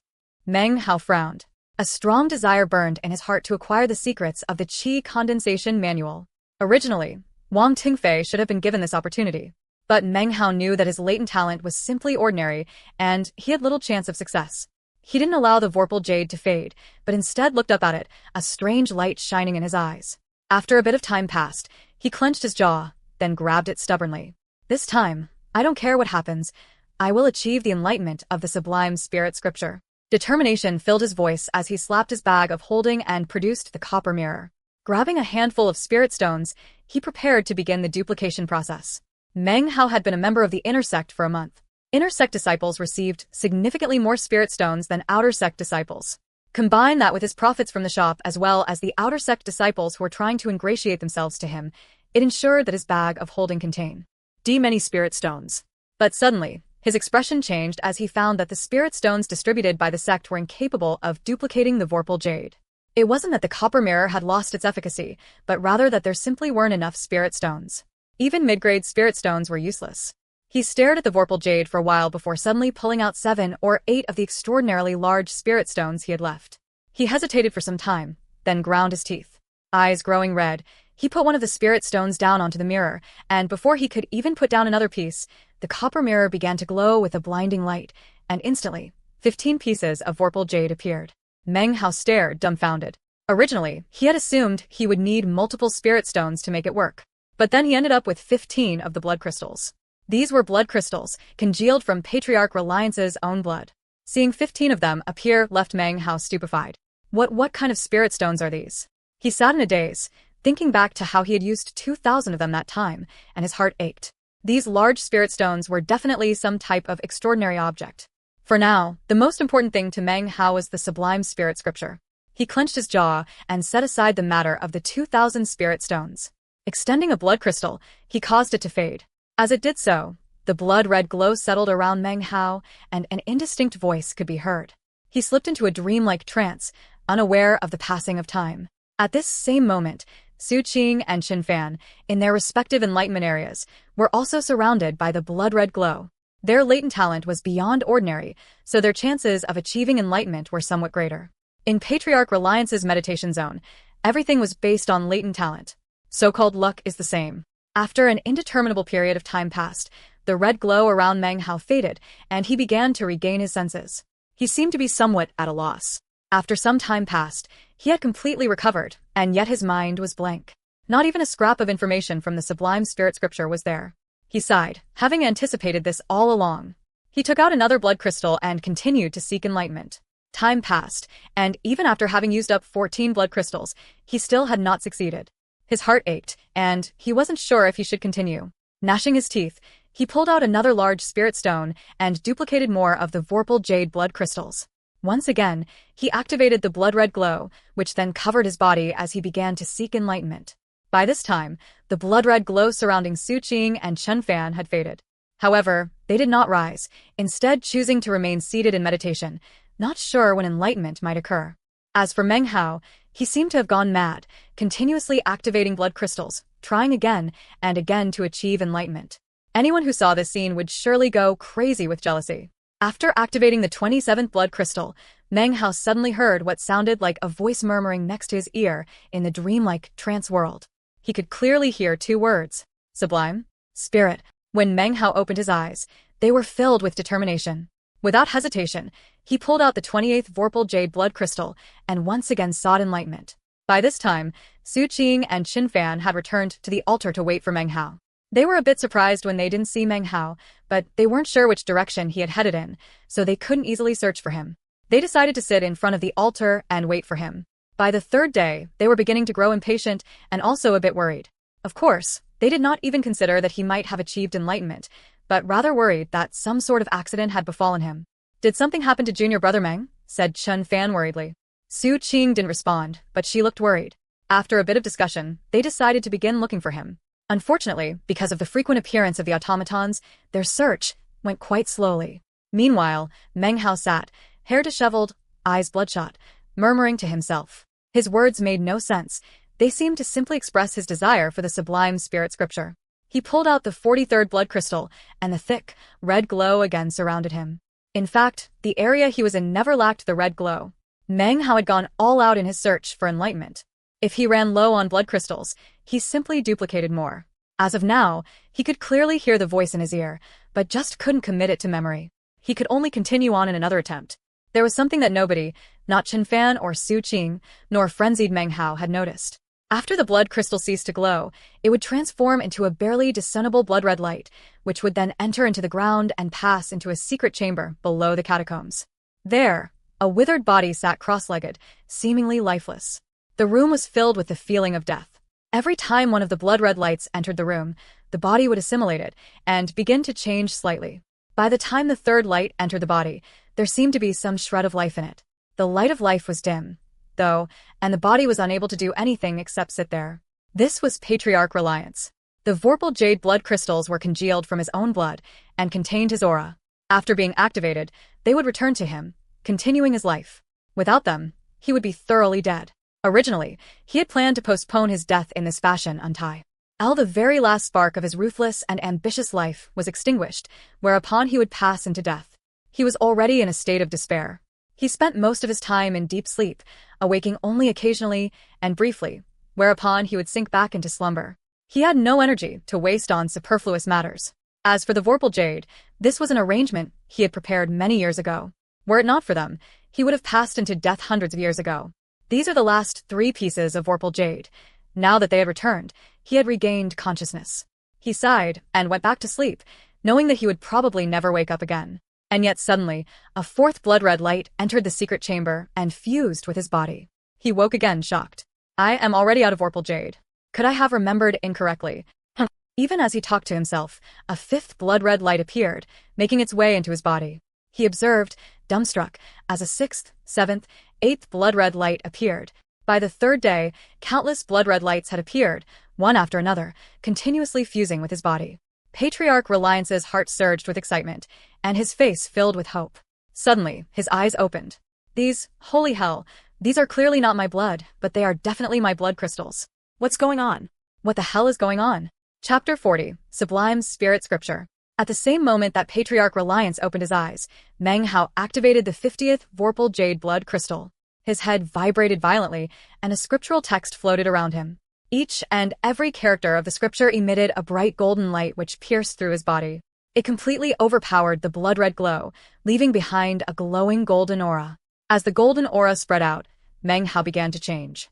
His core lake churned violently as it began to take on a golden hue. As the lake water became gold, a thunderous roar sounded out, transforming his entire body. His body filled with loud cracking sounds. His bones grew longer, his blood and flesh grew stronger. In an instant, he grew more powerful, both inside and outside. His chi vessels seemed to be as transparent as crystal, completely integrated into his physical body. His hair grew longer as he transitioned into a new state according to the mnemonics of the Sublime Spirit Scripture. More time passed, approximately 6 hours, and then another boom sounded out inside Meng Hao. When he opened his eyes, they shined with a golden light. Time passed, and the golden glow faded. He looked excited. Within his mind, he could clearly see a mnemonic branded indelibly onto his spirit. He understood every single line. This was the sublime spirit scripture. This was something that could cause blood to spray like rain in the outside world. This was the chi condensation manual that countless sects would fight like mad for. And here it was inside Meng Hao's head. After the 6 hours of transformation, Meng Hao is still at the 6th level of chi condensation. But as for his new cultivation method, it could be counted as one of the 3 best in the entire Nanshan continent. This good luck was something that even the disciples of the great clans and sects would have a hard time achieving. Using the cultivation method of this chi condensation manual, if Meng Hao is able to reach the foundation establishment phase, then he would definitely be able to establish a flawless foundation. In addition, his spiritual power would be much deeper than that of his contemporaries. Perhaps it would not be the most powerful, but as time passed, the power would slowly accumulate, and by the time he reached the foundation establishment stage, like a butterfly emerging from a cocoon, he would have a flawless foundation rarely seen in the world. As of right now, if he ran into Wang Tingfei, he would not be put into the precarious position he had been that day. In fact, he could now simultaneously control 10 flying swords without losing any of their dexterity. His power had doubled. Filled with excitement, Meng Hao clenched his fists, his heart filling with intense longing. After a while he took a deep breath, descended from the stone slab, and walked off. At the moment, Patriarch Reliance was going wild with even more excitement than Meng Hao. Upon opening his eyes, he could see Meng Hao, as well as Chun Fan and Su Qing. He waited eagerly for Meng Hao to produce another blood crystal, then watched in a daze as Meng Hao suddenly achieved enlightenment. Damn it. I should never have placed the enlightenment field out there. No. If I didn't, how could I get the young pups to come here in the first place? But. Why did he have to gain enlightenment with only 50 blood crystals? 100 would be better, 200, at least 300. If there were 500, I wouldn't need to continue meditating here. Patriarch Reliance was filled with depression. This was his greatest hope, and he was watching it disappear before his eyes. Without blood crystals to replenish himself, he could only continue on wasting away. And yet he knew there was nothing he could do. I didn't do myself any favors that year. I closed myself up in here with no way out, and it's very difficult to transmit my voice out. As far as magic goes, I'm currently too weak to do much of anything. What to do? I have to think of something. His face grew anxious as he watched Meng Hao meet Su Qing and Qin Fan out in the catacombs above the secret chamber. They proceeded toward the altar, clearly preparing to leave. If I caused all of the members of the cultivation world of the state of Zhao to come here, I could use the power of their cultivation bases to break me out of this meditation zone. If I can break out, then I can absorb their life force, then have a chance at my second severing. Patriarch Reli. Ants gnashed his teeth, squeezing as much as he could out of his weak cultivation base, then slapping his right hand down onto the ground. It began to rumble. At that same moment, Meng Hao was trying to come up with an excuse for why he had gone missing for those few days, and why his body looked different. Chun Fan smiled and nodded, and Su Qing, seeing that Meng Hao wasn't harmed, didn't say anything. The 3 of them stepped up onto the altar, getting ready to depart. Suddenly a roaring sound filled the air, and the entire catacombs began to shake. Their expressions changed as a giant crack split the earth in front of them, and a massive stone stele slowly lifted up. After enough time passed for an incense stick to burn, and it had finally completely emerged. It was approximately 30 meters tall, inscribed with golden characters. It was a scripture, none other than the Chi condensation manual of the sublime spirit scripture. The 3 of them stared in shock, especially Meng Hao. After all the trouble he had gone through to acquire the Chi condensation manual, here it was in front of him. He looked at it in a daze. But after examining it further, a strange expression appeared on his face. The first 2 lines of the scripture inscribed on the stele were accurate, but the rest was a complete fabrication. It appeared to be filled abstruse mysteries, but since Meng Hao knew the details of the true scripture, he could tell instantly that this one was false. He hesitated for a moment, but didn't say anything. Chun Fan's eyes glittered. He walked forward to stand beneath the stele, as did Su Qing. They looked at it for some time, then exchanged shocked glance. "We should take this with us," said Su Qing slowly, "and let the sect leader decide what to do with it." Meng Hao blinked, then nodded, as if he completely agreed. When Patriarch Reliance saw this, he laughed, more than pleased. Take it quickly. Take it out, and let as many people know as possible." Ha. I'm so smart. I was worried people might break in here during my meditation, so I prepared that false stele. Of course, fearing it might be identified as false, I prepared a little trick. Once it's removed from this place, it will project a sign into the sky which people in all directions will be able to see. Originally, it was designed to cause harm, but now it's going to be quite helpful to me. Excellent. Excitement filled Patriarch Reliance's heart, but then suddenly, His eyes widened. "We must not," said Qin Fan in a dignified voice. After examining the steel carefully, his face filled with resolution. He shook his head, looking at Meng Hao and Su Qing. "This steel is extremely important. If we take it out, then we would be bringing calamity upon the sect. If an outsider learned of its existence, it could bring about our destruction. Let's each of us use a jade slip to make a copy of the scripture inscribed onto the steel. That way, we can take the contents out, but leave the steel in place. That is the safest method." Qin Fan's face was filled with sincerity and righteousness. What he said was completely selfless in nature and also took the safety of the sect into consideration. Su Qing nodded, and Meng Hao, of course, did not disagree.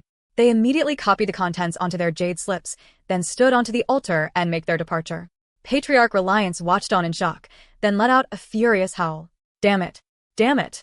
I will crush this generation's sect leader. How could you let a guy like this into the inner sect? He's completely honest and upright, which I despise. In my day, everyone in the sect was dark and crafty. Take the scripture and keep it secret. That's a real disciple of my sect. As for you, you righteous little pup, you've brought about my death. Why did you have to stop them? Damn it! My cultivation base. Patriarch Reliance was so furious that his body trembled. He ground his teeth, and with an air of abandon, held his breath for a moment, then let out a low shout. He slapped the top of his own head, then spat up a mouthful of blood. The blood transformed into a shapeless blood-red glow, which then began to send a reverberating hum throughout the secret chamber. Amidst the reverberations, the blood-red glow suddenly shot toward Meng Hao and the others as they left the catacombs.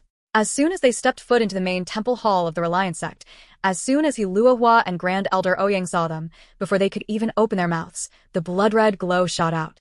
None of them noticed.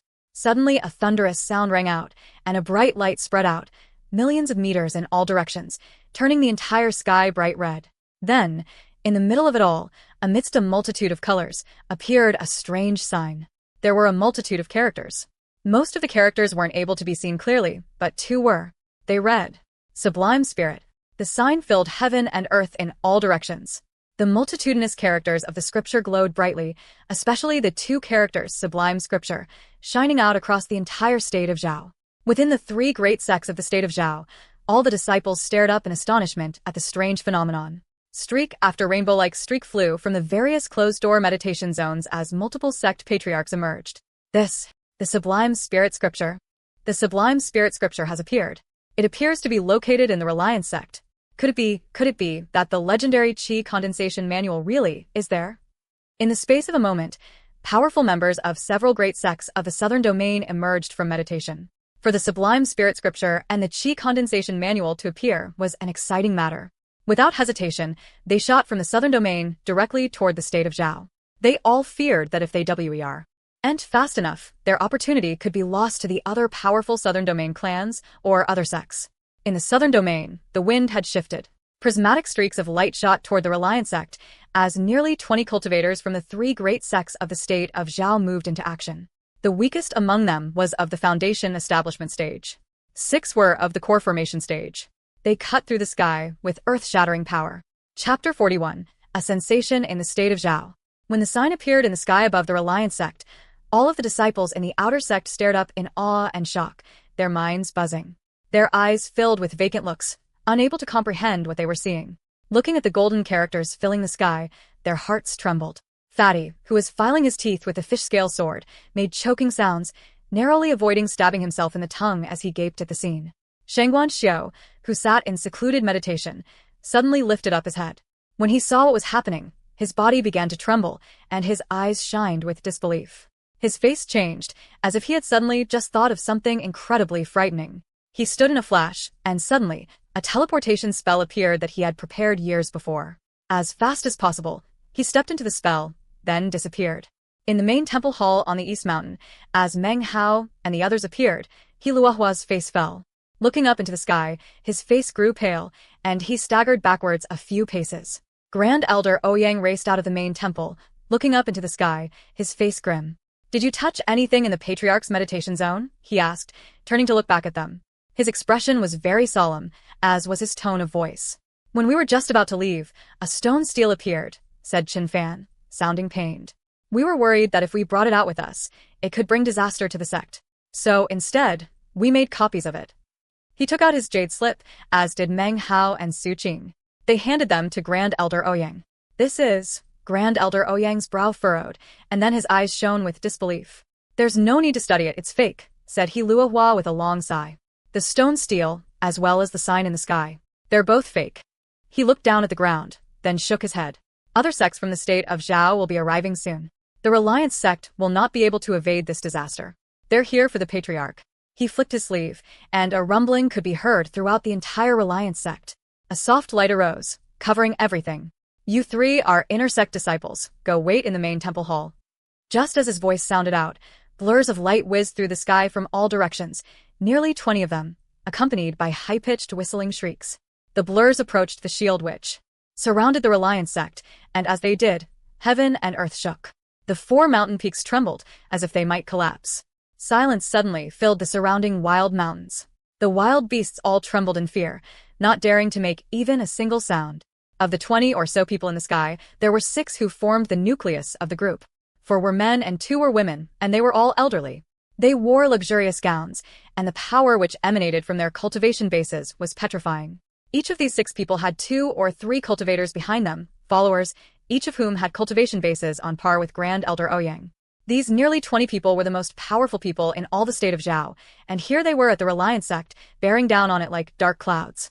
Reliance sect, a voice boomed out, billowing like thunder. The buildings which comprised the outer sect seemed as if they would collapse at any moment. Large amounts of outer sect disciples coughed up blood, fear covering their faces. The Cold Wind sect is powerful, said he Luohua with a harumph. His voice rang out like a thunderclap as he stood there on the mountain's peak, suppressing the voice which had just spoken. He raised his right hand, and a hum sounded out as an invisible wind sprang up. It shot toward the person who had just spoken, surrounding him, suddenly turning black and transforming into a massive shapeless mouth that seemed about to swallow up the core formation stage Cold Wind sect eccentric. The man's face changed, and he retreated quickly, without hesitation. Enough, enough, said one of the powerful core formation experts, looking down at Luohua. His voice was light, but filled with suppressive power. He wore a long, purple robe embroidered with images of flutes. Frowning, he raised his hand, and the shapeless black wind dissipated. Fellow Taoist he. The sign in the heavens came from your Reliance sect. Please hand it over to us. A deathly silence filled the outer sect, as the disciples felt the shadow of death looming over them.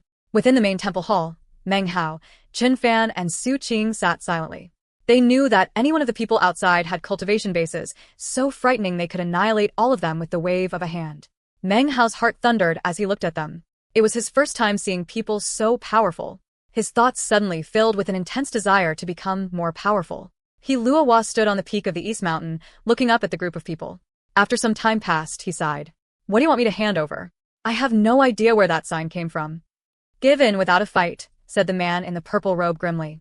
Disperse the Reliance sect's grand protective spell. Allow us to search freely. This is what we mean by handing it over. If you don't, then despite the fact that we are fellow cultivators of the state of Zhao, we will destroy you. Our grand spell, and then exterminate the Reliance sect. Exterminate the Reliance sect. He Luohua suddenly laughed, louder and louder. It echoed out throughout the Reliance sect. As he laughed, he saw Grand Elder Ouyang standing there next to him, looking as if he were ready to fight to the death. He also saw the 3 inner sect disciples sitting grimly in the main temple hall. Then he glanced at the crowds of outer sect disciples, covered in blood. He knew that they were without hope, helpless. How could he fight back? How could he ensure that the outer sect disciples lived to see another day? How could he avoid this disaster? As long as I am the sect leader of the Reliance sect, I will not allow outsiders to bully and humiliate us. But there's really no way for me to protect everyone. His laughter carried sorrow within it, but also a tiny shred of hope. Even if you don't exterminate the Reliance sect, I fear that it cannot continue on for very long. Therefore, as of today, the Reliance sect is disbanded. I have no further need of these trivial mountains. He flicked his sleeve and flew up into the air.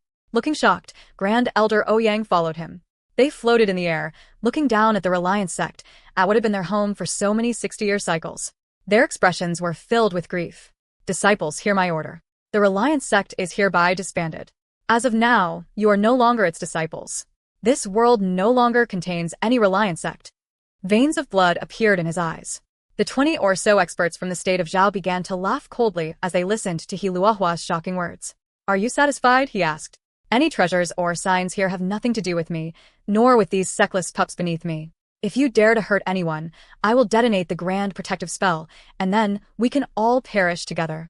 His voice was resolute, and the bitterness in his words caused the state of Zhao experts' hearts to quaver a bit.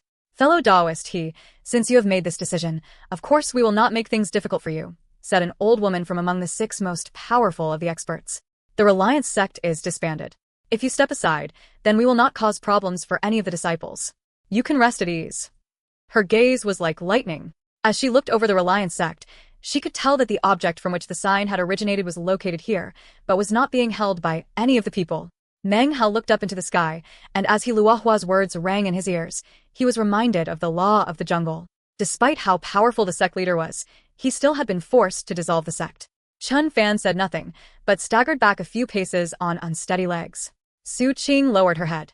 Hearing the words of the fellow Daoist from Tianlao, I feel at ease. Luohua flicked his sleeve, and the grand protective spell dissipated. With that, he made to leave FO. Load by Grand Elder Ouyang. Some among the group of people floating in the sky watched Luohua with glittering eyes, clearly unwilling to allow him to leave. And yet their attention was captured by the prospect of being able to search the Reliance sect. Inside the main temple hall, Chun Fan's face was pale. He took a few more steps back until he was leaning up against the statue of Patriarch Reliance. At that exact moment, a booming sound filled the sky and a multitude of lightning bolts approaching. A cold laughter rolled out, shocking all the cultivators to the core. Even the faces of the experts from the state of Zhao appeared shaken. No one is permitted to leave, the voice roared. A massive shield suddenly swept over the entire Reliance sect, covering everything within countless kilometers in every direction. No one could leave, even if they wanted to. Luohua's face changed. He looked up into the sky and caught sight of a massive feng shui compass, roughly 300 meters in diameter. On top of it stood a beautiful woman wearing a luxurious, dark green robe. Her hair was bound by a phoenix hairpin. Dozens of cultivators surrounded her, most of whom were female, and all of whom were extremely beautiful. Their expressions were arrogant and cold as they looked down. Correct, no one is permitted to leave. Suddenly, the air seemed to split, and a large, armored man appeared, laughing. He carried an enormous golden sword slung over his shoulder, and was followed by dozens of people, all of them big and tall, their faces filled with killing intent. Zhao Shanliang of the Golden Frost sect, Dao Protector, said the beautiful, middle-aged woman who stood in the center of the feng shui compass, her voice cold. You certainly have a sensitive nose. Her voice rippled out, filling the air. If the ladies of the Black Civ sect can come, replied Zhao Shanjun with a laugh, then why can't the men of the Golden Frost sect? Just then, a sigh rang out from outside the massive shield. A cold light shot down from the heavens, and as it approached, it pierced through the shining shield. In through the damaged section shot a flying sword nearly 300 meters in length. The primitive-looking, blue-colored sword flew in, surrounding by swirling, intense coldness which caused snowflakes to begin to fall in all the area surrounding the Reliance sect. Standing on top of the sword was a middle-aged man. He wore a long scholar's robe and held his hands clasped behind his back. He was the only person atop the massive sword, but he emanated the aura of a person who could stride among the heavens unhindered by anyone. The Solitary Sword Sect, said Luohua, his face changing. He knew the identity of the scholar from the Solitary Sword Sect, the #1 sect in the southern domain. Their sect had a saying, only a solitary sword need leave the sect, and the heavens shall be rattled. Chapter 42. Who dares to touch him? So, it earns out its fellow Taoist Zhou Yenyun, said the beautiful, middle-aged woman, greeting him with clasped hands. Even hulking Zhao Shanliang gave him a silent salute in greeting, a look of fear hidden in his face. Seeing all these sudden developments, Meng Hao's heart began to pound. This was the first time he had seen so many powerful people from so many sects. He was especially impressed by the appearance of the members of the 3 great sects from the colossal southern domain that Chen Fan had told him about. The southern domain, Meng Hao sucked in a deep breath. Su Qing stood next to him, looking calm. It was impossible to tell what she was thinking. In the back of the main temple hall, Chen Fan, pale-faced, sadly lifted his right hand up and pushed down on a hidden spot on the statue. Immediately, the entrance to Patriarch Reliance's meditation zone closed without a sound and disappeared. Actually, no one inside or outside of the sect caught any sense whatsoever that this was happening, not even Zhou Yenyun and the others from the southern domain. Patriarch, Disciple Chen will keep you safe and sound, he said, his voice filled with righteousness. I will not allow any of these people to disturb your meditation. He was faithful and true to the sect, willing to protect it even at the greatest risk. When his plan succeeded, he let out a sigh, feeling not even the slightest regret. Meanwhile, in the secret chamber beneath the Reliance sect catacombs, Patriarch Reliance watched the proceedings triumphantly, filled with excitement. Soon, they will find my meditation zone entrance. Then they will charge in and break open my hidden chamber. At long last, I will no longer be stuck in here. Even as he excitedly spoke these words, his face suddenly changed. This, Damn it. what are you doing? He watched as Qin Fan, with utmost caution, began to move. Patriarch Reliance watched on in a daze as the entrance to the meditation zone quietly disappeared without a trace. He couldn't believe it. Of course, the failsafe had been set up by him years ago as a backup in case a powerful adversary arrived. He had passed on the secret to his successors, and it had been handed down through the generations, the method to prevent outsiders from entering the meditation zone. Once it was activated, no one would be able to find the entrance, excepting for someone at the spirit-severing stage. At the time he had set it up, he had been filled with pride, for he knew that he would be perfectly safe. But he had never imagined that this day would arrive, years later. He had actually forgotten about the whole arrangement, but there were others who had not. Damnation. I should have left orders not to accept any people of moral character into the sect. No righteous people, no good people. Kid, you. He sat there in a daze, muttering to himself, wanting to weep, but having no tears to shed. He thought of the stone steel, of his care, fully laid plans, of the blood he had sacrificed, and how it was all ruined by one person. Of course, this person's intentions were good, but as he thought about his unflinching bravery and faithful demeanor, Patriarch Reliance began to tremble. Just when he felt he was at the height of despair, Zhou Yenyun of the Solitary Sword sect arrived. He gazed over the sect, casting his senses across it, as did the beautiful woman from the Black Sieve sect and hulking Zhao Shanling. With their powerful senses, they pored over the Reliance sect, searching it in thorough detail. The experts from the state of Zhao watched on in fear. And then, they too began to search about with their senses. After some time, Zhou Yenyun of the Solitary Sword sect frowned. He could sense the aura of the sublime spirit scripture within these mountains, but also knew that it was not in the possession of any of the Reliance sect disciples. He just couldn't find it. It was not just him. The beautiful woman, as well as Zhao Shanling, also frowned. They descended to the ground and began to search about in person. The experts from the state of Zhao did the same, and soon people filled the Reliance sect. Meng Hao and the others were kicked out of the main temple hall, whereupon it was searched to the point of being wrecked. In the sky, the strange sign began to fade, and yet, no one had found even a single clue. People even descended into the underground areas to search, and yet, they came up empty-handed. They watched the sign slowly disperse, transforming into a crystalline glow that eventually disappeared. The aura of the sublime spirit scripture disappeared, too, as if it had come and gone with the sign. The Reliance sect slowly began to quiet down. No valuable treasures had been found. Even the dragon's cave in the Black Mountain had been searched. As for the corpse of the dragon, it had been removed some time ago by Wang Tingfei, leaving the cave empty. As dusk fell, the search reached its conclusion. The 3 members of the Southern Domain's great sects looked somewhat embarrassed. They had expended spirit stones to teleport here, and yet had come up empty-handed. They were left with the feeling of loss. "This kid isn't bad," said Zhou Yenyun, standing on his massive sword, floating in midair. His eyes swept across the land, falling onto Qin Fan. "If you are willing to become a disciple of the Solitary Sword sect, then come with me to the Southern Domain." During his search for the sublime spirit scripture, he had noticed Qin Fan's latent talent, and it had met with his approval. He especially took note of Qin Fan's righteous air, which fell in line with the cultivation practices of the Solitary Sword sect. As he spoke, he lifted a finger, and Qin Fan floated up into the air. In front of the eyes of Meng Hao, Su Qing, and all the outer sect disciples, he drifted toward Zhou Yenyun. The experts from the state of Zhao looked on in envy, knowing how lucky the young man was. He Luohua and Grand Elder Ouyang looked on silently, their feelings somewhat mixed. In the end, they knew that the Reliance sect was too small. They would be very happy if an inner sect disciple had the chance to walk a better path. "Disciple Qin Fan," began Qin Fan, his face filled with conflicting emotions. He looked down at the Reliance sect, at Luohua and Grand Elder, as they silently nodded their approval. He looked at Meng Hao and Su Qing. Then, determination filled his face. "I offer my thanks to the goodwill of the senior generation," he said, lifted his head up as he looked at Zhou Yenyun.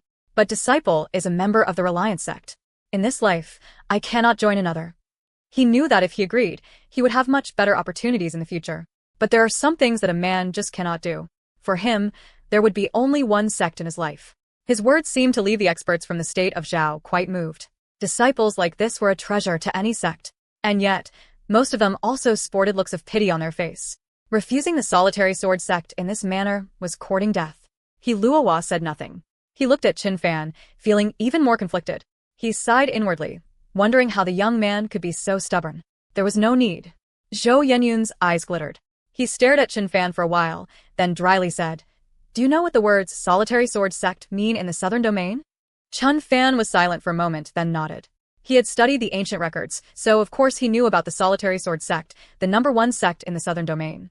"Then you must know my status in the sect." Zhou Yenyun's expression was grim, and his eyes radiated killing intent. Even the sky around him grew dark, as if it were being torn by the power of his aura. "I know of the solitary sword sect, as well as you, Elder Zhou," said Qin Fan in a soft voice. "Everyone knows you. You are the current generation's Dao protector. Your cultivation base is profound, and your name has rocked the southern domain.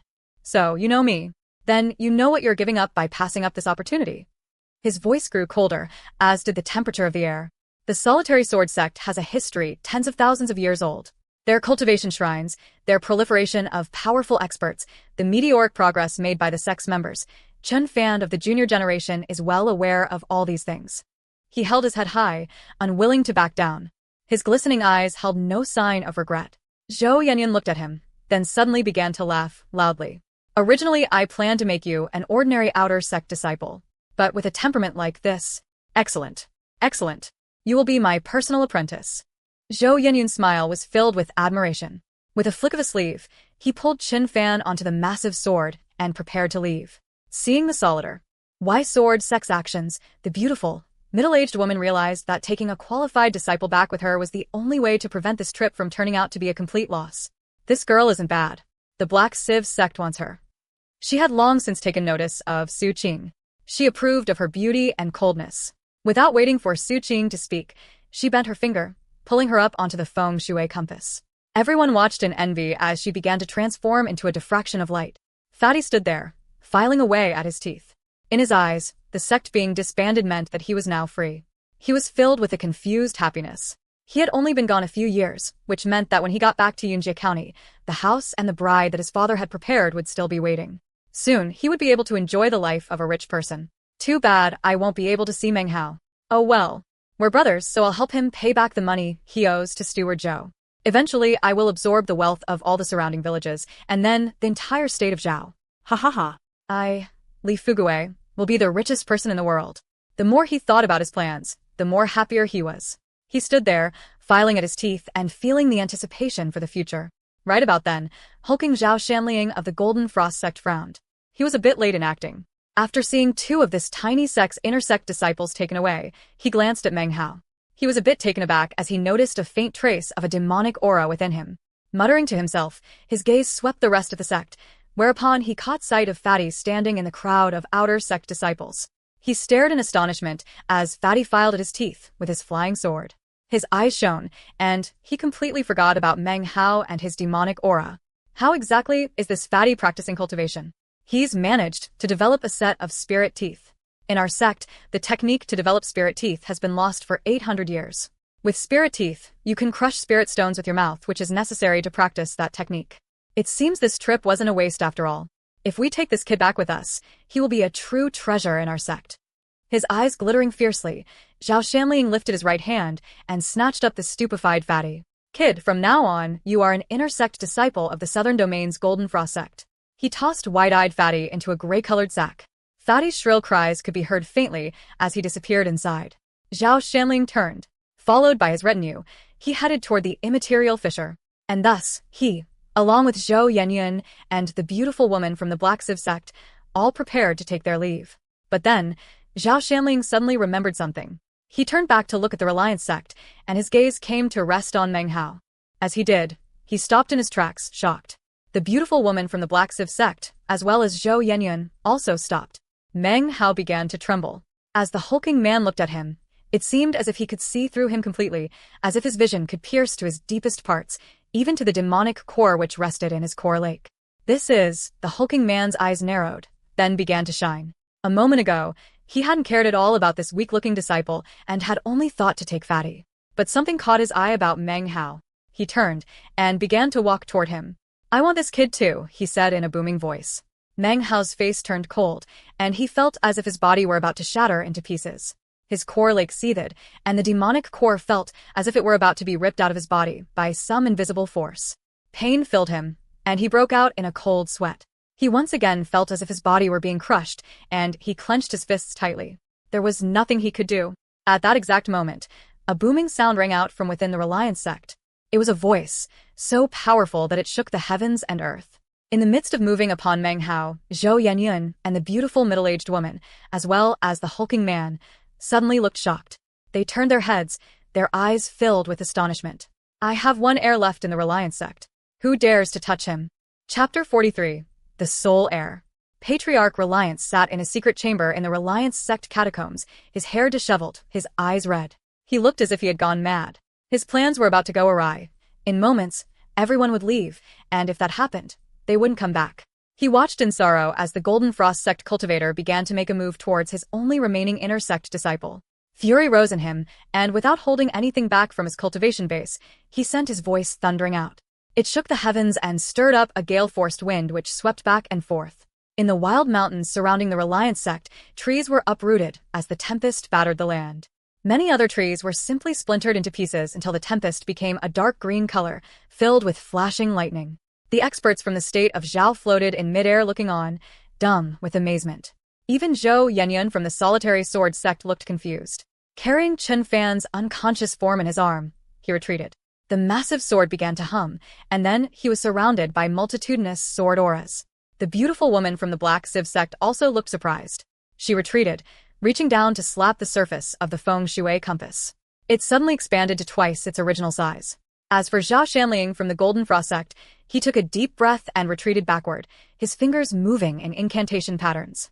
The golden sword flew out from behind him, and his entire body glowed with a golden light, making him look like some sort of celestial general. The three of them stared around at the Reliance sect, as if they were facing a deadly opponent. Meng Hao, who still stood on the East Mountain, looked at this change of events, at the dark green tempest which filled the sky with its deafening roar, filled with unparalleled might. He found it difficult to breathe. His eyes wide, he moved backwards, his clothing whipping in the frenzied wind. He grabbed onto a boulder and held on, lest he be sucked up by the wind. And yet his eyes shined. Patriarch Reliance's words just now had reminded him of what he had read on the first page of the manual all those years ago when he had first arrived at the Reliance sect. He Luohua and Grand Elder Ouyang also looked surprised. This turn of events was too sudden, shocking them to the extent that it almost seemed as if their cultivation bases would crumble under the might of the tempest. Let it be known, the Patriarch is still here, roared Patriarch Reliance, deep in the catacombs. No one is permitted to touch the kid surnamed Meng. He is my only inner sect disciple left. If he dies, I will have no hope. Gritting his teeth, he slapped the top of his head, and his body shook.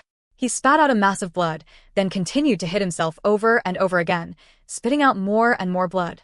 His body began to spin. A look of hatred appeared in his eyes. After hitting himself 7 or 8 times, a massive amount of blood had been spat out. It congealed together, then shot toward the stone wall with a resounding boom. It banged against the wall, and nearly half of it was gone by the time it was able to punch through. Having accomplished this, Patriarch Reliance's head tilted to the side, and he slipped into unconsciousness. He almost seemed dead, as if only the refined blood contained his awareness. The refined blood burst out from the secret chamber and through the catacombs. Outside, in plain view of the awestruck bystanders, it spread out to cover the entire Reliance sect into a roiling red fog. Within the mists of the fog boomed the sound of lightning as it continued to expand. In an instant, it had covered the surrounding mountainous region for countless kilometers in every direction. From the outside, it appeared as if the entire area had turned into a red sea of fog. The fog churned, and the roaring sound lifted into the skies. All of the cultivators present were stunned, and their shock was visible on their faces, even Zhou Yanyan and the others. Within the red fog, the Reliance outer sect disciples all lapsed into unconsciousness, uninjured. On the other hand, sect leader He Luohua and Grand Elder Ouyang were pushed away, out of the fog. Their faces went pale as they watched on in astonishment. The fog roiled ceaselessly, and the thunderous roar continued on until it seemed there was nothing in the world except its resonant booming. The land was like an ocean of fog, the sky colorless. Then, the fog began to move, forming together into a gigantic face. The size of the face left everyone filled with fear. The face was that of an old man, calm, powerful and domineering. His eyes were closed, but as soon as He Luohua and Grand Elder Ouyang saw him, their heads began to spin. They recognized this as none other than Patriarch Reliance. Patriarch, said Grand Elder Ouyang, his eyes wide, filled with excitement. He's not dead after all. The experts from the state of Zhao cried out in alarm, their faces draining of blood. One after another, they fled, their hearts trembling. Suddenly, Patriarch Reliance's colossal red fog face opened its eyes a crack. They opened just a sliver, and yet they emitted a trembling power which seemed as if it could crack open the earth. He glanced up at the heavens, and they seemed to be bloodshot. As his gaze swept around, the dark green tempest smashed into the red fog, seemingly transforming into Patriarch Reliance's long, dark hair. As he watched this, Zhou Yenyun's face went pale and he spat out a mouthful of blood. As he retreated backwards, his massive sword suddenly split in two, leaving behind only a stump of a blade. His eyes filled with dread, and his heart pounded. His cultivation base was at the nascent soul stage, but caught underneath this gaze, his nascent soul began to wither. He retreated even faster, pulling out a blue-colored talisman, which he activated. It covered his body, as well as unconscious Jinfan, as he sped off into the distance. A powerful voice seemed to echo in his heart, telling him that his opponent was not at the nascent soul stage, but rather, the almighty spirit-severing stage. As the beautiful woman from the Black Sieve sect saw all of this happening, the foam shui compass beneath her suddenly began to emit popping sounds, and was riddled with cracks. Then it exploded into pieces. This woman had never been so afraid. Spitting out blood, she retreated with an unconscious Su Qing. The only thing that filled her mind was, flee. As for tall, hulking Zhao Shanling, his body seemed as if it were being attacked by a falling mountain. He retreated backwards, coughing up blood. The golden sword in front of him shattered into fragments. His face pale, he turned and dashed away, fleeing toward the immaterial crack. The experts from the state of Zhao all spit up blood. The foundation establishment stage cultivators felt the spiritual energy in their body snapping, and they knew their longevity had been damaged. Their faces grew wan. On top of the East Mountain, the red fog curled around Meng Hao, circling around his waist. Face pale, he continued to grip the boulder. To the onlookers, however, Meng Hao's position was exactly in the middle of Patriarch Reliance's forehead. "You've forced my Reliance sect to disband, and you've attempted to slaughter my only heir. You truly have gall." His world-shaking voice boomed out in all dir actions, and as it did, 3 red beams of light shot out, shooting straight toward Zhou Yenyun, the beautiful woman, and the hulking man from the Golden Frost sect.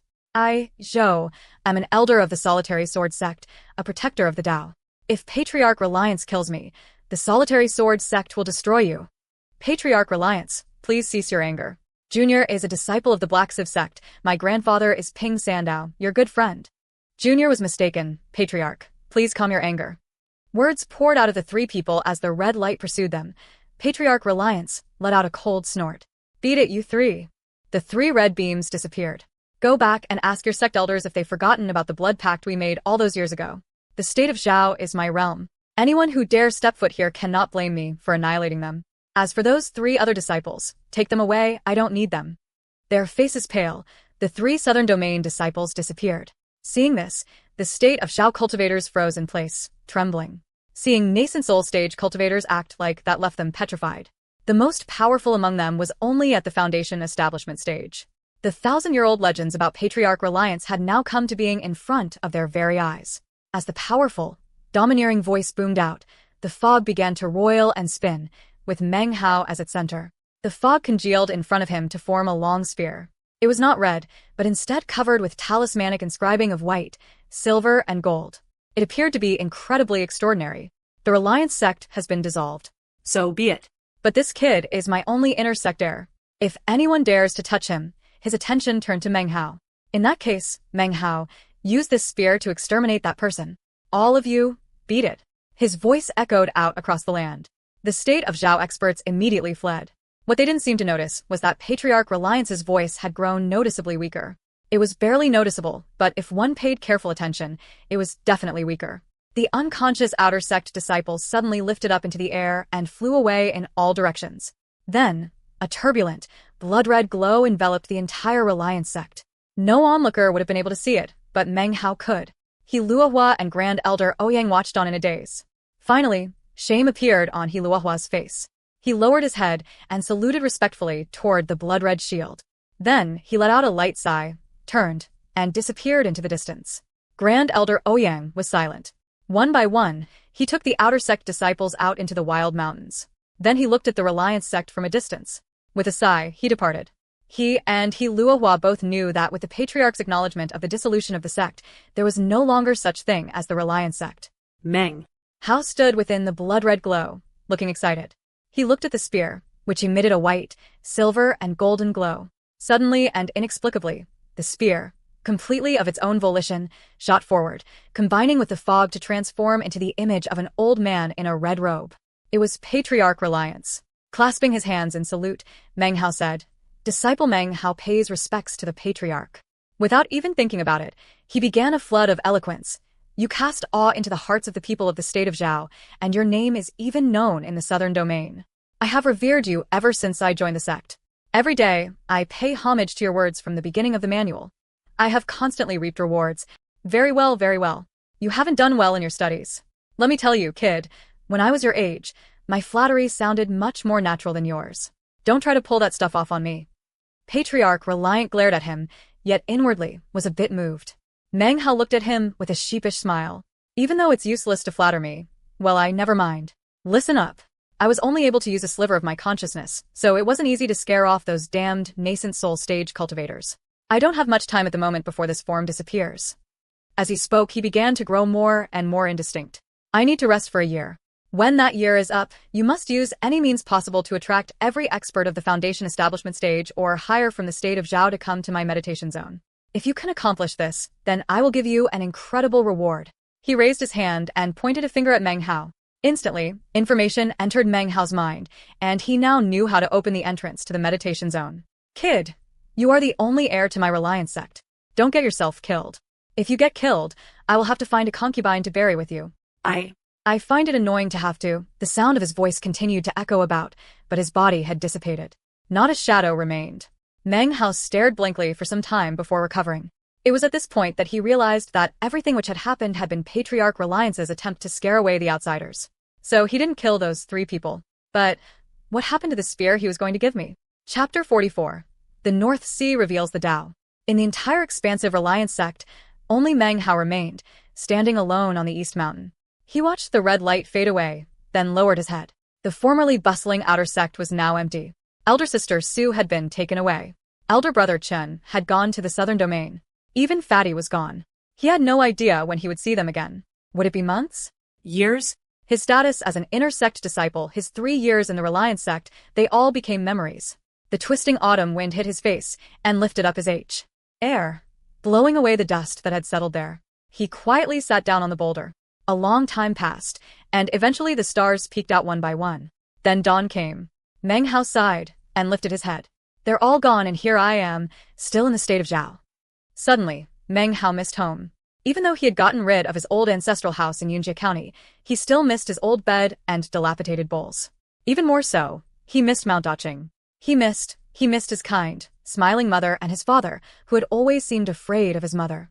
It was all somewhat vague. Meng Hao shook his head, and as the rays of dawn crept out, he stood up. There was no need to search the Reliance sect.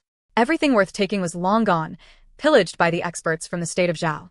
It was empty. Meng Hao patted the dust off his clothes, then changed out of his inner sect silver robe, back into the scholar's gown he had worn all those years ago. It was a spacious robe, but as he put it on, it felt a bit small. He stared at the rising sun and let out a sigh. Deep within him, his golden core lake seemed to bubble, and within it, the demonic core emitted spiritual power that filled and replenished his body. I'm not too far from the 7th level of qi condensation. I can feel the bottleneck. He walked forward, slapping his bag of holding. 2 flying swords emerged and floated down to his feet. He glided down the mountain and left the Reliance sect. Using this technique with the flying swords granted him the ability of flight. But similar to elder sister Su with her wind pennant, it was only temporary flight, nothing long-term. Meng Hao moved ever more swiftly, speeding along throughout the mountain forests. Finally, he was able to leave the Reliance sect region, a place he hadn't left for 3 years. He flew throughout the seemingly endless wild mountains, eventually disappearing over the horizon. Time passed, and maintaining his original speed, Meng Hao eventually emerged from the mountainous region after 2 days. I'm not sure how long it took elder sister Su to bring me to the sect, he muttered to himself, looking back at the mountains. It was a few days, but I was unconscious. In any case, I think her speed at that time would have been similar to my own now. To cultivators, the state of Zhao is not very large. But to mortals, it is actually quite a vast region. In his studies, he had read about its geography, and though he had never personally traveled about in it, he was nevertheless somewhat familiar with the area. As of now, I'm in the north of the state of Zhao. I shouldn't be too far from Yunjie County. Off in the distance, he could see what looked almost like a mirror laying on the flat land. That would be what was referred to as the North Sea. Now that I think about it, with a wind pennant and being at the 7th level of chi condensation, elder sister Su could fly temporarily, but it would dr. In her spiritual power relatively quickly. She couldn't have flown very far away. Meng Hao's eyes flickered with longing. He had been away from Yunjie County for 3 years, and his desire to return was growing stronger. He knew that after crossing the North Sea, he would be about a half-day's walk from Mount Daqing. Breathing in deeply, he proceeded onward, eventually arriving at the shore of the North Sea. He looked down, and on the surface of the calm lake, he could see his reflection in the water. He was no longer a youth. He looked to be about 20 years of age. His face appeared steadfast and resolute, completely different from the ignorant, immature Meng Hao of the past. Amidst the silence, a warm, hearty laugh rang out, breaking Meng Hao's train of thought. "Hello, young sir. Do you wish to cross the sea?" A small boat slid across the water, guided toward Meng Hao by an old man wearing a woven rush raincoat. His face was covered with the evidence of a life of hardship, but he spoke with a smile. "I do not wish to trouble you, old sir," said Meng Hao, looking surprised. He hadn't been called young sir for 3 years now. "It's no trouble," said the old man. "I've been ferrying people across the ocean for many years. I really admire young, talented scholars like yourself." He pushed the boat up next to Meng Hao, who leaped easily onto the deck, offering his thanks. There was a young girl inside the boat, 7 or 8 years old, her hair done up in 2 pigtails. She squatted in front of a little oven, tanning its flames as she boiled water. Steam wafted up. Inside the pot of water was a bottle of alcohol. "This is my granddaughter," said the old man as he turned the boat around. "Too bad she's a girl. If she were a boy, I would have sent her off to be a scholar." "Young sir," he said with a smile, "where are you from?" The boat headed out toward the center of the lake. As the wind sprang up, the old man sat down next to the oven. The little girl looked up at Meng Hao, her wide eyes innocent and charming. "I am a young scholar from Yunjie County," Meng Hao said with a smile. "Below Mount Daqing." This type of mortal life caused him to think of his life from before, 3 years ago. Yunjie County, that's a good place. Great men lend their glory to a location. Many years ago, an auspicious sign appeared there. It even arose the notice of the officials. The old man picked up the bottle of alcohol. "This weather is turning cold, and my body can't take it. Here, have a drink." He extended the bottle toward Meng Hao. "Can you drink?" Meng Hao knew the auspicious sign to which he referred. It had been 10 years before, the day before his parents went missing. When he thought of this, his heart grew a bit melancholy. He hesitated for a moment, looking at the bottle. He had never drank alcohol before. Back in Yunjie County, he had lived in poverty, and there had been no alcohol in the Reliance sect. He lifted up a glass and allowed tea. He managed to fill it, then took a drink.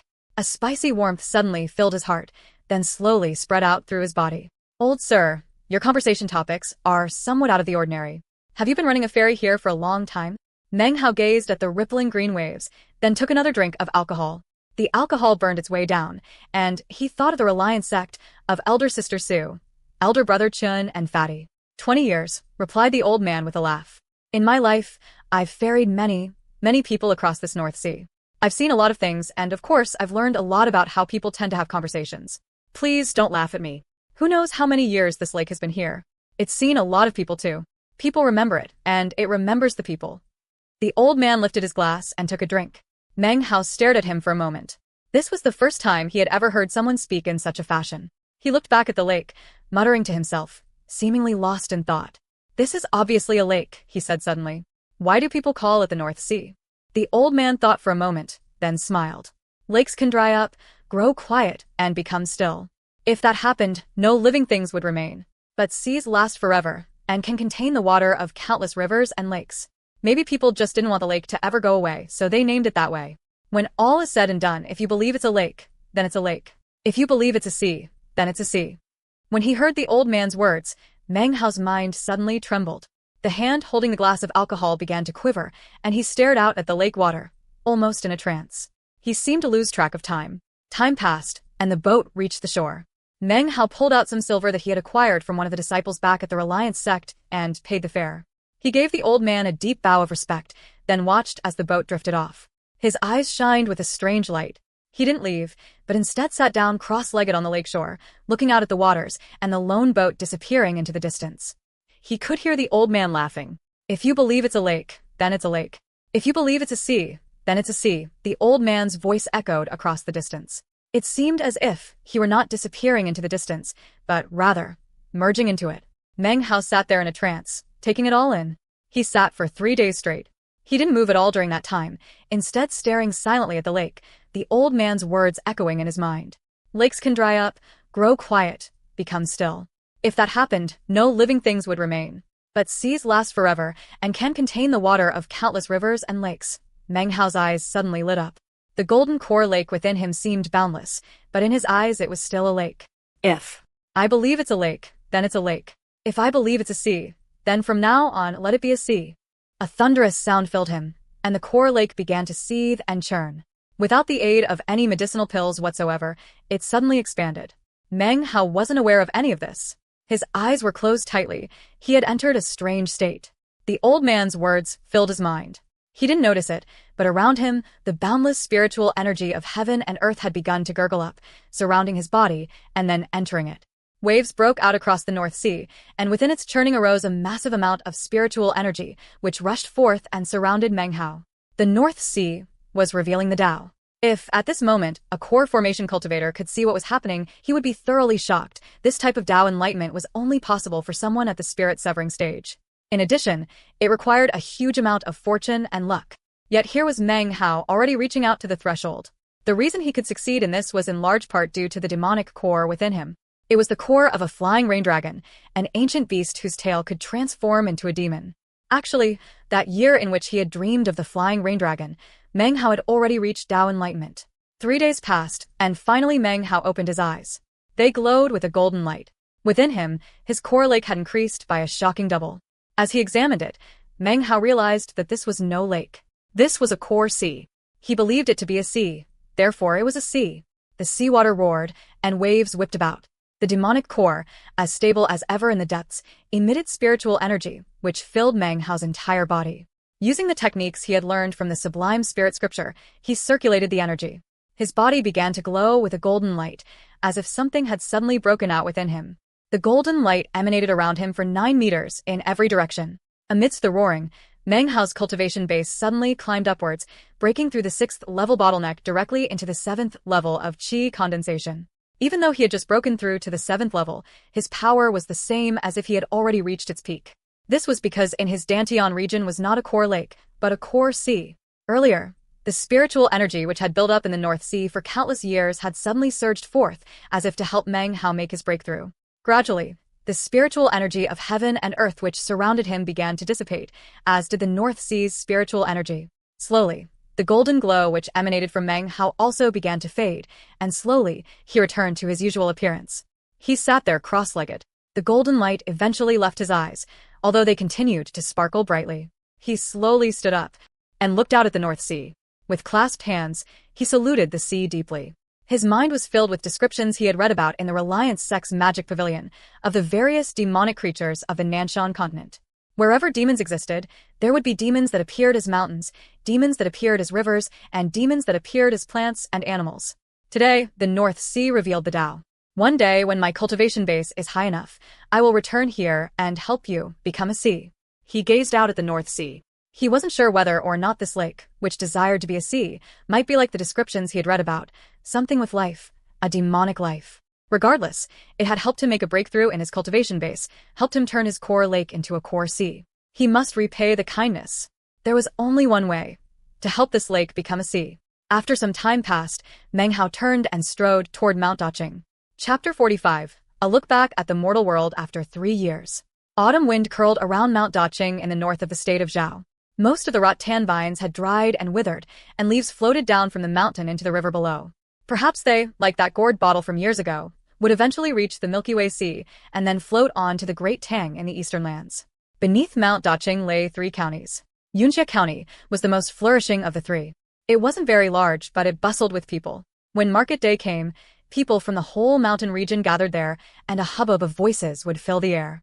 On this day, a young man wearing a clean, blue scholar's robe walked into Yunjia, seemingly restless with emotion. Though he was a stranger, his face looked familiar. It was, of course, Meng Hao. He walked down the familiar streets, passing houses and shops. As he strolled through the mortal world, he recalled many things from the past. This place contained his memories from childhood, the lonely bitterness of his youth, and his stubborn attachment to his studies. So many unforgettable events. Passing a large courtyard, he said, "That would be where Miss Sun lives." The walls, which had seemed so tall in the past, now looked somewhat short. Past the walls were Miss Sun's bedchambers, a place that had been the subject of many fantasies in the past. He had often imagined that Steward Sun would take a liking to him and then offer him Lady Sun's hand in marriage. She was rumored to be as beautiful as a goddess. 3 years had passed, not a very long time, but to Meng Hao, it seemed as if an entire generation had come and gone. Shaking his head emotionally, he was about to move on, when suddenly the main doors of the Sun Mansion opened and a sedan chair emerged. Meng Hao stopped. How often in the past had he looked into the courtyard, hoping to catch a glimpse into Lady Sun's bedchamber? His eyes flickered as he gazed at the sedan chair. The wind suddenly lifted the screen curtain of the sedan, and he saw an extremely fat girl inside, her face covered with dark spots. She was young. Meng Hao's jaw dropped. If he hadn't recognized the serving girl next to her, he would never have believed that the young woman was actually Miss Sun. The sedan chair disappeared into the distance, and Meng Hao continued walking, feeling a bit regretful. "I just destroyed the image of my dream lover," he said, shaking his head. "Well, the sages were right. Avert the gaze from inappropriateness. I shouldn't have looked.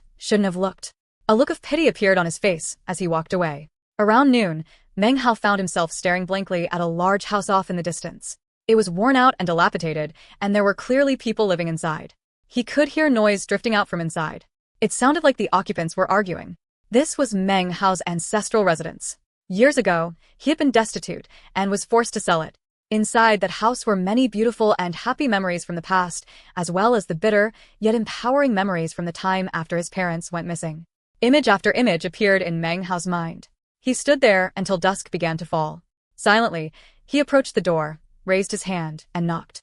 The knock silenced the din of argument that had continued unceasingly throughout the afternoon. After a moment, the door opened. A middle-aged man stood there, frowning. His face was covered with lines from a lifetime of hardships. "Who are you? What do you want?" "Uncle Li," said Meng Hao quietly, looking at the man in front of him. "You," the middle-aged man stared in surprise. He looked closely at Meng Hao, and then a look of disbelief filled his eyes. "Meng Hao? You? Where have you been? Come in." With a look of pleasant surprise, the man dragged Meng Hao into the house. "Wife, come see who it is." A middle-aged woman sat inside, tears in her eyes. When she heard her husband's words and saw Meng Hao, she gaped for a moment, then rose to her feet, her eyes beaming with joy. "It really is Meng Hao," said the man. "Child, everyone said you just up and left that year. Let Annie have a look at you." She stood in front of him, looking him up and down, her eyes filled with happiness. She seemed to have forgotten the afternoon spent arguing. "I haven't seen you for years. You've grown taller, but, you're so skinny. You must have endured a lot over the years. Here, have a seat. Auntie will cook a few dishes for you. You just got back, stay a while. You may have sold this place to your Uncle Li, but it's still your home." She gave a kind, happy smile to Meng Hao, then glared at the man, and went into the kitchen. Soon, the table was filled with food. Looking at the couple in front of him, and the kindness in their eyes, it reminded him of the times after his parents had gone missing. Without the help of Uncle E and Aunt Li, things would have been much more difficult for him. "The harvests haven't been good these years," said Aunt Li, serving some food to Meng Hao. "We gave our house to our son so that he could get married. Since this place was empty, we moved here." She gave him a kind look. "Where have you been all these years? We looked all over for you, but were never able to find you." Meng Hao listened to them talk and felt their kindness in his heart. He told them a somewhat vague story of traveling to a different part of the nation to study. After the meal was finished, he gave the couple a deep bow. "Uncle Li, Aunt Li, I would like to repurchase my ancestral home. After all, my mother and father left it for me. Here are some pieces of silver.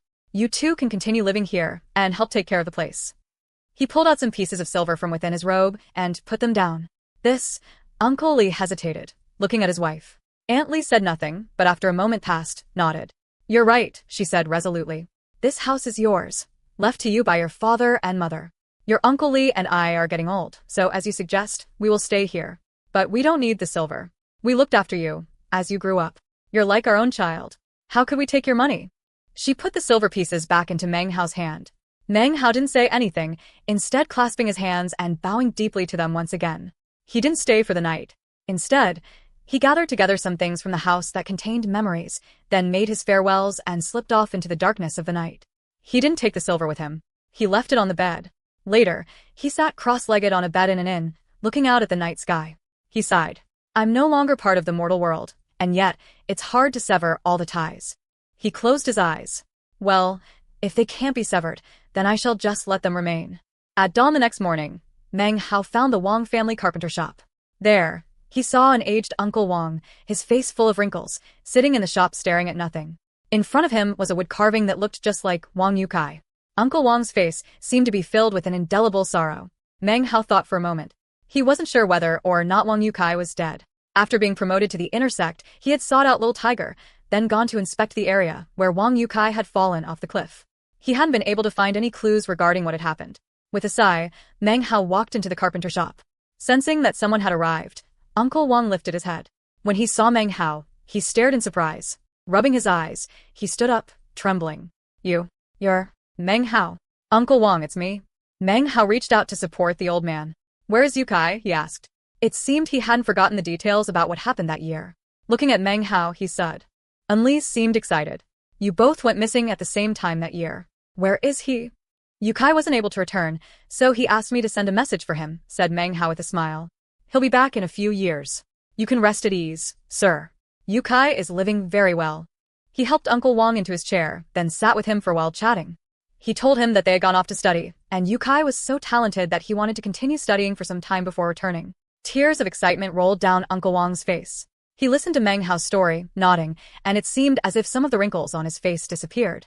Meng Hao continued to tell some interesting anecdotes, and the old man smiled. That kid was always smart. He never wanted to study carpentry for me. He would spend all day thinking about other things. Good. If he can go out to study, it's a good thing. Uncle Wang's smile widened. Around noon, Meng Hao left, escorted to the door personally by Uncle Wang. Little Tiger and Fatty weren't from Yunjie County, but rather the other two surrounding counties. Meng Hao wasn't very familiar with Little Tiger, but felt confident that he could take care of himself. On the other hand, he definitely had to go pay a visit to Fatty's family to let them know he was doing well. Fatty was most likely in the southern domain.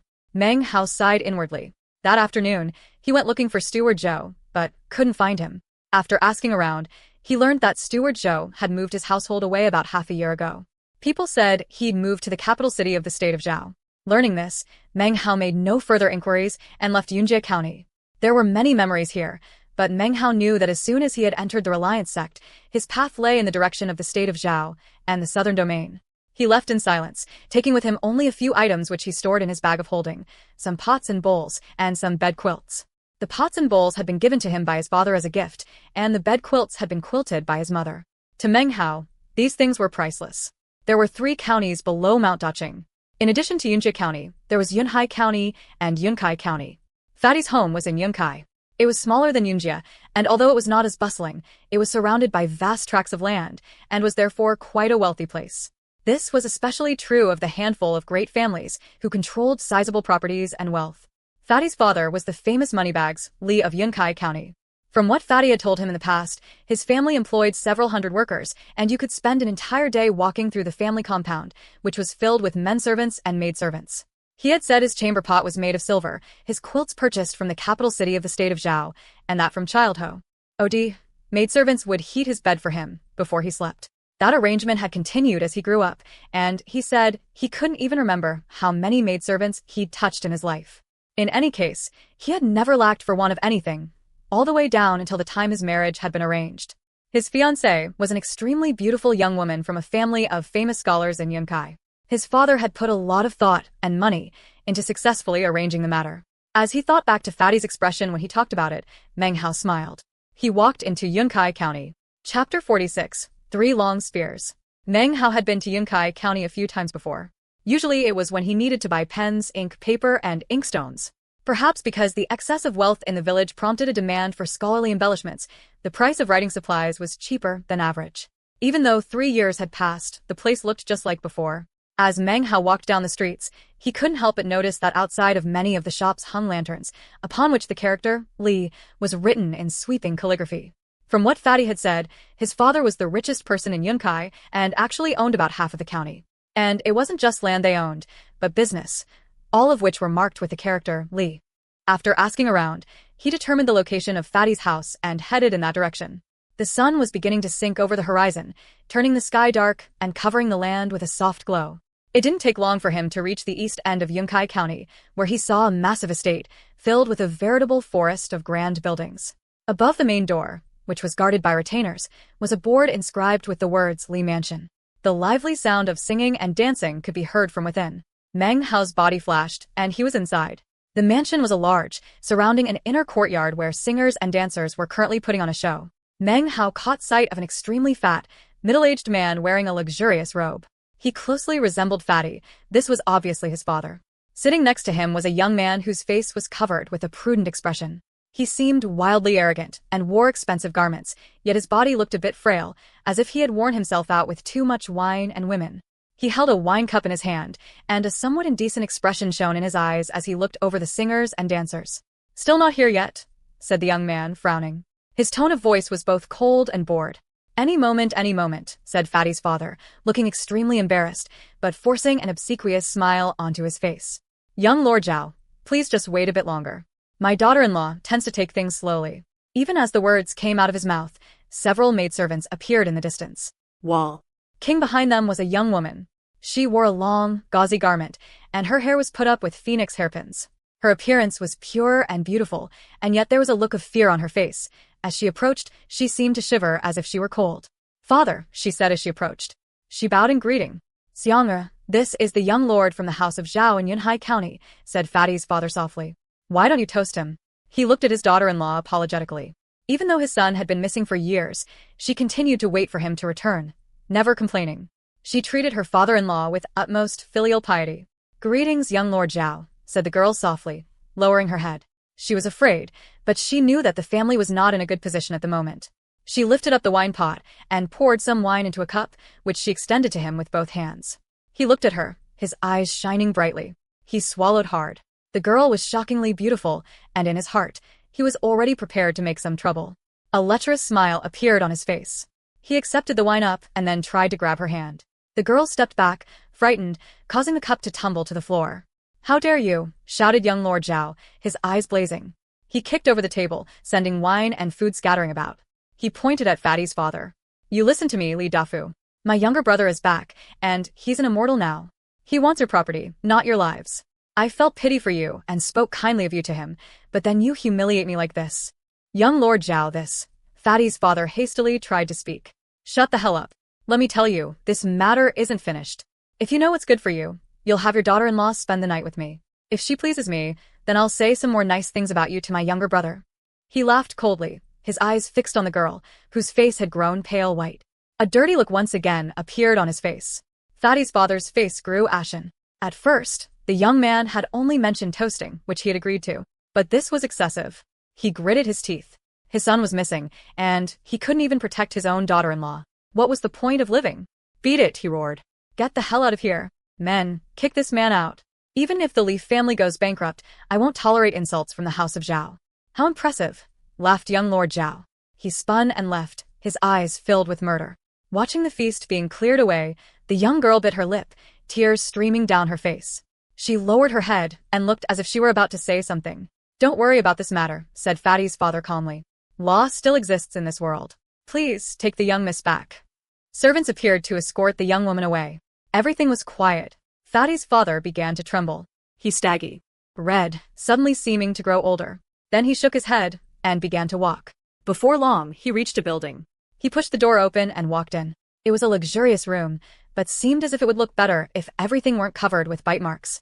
"Fugue, where are you?" murmured Fatty's father as he sat down into a chair. "Why haven't you returned?" He looked even older than before. He gently rubbed out a bite mark on the table. "He's doing well," said a voice, breaking the silence. Fatty's father lifted his head, and his eyes filled with fear as he realized that somehow another person was standing in the room, next to the window. He had no idea when or how he had come to be standing there. He wore a long blue robe and looked like a scholar. It was none other than Meng Hao. "You?" Li Dafu stood up, looking alarmed. He took a few steps back. "I'm Li Fugue's friend from the sect, Meng Hao, from Yunjie County." Meng Hao turned. His eyes moved from some bite marks on the windowsill to rest on Li Dafu. "Meng Hao," said Li Dafu, shocked. He recognized the name. When he had checked into the disappearance of his son all those years ago, he'd learned that 3 other boys had gone missing at the same time. One of them was named Meng Hao. Fugue, Li Dafu's body began to tremble. Inside, he felt hesitation. He's not in the state of Zhao at the moment, but I think he'll be able to return before too long. Meng Hao walked forward and sat down in a chair. I saw what happened in the courtyard just now, he said coolly. I'll stay here for a few days to take care of the matter. He took a piece of paper out and placed it down onto the table. Please forge me 3 spears according to these specifications. 1 iron, 1 silver, and 1 gold spear. With that, he closed his eyes.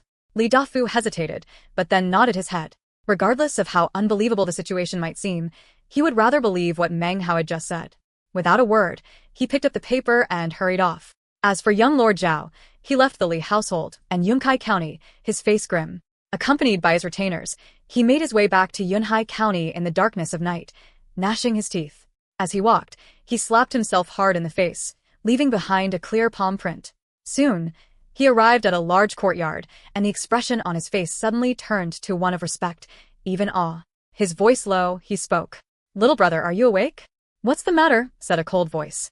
The voice was a bit shrill, as if its owner was a boy just beginning to go through puberty. Not only does the House of Li refuse to listen to your suggestions, they also humiliated me. They even slapped me. Young Lord Zhao tried to put on his most humiliated expression. The door slowly opened, and a young man walked out. He appeared to be about 12 or 13 and wore a richly embroidered gown.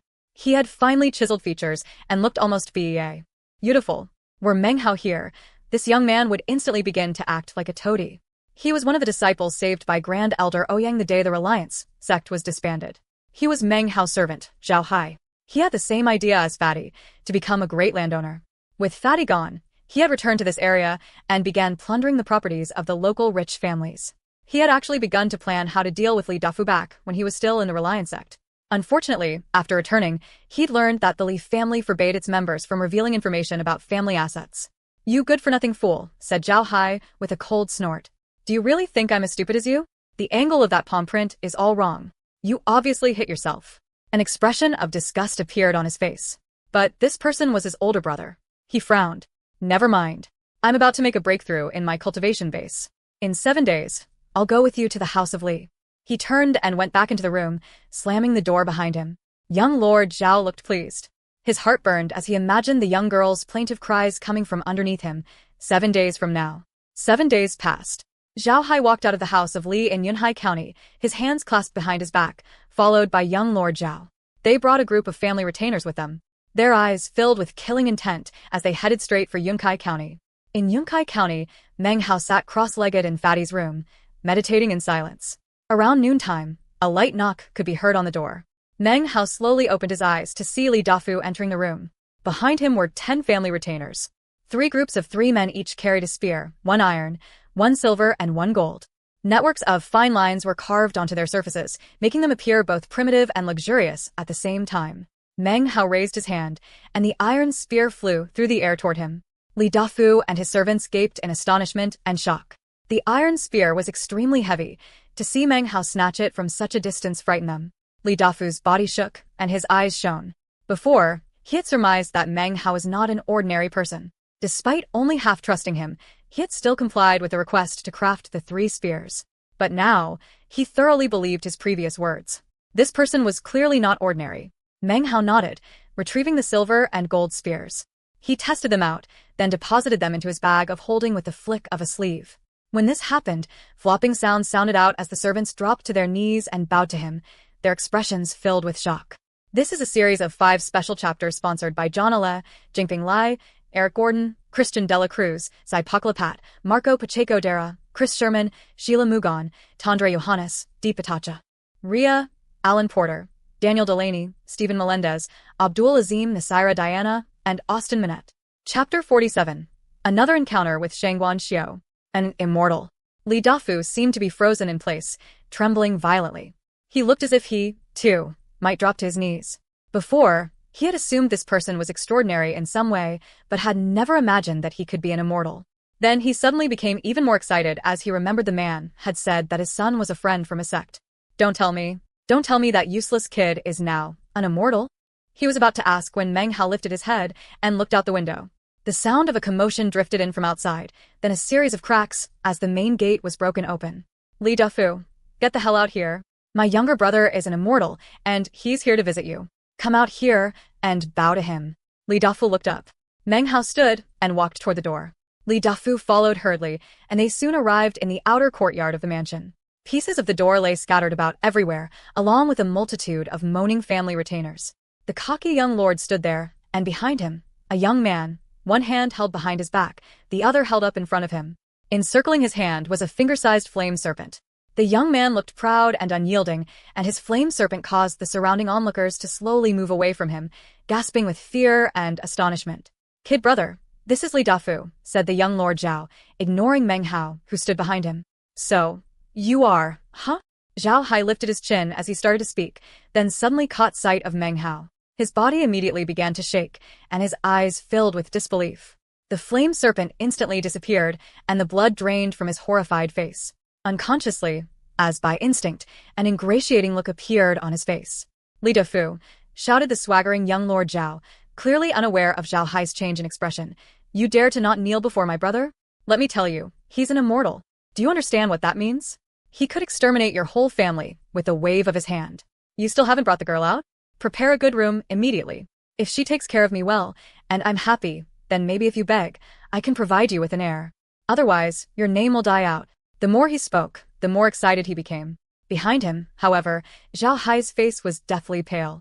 He trembled as he looked at Meng Hao, his head spinning. And then his brother's words hit his ears, and his heart filled with dread. "If you don't," continued the young lord, "then, haha, you're dead, along with that scholar standing next to you." "Hey, who's he? Your adopted son? You dare to stare at me? Are you looking to die? My brother is an immortal." Before he even finished speaking, his words reached Zhao Hai's ears like a thunderclap, causing him to look up into the air. Fury filling his eyes, he slapped his older brother across the face. "Shut the hell up," he screamed, sounding as if he was about to weep. He knew Meng Hao too well. He remembered his status when he was in the inner sect, his victory over Wang Tingfei. Nobody in the outer sect was ignorant of Meng Hao, nor his 6th-level cultivation base. Meng Hao was like a lofty mountain that could crush Zhao Hai to death with little effort. Even as his brother cried out in pain, Zhao Hai dropped to his knees, body quivering. "Servant Zhao Hai extends greetings to elder brother Meng." His brother stood next to him, gaping in surprise. Covering his face with a hand, he blurted, "Brother, what did you call him? Elder brother Meng?" Ha ha ha. So he's family. The girl must have caught his fancy too. "Well, just give Meng." "Shut up," screamed Zhao Hai. He looked as if he were so scared he would drop dead. His body shook violently as his mind replayed all the things he'd heard about Meng Hao from the outer sect disciples. Utterly discomfited, he leaped to his feet and slapped his brother in the face again. Li Dafu watched on in amazement. He sucked in a breath, then looked numbly at Meng Hao. He had guessed that Meng Hao was an immortal, but he'd never imagined that upon seeing him, the powerful immortal from the House of Zhao would be so terrified that he would break out trembling. It wasn't just him. The surrounding servants all watched on in a daze, their eyes filling with veneration as they looked at Meng Hao. "Elder brother Meng," said Zhao Hai, kneeling again, his eyes filled with intense fear. His face somber, Meng Hao looked at Zhao Hai coldly, wordlessly. Zhao Hai's heart thumped, and he clenched his jaw. He caught sight of his older brother standing next to him, and his eyes filled with rage. He didn't dare to complain to Meng Hao, so he decided to vent his anger on his brother. He waved his right hand, and once again the finger-sized flame serpent appeared. It slammed into the young Lord Zhao, who immediately began to scream shrilly. He fell to the ground, rolling back and forth. Within moments, he had turned into a twitching, charred corpse. "I beg elder brother Meng to spare my life," said Zhao Hai, ignoring his brother, kneeling before Meng Hao and kowtowing over and over again. "It seems you are reluctant to leave the mortal world behind," said Meng Hao coolly. "Therefore, from today on, you can set your mind at rest and live as a mortal." He lifted a finger, and instantly, Zhao Hai's face went pale and he spat out a mouthful of blood. His dantian shattered, and his 2nd-level cultivation base was destroyed. He was no longer a cultivator, but a mortal. He staggered up, saluting Meng Hao with clasped hands. Then he turned and left in anguish, supported by his men. He gradually disappeared into the distance. "I didn't discipline him well enough," said Meng Hao, not watching as Zhao Hai left. "He was my servant who ran away from the sect. He caused trouble for you, Uncle Li." He bowed to Li Dafu with cupped fists. "No harm was done. All is well," said Li Dafu, shaking his head. "My thanks to you, immortal." He bent at the waist in a bow. His head was still spinning as he thought about the immortal of the House of Zhao being Meng Hao's servant. "No need for that, Uncle Li," smiled Meng Hao. "Fatty, Li Fugui is my closest friend in the sect.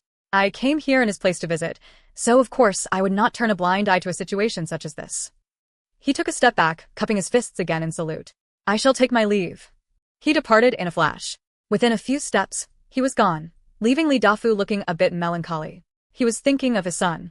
Then, he broke out in another smile, his eyes filling with pride and anticipation. My son has done well. He's an immortal. I will go burn some incense in the ancestral hall. This matter has brought glory to our family and ancestors. Meng Hao left Yunkai County. It was afternoon now, and his robe rippled in the autumn wind. The mountain wind grew stronger and stronger as he approached Mount Daqing. He stood on the same place on the mountaintop where he had stood in a daze 3 years before. Emotion filled his face. 3 years had passed so quickly. His face was no longer young and naive. He had matured, but Mount Daqing was the same as always. It would never change, nor would the great river which flowed ceaselessly beneath it. Looking down at the river, Meng Hao thought of the gourd bottle he had thrown into it that year. He thought about how he had encountered elder sister Su, Fatty, Wang Yukai, and Little Tiger. Silently, he leaped into the air and onto a flying sword. He flew down the mountain to the fissure in the cliff. He entered. It was exactly the same as it had been before. Meng Hao stood inside, looking around. That year, elder sister Su had been at the 7th level of qi condensation, and now he was a cultivator of the 7th level. It was as if the 3 years had been a giant circle, with this as the starting point and the ending point. But if the 3 years really were a circle, then perhaps returning here means that I've reached a new starting point. It's like the sages said, if you don't take a first step, you will never know which direction the road leads. He closed his eyes for a while, then opened them. I've already taken my first new steps. That year, I lacked money, and now I lack spirit stones. It doesn't seem much has changed. Meng Hao shook his head, thinking about the scant amount of spirit stones in his bag of holding. He couldn't help but feel a bit of pain as he turned and left the cave. Atop his flying sword, he shot down in the direction of the river. Suddenly, his eyes narrowed, and he lifted up his head. Up on Mount Daqing, in the same position he had just been standing in, was a man wearing a golden-colored robe. He gazed down coldly at Meng Hao. So, you did come back here, he said in a sinister voice which seemed to make the setting sun grow even darker, leaving behind only his eyes, filled with murder and greed. It was Shangguan Xiao. The day the sect had been dissolved, he was the first person to flee. After a few days had passed, he reappeared. After some asking around, he learned about the dissolution of the sect, as well as how Patriarch Reliance had cast terror into the hearts of the entire cultivation world of the state of Zhao. So, covering his tracks, he left, deciding that it was time to go harvest some medicinal plants that he had planted in secret some time ago. On the way, however, he had passed Mount Daqing, which caused him to think about the time he had investigated Meng Hao. He knew that this was where Su Qing had found him, so he decided to stick around for a few days in the hopes of encountering him. Killing intent shone in Meng Hao's eyes. He was currently at the 7th level of qi condensation, so he was able to detect the levels of other cultivators. Shangguan Xiao was at the 9th level. Although his cultivation base was not complete, it was close. With luck, he would soon be able to successfully reach foundation establishment, which would make him one of the most powerful experts in the state of Zhao. Meng Hao knew that he was no match for him, even if he had a lot of magical items on hand. Right now, though, his bag of holding had not been replenished, and he had almost no spirit stones. It was not a good time to fight. Without a word, he shot off into the distance, his body turning into a blur. As he sped off, Shangguan Xiao gave off a cold laugh. Within the sect, he had feared Grand Elder Ouyang, and hadn't dared to make a move against an inner sect disciple. But that was in the past. His desire to kill Meng Hao and take his treasures burned brightly. His body flashed, and a talisman appeared in front of him. It picked him up, and he shot in pursuit of Meng Hao. This time, there's no special promotion training. How can you escape my hands? A sinister smile covered Shangguan Xiao's face. He was determined to succeed. Chapter 48. Eccentric Song and Wu Ding Qiuan. Thunder rolled out in the evening sky. Rosy clouds drifted about, and the autumn wind rustled, picking up the fallen leaves and sending them floating. It should have been a beautiful, rainy autumn evening, but the peacefulness was interrupted by two figures who occasionally dropped to the ground, but then immediately shot back up into the air. They soared along, engaged in a life-and-death pursuit. Meng Hao was in front, his eyes glistening. After reaching the 7th level of qi condensation, he could maintain top speed on his flying sword for the time it takes half an incense stick to burn. At that rate, he could not shake off Shangguan Xiao. After some time passed, he was forced to drop to the ground, run as fast as possible for a while, and then resume gliding. Shangguan Xiao pursued him due deadly. He knew that he couldn't let him escape. If he did, Meng Hao could easily hide somewhere in the massive state of Zhao, and that would be very troublesome. At the moment, he was extremely confident. A critical juncture had arrived. He knew that Meng Hao possessed some treasured item. He wasn't exactly sure what it did, but he was determined to acquire it. Meng Hao, you can't escape me. My aim has always been the southern domain. The only reason I haven't ascended to the foundation establishment stage yet is because I didn't want to. You're like an ant to me. You will be my stepping stone into foundation establishment. Shangguan Xiu was of the 9th level of qi condensation. Even though he was very close to breaking through to the foundation establishment stage, his level of power was still far from that level. That having been said, even though Meng Hao was in the same stage as him, their cultivation bases were still 2 levels apart. This meant that not only was Shangguan Xiu faster, but because of his status as an elder in the Reliance sect, he'd had access to higher-level magical items. The talisman whistled through the air, propelling him forward with extraordinary power. He flicked his wide sleeve, snapping a jade slip. A green mist shot out, which coagulated into a green bottle, about half the height of an average person. It shot toward Meng Hao. Meng Hao's eyes flickered, and he slapped his bag of holding. 10 flying swords appeared, shooting toward the magical bottle. As soon as they collided, the 10 flying swords exploded into pieces, which mushroomed out in all directions. The bottle shattered, but Shangguan Xiu simply increased his speed and leaped over the cloud, intent on decreasing the distance between him and Meng Hao. At that moment, Meng Hao suddenly turned, his hands flickering in incantation patterns. Wind blades appeared, 3 of them. However, they didn't shoot toward Shangguan Xiu, but instead flew in circular patterns, faster and faster, creating a gravitational force which pulled in the shattered remnants of his flying swords. Soon, they had formed a spinning vortex. A booming sound rang out, but Meng Hao didn't look back. The vortex behind Shangguan Xiu suddenly exploded, sending shrapnel shooting out. Shangguan Xiu was knocked forward, shredding much of his clothing. His eyes burned with fury. So, you've reached the 7th level of qi condensation. Shangguan Xiu glared as Meng Hao sped off into the distance. He continued his pursuit, albeit more cautiously. He knew that Meng Hao was incredibly crafty and could not be underestimated. He must use all his power. When he thought about the technique Meng Hao had just used, gathering the fragmented pieces of the swords together, Shangguan Xiu was a bit taken aback. If Meng Hao's cultivation base were higher, then the attack just now, while it might not have killed him, would have seriously injured him. He's so young, yet so sinister. Exploding the swords was just a diversion. Damn it. He increased his speed, turning into a ray of light as he pursued Meng Hao. 2 people shot through the evening as the sky grew dark. The bright moon looked down, its gaze illuminating them. Meng Hao's face was grim. He consumed some demonic cores. Even though the North Sea had shown him the Tao, and he had broken through to the next level, his current situation did not bode well. He was at the 7th level of qi condensation, but had no way to lose his pursuer. He was in somewhat of a crisis. There will come a day when I will slay this man, thought Meng Hao. As he considered the inexplicable enmity between them, he came to the realization that it was all because of his opponent's greed. Over and over again. It was extremely annoying. Looking back at Shangguan Xiu, Meng Hao gritted his teeth. As his flying sword sputtered out of power, he leaped to the ground, racing toward the wild mountains. He was heading, not toward the Reliance sect, but rather the east of Mount Daqing, where a chain of mountains rose and fell off toward the flatlands and the capital city of the state of Zhao. The mountains here were numerous, even more so than the regions around the Reliance sect. This mountain chain was the largest in the state of Zhao and had come to be known as the State Shield Mountain Range. From a distance, you couldn't see past them, and in the night, they rose up like the undulating spine of a slumbering dragon, emanating a lofty air. Meng Hao lowered his head, speeding deep into the State Shield Mountains. This was not the first time he had fled for his life in the past 3 years. From his experience that year on the Black Mountain, Meng Hao knew how to seize opportunities. He flew as fast as he could, heading deeper and deeper into the mountains. Shangguan Xiu did not slow in his pursuit. No matter where Meng Hao went, he would follow. His mind was set. He would kill Meng Hao and take his treasures. And yet he knew he didn't have much time. The medicinal plant that he had been growing was ripe and ready to be harvested. If he was too slow, it would wither, which would wreck his future plans. In his estimation, it should take more than 1 or 2 days to take care of Meng Hao. That much of a delay was acceptable. So, without hesitation, he continued into the barren mountains in pursuit. About 500 kilometers away from the point where Meng Hao and Shangguan Xiu entered the state of Zhao's State Shield Mountains, there arose a lofty mountain. The mountain's peak pierced the clouds and was visible from a vast distance away. Everything from halfway up the mountain all the way to its peak was covered with white snow. It was huge, much bigger than any of the surrounding mountains, and its very top seemed to emanate rays of light that covered the mountain like flowing water. Next to this mountain was another mountain, whose top appeared to have been sliced off, forming a round, plateau-like platform. M. Assembled on the platform were nearly 100 cultivators wearing long, white robes.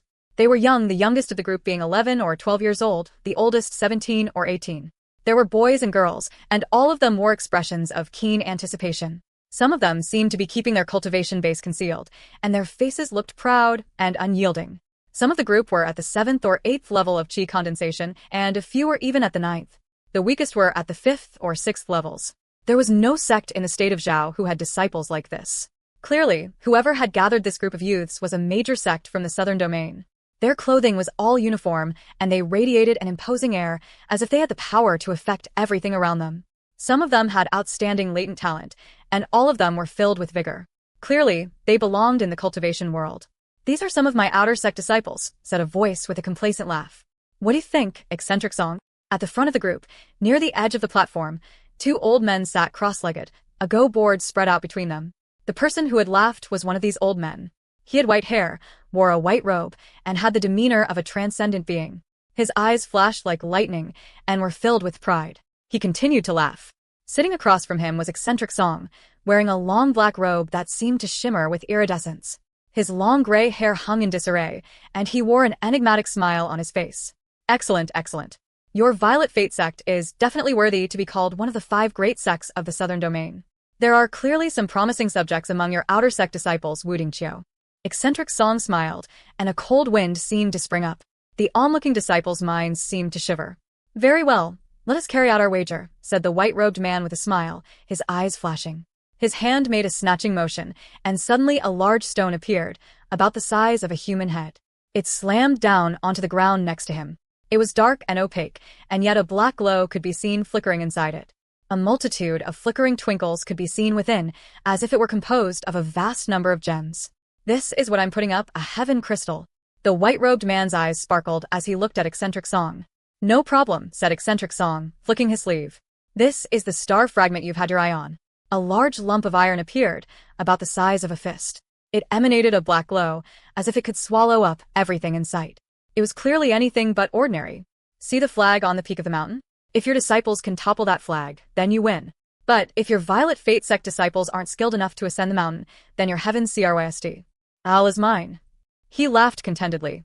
"Fear not," said the white-robed man with a confident sneer. "My disciples can definitely snap your paltry flagpole. They will also clear the mountain of all its treasures and slay all the demonic beasts you've raised. Don't go back on your word when that happens. I have roamed heaven and earth for 400 years and have never gone back on my word. Yes, I have filled this mountain with many treasures and spirit stones, as well as numerous unique spirit beasts that I have carefully raised. But mark my words, once the mountain is opened, anyone under the foundation establishment stage can enter for 7 days. This includes your Violet Fate sect disciples, as well as disciples of any other sect. Anyone with skill can acquire the treasures. Even if someone comes along who can clear them all out, I won't even so much as frown, let alone go back on my word. If I do, then I'm not surnamed Song." Eccentric Song spoke all these words with head held high, looking unyielding, his voice decisive. "However, anyone without skill who does not acquire treasures and cannot ascend to the top of the mountain will become food for my spirit beasts. This is simply their destiny." Having said this, his smile grew even colder, and his eyes filled with a sneer. "All of my Violet Fate sect disciples are outstanding among their peers," said Wu Dingqiu with a glare, his voice booming out. "Clearing out your mountain will be as easy for them as turning over a hand.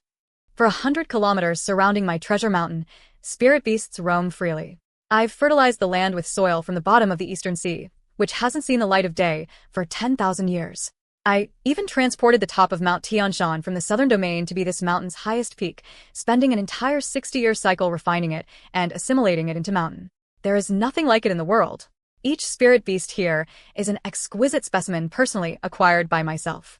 They are fiendish and unusual, mutated beasts that I painstakingly collected from everywhere under heaven. I think the 100 or so disciples you have brought are not enough food for my spirit beasts." Eccentric Song glared, slowly rubbing his beard. 1. Eccentric Song's surname in Chinese is Song Song. It has no real meaning. It is the same Song as the Song dynasty. Wu Dingqiu's name in Chinese is Wu Dingqiu. Wu is a common family name. Ding is the 4th heavenly stem. Qiu means autumn. Chapter 49, Mountain of Trial by Fire. My Violet Fate sect is one of the great sects of the southern domain. These may be just outer sect disciples, but even to enter the sect, Each and every one of them passed 9 difficult tests. Every month, they immerse their bodies in a spirit spring. They possess inexhaustible amounts of heavenly materials and earthly treasures. All of them have extraordinary latent talent, rarely seen in any sect. These Disciples could flatten your crappy mountain with the wave of a hand. As for your demonic creatures, they aren't even fit to be eaten by my disciples. They're not mutated beasts, they're mutt beasts. Wu Dingqiu glared, with wide eyes. The disciples behind him lowered their heads in embarrassment, glancing at Eccentric Song. Eccentric Song stared for a moment, surprised. He flicked his sleeve and was about to say something when Wu Dingqiu suddenly leaped up and turned to face his disciples. Violet Fate Sect disciples, he roared. This might be your first time to venture outside of the sect, but this mountain, where life and death is predestined, is a promotion training ground for the inner sect. Anyone who steps onto the mountain and reaches the halfway point shall be remembered. Anyone who reaches the mountaintop, even more so. And whoever manages to snap that crappy flagpole will be my personal apprentice and receive immediate promotion into the Violet Fate inner sect. What are you gaping for? Get moving. Upon hearing this, the faces of the white-robed disciples filled with inspiration and their eyes shined. This was their first time outside of the sect. Some thirsted to become a member of the inner sect, others desired to acquire treasures. According to the rumors they had heard in the sect, vast amounts of spirit stones, medicinal pills, and magical items were hidden in this state of Zhao Treasure Mountain. Nearly 100 bodies flashed toward the mountain, a shocking sight. The peak of the mountain was extremely high, and the mountain itself was surrounded by forest. Almost immediately, thunderous noises arose from within the trees. The roars of the wild beasts shattered the quietness of the still night. 2 hours passed in which miserable shrieks continuously rang out from Demon Beast Forest, especially the border regions. Suddenly, 7 or 8 Violet Fate Sect disciples fled out from the forest, their faces filled with fear. They were being pursued by 3 mighty beasts who had the heads of dragons and the bodies of tigers. The ground shook beneath their feet as they charged forth. The life force of these 3 beasts seemed boundless, their might extraordinary. Their fur was long and thick, causing them to look completely different from the average demonic beast, savage and fierce to the extreme. When they breathed, their auras transformed into mist serpents which coiled around their bodies, leaving the inexperienced, novice disciples frightened to death. Their faces paled, and they ran away at top speed. Once they stepped foot outside the trees, the demonic beasts ceased their pursuit. They glared viciously at the 7 or 8 disciples, then turned and disappeared back into the forest. On the flat plateau, Eccentric Song laughed heartily. Look, Wu Dingqiu, these are the spirit beasts I have raised. What do you think? Even if your disciples grew up inside a spirit spring, it wouldn't do any good. Forget about the even more powerful spirit beasts on the treasure mountain. Your Violet Fate Sect disciples can't even get past the spirit beast forest. Wu Dingqiu sat there in his white robe, an unpleasant look on his face. He stared angrily at the 7 or 8 cultivators. And yet, his tone of voice was as arrogant as always as he calmly said, "Those disciples are merely at the 5th or 6th level of qi condensation. The truly chosen in my sect are all still in the forest. It won't be long before they step foot onto your crappy mountain, then they will clear out all the junk you have hidden there." Time passed by, another 2 hours. So far, no one had been able to get past the demonic beast forest to step foot onto the mountain itself. Currently, miserable shrieks and wails drifted out from the trees, and before long, a commotion broke out at the edge of the forest as 10 or more Violet Fate Sect disciples fled out in terror. Dread filled their faces, and some of them were injured. This was their first time outside of the sect, and they were like flowers grown indoors who had never faced wind and rain. They were being pursued by a group of 5 howling demonic beasts. One was a fierce, pitch-black tiger. Another was a giant peacock, nearly 6 meters tall. The rest were hard to identify, but were clearly out of the ordinary. On the plateau, Eccentric Song once again let out a complacent laugh. He appeared to be in very high spirits. He grew even happier when he saw Wu Dingqiu's increasingly somber face. Wu Dingqiu, are these really the most outstanding disciples in your Violet Fate sect? It seems that being raised inside a spirit spring really doesn't cut it. I'm afraid that even if they ate meals made from heavenly materials and earthly treasures, it still wouldn't do them any good. My treasure mountain is filled with unusual items rarely seen in the southern domain. I've spent all my energy in the past years on this project. After years of allowing my creatures to grow in strength, my mountain is ready. I've been waiting for quite some time for your Violet Fate sect to come for this trial by fire. Wu Dingqiu's face grew so grim that it seemed it might explode at any moment, like a volcano. In a stiff voice, he said, "It's just a crappy mountain, nothing worth bragging about. I could level the whole thing with the wave of a hand. All the disciples that have come back out are useless. The true chosen ones are." Even as the words came out of his mouth, his eyes suddenly widened. A handful of disciples had just come running out of the edge of the demonic forest. He leaped to his feet. With a roar, he said, "Get back in there. If anyone dares to run away, I shall expel you from the sect." His roar reverberated across the land, but not very far. He limited it to a radius of about 50 kilometers. When they heard it, the disciples who had just fled out of the forest grew pale and began to tremble. They didn't dare to flee. Gritting their teeth, they and headed back. The demonic beasts that had been pursuing them were also frightened and dared not attack. As for the 20 or more disciples who had already fled the demonic forest, their faces grew even paler, and they hesitated. They weren't sure if they should go back in or not. Be it the Violet Fate sect's disciples or another sect's disciple, during these 7 days, anyone can enter my spirit beast forest, said Eccentric Song with a hearty laugh. Anyone with the skill to step foot on my treasure mountain can have the chance to take away the treasures. I will neither stop them, nor even frown. Even the flag on the mountain peak is fair game. There I have placed a bag of the cosmos, which can hold mountains and rivers inside. Upon hearing his laughter, Wu Dingqiu's face grew more unsightly. He was beginning to feel that this Eccentric Song was too spiteful. He had filled the mountain with treasures, and seemed to have complete confidence that they wouldn't be touched. Wu Dingqiu flicked his sleeve and made to leave. He had already suffered too much humiliation, and would not stand for any more. But before he could go, Eccentric Song stood and blocked his way. "Fellow Taoist Wu, we had an arrangement. Before we finish our game of Go, neither of us may leave. You're an elder from one of the great sects of the Southern Domain. You're not going to go back on your word, are you?" As he laughed, his beard floated up a bit. His face was filled with utter pride, and it seemed he had no intention of letting Wu Dingqiu leave. At that moment, Meng Hao was several thousand kilometers away, flying quickly through the mountain forest. Around him, autumn leaves floated in the air, and behind him, Shengguan Xiu was in hot pursuit, killing intent radiating out from him. "This State Shield mountain range goes on forever, Meng Hao," said Shengguan Xiu, his voice sinister. "Its depths are filled with miasma. Going in this direction is the same as picking the road to death." "Pipe down," said Meng Hao coldly. He frowned. It was the first thing he had said this entire time. He was really getting annoyed with Shengguan Xiu. As far as he was concerned, it was fine if he wanted to chase him, but the ceaseless chatter was unnecessary. Shengguan Xiu's eyes glittered, and he lifted up his hands in front of him, then slapped them together. Meng Hao suddenly felt a stab of pain in his chest that coincided with the slapping sound. It felt as if a sharp sword were slicing through into his heart. His face filled with pain, and he coughed up a spray of blood. "You finally speak, whelp. You fell for my trick. That was a special magic from my family that is designed to damage the heart and blood vessels." With a sinister smile, he increased his speed. He lifted his right hand, and a 5-colored pearl appeared. He flung it forward, and it shot toward Meng Hao. Before it reached him, it suddenly exploded, transforming into several 5-colored streams of mist, which then merged into the shape of a hideous evil spirit. It howled as it pounced toward Meng Hao. Meng Hao looked back with a grim expression. Having no time even to spit the blood from his mouth, his hands flickered in incantation gestures, and his body sped forward with increased speed. As the 5-colored mist spirit approached, a head-sized water globe formed in his left hand. From his right had emerged a roaring flame python 30 meters in length. The water globe shot forth first, exploding to form a rain of water arrows. The flame python flew forward, then exploded in midair, sending scorching heat roiling out into the night air. This caused the water droplets to transform into a mist. Guided by the aura from Meng Hao's cultivation base, it surrounded the area, sending the 5-colored mist spirit into confusion. It no longer could identify Meng Hao's position. Even Shengguan Xiu's vision was obscured, leaving him shocked. As soon as the mist appeared, before he had a chance to recover from his surprise, 2 cold, noiseless beams shot toward him. A booming sound rang out, and Meng Hao let out a light sigh.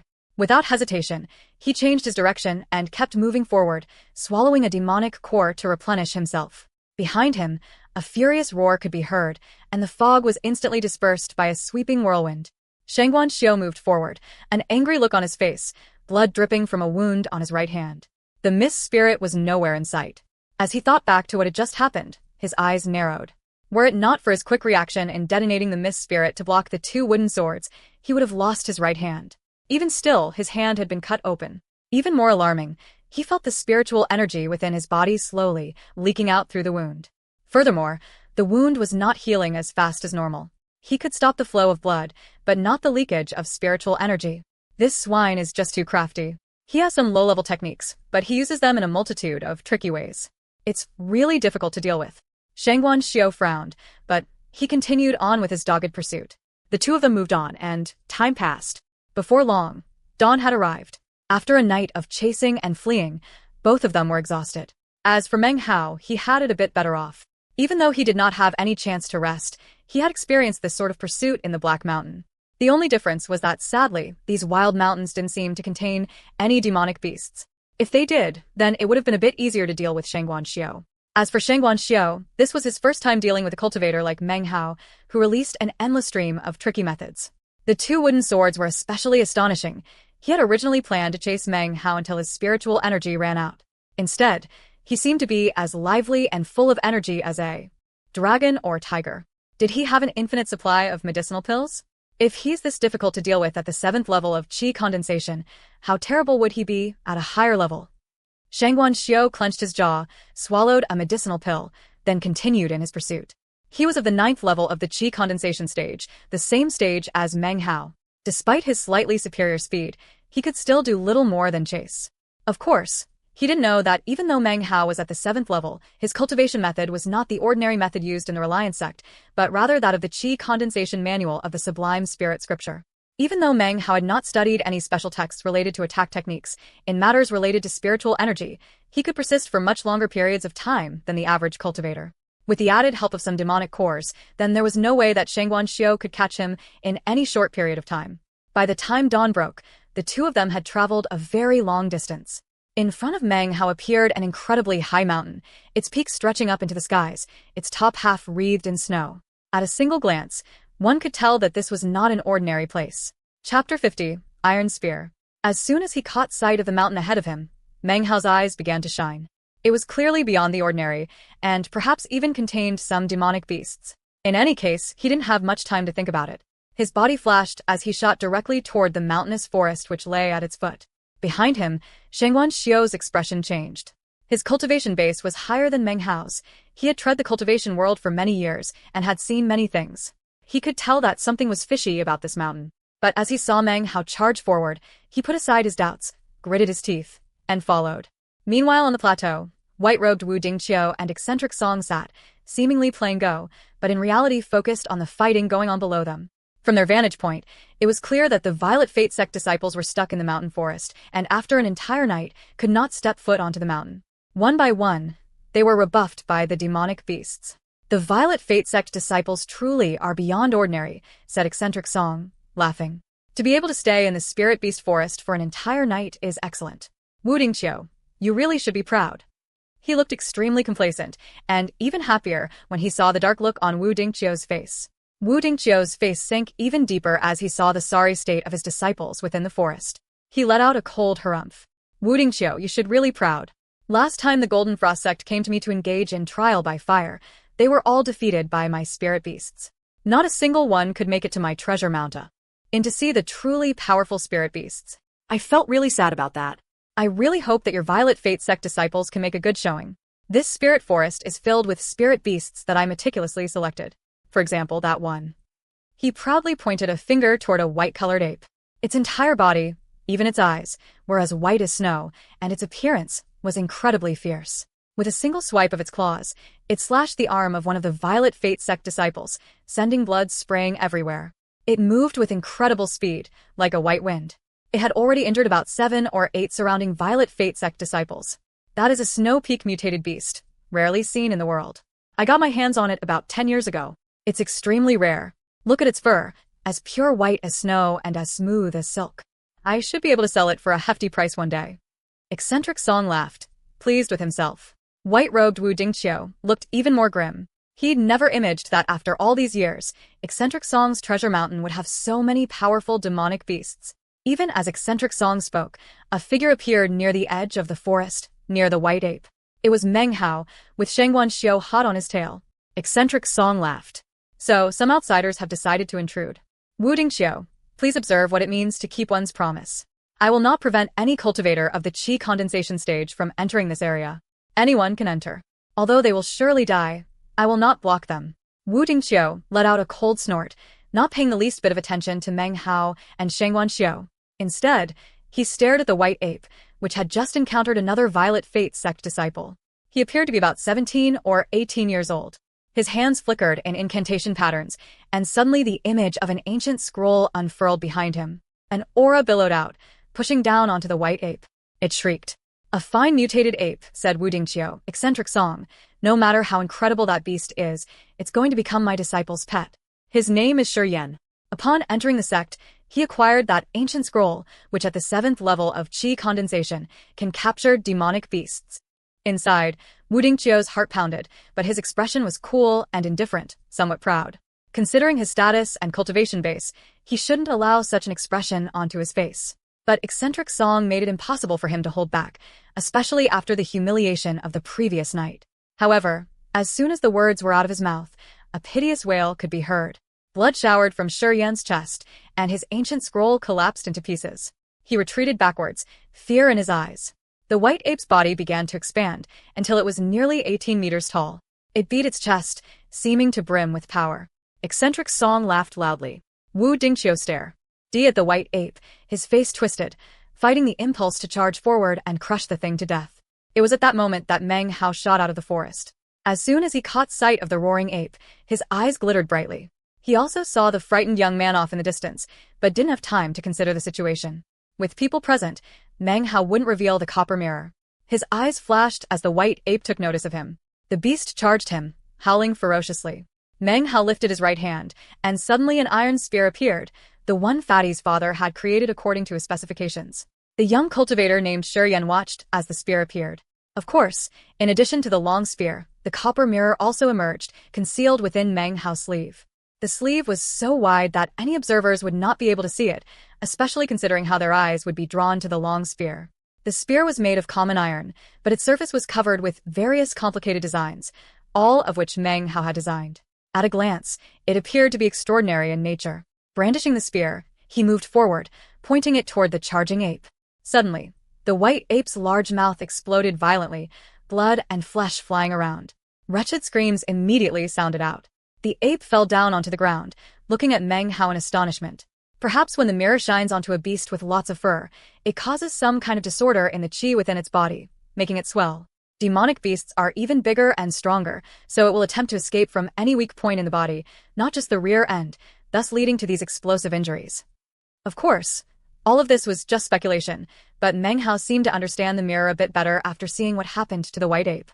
After having the copper mirror for 3 years, he felt this was pretty close to the truth.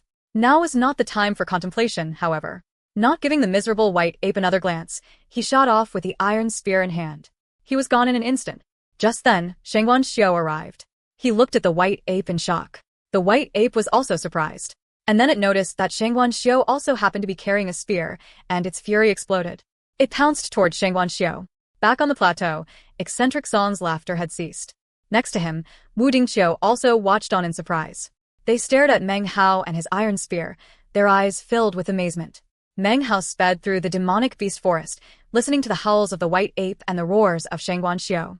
His eyes flickered, and he harumphed coldly. Not too much time passed before he heard another commotion coming from up ahead. Soon, he saw 4 or 5 cultivators wearing white robes, engaged in vicious combat with 3 demonic beasts, each of them 6 meters tall.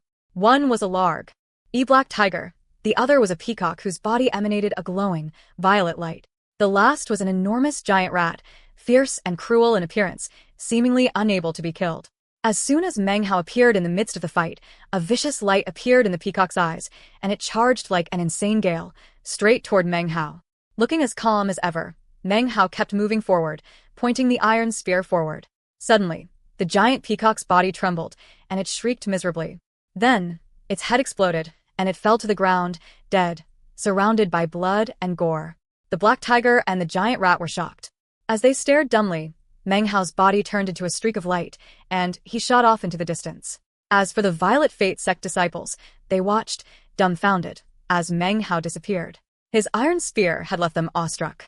Not pausing for even a moment, Meng Hao continued on. At this moment, Shengguan Xiu had resumed his furious pursuit.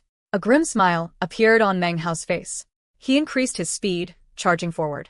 Every time he encountered a demonic beast, he would wave his spear at it, and it would retreat, crying out miserably.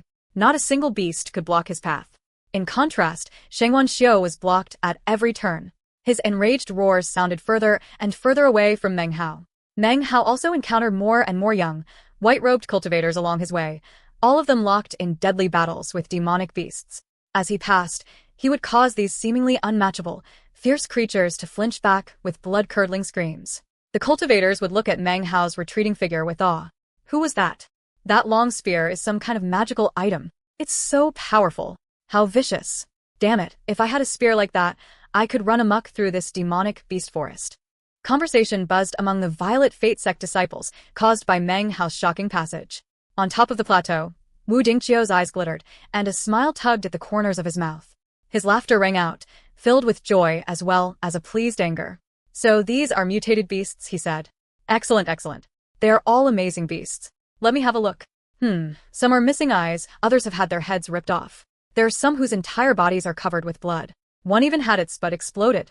Eccentric Song, didn't you say that this demonic beast forest was fertilized with soil from the East Sea? And didn't you say that these mutated beasts were all amazing? It seems they're having a bit of a rough time today.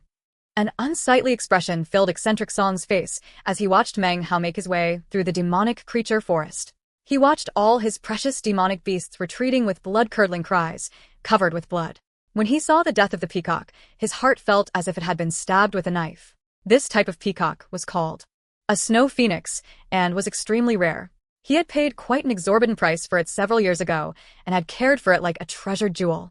And yet the iron spear had exploded its head in an instant. Even though it was dead, its powerful life force caused the corpse to twitch and writhe. Eccentric Song felt extreme regret, but his eyes shone forth with an air of indifference. Who cares, he said. There are a multitude of spirit beasts in my spirit beast forest. There's no harm in it. In any case, this kid isn't one of your Violet Fate sect disciples, so what are you looking so happy for? He spoke in a light tone, but inside, his heart was beginning to pound.